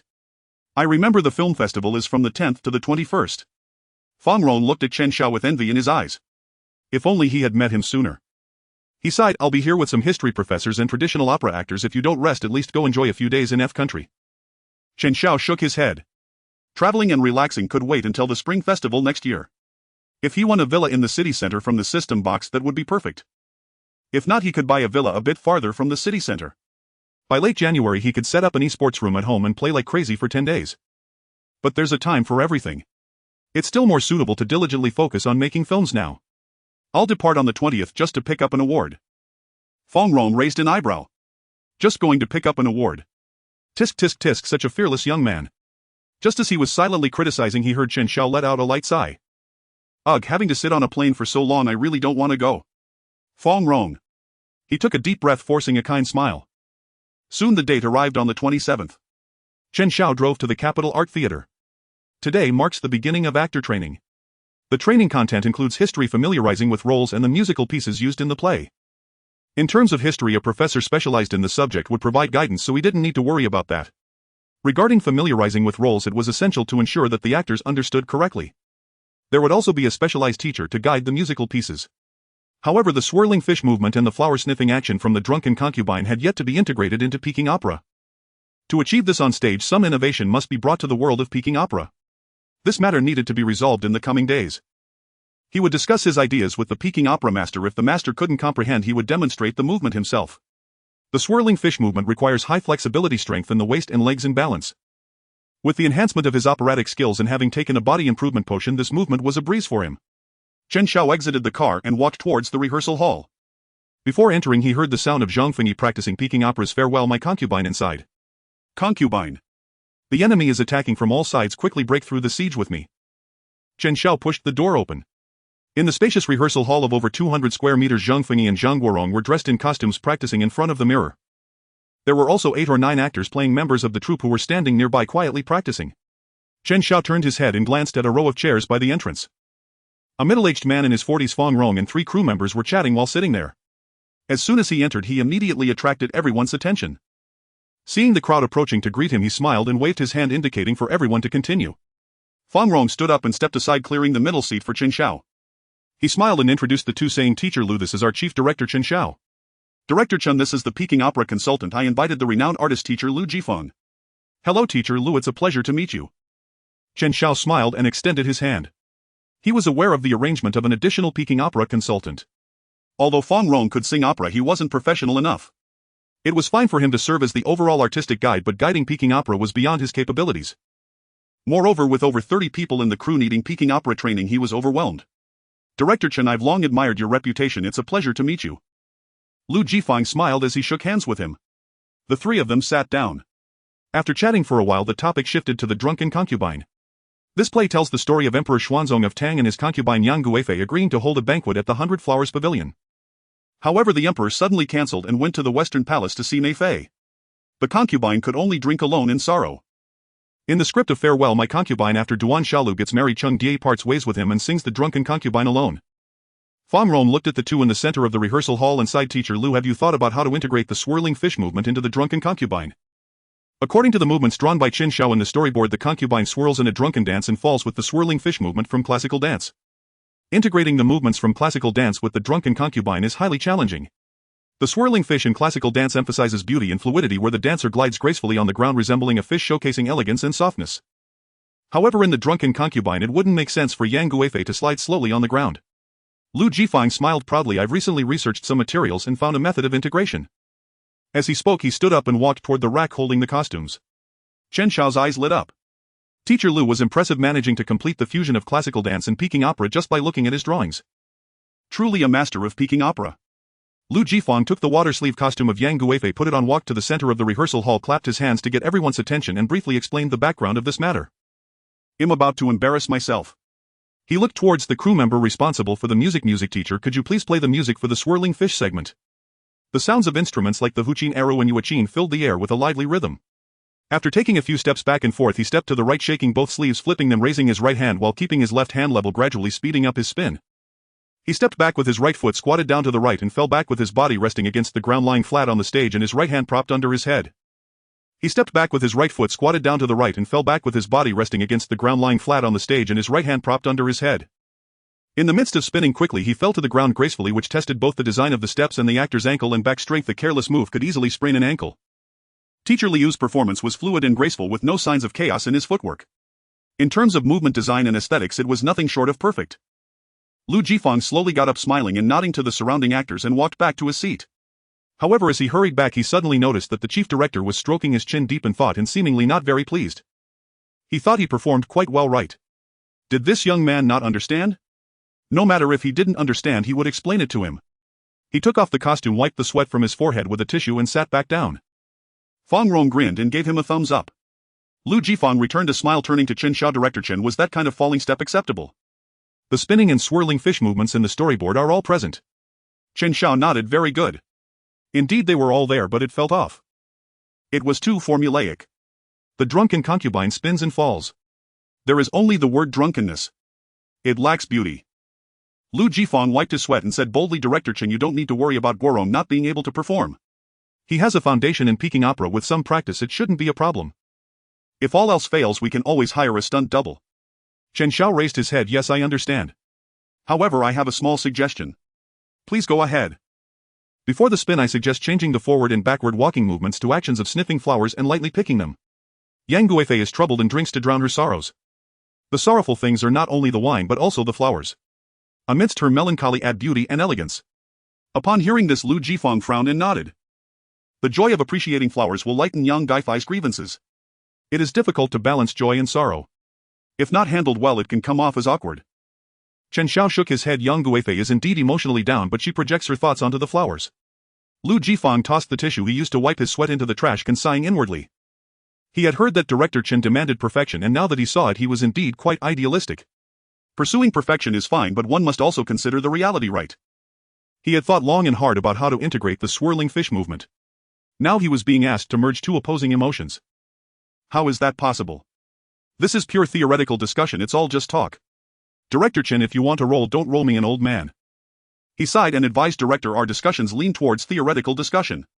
Practical application is really difficult.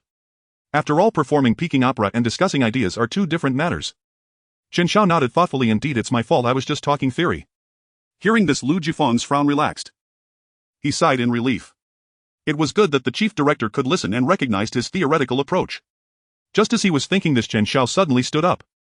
Speaking of which, it's too time-consuming. Let me demonstrate directly. Teacher Lu, may I borrow this set of costumes? Lu Jifang was momentarily stunned. Well, that's fine. Did Director Chen invite other masters of Peking opera? After inviting others, was it not a slap in the face to still ask him? Lu Jifang frowned at Fang Rong only to see him sitting there with a look of despair. He raised his hand and shook it, questioning, Old Fang, what's wrong with you? Nothing, just feeling numb. Lu Jifang raised an eyebrow. Seeing Fang Rong like this, it was hard to say anything to him. It seemed he didn't know that Director Chen had found someone else. Lost in thought, Lu Jifang suddenly froze, staring blankly at Chen Xiao's silhouette. Director Chen actually put on a costume. When he said he would demonstrate, did he mean to demonstrate personally? If he couldn't sing, he should just gesture to explain, right? He could just gesture directly. Why wear a costume? He surely wouldn't sing, would he? He was so young, not only directing but also able to sing.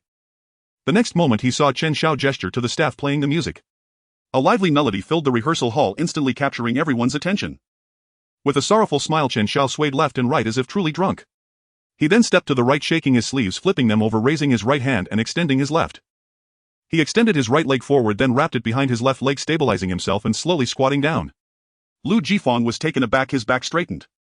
Such stable core strength. This level must have taken at least 7 or 8 years of practice. His demeanor was also excellent. Truly a promising student of the art. He tilted his head and whispered to Fang Rong, did Director Chen also come from a Peking opera background? Which master did he study under? He studied under Patriarch Putua, mastering the 72 transformations. Lu Jifang glanced at him in confusion.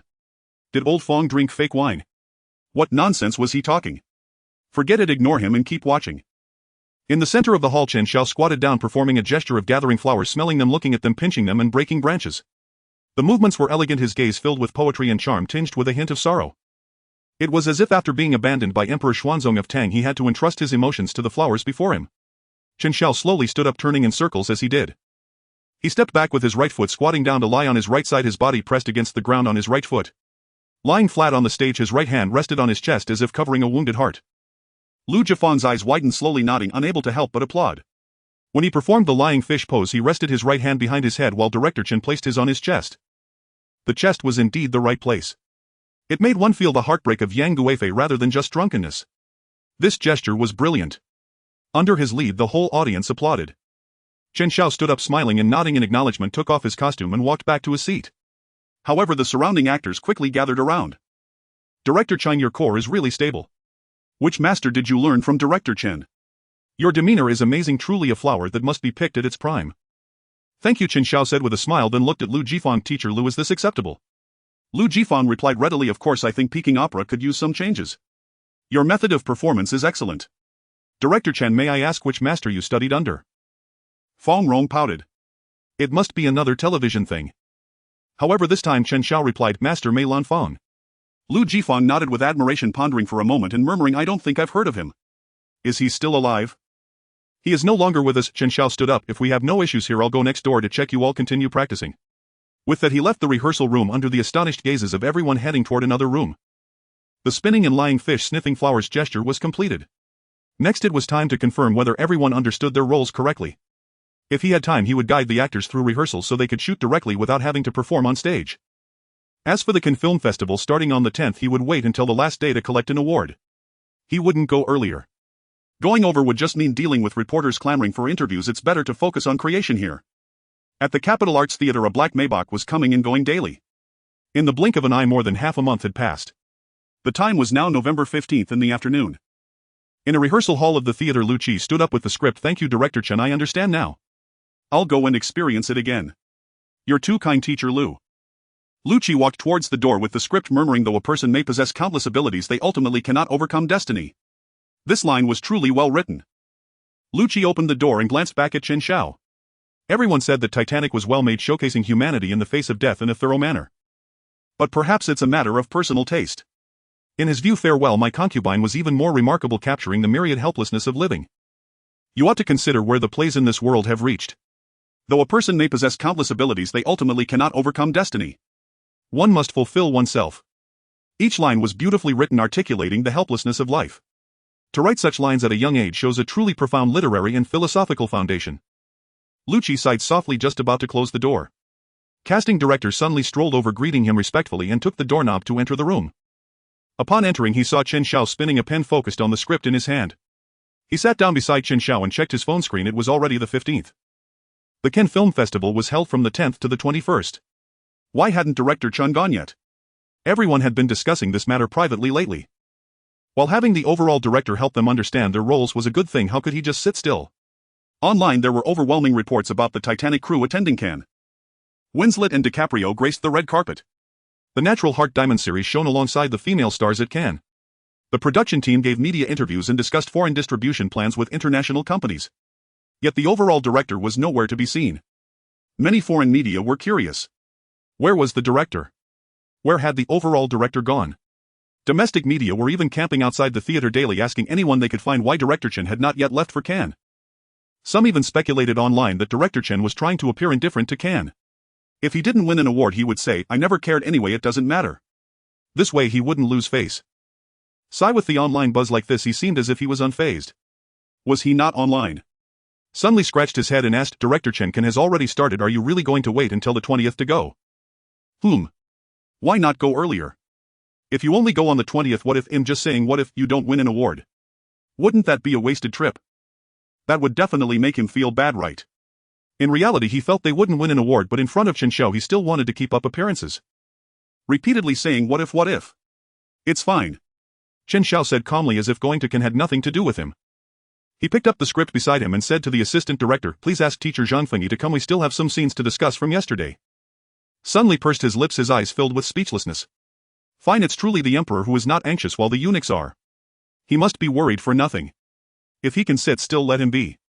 Director Chen, you continue with your work. As soon as suddenly left, Chen Xiao's phone lit up. He picked it up to take a look. Account notification: your account ending in 1928 received a payment of 162938000. 00 RMB on November 15th. Chen Xiao counted. This is 160 million, which is a bit more than he expected.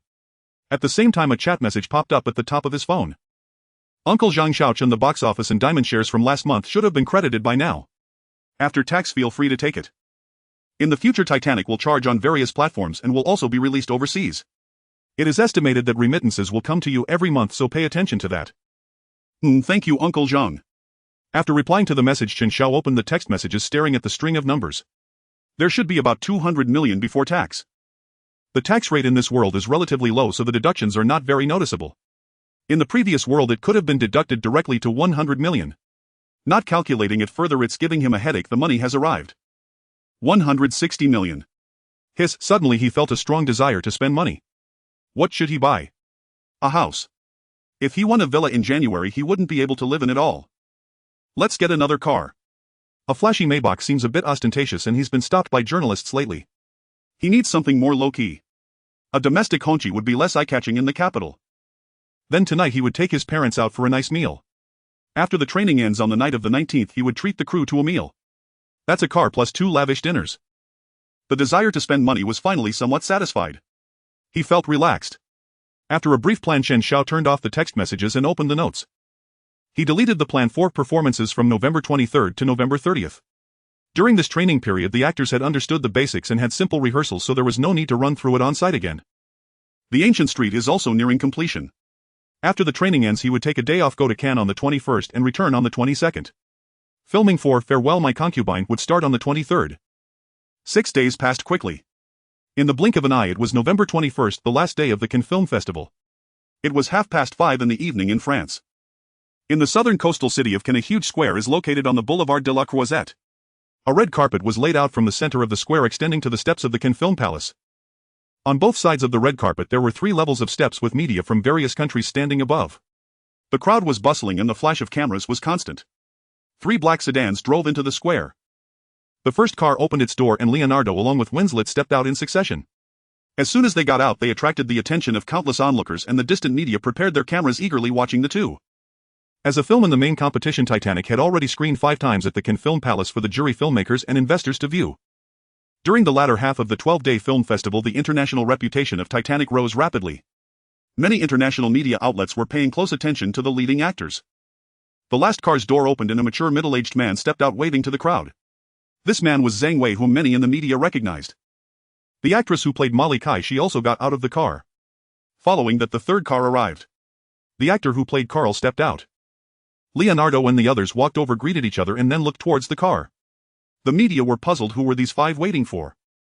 A few days ago it had only been the 5 of them present. There was also a big guy from the production side.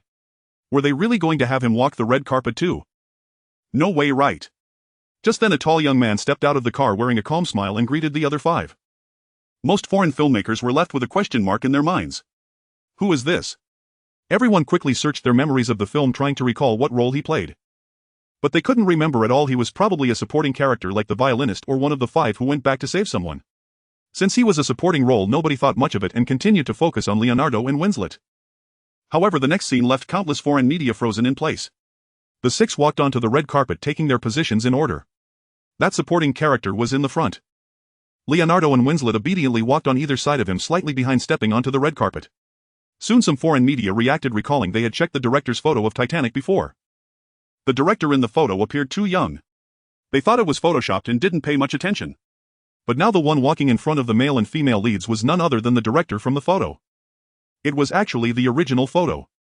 In an instant whispers of director and screenwriter in various languages quickly arose. Countless cameras quickly focused on Chen Xiao, the shutters clicking rapidly. The group reached the center of the red carpet, paused, smiled at the reporters on either side and continued towards the film palace. 5 minutes later they walked into the venue heading towards their assigned seats. As they approached their seats Chen Xiao spotted Wang Zhan, who had already sat down.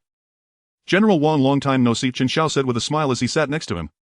Wang Zhan turned his head, saw him and chuckled. "You little rascal, I thought you weren't coming. I've been pestered by reporters asking where the director is. Where the director is? Is it mysterious and interesting?" Chen Xiao shrugged. "I'm working for the country and there's not much for me to do here besides interviews. I might as well focus on creating." Wang Zhan glanced at him, waved his hand and chuckled. "Do as you please. I want chat with you. I want to enjoy every moment of sitting here." He slightly tilted his head, sitting upright like a Taoist, savoring nature, looking ahead. It seemed like he was cherishing every detail in the hall, carefully feeling the experience of sitting there. Chen Xiao looked at his expression and wanted to laugh, but he could also understand. General Wang had invested his whole life in films. The Cannes Film Palace was one of his dreams, wasn't it? "General Wang, are you looking forward to the award ceremony?" Wang Zhan shook his head. "Not really. You must be waiting for the awards, right? I advise you don't think too much. Coming is already great, just enjoy the moment." In recent days the reviews of Titanic from various media at Cannes have been good, but he also didn't dare to have too many expectations. After all, the greater the expectation, the greater the disappointment. Yet internally he still hoped to win an award. Any award would do. Although any award would be difficult to achieve. If there was one he hoped for the most, it would be the first award, the Golden Camera Award. This award, also known as the Best First Feature Award, is given to the most outstanding debut feature among the competing films regardless of the category. Titanic perfectly met the criteria. But he didn't dare to think about it. Just enjoy the moment. At this time it was almost midnight in China. Countless fans were glued to their phones or computers watching the live broadcast of the Cannes Film Festival award ceremony and closing ceremony. In a small community near the Ministry of Culture, Li Jiming was under a lamp reviewing the policy draft submitted by his subordinates. Knock knock, there was a sound at the study door. "Come in." A woman in her 50s pushed the door and asked, "Honey, aren't you going to watch the Cannes Film Festival? The award list will be announced soon and the ceremony only lasts an hour." "Not interested, you watch." "I'll continue looking at the documents," Li Jiming said flatly. Oh, his wife closed the door. The study suddenly quieted down. Li Jiming picked up the documents again. 2 or 3 minutes later he tossed the documents onto the table, leaning back against the chair. Should he go watch? But the probability of winning was too low, a waste of time and emotions. Li Jiming sat up straight and sighed deeply. Forget it, no need to have any expectations. At his age still harboring fantasies about something that is almost impossible. Li Jining picked up a pen and continued to scribble on the documents. But 2 minutes later a scene popped into his mind: Titanic winning the Golden Camera Award. Li Jining picked up a pen and continued to scribble on the Titanic winning the Golden Camera Award. The culture of Peking opera not only revived but even spread overseas. Thinking of this, Li Jining's mouth slightly curved upward. Just the thought of it made him excited. But reality. As soon as he thought of reality, Li Jining felt like a deflated balloon, the smile on his face disappearing instantly. Forget it, one should not harbor illusions. At 1930 local time and country F, the award ceremony and closing event of the Cannes Film Festival officially commenced. In the audience, thousands of filmmakers and investors from various countries were seated in formal attire. Along with millions around the globe, they awaited the announcement of this year's top film awards. Tonight 2 special awards would be presented first. The first is the Golden Camera Award, given to a director's debut work. The second is the honorary Palme d'Or, awarded to filmmakers who have made significant contributions to the film industry over the years. The awards would then be announced by segments, starting with the main competition unit that featured Titanic.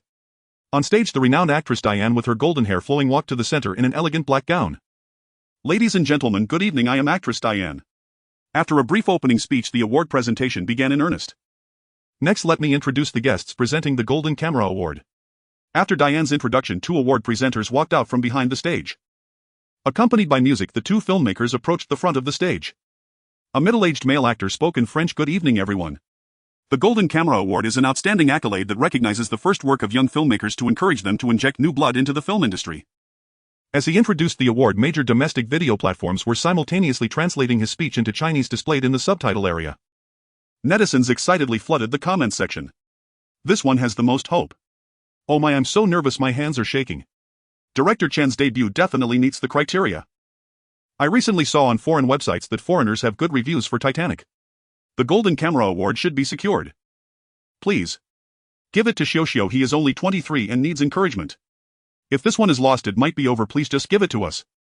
Besides the netizens, members of the Farewell My Concubine crew such as Fang Rong and Zhang Fengyi, along with nearly all filmmakers in the country, were watching the live broadcast. Nearby hotels at Cannes, cinematographer Cap and art director Fan Rylan and 8 other core crew members were sitting in a hotel room, nervously staring at the live projection on the wall. The scene was similar. In the audience, Wang Zhanliu and others wore simultaneous interpretation headsets, their hearts pounding. This is undoubtedly the best opportunity for a new director. If they could win the Golden Camera Award, the entire crew's value would certainly soar. The host asked award presenter, "Could you tell us which film won the Golden Camera Award this year?" The award presenter, filled with emotion, declared Fan Tiananmen's Golden Cocoon Room. In the audience, a man with shoulder-length curly hair stood up excitedly and bowed to those around him. Wang Zhan and Liu felt a chill in their hearts, but on camera they could only force smiles.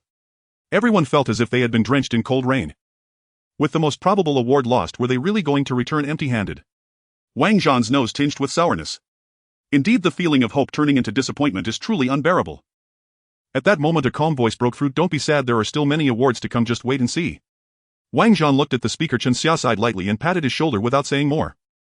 Seeing the somewhat disappointed expressions of the 6 of them, Chen Xiao bit his lip helplessly but said nothing. Explaining was too troublesome, the results would be known soon enough. They did not understand the foreign market well, so they lacked confidence in Titanic. But he was absolutely certain that this film would 100% win an award. In the world where film development was relatively rapid, it had swept all before it, receiving widespread acclaim in the global market. Of the 24 Oscars awarded that year, it claimed 11. In this world where artistic development was somewhat slower, wasn't it a case of crushing competition? He thought this brought him comfort, but others did not share this confidence. After all, they usually engaged in domestic activities and did not have a deep understanding of the thoughts and cultures of other countries. In the hotel room where the production team was located, the atmosphere instantly plummeted. After half a minute, the ever-friendly Fan Rylan forced a smile. "Let's wait and see, perhaps we can still win." He trailed off, lacking the confidence to continue. The others exchanged glances, all letting out sighs. Cap'n, however, took it lightly, scratching his head and laughing. "Just being here is great, thanks to director Chen. Otherwise, with my previous film's level, I wouldn't even dare to apply, ha." The others also chuckled. The projection on the wall continued with the award ceremony as the jury members took turns appearing. According to the schedule, the next award to be presented is the honorary Palme d'Or. This award is given to individuals who have made long-term contributions and significant impacts in the film industry, primarily to directors. Setting aside the difficulty, just the term long-term makes it hard to expect anything. After all, Chen Xiao had only been in the industry for 3 months, hardly qualifying as long-term. Following this would be a musical performance. Only then would they enter the main competition unit awards. Estimating there were still about 10 minutes left, everyone began fiddling with their phones. The main competition unit awards include the following 7: the highest honor, the Palme d'Or, the second-place jury Grand Prix, and the third-place jury prize. Best Director, Best Screenplay, Best Actor, and Best Actress. No one knew which to look forward to. Or rather, they dared not anticipate any of them. Soon 15 minutes had passed. The comments on domestic streaming platforms had completely relaxed, each one lackadaisical. Eating spicy strips while watching. Please show my Xiao Xiao a bit more, thank you. Let's just disperse, the next awards are all increasingly difficult. Palme d'Or. I want the Palme d'Or. Wake up. Please give an award, don't make me kneel down to ask you. They should report to a focus unit. Competing with other newcomers, they would definitely win an award. Exactly, it's worrying. Director Chen is great at everything, but his ambitions are sky high. What do you mean sky high? This is clearly called having great aspirations. On the screen they had reached the awards segment of the main competition unit. The host smiled. Mr. Chairman of the jury, what award shall be presented next? The white-haired chairman rose. The first award tonight is the Best Actor Award. The host nodded. Please welcome Anna and May, our 2 jury members, to announce the winning actor. The 2 actresses walked to the microphone in long dresses, unfolded the cards in their hands, and announced loudly, the award goes to Leo from Titanic. Leo was pondering what to have for dinner. Hearing the voice coming from the simultaneous interpretation headset felt like being struck by lightning. His mind went blank. Wait a minute, it seemed like he heard something extraordinary. Best Actor. Chen Xiao nudged his arm. Only then did Leo, half awake, stand up with the crew amidst the applause of 1,000 people. What? Was he dreaming? Him. He never dared to think about it. Best Leading Actor. He was actually the best leading actor. Once his brain processed this, Leo's nose tinged with sourness and his eyes instantly turned red. His nostrils flared, nearly losing control of his expression. He took a deep breath, maintaining his composure, yet his eyes remained moist. Following tradition, he hugged the director sideways, choked up, Brother Chen, thank you. Thank you. This embrace was heartfelt. Initially he had requested to change the character to one with features, but thankfully Brother Chen stopped him and guided him through the performance. To call Brother Chen his master wouldn't be an exaggeration. Chen Xiao comforted him, stay calm, there is a long road ahead, just take it easy. After a brief embrace, Leo, with tears in his eyes and a smile on his lips, nodded at Chen Xiao. Then he waved to those around him and walked up to the stage to accept the award. At that moment the livestream chat feed exploded. Utterly unforeseen, everyone's first reaction was a single expletive, holy hell. In an instant screens across all platforms flooded with those 2 words. Half a minute later fans gradually began posting celebratory messages bearing substantive content. Brother is #1 in the world. Is he the youngest can Best Actor ever? No, he's not. There was a 14-year-old once. No matter, I'm losing my mind. Director Chen, oh no. Look at Leo's gaze toward Director Chen, it's like staring at his own father. From now on I'm calling Director Chen Dad. Sure thing, dear daughter, your mom's right here. Get lost. I'm her mom. Major domestic media outlets immediately drafted short and long commentaries on the event. Meanwhile, backstage at the Cannes Film Festival awards ceremony, Leo had just concluded his speech and bowed deeply before stepping off stage amid the host's introduction. Wins gazed at him, eyes brimming with envy. They'd worked on the same film, shared top billing, and yet he'd already claimed the Cannes Best Actor award. How envious she felt. Yet beyond envy, she dared not let her thoughts wander even a fraction further. She feared expectation would only breed disappointment. Wins forced to smile. Stop overthinking, just wholeheartedly congratulate your friend. On stage the host continued the ceremony. The next award was the jury prize. 2 presenters stepped forward and announced into the microphone, congratulations to Jonathan's regional interests. A wave of applause swept the auditorium. Wang Zhan genuinely smiled this time, clapping for others. After all, he'd already won Best Actor. What more could one possibly ask for? He was thoroughly satisfied. Likewise, Chinese film fans watching the livestream erupted into cheers. On Weibo, congratulatory posts sprouted like bamboo shoots after rain. So what if the jury prize didn't go to them? Securing Best Actor was already a glorious, unexpected triumph. Thousands of miles away inside the Palais de Festivals in Cannes, the host declared, next the Best Actress award, please welcome our presenters. Wins lowered her gaze slightly, nervously twisting her fingers. Who would win Best Actress? Certainly not her. With Best Actor already awarded, how could another lead performance from the same film possibly take the prize? At that thought she calmed completely. Indeed, it was impossible. Enough. One mustn't be greedy. After all, her original performance had been overly theatrical. Under Director Chen's guidance, she'd merely gained a loyal fanbase and seen her market value rise, that alone was commendable. To desire more. The Best Actress award goes to Wins for Titanic. Every eye in the hall instantly turned to Wins. For a fleeting moment her mind went blank, then slowly she lifted her head toward the stage, her eyes shimmering, tears welling uncontrollably. How could this be? Hadn't Best Actor already been announced? Was it truly her? The cast rose to their feet. She hurriedly stood as well, embracing Director Chen just as Leo had done moments earlier. Thank you, Director Chen, truly thank you. After the brief embrace, Wins looked up at Chen Xiao, her gaze luminous. Hesitating for a heartbeat, she raised her hand to gently press against the neckline of her gown, and then before the entire global press corps bowed deeply. When she straightened, tears glistened in her eyes as she whispered once more, "Thank you, Director Chen," before turning toward the stage. Watching her recede, Leo furrowed his brow slightly. Damn. She bowed to Director Chen right there in front of everyone. She's even better at currying favor than I am. How infuriating, I never thought to bow. Meanwhile, across Chinese livestream platforms, question marks filled the screen. It wasn't that viewers doubted Win's acting prowess, but who could have imagined both Best Actor and Best Actress would go to the same film? After a brief shock, fans burst into jubilant celebration. I told you, my Wins deserves this. At 22, she's a Best Actress, oh I'm sobbing. Worth every year I've loved her. So moving, she filmed the Rose Dawson scenes in pouring rain. She absolutely earned this. Wins bowed to Director Chen, ah so sweet and respectful. They're like family, how I wish I could join them, perhaps as Xiao Xiao's wife. Upstairs, draw your sword. Joy for some, despair for others. While fans rejoiced, editors nearly choked on their coffee. In one editorial studio, 2 junior editors gulped down caffeine and rushed to draft copy. One Best Actor wasn't enough, now a Best Actress too. It was nearing midnight back home. Tonight would surely be an all-nighter. A bespectacled junior editor screamed, awards, go ahead, keep winning. Go ahead and kill me with deadlines. Back at the Palais de Festivals in Cannes, the ceremony continued. The host smiled warmly. Next, the Best Screenplay Award. Please welcome our presenters. The presenter approached the microphone and unfolded a card. The Best Screenplay Award goes to Chen Xiao for Titanic. Silence fell across the hall. 2 seconds passed before hesitant applause began. This time fellow filmmakers truly lost composure. Stunned. Paralyzed. How many awards will one film claim? This was the third, already 1/3 of the 7 main competition prizes. Could they please leave something for the rest of us? Still, however painful it felt, they'd all seen Titanic at the festival. Objectively speaking, it surpassed their own films by more than just one tier.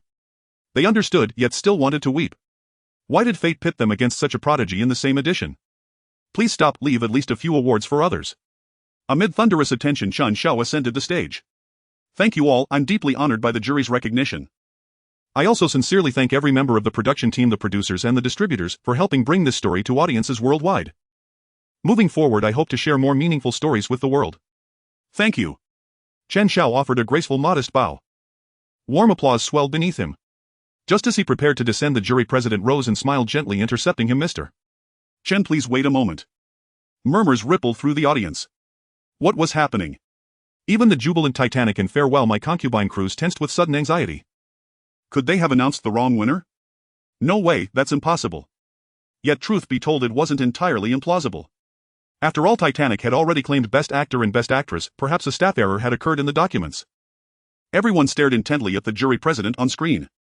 He nodded warmly at Chen Xiao, then turned toward the audience. Next, the Best Director Award awarded to Chen Xiao for Titanic. Silence held again, briefly, before applause resumed. Yet this time, layered beneath the clapping were soft sighs. Thank you, I'll keep it brief as before. Deep gratitude to all. Chen Xiao offered a courteous smile and nod before descending the steps. As he stepped down, filmmakers competing in the main competition collectively exhaled in relief. Finally, he's down. If they kept giving awards to him, they truly might lose their minds. After Chen Xiao sat down, the award presenter continued. Next, we will present the jury's grand prize awarded to Xavier Dolan for Just the End of the World. As soon as Chen Xiao sat down, the other 6 members of the crew could no longer contain their laughter and cast congratulatory glances at him. However, as the awards were being presented on stage, they refrained from speaking. Outside in the hotel, the crowd gathered in front of the projection felt their hearts racing. Oh my, a single film has won 4 awards in the Cannes main competition category. There are only 7 awards in total, and this film has taken over half.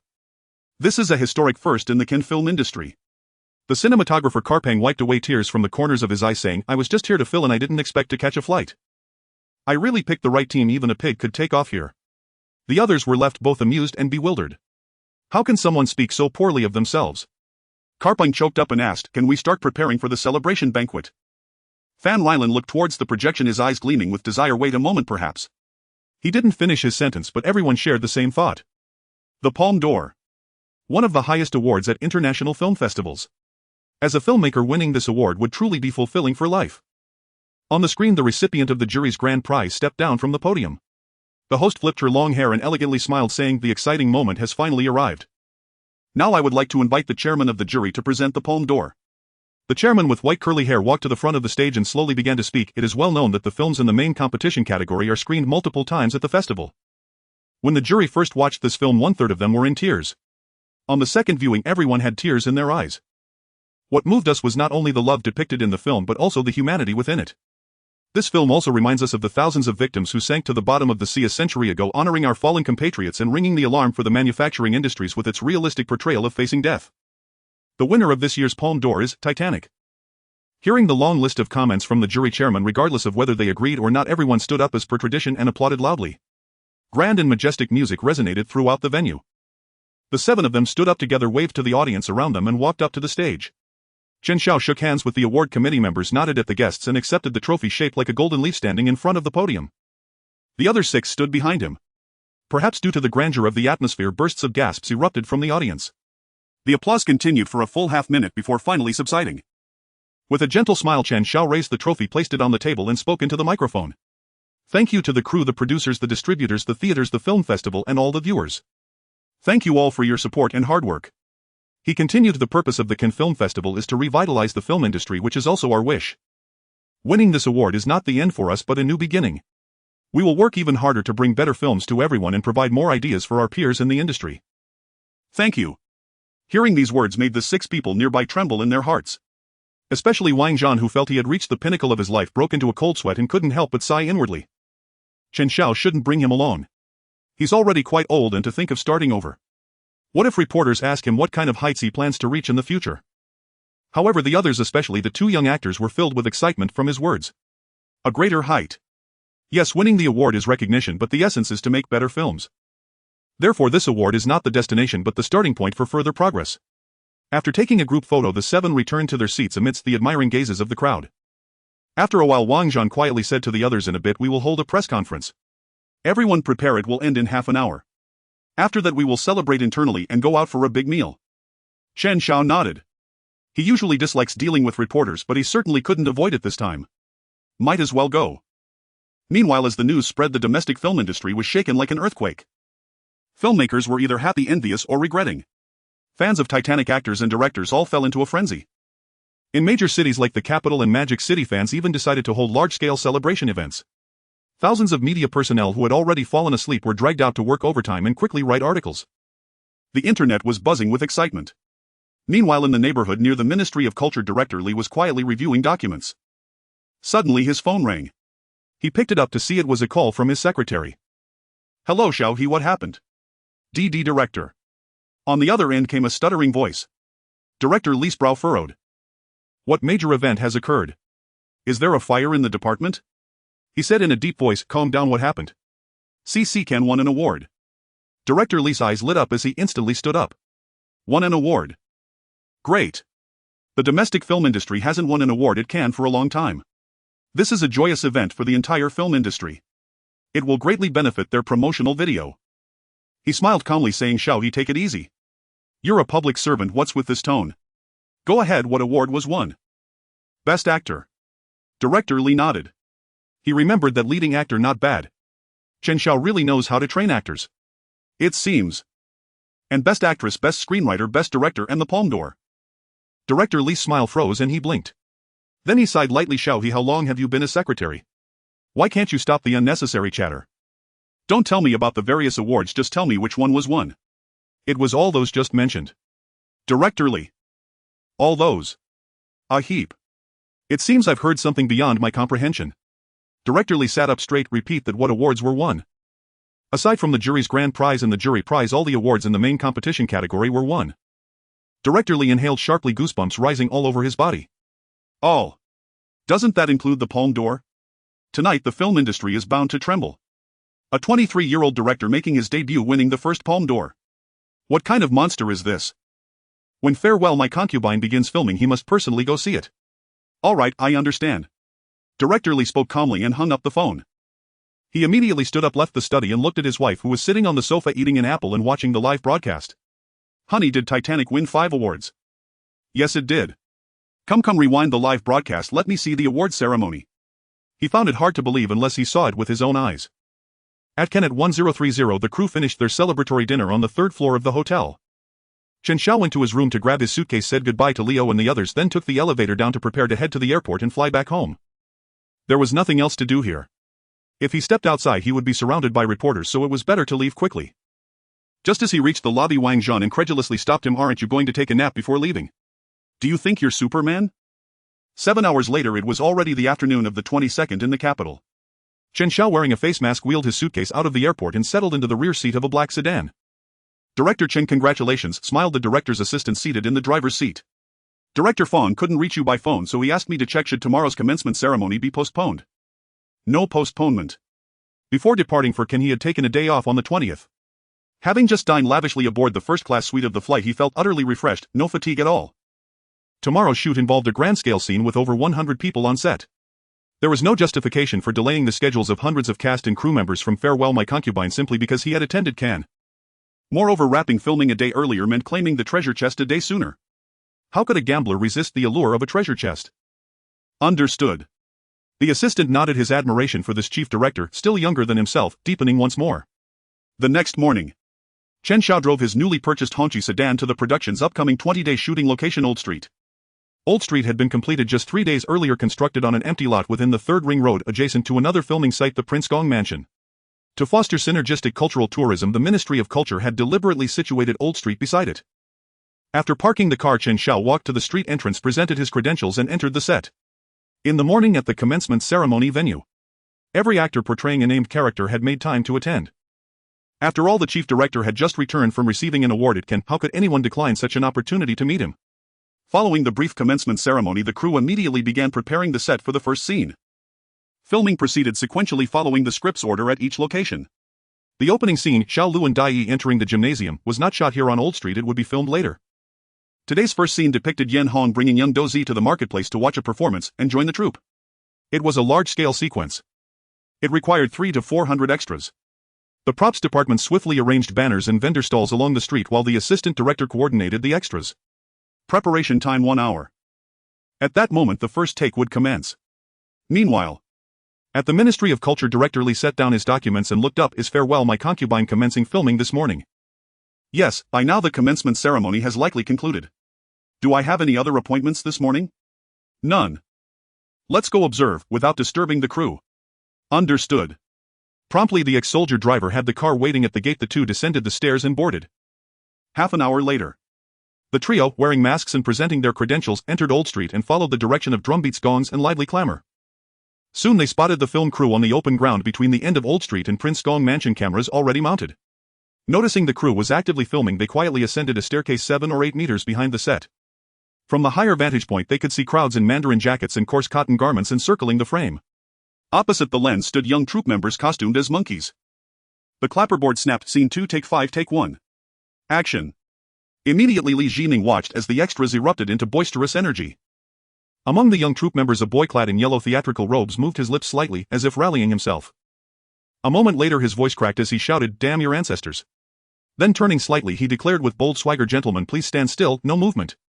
Real money buys real spectacle. Today Xiao Shi Tu delivers the genuine article, let the masters behold true art." From afar Li Jiming nodded in quiet satisfaction. The child actor performed superbly, and his command of classical dialogue was exceptional. He captured both the bravado of saving the scene and the palpable tension of bearing its outcome, rendered with remarkable precision. His acting surpassed that of countless adult performers. Clearly the production team had invested extraordinary effort into pre-production training and casting. At the center of the crowd, Xiao Shi Tu extended his right hand, breathing rapidly, his gaze resolute and unwavering ahead. Another boy handed him a brick. He glanced at it, his lips trembling slightly, then after 2 seconds lifted it toward his head to gauge the angle. Li Jiming was captivated by the moment, his breath slowed as his eyes locked onto the young actor. Just as the brick was about to descend a sharp voice rang out. "Cut!" Chen Xiao rose and beckoned the actor playing Xiao Shi, drawing him aside for quiet instruction. Li Jiming's brow furrowed faintly. Too far away to hear clearly, he could only infer from the tone of that cut the director was evidently dissatisfied, halting the take before completion. Yet the performance had been flawless. The extra's emotional engagement was authentic and the child actor's expressions and movements were impeccable. How could it possibly improve further? Li Jiming glanced sideways at his secretary, who wore the same look of bewilderment. Never mind, he studied linguistics, asking him would yield no insight, perhaps he understood even less. Better to keep watching. Li Jiming shifted his gaze back toward Chen Xiao and the young actor who nodded attentively before sprinting back to position. Silently Li Jiming sighed inwardly. Was Chen Xiao feeling undue pressure, knowing the film would air on CCTV and thus raising his standards for the actor's expressions? At this pace filming might drag on endlessly. Just then a commanding voice echoed, "All departments prepare." Silence on set. The extras swiftly returned to their marks. Scene 2, take 5, take 2. Action. Xiao Shi too gathered himself once more for the shout. Damn your ancestors. Gentlemen, please stand still, no movement. Real money buys real spectacle. Today Xiao Shi too delivers the genuine article, let the masters behold true art. Upon finishing he raised his hand and wiped the grease paint from his face. His white-tanned facial makeup smeared into a single field of crimson, his features dissolved into mere pigment. Li Jiming's forehead twitched, the furrows across his brow softened and smoothed. Now he understood. Now he truly understood. That's why they're reshooting. Director Li, what exactly is happening? I still don't grasp it, the secretary asked, puzzled. Li Jiming explained, it's reverence for Peking opera. The young actor was about to perform the Ironhead feat, shattering the brick, not a Peking opera act, so the facial makeup had to be removed first. Both the secretary and the driver suddenly grasped it, exchanging astonished glances toward the crowd. What exquisite attention to detail. Truly meticulous. This promotional film will surely require post-broadcast commentary or perhaps an online discussion thread. Viewed only once, such subtleties are easily missed. One sees only the surface upon first viewing. Only repeated viewings reveal the profound craftsmanship beneath. Much like Peking opera itself, the more one watches, the richer its resonance becomes. The secretary murmured in awe, such meticulousness guarantees a masterpiece. Li Jiming's eyes crinkled with quiet mirth as he nodded. Indeed, entrusting the role of chief director to Chen Xiao had been the right decision. Meanwhile, at the heart of the crowd, Xiao Shi's demeanor had shifted from the bold heroic Sun Wukong to his own vulnerable grounded self. Taking the brick, his gaze upon it now carried solemn resolve and quiet courage. He lifted it toward his head and let out a piercing cry. With a sharp impact, dust exploded from his forehead as the brick shattered cleanly in two. Instantly cheers erupted, onlookers tossed copper coins toward the troop. The young actor bounced joyfully, bending to collect the coins. Xiao Shi too stood like a hero surrounded by admiring juniors. Joy permeated the entire set. 2 seconds later Chen Xiao's voice rang out, "Okay, print." Chen Xiao sat in front of the monitor replaying the shooting footage. He nodded in satisfaction and said to the cinematographer, "Could you please remind the editor that this section should be in black and white, gradually adding color into it?" "Sure, Director Chen, don't worry." Just as Chen Xiao stood up, a familiar voice came from behind him. "Director Chen." Turning around, he saw 3 men wearing masks approaching him. Chen Xiao smiled as he stepped forward. "Director Li, long time no see. What brings you here today?" Director Li joked, "I specially came to congratulate you, the big director of the Golden Palm Award." Chen Xiao smiled faintly. "Please don't tease me. Let's go sit in the lounge." The morning shoot had just wrapped up and he had some free time. The 4 of them walked towards a small building with a tea house sign on the old street. Director Li smiled kindly, no longer joking, and got down to business. The purpose of his visit today was to check on the shooting situation. "By the way, I just heard you say to make it black and white." "The opening part can be in retro colors, right?" "Why black and white?" Chen Xiao pondered for a moment and replied, "It's not just black and white from the perspective of the whole film, it emphasizes the use of gray, blue and red. This film is rich in metaphors and the colors have profound meanings. It's hard to explain clearly in just a few sentences, you'll have to wait to see the finished product." Director Li raised an eyebrow. To say that the colors are used better without revealing more, isn't that simply teasing him? He was already curious and now he felt even more anxious. But a dignified director, he couldn't just ask for an explanation. Director Li sighed quietly, suppressing his curiosity. At that moment the secretary walked up to Chen Xiao with a smile. "Director Chen, could you share a bit about the opening?" "I'm really curious." Director Li's eyes lit up. This secretary is really a good find. Let's sit and talk." Chen Xiao opened the door to the tea house. This tea house wouldn't be used for shooting for now, it had been converted into a director's lounge. Once inside, the 4 of them sat around a wooden table. Chen Xiao thought for a moment and said the colors relate to the era and the character's state of mind. Using black and white at the beginning represents a dark era. Additionally, Cheng Dai's life is like a play, he only starts living a life of performance after entering the opera troupe, so it's black and white before he joins. Director Li nodded. What a clever design. Just looking at the action of applying facial makeup and the visual colors, one can predict that this promotional video for the opera must be a hit, bringing Peking opera to countless audiences. Chen Xiao continued, "Of course, this is just my idea. The audience will definitely interpret more meanings and it's up to them to elaborate." After all, creativity doesn't stop at the birth of the work, it continues to gain vitality through the audience's interpretations. Director Li nodded in agreement, turning to him with curiosity in his eyes. "Chen Xiao, what did you study in university?" "Advertising." "But what you just said is literary theory, right?" Chen Xiao smiled awkwardly. Thanks to public courses. I took a college Chinese class. I see it seems that the quality of public course education in universities is pretty good now. Meanwhile, secretary, he secretly rolled his eyes. Is that true? When he was in his first year of college years ago, he also took calculus, but how did he forget everything after just one holiday? Just then a person entered through the door heading straight for Chen Xiao. Director Chen, there you are. I was just about to look for you. Chen Xiao turned around and saw the assistant director. What's up? The little actors have agreed for the scene where the opera troupe sleeps tonight. All 20 actors can be completely nude. Director Li's temples throbbed at these words. Completely nude? Why do they need to be naked? Can't they wear clothes for a scene about an opera troupe? The authorities have been strict about this lately. Hearing the word nude made his head ache. Chen Xiao actually wants 20 people to be naked. Is this some kind of underground party? Chen Xiao explained 20 boys will shoot from the waist up and take full body shots from behind. It's fine with the reviews. Director Li rubbed his temples. Can't they just wear clothes? Chen Xiao shook his head. Being nude is to reflect animal characteristics. In that scene over 20 young actors will be naked, huddled together like monkeys, reflecting their lives. He didn't finish, just sighed. Li Jiming instantly understood and his expression turned somewhat heavy. Their lives were not like humans. The children of that era suffered greatly. He sighed. The upper body and back shots are fine, go ahead and shoot. Yes, we'll film it properly, don't worry. Li Jiming looked toward the door. Like monkeys. Alright, wasn't the last scene just a monkey show? He looked at Chen Xiao in surprise. Could it be that the image of monkey was also specially designed? How much depth does this film actually hold? The shooting proceeded smoothly. Soon 12 days passed. They had completed 1/3 of the script. Early in the morning, sunlight streamed through the old windows of the actors' lounge. Zhang Fengyi sat on the sofa wrapped in a cotton blanket, rubbing his temples. Today they were shooting the scene where Yuan Sai first meets Duan Xiaolu and Chang Die backstage. With 15 minutes until shooting, he decided to take a short break. He picked up his phone and opened the finance app. Damn, it was all red. The fund had dropped again, how annoying.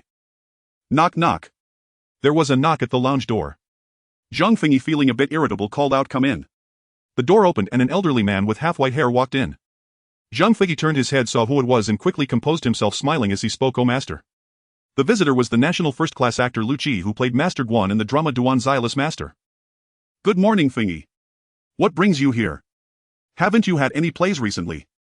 Lu Qi sat on another sofa and shook his head with a smile. No plays, I'm just wandering around to kill time and maybe grab a meal. Zhang Fengyi poured a cup of coffee and placed it in front of him. Lu Qi looked him over and frowned slightly. Just now when he passed Zhang Guorong's lounge, he saw Zhang Guorong already made up. But Fengyi was still in his white horse coat and old-fashioned pants. When he came in, he was lying on the sofa looking gloomy, and when he said come in, it was clear he was in a bad mood. He must have had a quarrel with someone. To be in such a bad mood that he wouldn't even put on makeup. Could it be with the director? Director Chen was quite nice to the older actors. Maybe he has a bit of an attitude towards his peers. That would be normal, after all he is a director who has won the Golden Palm Award. Fengyi, you aren't having a quarrel with Director Chen, are you? He said you should just listen obediently. Think about Leo, his strictness is for your own good. This earnest advice left Zhang Fengyi somewhat puzzled. He put down his coffee, confused. We didn't have a quarrel, Director Chen is quite nice. Is there some rumor out there? Lu Qi was taken aback. No quarrel. I saw you were in a bad mood and hadn't done your makeup, so I thought something was wrong between you two. Zhang Fengyi couldn't help but laugh and cry. Lu Lao really has a vivid imagination. He sighed, saying, I was indeed in a bad mood earlier. The fun plummeted and I feel like such a fool. Is Yu Ji taking the stage but not the overlord? Today's performance is backstage. After the show, Duan Xiaolu has already removed his makeup, but Chang Die has not. This indicates that Die has not exited her role, still perceiving herself as Yu Ji, while Duan Xiaolu has already exited. Thus Guorong needs to put on makeup while I do not. Lu Qi was slightly taken aback but immediately understood. Now I see. He had focused on his own character's script and almost forgot this detail. One is in the play and the other is out of it. Using makeup to express the inner worlds of the two characters is brilliant. Zhang Fengyi held the coffee cup in his hands to warm them and continued, Director Chen is quite nice. It's already November and it's pretty cold outside, but he still personally oversees many things like the outdoor set, which is really commendable. Please don't misunderstand. Lu Qi nodded. Some directors seem glued to their chairs, leaving everything to the assistant directors to handle. To be handsome is indeed impressive. Meanwhile, in the backstage makeup room of the theater, Chen Xiao was indeed handsome, keeping an eye on the set. He stood at the camera position, gazing towards the mirror. Soon in the shot to be filmed, Yuan Sire entered and sat on the stool in front of the mirror. The mirror reflected him sitting between Duan Xiaolu and Chang Die. This symbolizes his intrusion between Duan Xiaolu and Chang Die.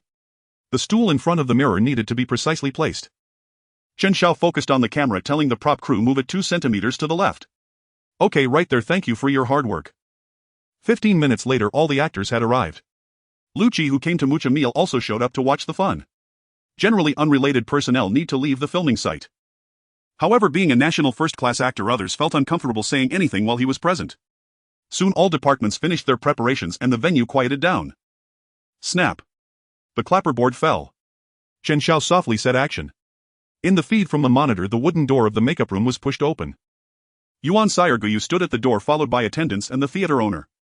Cheng Di and Duan Xiaolu said in unison, "Sire." Yuan Sire took off his top hat and smiled slowly, saying, "I have long admired you too, your reputation is indeed well deserved." Duan Xiaolu cupped his fists in greeting, saying, "Sire, thank you for your support." Yuan Sire walked into the room, approached the chair in front of the mirror and casually brushed aside the attire of the overlord, letting it fall to the ground. His attendants slightly adjusted the chair. Yuan Sire sat down.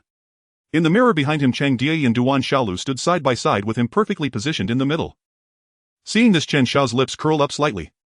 Very well. The position is perfect. With this thought, he continued to closely monitor the screen, carefully observing the expressions of everyone on set. Yuan Sire spoke in a calm tone, his movements elegant. "This is a bit abrupt, consider it a greeting." After saying this, he gestured to the attendant beside him. The attendant stepped forward holding a gift box. Meanwhile, Duan Xiaolu paid no attention to what he was saying, focusing on removing his outer clothing and continuing to change. "Good. Cut," Chen Xiao shouted. The crew quickly adjusted the camera position to capture another shot. This time they switched to a close-up. The shot was brief, capturing that Kuan opening the gift and exclaiming, "How can our DA possibly bear this?" Once the shot was completed, they needed to switch back to a medium shot. Chen Xiao focused on the monitor, saying, "Camera, move further left," until he saw that the frame only contained Yuan Sire and Cheng Di in the mirror behind him. He looked at Zhang Guorong, saying, "Guorong, take half a step to the right." "Okay." Great, that way Di will be framed in the mirror enclosed by the frame and window. The mirror represents Yuan Sire's inner world. 2 frames plus the wooden patterns of the window behind him resemble a birdcage. Chen Xiao walked to the front of the camera, saying to Guyu, "Teacher, go, let me remind you again, the next segment will be filmed based on your emotional tone in your eyes. There is only Cheng Di and you cannot see Kuan beside you. What we capture in the mirror will also be the same." Guyu nodded. I remember." The actor playing Kuan Ing De walked over, saying, "I might as well step aside anyway, you won't be able to capture me." "No, you must stay." Chen Xiao turned to block him, saying, "Teacher, guest performance involves 2 figures in his line of sight, but all his attention is on Cheng Di. If you leave, there won't be 2 figures in the sight anymore." Ingda shrugged and joked, "All right, I really can't compare to the background of your minds." Hearing this, everyone burst into laughter. Lu Qi nodded with a smile. Director Chen doesn't miss even such details. No wonder his debut won the Palme d'Or. He is indeed a detail fanatic. This film, Farewell My Concubine, must also be a masterpiece. Soon the crew adjusted the camera positions and filming continued. Action. In the monitor's feed, Yuan Sire sat upright in the chair, gazing at Cheng Di with an appreciative and infatuated expression. This segment of Farewell My Concubine has deep roots, originally derived from the old Koan opera The Golden Casket. Many renowned artists have performed in this play, yet only Yu Ji Changboss has reached the pinnacle of perfection. His eyes moved up and down, assessing Cheng Di, a playful smile lingering at the corner of his mouth. Interesting. He slowly turned his head to look at the mirror behind him. Duan Xiaolu beside him shook his clothes. "Good cut." Chen Xiao said, "Continue adjusting the shot." "Guorong, take half a step to the left, back to your previous position." Lu Qi looked at the script he had just received, slightly furrowing his brows, murmuring, "Director Chen, isn't this a continuity error? Isn't Cheng Di in the script supposed to be motionless?" Chen Xiao stood up, smiling. "Teacher Lu, it won't be a continuity error. In that previous scene, the mirror behind Yuan Sire reflects his inner thoughts. Look," he pointed at the monitor in the mirror. "Di is perfectly framed, and when he turns back, the image in the mirror will be processed to be blurry." Lu Qi nodded. "Then why did you have him stand back again?" In the next shot, what Yuan Sire sees when he looks back into the mirror is the objective scene. In the objective scene, Di is not framed. Lu Qi suddenly realized, straightening up and nodding, but his furrowed brows still did not relax. "You're being too meticulous. Who can notice such details? It's indeed hard to spot." "Then why still film it this way? This is a psychological cue, like how we use light. Many viewers cannot discern the method, yet it is still needed." "That's true," Lu Qi nodded. He had a point. When viewers finally discern it, there will be a moment of epiphany. Every time one watches, there are new insights and experiences, which is truly wonderful. If audiences cannot understand, reducing elements is like stripping the film of its essence. Thinking of this, Lu Qi's eyes shifted. Isn't this quite similar to the current situation of Peking opera? Few watch it, few understand it, yet they still perform. Lu Qi looked at Chen Xiao, feeling that Director Chen indeed has great ideas. Compared to commercial films, this film seems to be closer to an art film. The purpose of commercial films is profit, inviting popular stars to cater to the public taste primarily for entertainment and leisure. In contrast, art films place greater emphasis on expressing artistic concepts, pursuing exploration and innovation, often containing deep emotional expressions, social critiques, or philosophical reflections. Chen Xiao manages to cater to the audience with commercial films while possessing the mindset of an art film. Nowadays, the film industry is flooded with shoddy dramas and movies, sometimes making one feel they are worse than those from 10 or 20 years ago. Chen Xiao's emergence may indeed bring about a significant change in the film industry. Lu Qi smiled with emotion and sat down on a distant chair. Soon in front of the camera, the story from the Republic of China era continued to unfold. In the blink of an eye, half a month had passed. The date was December 20th. In the actor's resting room, Zhang Fengyi sat before the mirror while a Peking opera makeup artist was applying makeup on him. Unlike before, there was an additional person beside the makeup artist, Chen Xiao. Chen Xiao frowned slightly, shaking his head, and said to the makeup artist, "No, this is still too restrained. Twist it a bit more, it needs to be bold and abstract, do you understand? Have you seen Edvard Munch's painting The Scream? It needs to convey that kind of feeling." Saying this, Chen Xiao mimicked the expression of covering his face and screaming. He truly wanted to scream right now. Why was this Peking opera makeup artist so rigid in her ways? The scene to be filmed today required Duan Xiaolu to expose Cheng Die, and his facial makeup needed to be twisted and mad. But right now the makeup on Zhang Fengji's face was still too conservative. Chen Xiao raised his hand to gesture, "Just be bolder with the movements, swing it around, be fearless." The makeup artist nodded with a pitiful expression, silently sighing in her heart. She had been painting Peking opera faces for 7 or 8 years. In Peking opera, even clowns have roughly symmetrical face makeup. She was really trying hard to make it twisted, but she simply couldn't create that style. However, since director Chen had spoken, she could only try her best to paint. She took a deep breath and dipped her brush into white paint. Murmuring to herself, "Be bold, be bold, be bold." She swung her brush onto Zhang Fengji's face.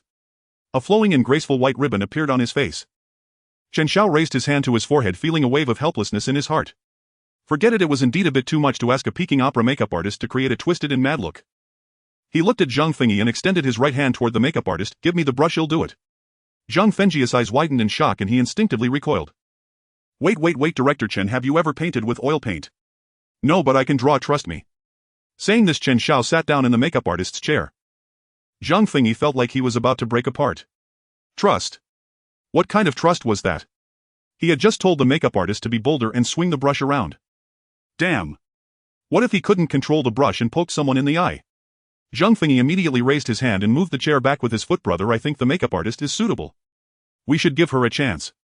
"You can't undermine her confidence, right?" Chen Xiao laughed helplessly. "I was just joking. I have painted before, okay? You can trust me." Mastery of opera certainly includes painting face makeup, otherwise what kind of mastery is that? "I haven't painted before, but I can draw." Chen Xiao feigned seriousness. "Teacher Zhang, can we speed this up?" Seeing him get serious, Zhang Fengyi gritted his teeth and closed his eyes. "Fine, go ahead and paint." Chen Xiao likely had some idea in his heart. The next moment he felt the brush rapidly twisting on his face. 2 minutes later. "All right, this will do." Zhang Fengyi opened his eyes and looked in the mirror, instantly shivering. In the mirror, the makeup was so twisted that it made him look like a grotesque monster. It indeed matched the image of madness under immense environmental pressure. Looking at it was truly spine-chilling. Zhang Fengji's mouth trembled. "Director Chen, your hand is quite heavy. This fits the character's image." Chen Xiao put down the brush and wiped his hands with a wet tissue. "All right, I will go find the others to practice lines. We start shooting in an hour, so be punctual." He tossed the gray-black wet tissue into the trash can and left the makeup room. Meanwhile, Li Ao was being guided by the staff through the old street. He had no credentials, but many people knew he had a good relationship with Chen Xiao and was an award-winning actor, so they let him in directly. He had always wanted to visit his master on set, but he had been filming in another location, returning to the capital only today, and finally had the time to come. Arriving at the director's resting room door, he happened to run into the director's assistant. Li Ao asked, "Is Chen Gu here?"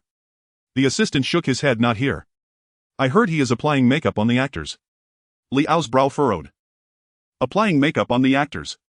Is that something a director should do? I had heard that this was a Peking opera promotional video.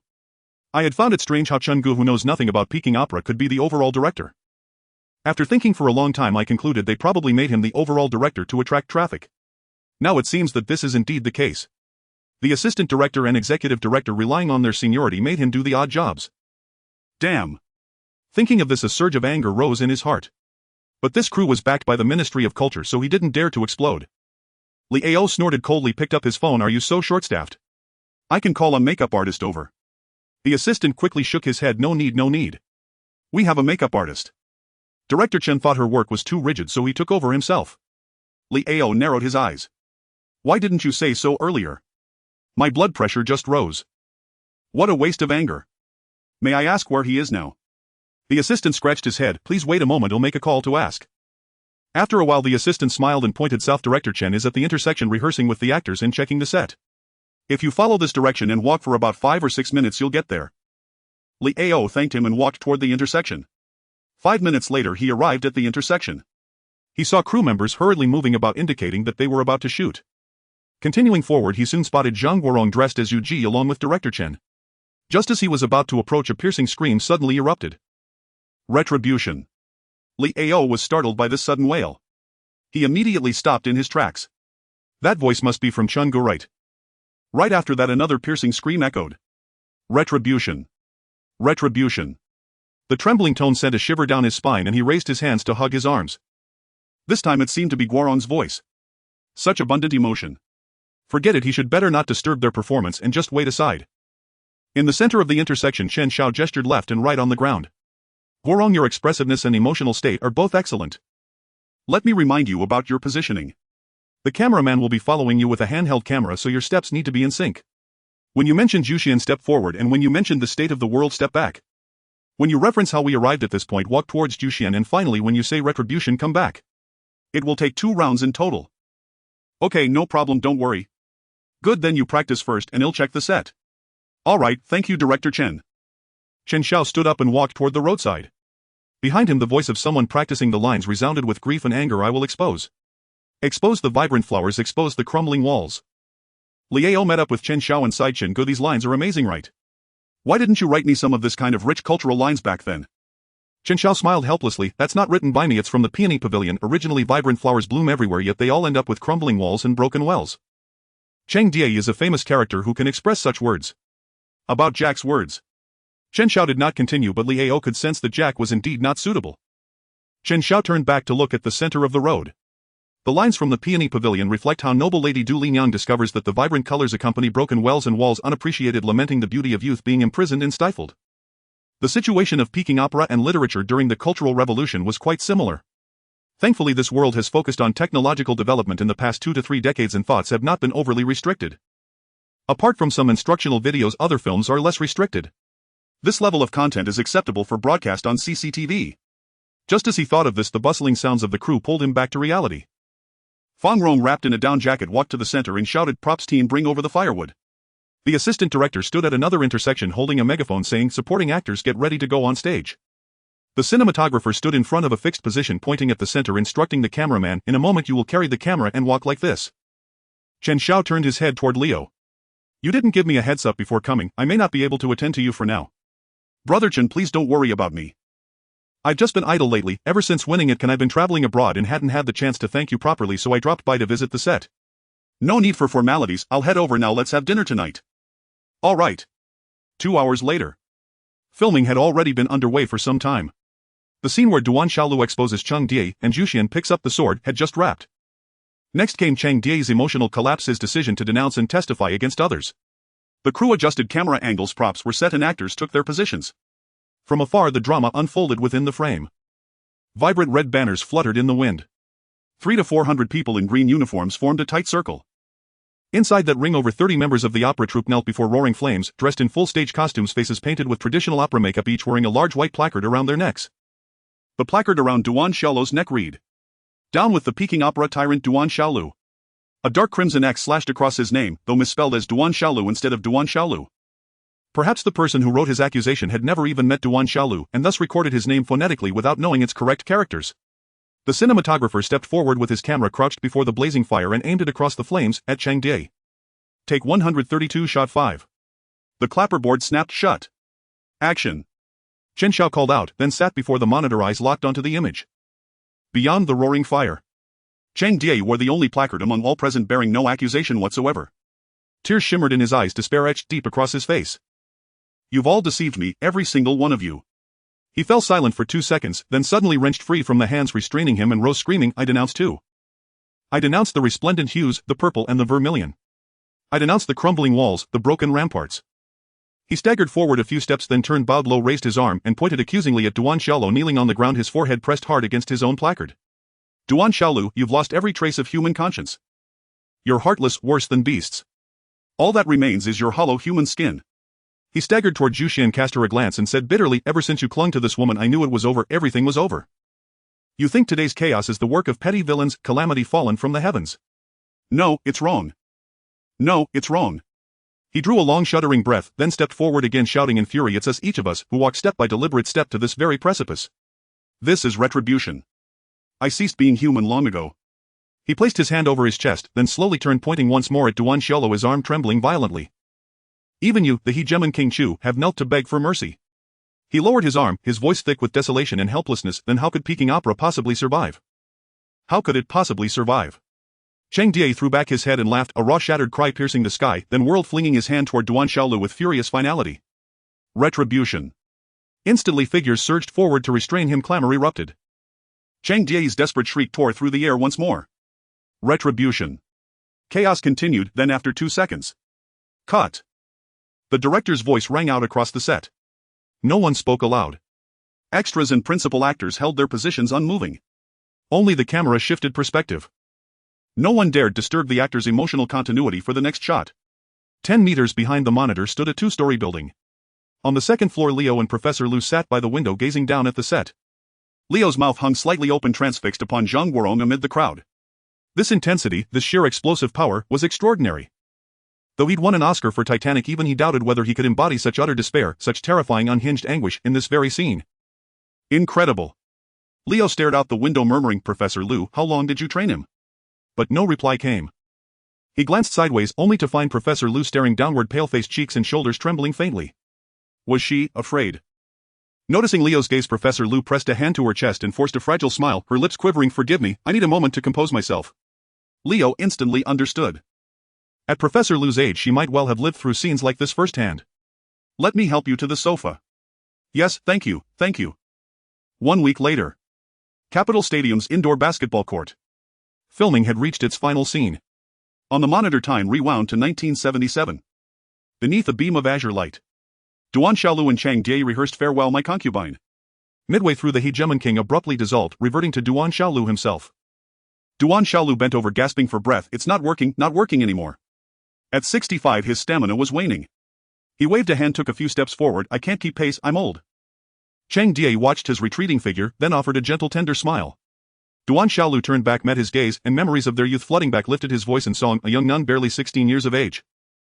Cheng Die froze, his eyes flickered as if a dormant memory stirred. Xiao Duzi, the name he bore before becoming Cheng Die, childhood defiance echoing in his ears when his master struck his palms for insisting, I am a man born, not a maiden fair. Cheng Die continued softly, in my prime youth my master shaved my hair clean away. Yuan Xiaolu picked up the line, I am a man born. Cheng Die's lips curved faintly upward, not a maiden fair.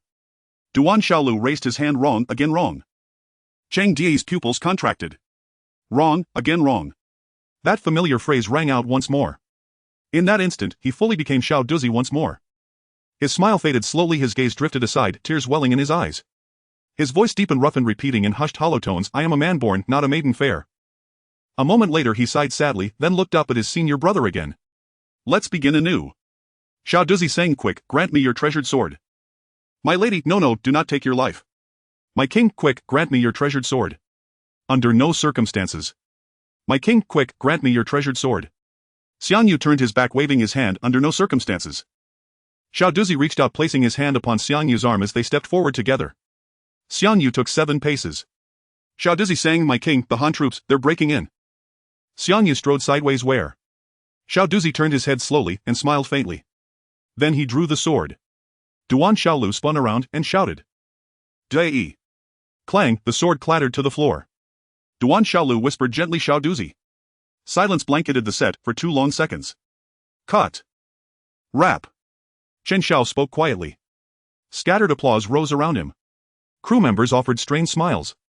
The 2 actors slowly rose from the floor, exchanged brief nods with those nearby, and walked toward the makeup room. Conventionally, the word rap should be declared joyfully.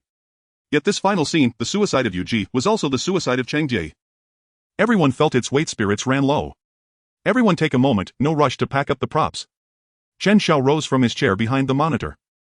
We'll hold off on the rap party for now. Let everyone gather themselves first. He picked up his documents and walked toward Director Lee, who nodded and approached him directly.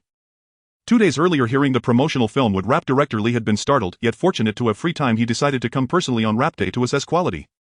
He hadn't expected the final shoot to be the film's climactic scene. Sigh, heavy-hearted.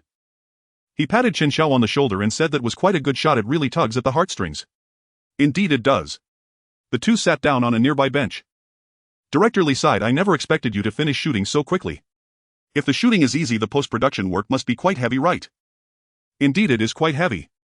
We need to use lighting, music and other elements to create metaphors that showcase the human psyche and the situation of the times.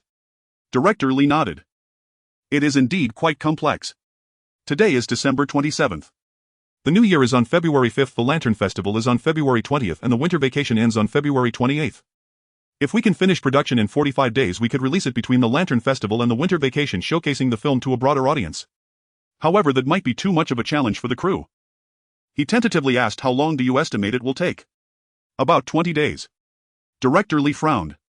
20 days. Didn't you say the workload is heavy? Don't rush, quality comes first. Titanic took 2 weeks. Compared to that, this is indeed heavier. Director Lee felt a mix of amusement and frustration. Why did it always seem like he was subtly showcasing his abilities? Yet looking at Chen Xiao's serious and innocent expression, perhaps he was just overthinking. They are just that quick, huh? No rush, you can take your time and rest more. He quickly added, once the final cut is done, I plan to let everyone from the arts department watch it together first. One reason is to see the quality of the film. The other is for review. Afterward, the speed of issuing the screening permit will be increased. This film is essentially a promotional piece, but it will be broadcast on major video platforms, so it must be treated as a movie. Therefore, a screening permit from the Broadcasting and Television Bureau is required. Thirdly, the film contains many metaphors and the staff in the arts department have some artistic background. After watching, everyone will write their interpretations and thoughts. Once the film is released, the official WeChat account Voice of Art will publish an interpretation.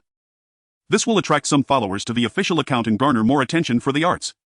Director Lee continued, will you be available to watch it together then? There may be places that need your help in interpretation. Chen Xiao nodded, sure, no problem. This matter seems simple. He also hoped that the public would better understand and appreciate this film, and of course he was willing to help with the interpretations. After chatting with him for a while, Director Lee left the crew. In the evening, at a high-end restaurant near the Capitol Gymnasium, the crew was holding a wrap party. At the same time, the news of Chen Xiao's new film Farewell My Concubine wrapping up was quickly spreading online. Because this crew was managed by the Ministry of Culture, even if reporters knew where the filming location was, they didn't dare to crowd in for interviews. As a result, more than a month passed and Farewell My Concubine gradually faded from the public eye. But now, with the wrap news released coupled with photos and short videos of Chen Xiao and the crew celebrating in the hotel, people's anticipation for the second work of the Cannes Palme d'Or-winning director was instantly ignited. A short video of the wrap celebration captured by a passerby outside the hotel garnered over 1 million likes within an hour. Of course, most of these likes came from Chen Xiao, the lead actors and fans of Titanic. The comments section below the short video had already accumulated hundreds of thousands of comments. 2 hours later, the video's popularity was rising rapidly, catching the attention of many celebrities.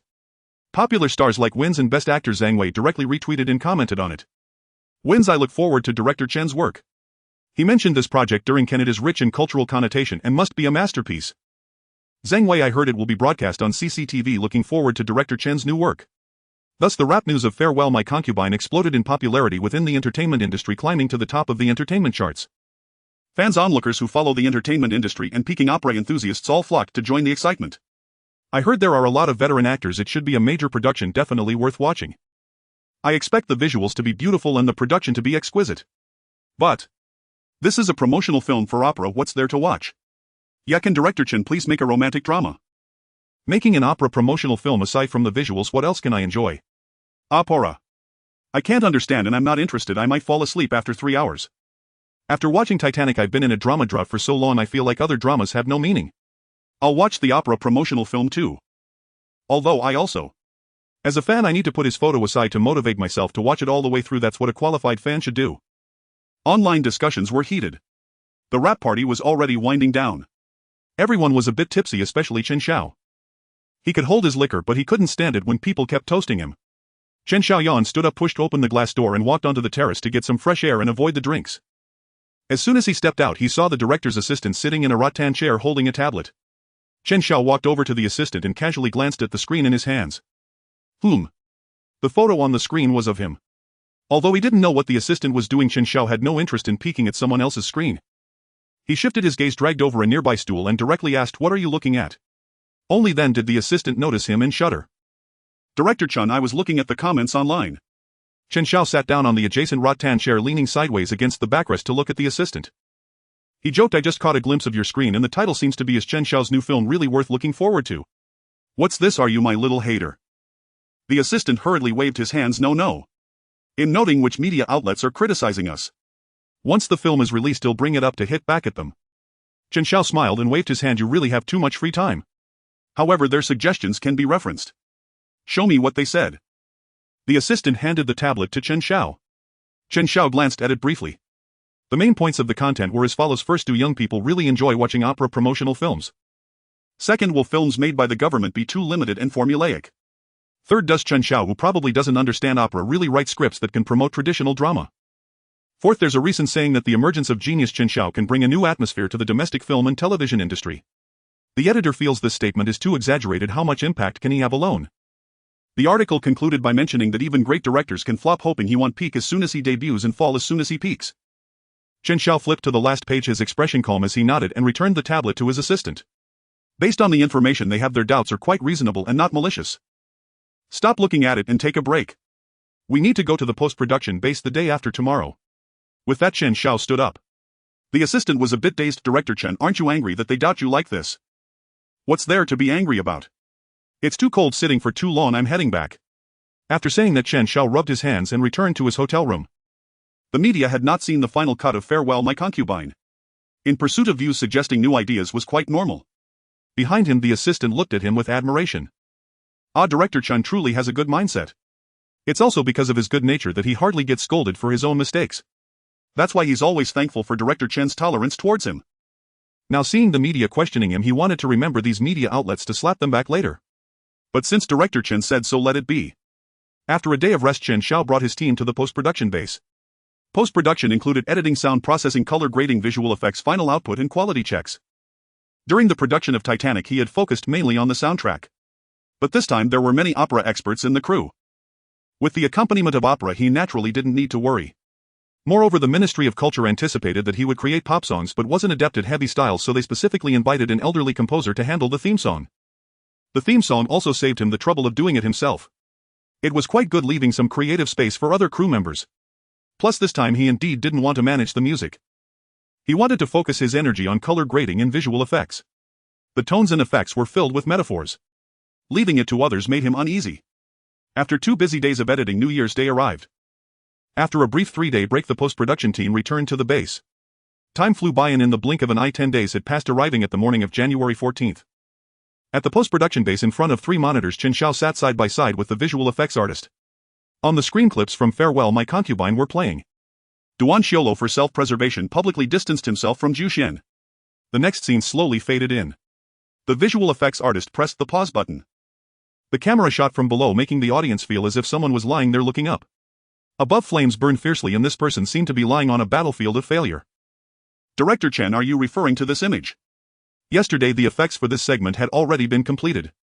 Just now, Chen Xiao had called him to mention that the effects for this image had been overlooked. But isn't this already perfect? The sense of a failed battlefield and the consuming flames has all been displayed. Is it that the ashes don't look tragic enough? Yes, Chen Xiao replied. Move it a bit forward, adjust to the scene just fading in from Zhu Xian. The visual effects artist shifted it forward by half a second. Chen Xiao nodded, pointing to the lower right corner, and said to the visual effects artist, add 2 drops of sliding tears here, sliding to the very bottom of the screen. The visual effects artist was taken aback. The effect of the addition flashed in his mind. Hiss, the visual effects artist couldn't help but shiver. How chilling. Those 2 drops of tears were truly inspired. He slowly nodded, swallowed hard. I'll make the change right away. Then you get busy, send it to me once it's done. Chen Xiao stood up from his chair, patted his shoulder, and walked toward the door. The visual effects artist immediately stood up. Take care. Chen Xiao left the room, but the shock in the visual effects artist's heart did not cease. He had thought that shot was already perfect. Unexpectedly, a single tear elevated the tragedy of the whole struggle session to another level. This idea is simply brilliant. After a moment of amazement, he immediately searched for tear shapes in the material library and began working on the effects.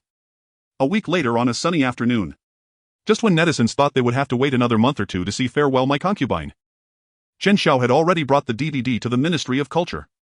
In Director Lee's office, Chen Xiao knocked and entered. Director Lee, the post-production of Farewell My Concubine is complete. Here is the DVD. Director Lee stood up, walked to the sofa and took the disc. Surprised you're so fast. Even though he already knew that Chen Xiao planned to finish in 20 days, he had received a call from Chen Xiao the night before to arrange a meeting. But looking at the disc with the main cast's poster printed on it, he still found it hard to believe. Knowing he was fast, he had specifically only approved 6 months of funding initially. So the filming was completed in 3 months. Thank you for your hard work. I'll find a couple of people to watch it first and do a simple review. If there are no issues, I'll arrange for a collective viewing this afternoon. The notification for collective viewing had already been sent out yesterday. However, just to be safe, they needed to check if there were any overly provocative elements before showing it to everyone. If there were, the collective viewing event would be cancelled. Chen Xiao nodded. All right, no problem. Director Lee patted him on the shoulder, saying with concern, you've worked hard during this time, now take a good rest. The broadcasting matters will be handled by the department. He had heard about Chen Xiao's hard work during this time. From casting to non-stop work day and night. Even when he went to Cannes to accept an award, he didn't become arrogant and continued to work steadily on filming. Talented, humble and diligent. In every aspect he far surpassed his peers, even exceeding 99 of those in the film industry. This made his admiration for Chen Xiao soar. In fact, he already had an idea in his mind. To let Chen Xiao enter the Ministry of Culture. However, ordinary administrative positions would be a waste of his talent. For the past half-month he had been pondering how to bring Chen Xiao into the Ministry of Culture without wasting his talent, allowing him to shine while not delaying his work on films. After pondering for half a month, he finally thought of a win-win solution. Director Lee said kindly, Chen Xiao, I heard from teacher Lu Qi that you have quite an insight into the arts. Would you like to become a policy advisor for the Ministry of Culture? Director Lee took a sip of tea and continued, however, let me be clear, I need to ask you first. I haven't discussed this with my superiors yet, so I can't guarantee a 100% chance of securing this position, but I can say it's quite likely. Chen Xiao nodded. Of course, Director Lee's considerations were quite reasonable. The policy advisor does not belong to the art department but rather to the Department of Policy and Regulations. If the superiors agree but he refuses, it would put Director Lee in a difficult position. Hence it was necessary to ask him first. Chen Xiao smiled, I understand. Director Lee put down his teacup and introduced, this position won't take up much of your time. For instance, when we need to update the film industry policy, we will invite you to come to meetings to express your opinions. Chen Xiao had heard Fang Rong mention the role of a policy advisor, and there were also other famous directors in the industry fulfilling this role, providing advice for government decisions or projects. The workload is minimal since the government does not frequently revise industry policies and regulations. Although the workload is light, its impact is significant, influencing the development of an entire industry. Holding the power of discourse, it is considered one of the top positions in the power chain of the film industry. After making films for so long, besides earning money and completing system tasks, he genuinely wanted to promote the film industry and even the development of arts in this world. When he heard Fang Rong mention this position, he was quite tempted. Unexpectedly, it was presented to him on a silver platter. It was as if someone was handing him a pillow just when he wanted to sleep. Chen Xiao readily agreed, no problem. Director Lee smiled with satisfaction, that's good. I will do my utmost to secure this for you, it shouldn't be a big issue. Thank you, Director Lee. I'll go out for a bit and come back later in the evening. As he spoke, Chen Xiao stood up. Sure, you can also sit in the lounge for a while. We'll have dinner in the cafeteria in the evening. Thank you, Director Lee. After exchanging a few polite words, Chen Xiao walked out of the director's office and headed straight for the parking lot. He had no intention of going to the lounge, which was full of surveillance cameras. In such a solemn place, he didn't want to sit idly, it felt too constraining. Retreat. He planned to come back later in the evening to watch Farewell My Concubine with the staff from the Ministry of Culture. The staff needed to write reports, and if there were any parts they didn't understand, he would need to interpret them. Starting tomorrow, he would take a break. Once the film permit was approved, he would refresh his tasks and unlock the treasure chest. Unlocking. He remembered there was one in the prize pool for a system upgrade. If he used emotional value to upgrade the system first, then what he drew would be a villa or skills right. Chen Xiao sat in the car and opened the system panel again, clicking on the task description. Completing the task will grant you a golden chance to draw a prize once. The prize pool includes master-level skills, system upgrades, villas in the city, etc. There's also an etc. Ugh. Rationally speaking, the most useful should still be skills. But if he drew a villa, it would save him a lot of money, which would be quite delightful. Chen Xiao felt conflicted. After 2 minutes, the sound of a car starting nearby brought him back to reality. Chen Xiao chuckled softly. What was he thinking? He couldn't even choose the prize for the lottery, why was he getting so worked up? Let's go, I won't think about it anymore. I've seen it, it's by the lake and the scenery is particularly beautiful. It's something that's hard to obtain even with money. Chen Xiao listened to this long string of words and his mood was truly like a roller coaster. Xiao Chun, your advertisement and proposal were excellent. The company has even opened up overseas markets now. Although you've resigned, you are still a shareholder, so you can still receive the year-end bonus. The board discussed for a long time. The chairman felt that cash was too mundane and decided to reward you with a villa in the second ring as a year-end bonus. I've seen it. It's by the lake and the scenery is particularly beautiful. It's something that's hard to obtain even with money. Chen Xiao listened to this long string of words and his mood was truly like a roller coaster. Especially when he heard the phrase cash is too mundane, he nearly had a heart attack. He instantly wondered if the chairman thought cash was too trivial and would give him some spiritual reward instead. Fortunately, it was a house. A house equals money. If he won a villa in the system lottery, he could just sell one. Thank you, Uncle Zhang. You should contact Secretary Liu when you have time. He will take you to handle the transfer procedures. Okay. After chatting a bit more about mundane matters, the two hung up. Chen Xiao put down his phone, resting his hands on the steering wheel. Now that he had a house, he definitely wouldn't need to spend money to buy a villa. In his bank account, the earnings from films and diamond shares had been gradually deposited over the past 2 months. The total amount was nearly 300 million.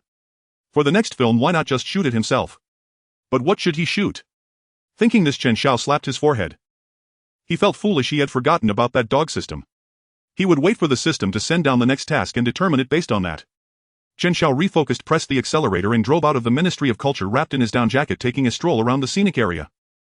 At 7 in the evening, Chen Xiao returned to the art department via the elevator and arrived at the secretary's office.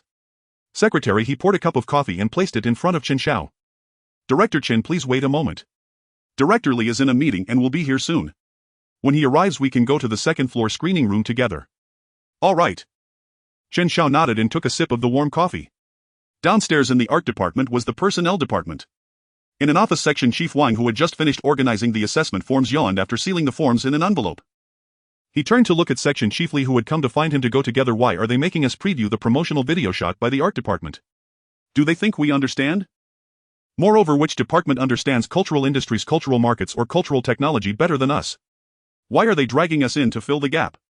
Section Chief Li shrugged helplessly. I heard they specifically wanted someone who knows the least to watch it, saying it's to simulate the audience. However, they also welcome us to write our impressions and submit them. Section Chief Wang rolled his eyes. What a load of crap. Isn't there enough to write with reports, records, and minutes? Alright, I heard it's directed by Chen Xiao. It's a promotional video about Peking opera, so it should be decent. Let's hurry up and go. The one who shot Titanic, right? My daughter probably loves to watch it. I really don't feel anything about it. The promotional video is 3 hours long. To attract the youth, it's probably just about the romantic relationships between drama actors. He was over 40 years old and really couldn't stand that stuff. Knock knock. A young girl stood at the door with a shoulder bag, her eyes sparkling as she looked at the two of them. Section Chief Li, Section Chief Wang, were you just talking about Director Chen Xiao? Section Chief Li glanced at her. This was the newcomer Xia, who had just joined their department this year. She was wearing a down jacket and seemed ready to leave work. He replied, yes, we're going to preview his new movie on the second floor shortly. Are you a fan of his? Xia nodded tentatively, asking, may I go? Section Chief Li's eyes lit up. The higher-ups required each department to send one person.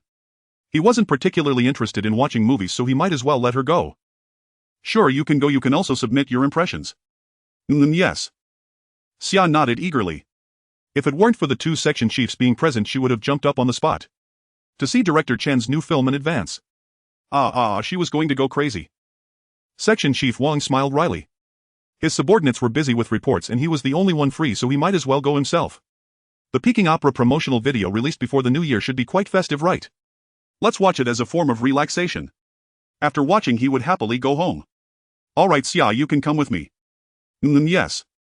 In the screening room, 70 to 80 staff members have already taken their seats. Those like Xia are after all in the minority. Most people share the thoughts of Section Chief Wang, believing this is just filling a gap. After all, there have been plenty of group viewings organized in the past, so it doesn't matter. A few minutes later, 3 deputy directors and 2 department heads from the art department gradually entered the screening room.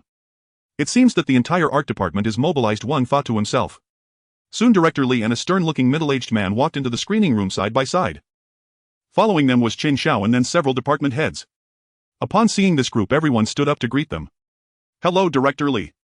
Hello, Director Zhou. In the second to last row, Xia almost fainted from excitement. Chen Xiao. Can we take a photo together later? My goodness.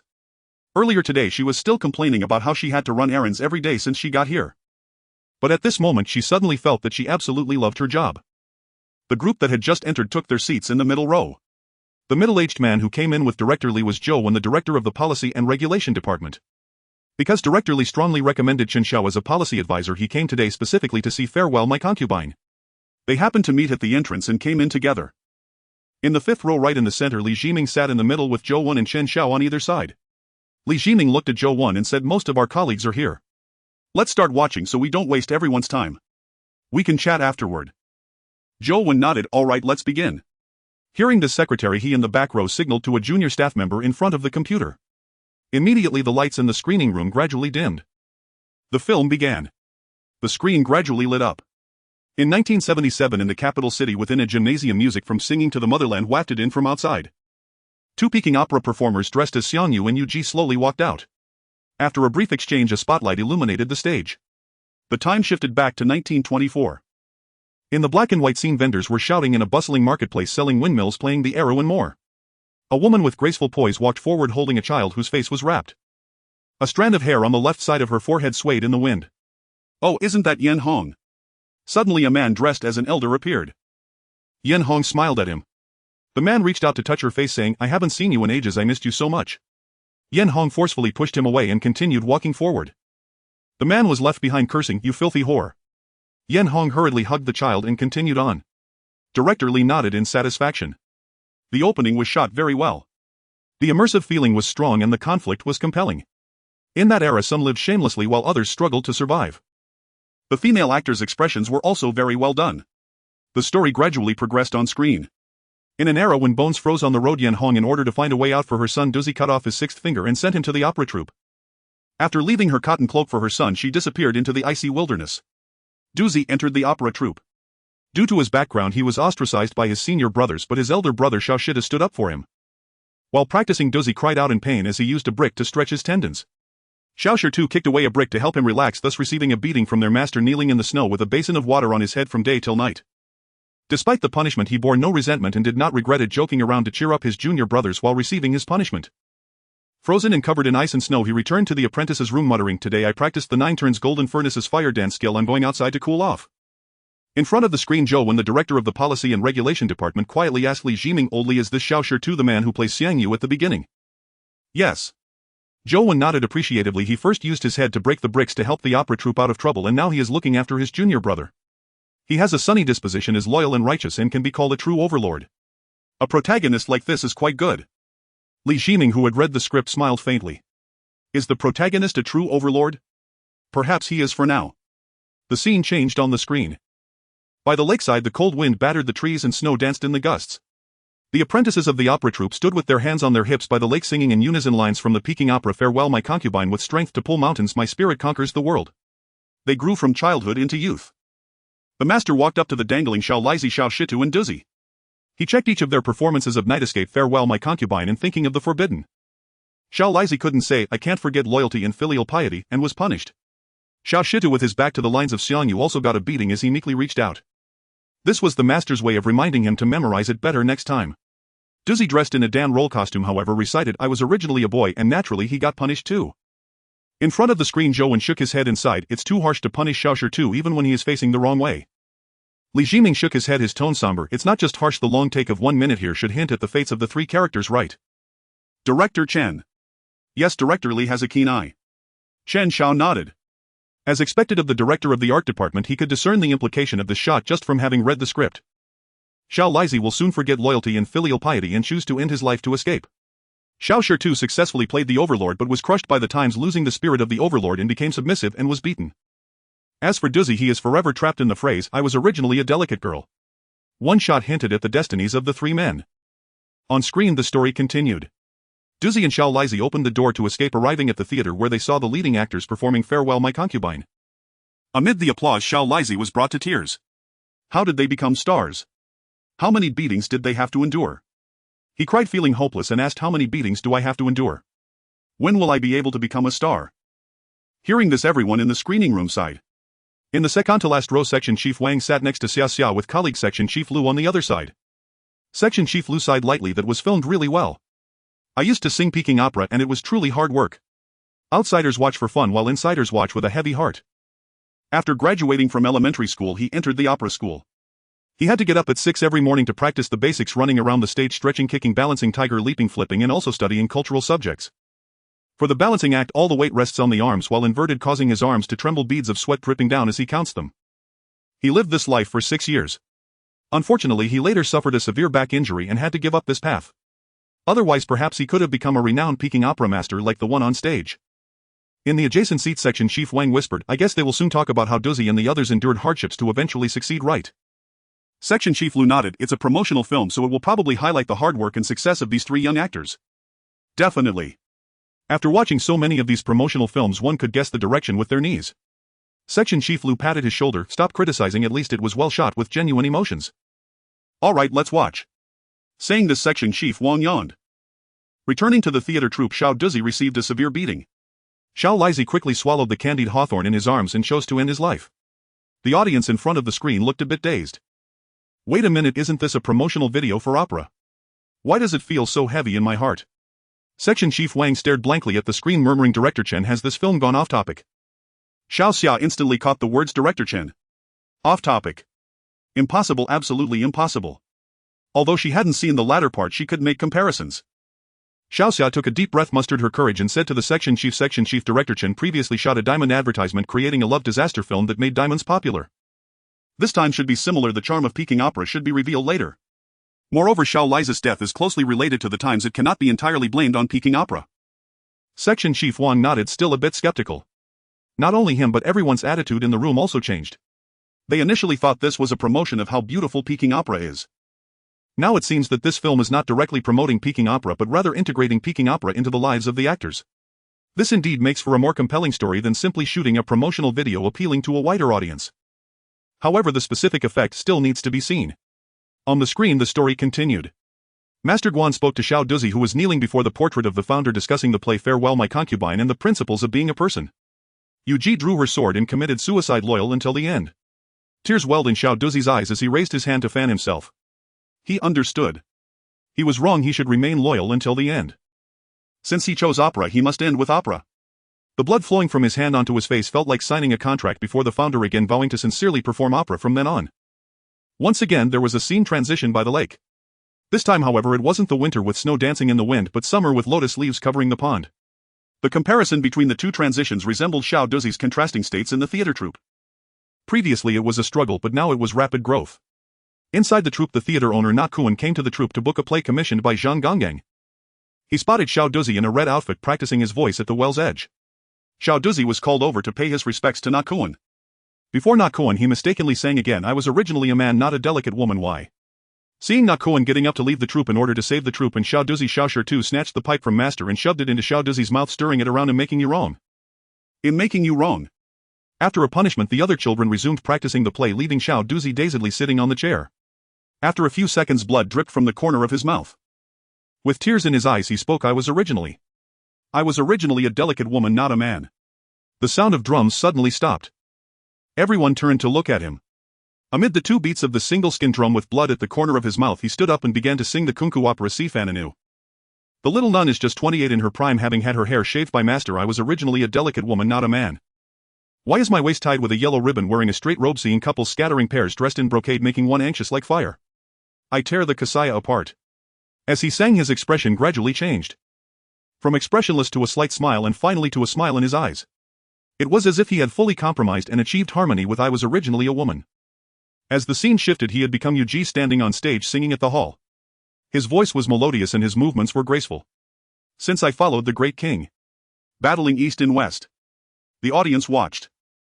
Some sentimental ladies had already shed tears. In the back row section, Chief Lu, who had studied opera, sighed softly, feeling heartbroken for Xiao Duzi. Was the earlier mistake a form of rebellion? In this moment, the scene with blood at the corner of his mouth transitioned from crying to smiling, even reaching a state of exuberance. At this moment had he truly entered the role. That earlier action of shoving the pipe into his throat seemed to be a hint. His senior brother led him from being a man to becoming a delicate woman. Unfortunately, the senior brother was not Xiang Yu, destined to have a beginning without an end.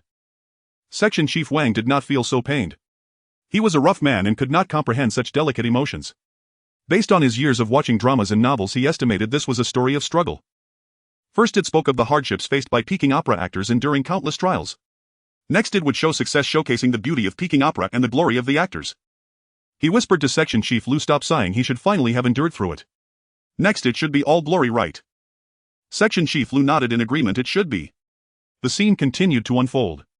Xiao Duzi promised that he would definitely obtain the sword used in today's performance and gift it to Xiao Shi too. The two were spirited playfully tussling in the mansion. Just when everyone watching this film for the first time thought the two would reach the pinnacle of their lives, the plot took a sudden turn. Xiao Duzi caught the eye of Zhang Gonggang and was sent to his chamber. The screen quickly shifted from a yellow tone to a tragic blue tone. Xiao Duzi stumbled out of Zhang Ganggang's residence lost and disoriented. In front of the screen everyone stared blankly. This film turned out to be a great tragedy. Section Chief Lu sighed heavily, covering his forehead with his hand leaning against the back of the chair, gazing at the blue-tone screen. So tragic, Xiao Duzi. Just before singing, his mind was twisted, accepting the role of a girl. Then he encountered the perverse old eunuch. It indeed seems that misfortune targets the unfortunate. Xiao Duzi did nothing wrong but was repeatedly crushed by life. He really wanted to curse someone but didn't know whom to scold. Scold the screenwriter. The screenwriter was not at fault, in fact they were too excellent, vividly portraying tragedy and sorrow. Scold Zhang Gonggang. He was merely a product of a nonsensical era. The era. Yes, perhaps the one to blame is that era. Just when his heart felt like it was being kneaded by a large hand, Section Chief Wang's puzzled exclamation broke in. I don't understand, what is the purpose of filming this segment? Is it to attract attention with a tragic fate? Section Chief Lu instantly clenched his fist, silently cursing Section Chief Wang in his heart. Old Wang you. Section Chief Lu suppressed the urge to curse lightly and continued, if you're not sleeping, why not stop watching? You like, meaning you'll tell the leaders later that all ideological and political education will be entrusted to you. Annoyed, he thought watching a movie, yet it had to involve educational significance. So fond of thinking you should write a reflection later. Section Chief Wang was taken aback by his tone, quickly smiling, no, I was just joking, don't be angry. Look, keep watching. Internally he muttered, wishing he hadn't said anything. What charm does this film possess? Grand fighting scenes, a magnificent historical background lacking nothing. Oh well, it's probably meant for those with delicate emotions. He yawned, shifted to the other side, distancing himself from Lao Lu to avoid provoking him again. Unbeknownst to him, Xiao Xiao on the other side had already mentally skinned him alive. Did she say her idol was seeking attention? Wang, Section Chief, lacking culture and insight, humph. On the screen the story continued. Xiao Duzi sat in the corner silently shedding tears. In the background music the sounds of grinding scissors echoed once more. Time swiftly passed to the year 1937. Xiao Duzi and Xiao Shi too had grown into the renowned figures Cheng Die and Duan Xiaolu. Duan Xiaolu, while in the brothel, falsely claimed to be betrothed to Zhu Xian in order to help her out. This news quickly reached Cheng Dai's ears. Backstage at the theater, Jie asked Xiaolu about it. Standing behind a screen, Jie retorted, have you forgotten how we became famous? Was it not because of a word from our master? Duan Xiaolu picked up the hand warmer left by Dai's mother and returned to his seat. What did he say? To be faithful until the end. Cheng Die rushed out from behind the screen, sitting backward on her stool, tugging at her senior brother's arm across the backrest. Senior brother, I want you to. No. Dai slightly lowered her head, looking back at Duan Xiaolu with bright pleading eyes. Just let me sing plays with you for a lifetime, is that too much to ask? Duan Xiaolu was taken aback. Haven't we already been singing together for half our lives? Dai shouted, no. A lifetime means just that. A difference of a year, a month, a day, or even an hour does not count as a lifetime. The room fell silent for a few seconds. Duan Xiaolu turned away to avoid her gaze, letting out a disbelieving sigh. He then spoke heavily, Die, you truly cannot live without being obsessed. It is true that one must be mad to perform, but if we go on living in this world among these ordinary people, how can we survive? He took a breath and lightened his tone. Come on, give your senior brother a smile. Cheng Die slowly stood up, walked to a white curtain as if lost in a dream. Director Lu sighed deeply. This film is truly melancholic. Die was forced into the role by the theater troupe and the Times, turning herself into Yu Ji and falling in love with Bao Wang. Yet Duan Xiaolu chose to live among ordinary people amidst reality. One existed in a dream, the other in reality. It is feared that the emotions Cheng Die seeks are ultimately just a fleeting dream, like Zhuang Zhou dreaming of a butterfly. How tragic. He felt a surge of emotions. Meanwhile, Wang, sitting next to him, frowned and leaned over to say, isn't there still Zhu Xian between them? Is this really a love story? Will it delve into the love and hate entanglements among three characters? A film filled with love and romance seems too trivial, doesn't it? Director Lu rolled his eyes. He truly wanted to tape Wang's mouth shut. If old Wang couldn't handle it, he should just leave him alone. In the future, if there are any more films to watch, he would resolutely refuse to sit with him. It was infuriating. Wanting meaning but not liking romance and wanting a grand scale, what kind of film was he expecting? Old Wang, if you don't want to use your phone to open the electronic version of The Evolution of Humanity to see how humans evolved from monkeys, that would be a much grander scale, wouldn't it? Having finished his sarcastic remarks, Director Liu snorted coldly, ignoring how old Wang felt, and turned back to stare at the screen. But in truth, he was not the only one with thoughts. In the front row, Zhou Wen, the director of the Department of Policy and Regulations, also furrowed his brows. The story of Cheng Die, Duan Xiaolu and Zhu Xian was indeed touching. But this is a promotional film for traditional opera. Why does it feel like it is straying off topic, focusing too heavily on Cheng Die's personal emotions? Moreover, it deals with emotions that are not accepted by society. This. Zhou Wen rubbed his chin. However, upon further thought, it could indeed be said to be a promotional film for traditional opera. The singing in the film is beautiful and the costumes are stunning. Adding descriptions of emotions and tragic experiences would attract more viewers to this film, thereby bringing traditional opera into the public eye. Thus, the deviation actually achieves the goal of promotion. Understanding it this way, it is somewhat reasonable. But his deviation lacks a strong hook. Zhou Wen nudged Li Jiming with his elbow. Oldly, to be honest, while discussions about gender identity and love do attract the attention of young people, it feels like using such gimmicks to spread Peking opera culture can't hold up too well. The audience for topics like gender identity and love is limited. Even if Chen Xiao excels at expressing human emotions to the fullest, how many people can he attract? Li Jiming chuckled quietly. What are you in such a hurry for? This film hasn't even played halfway yet, just sit back and watch it honestly. Zhou Wen was slightly taken aback. Only halfway. It felt like so much information had been shared, yet it was only halfway. He slowly nodded, his gaze moving back to the screen with a sense of skepticism. On the screen, the plot slowly progressed. Cheng Die received the sword promised in her childhood from Master Yuan and rode in a rickshaw heading towards the betrothal ceremony. Under the blue-black night sky, the moonlight shone on the wet streets, appearing particularly desolate. The rickshaw puller hurried along the rain-soaked street. Suddenly, a cannonball struck outside the city, the sound of artillery growing nearer. The urgent sound of galloping hooves echoed ahead. Searchlights swept across the road, illuminating the fog, making the rickshaw puller squint. As the searchlight passed, the rickshaw puller focused his gaze and saw soldiers in green military uniforms from the army carrying flags and galloping towards them. The puller, frightened, abandoned the rickshaw and Cheng Die, turning to flee. In the next moment, the rickshaw was surrounded by soldiers and flags. Zhou Wen, sitting in front, rubbed his arms, watching the screen with trepidation.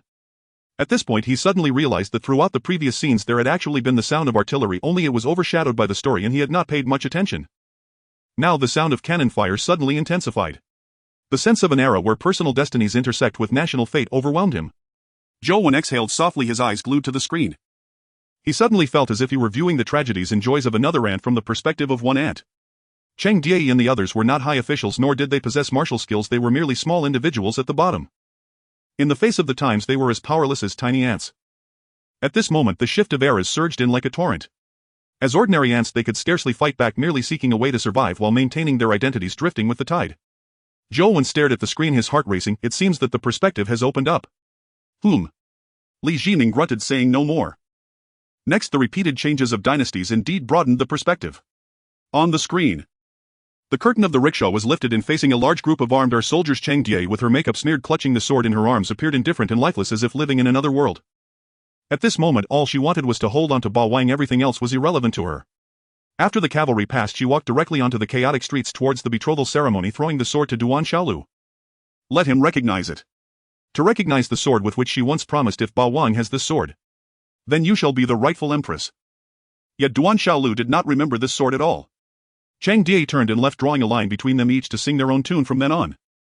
Having just parted ways, Duan Xiaolu immediately clashed with the Japanese forces and was seized.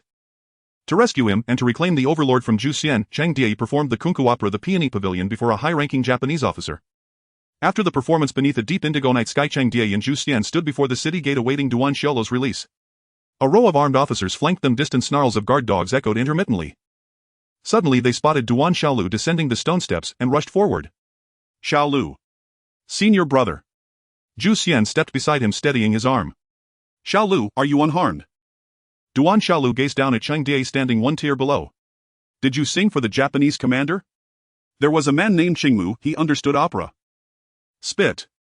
Duan Xiaolu spat contemptuously in his face, shoved him aside and strode straight toward the automobile waiting by the city gate. Zhu Xian froze, stunned that Duan Xiaolu would treat Cheng Die with such cold disdain. She silently drew out her handkerchief and wiped the spittle from Cheng Die's cheek, then hurried down the stairs after Duan Xiaolu. The two departed in the car, leaving Cheng Die alone at the city gate. Abandoned, he was engulfed by desolation, humiliation, and helplessness. At that moment, the city gate swung open, and a blinding beam of light struck him full in the face. A platoon of soldiers marched in, leashing snarling dogs. Civilians were dragged forth, and mass, a woman's shriek pierced the air. Chen Xiao, who had long lived within the realm of illusion immersed in theatrical fantasy, was violently wrenched back into reality. Even when confronting legions of enemies, he had remained sealed inside his art, lost in grief over the loss of the Overlord. But this single scream shattered his reverie, revealing with horrifying clarity that his audience had been executioners, butchers slaughtering their own people. Terror and guilt surged within him like wildfire. Instinctively he staggered backward, then fled disoriented and desperate, not toward the open gate but up the very staircase Yuan Xiaolu had descended, scaling the city wall. Under the nocturnal sky along the city wall's flank, a volley of gunshots rang out in unison. A line of bodies collapsed lifelessly onto the ground. On screen, Wang, the section chief, moments earlier criticizing the scene as overly sentimental, sat utterly still, his gaze riveted, his heart churning with conflicting emotions. After a pause he sighed softly, "It's over. Chen Xiao is finished." This time Lu, the other section chief, did not scoff. Instead he nodded in quiet assent and let out a sigh of his own, unscrewing his bottle of mineral water and taking a long drink. Yuan Xiaolu's righteous indignation was understandable, but Chen Xiao's plight was profoundly tragic. All he ever sought was to preserve what mattered most, his closest companion, his senior brother, the overlord of his operatic world, the very embodiment of Yuji's sovereign. So he sang. Yet, this was an impossible moral dilemma. Perhaps in that era countless souls faced such agonizing choices, torn between loyalty and survival, art and atrocity. His panicked, directionless flight revealed his terror and his crushing guilt. Yet the immense sacrifice he made to save Yuan Xiaolu earned him nothing but spittle and scorn. Chen Xiao truly is pitiable, said Section Chief Wang, furrowing his brow. Yuan Xiaolu's hatred of the enemy is justified, but surely he ought not treat his junior brother so cruelly. Indeed, he is not wrong, murmured Section Chief Lu. You've only just begun watching, haven't you? In truth, this passage mirrors earlier ones. Its deepest ache lies in the unbearable truth that no one is truly to blame. Only the age itself bears the weight of blame. The screen shifts. Zhu Xian and Yuan Xiaolu marry, scenes rendered with startling clarity and intimacy. Meanwhile, Chen Xiao, seated beside Yuan Sir, his face painted as the Overlord sinks deeper into drunken oblivion. A translucent veil softens the frame, lending the scene a dreamlike ethereal quality. Time surges forward, arriving at 1945. Yuan Xiaolu abandons the stage, captivated instead by cricket fighting. Reprimanded by their master, the brothers reconcile and return to the stage, only to ignite fresh conflict while performing for nationalist wounded soldiers. Zhu Xian suffers a miscarriage. Chen Xiao, branded a collaborator for having sung before the Japanese commander, is arrested. Through the combined efforts of Zhu Xian, Yuan Xiaolu and the theater owner Yuan Sir agrees to testify falsely, securing Chen Xiao's release. Zhu Xian visits Chen Xiao in prison, handing him a written pledge forged as a letter from Yuan Xiaolu demanding he sever all ties with his senior brother. The document states unequivocally that Yuan Xiaolu vows never to see Chen Xiao again. After reading this farewell letter, Chen Xiao's spirit dies. In his cell he smokes opium listlessly, indifferent now to judgment, resigned to death. At last the courtroom convenes. The image shifts, cold steely blues of the prison dissolve into warm golden light. Sunlight streams through tall windows, bathing the tribunal area in luminous clarity. Before the screen, Director Li turns to Chen Xiao and remarks, "The lighting earlier nearly convinced me you trained as a horror filmmaker." After nearly 2 hours we finally reach a lighting scheme reminiscent of Titanic, soothing, elegant, a genuine relief to the eyes. Director Li jests, replies Chen Xiao with a gentle smile. Director Li gazes back at the screen, savoring the composition. After all, it was precisely Chen Xiao's mastery of framing and illumination that led him to invite the young director to audition. The lighting here is exquisite, soft, tender, evocative. Having read the script, Director Li knows this scene depicts the prosecution charging Chen Xiao with treason for performing before the Japanese commander, a conviction that could mean execution. Yuan Sir, Yuan Xiaolu and Na Kuan all take the stand, offering false testimony claiming Chen Xiao was coerced. Yet shattered by the forged letter, Chen Xiao has abandoned all will to live and declares plainly that he volunteered. Just as despair consumes the room, a high-ranking nationalist official intervenes, securing Chen Xiao's release on bail, ordering him instead to perform.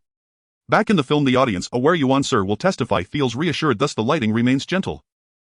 Yet soon Chen Xiao's refusal to lie will tighten the tension. To heighten that coming intensity, the soft light first soothes, creating emotional contrast, amplifying the shock when reality fractures. It serves both narrative purpose and aesthetic grace. Turning slightly, Director Li asks casually, "This is meant to evoke serenity and solemnity, while also showcasing the beauty of light itself, correct?" Compared to Titanic, this work leans more heavily on metaphor and suggestion, Chen Xiao replies after a thoughtful pause, offering a modest, slightly awkward smile. Yet interpretation remains entirely open to the viewer. Director Li blinks, surprised.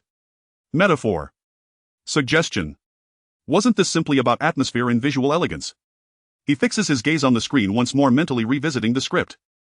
Sunlight pours through the window, illuminating the tribunal area, while the gallery recedes into shadow. After 2 or 3 seconds his eyes widen, though his voice stays calm. Stage lighting, is that it? An astute observation, Director Li. Chen Xiao nods. Truly a master of the arts, your eye is remarkably sharp. With only the words metaphor and suggestion he discerned the deliberate use of theatrical lighting. Chen Xiao admires director Li's perceptiveness, unaware that the elder in turn is quietly marveling at his prodigious insight. Though outwardly composed, director Li's eyes shimmer with astonishment. Using stage lighting here is sheer genius. With this revelation, the entire sequence transforms, its meaning deepens, its resonance intensifies. Before he'd read the script merely as a tale of Yuan Sir's rescue, Chang Die's surrender to fate and the machinations of power.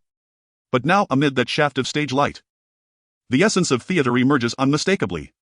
Light falls solely upon the tribunal while the gallery fades into darkness, because this courtroom is no longer a site of justice, it is a stage. A grand grotesque performance unfolds, of human hypocrisy, of power wielded as spectacle. Witnesses act. Judges perform. Only Chang Die, the man who lives entirely within opera, refuses to play his part in this profane drama. A shiver runs down his spine. Director Li glances sideways at Chen Xiao, his gaze now filled with profound admiration. This film is extraordinary. As director of the Arts Bureau, having read the script thoroughly, he failed on first viewing to grasp its full depth. Clearly, assigning staff to watch and write casual impressions is insufficient. Perhaps several must rewatch the film repeatedly before they can produce mature, insightful critiques. As he reflects, Zhou Wen, listening nearby, nods slowly. Yes, the stage lighting is masterfully conceived. From Zhu Xian's words, it's clear Yuan Sir orchestrated everything, yet those assembled in the tribunal feign solemn procedure, performing their roles with hollow pretense. How bitterly ironic. Still, with Yuan Sir testifying, Chang Die should surely walk free, shouldn't he? Thinking this, Zhou Wen watches the screen with renewed fascination. And so, the grand performance begins. On screen, the prosecutor stands with solemn authority, presenting a photograph of Chang Die standing beside Aoki, evidence in the indictment against him. The frame cuts to a wide establishing shot. Witnesses take the stand. Yuan Sir and Duan Xiaolu step forward onto the witness platform. Meanwhile, Na Kuan, the theater owner, though summoned as a witness, remains at the edge of the courtroom rather than stepping into its center. Li Jining observes Na Kuan's positioning and gives a subtle nod. A masterful detail. Fortunately, he had just asked Chen Xiao, otherwise he would have missed the profound implication embedded in their choreographed movement. Just as in the theater where Na Kuan, though its proprietor, always stood beside the stage entrance, never setting foot upon the stage itself, here too he lingers at the threshold of the courtroom, silently suggesting that justice itself is but a performance. Yuan Sir approaches the witness stand and removes his hat. With ceremonial gravity he declares his allegiance. My family has served the nation for generations. How dare I pervert the law or defy heaven's moral order before this court? Then with equal solemnity and utter falsehood, he testifies Chang Die was indeed taken away by Japanese soldiers in handcuffs and threatened at gunpoint against the nape of his neck. Having spoken, he sits down calmly. The judge then calls upon Duan Xiaolu and Na Kuan in turn. To these two minor figures the courtroom remains a sacred, inviolable space. Duan Xiaolu fidgets nervously. Yes, they struck my junior brother. Beside him Na Kuan twists, awkwardly gesturing vaguely, but utters not a word. Yuan Sir then counters the judge's implication on the night in question. Chang Die performed the Peony Pavilion, a classical masterpiece, not lewd or vulgar verse. Applause erupts from the gallery. Yuan Sir resumes his seat. Next comes the defendant's right to self-statement. The judge rings the gavel and asks defendant Chang Die, do you affirm the testimony given by the witnesses? Chang Die remains silent. On screen his back is sharply defined, while the judge, distant and blurred, dissolves into indistinction. To Chang Die they inhabit entirely separate worlds. The judge speaks again, urging compliance. Defendant, this court requires your personal account of the incident. Chang Die. A 2-second hush falls over the chamber. Chang Die speaks slowly. I attended the private performance, and I despise the Japanese. But they did not strike me. A murmur swells across the audience. Yuan Sir and Duan Xiaolu instantly glance toward Zhu Xian, as if demanding, what exactly did you tell him? The gavel rings once more. The judge's tone softens yet carries unmistakable moral weight. Defendant Chang Die, you bear both the duty and the right to affirm your integrity through truth. His words resonate with righteous conviction. Yet any discerning listener hears the unspoken command beneath: lie quickly, and thus preserve your honor. Chang Die's eyelids sink lower, heavier. The judge presses further: please reflect once more, and give your statement anew. Chang Die lifts his gaze slowly. If Aoki were still alive, Peking opera would already have crossed into Japan. He pauses, then erupts in a raw guttural cry: then kill me. On screen Lu Kazhang's heart leaps into his throat. Chang Die refused to collude. It is over. In that era such defiance meant certain ruin. What now? Yuan Sir intervene. Could a death row inmate be substituted in prison? A staged execution. Even as the thought forms, Yuan Sir rises and exits the courtroom, pausing at the courthouse steps to tell Duan Xiaolu whether I stay or go he is doomed. He climbs into his automobile and departs without looking back. Lu Kazhang exhales deeply. Poor Die. As one who studied opera himself, he understands and aches for Chang Die. His loyalty lies with his nation and with the art itself. As he once declared, he hates the enemy yet yearns for Peking opera to cross borders. He sings, not to betray but to save his senior brother. Were Duan Xiaolu replaced by Lu Sun, might not many choose to perform a single opera to rescue a literary titan.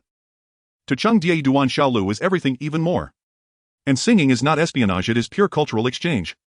Today we would call it cultural diplomacy, soft power made sublime. Spare him, please. Alas, the prosecutor has already proclaimed heaven's justice will not tolerate this. Even Yuan Sir, who shielded him, has walked away. What now? Will he truly die here? No, the opening scene showed him as Yuji he cannot perish. Yet imprisonment, years of suffering, awaits until the People's Liberation Army arrives to free him. In the courtroom the judge rises and announces the trial of Cheng Die is hereby suspended. The defendant shall be released on bail bound by formal surety. Court adjourned. A clamor erupts in the gallery. Cheng Die himself is stunned, his hand flying instinctively to his chest. As if to say, I had already prepared to die, how is this possible? Not only he, but viewers before the screen are equally bewildered. Bail. He confessed. Does this judge wield absolute discretion, rendering verdicts at whim? What immense authority allows him to speak such hollow righteousness? In the front row Li Jiming sighs softly, eyes locked unwaveringly on the screen. This detail is exquisitely rendered. Fortunately he had just consulted Chen Xiao, learning this was deliberate stage lighting. Without that insight he would have overlooked a profoundly significant nuance. The camera reveals precisely why the judge disregarded Cheng Die's confession and chose release instead. Rewind 1 minute. As Yuan Sir exits, armed officers burst into the courtroom. Two stride directly to the judge's side, rifles in hand. The prosecutor stands paralyzed, the presiding judge rises, attempting to intervene. Clearly this intrusion was unforeseen. The officers salute the judge, then place a document upon his desk. At that very moment one bumps his hat askew. In the foreground an officer grips a submachine gun. This image is devastating, law and justice coerced by brute force. But the irony does not end there. The next shot shifts to Zhu Xian and Cheng Die, yet in the blurred background the judge adjusts his hat. That misalignment was unquestionably intentional. It may imply a veiled warning the soldiers knocked his hat askew, so beware your own official cap. Or it may symbolize how justice itself has been violently displaced. From the judge's perspective perhaps it is even an act of self-encouragement, steel for the soul. Yet regardless of interpretation this remains the judge's performance. Two successive theatrical acts unfold within the courtroom, laying bare with scathing precision the judicial system of that era. Those in power perform. Law bends effortlessly beneath authority. And the actor, the truest of men, is the only one who refuses to play alone. Li Xizhang raises his hand and gently pats Chen Xiao on the shoulder. Without reservation he gives him a resounding thumbs up. This sequence is cinematic perfection and its thematic depth extraordinary. On screen after sentencing the judge descends from the bench and greets Cheng Die with a genial smile. Mr. Cheng, until we meet again. Then he rings the gavel twice, the very symbol of courtroom order. The irony is absolute. The scene cuts. Cheng Die is escorted into a heavily guarded compound to perform the peony pavilion for high-ranking officials of the nationalist government.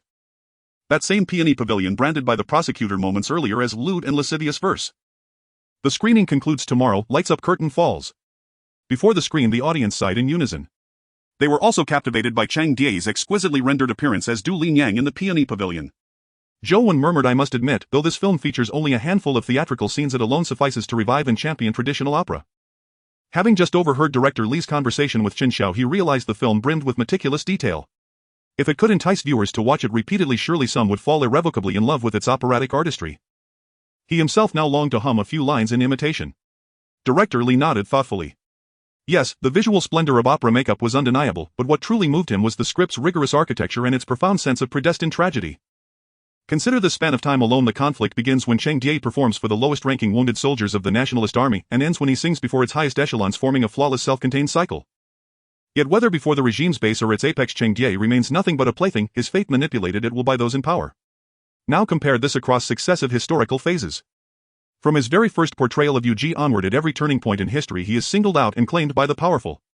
First came Grand Eunuch Zheng, he was taken away immediately after his debut as Yu Ji. Then came the Japanese officer, now yet again a high-ranking nationalist official. Across dynasties and regimes he never escapes the role of a plaything. Though he embodies Yu Ji, not a single Xiang Yu ever rises to shield him. Alas. Even more heartbreaking is the fact that the Xiang Yu upon the stage does not protect him. In the next era he publicly shamelessly tears open those very wounds. Each act stems from utter helplessness, yet society time and again casts him aside, condemns him without mercy. Alas, only one word can capture it. Tragic. On-screen eras shift. 1949. The theater's banners are replaced by crimson flags. Duan Xiaolu and Cheng Die reconcile and jointly perform for the People's Liberation Army. This time they are met with genuine respect. Chang Die resolves to quit opium. He also reconciles with Zhu Xian. All signs suggest things are finally moving toward hope. At last Die returns to his senior brother's side. Though Zhu Xian now stands beside Duan Xiaolu, at least upon the stage his senior brother remains the Xiangyu to his Yuji. Before the screen Zhou Wen sighed softly. Everything appears to be improving, yet given the film's overarching tone, an unsettling premonition lingers. He leaned in and asked Li Jiming in a hushed voice, before that period, surely they at least enjoyed a few peaceful years. Even skipping straight to that era would have been preferable. From 1949 to 1966, could Chang Die not be granted even a few years of happiness? Li Jiming shook his head. No, he could not. Zhou Wen exhaled deeply. Surely the screenwriter needn't be so merciless, dooming Die to tragedy from beginning to end. I suddenly understand why young people joke about sending knives to screenwriters. Li Jiming chuckled, clapped Zhou Wen lightly on the arm and shot him a knowing glance.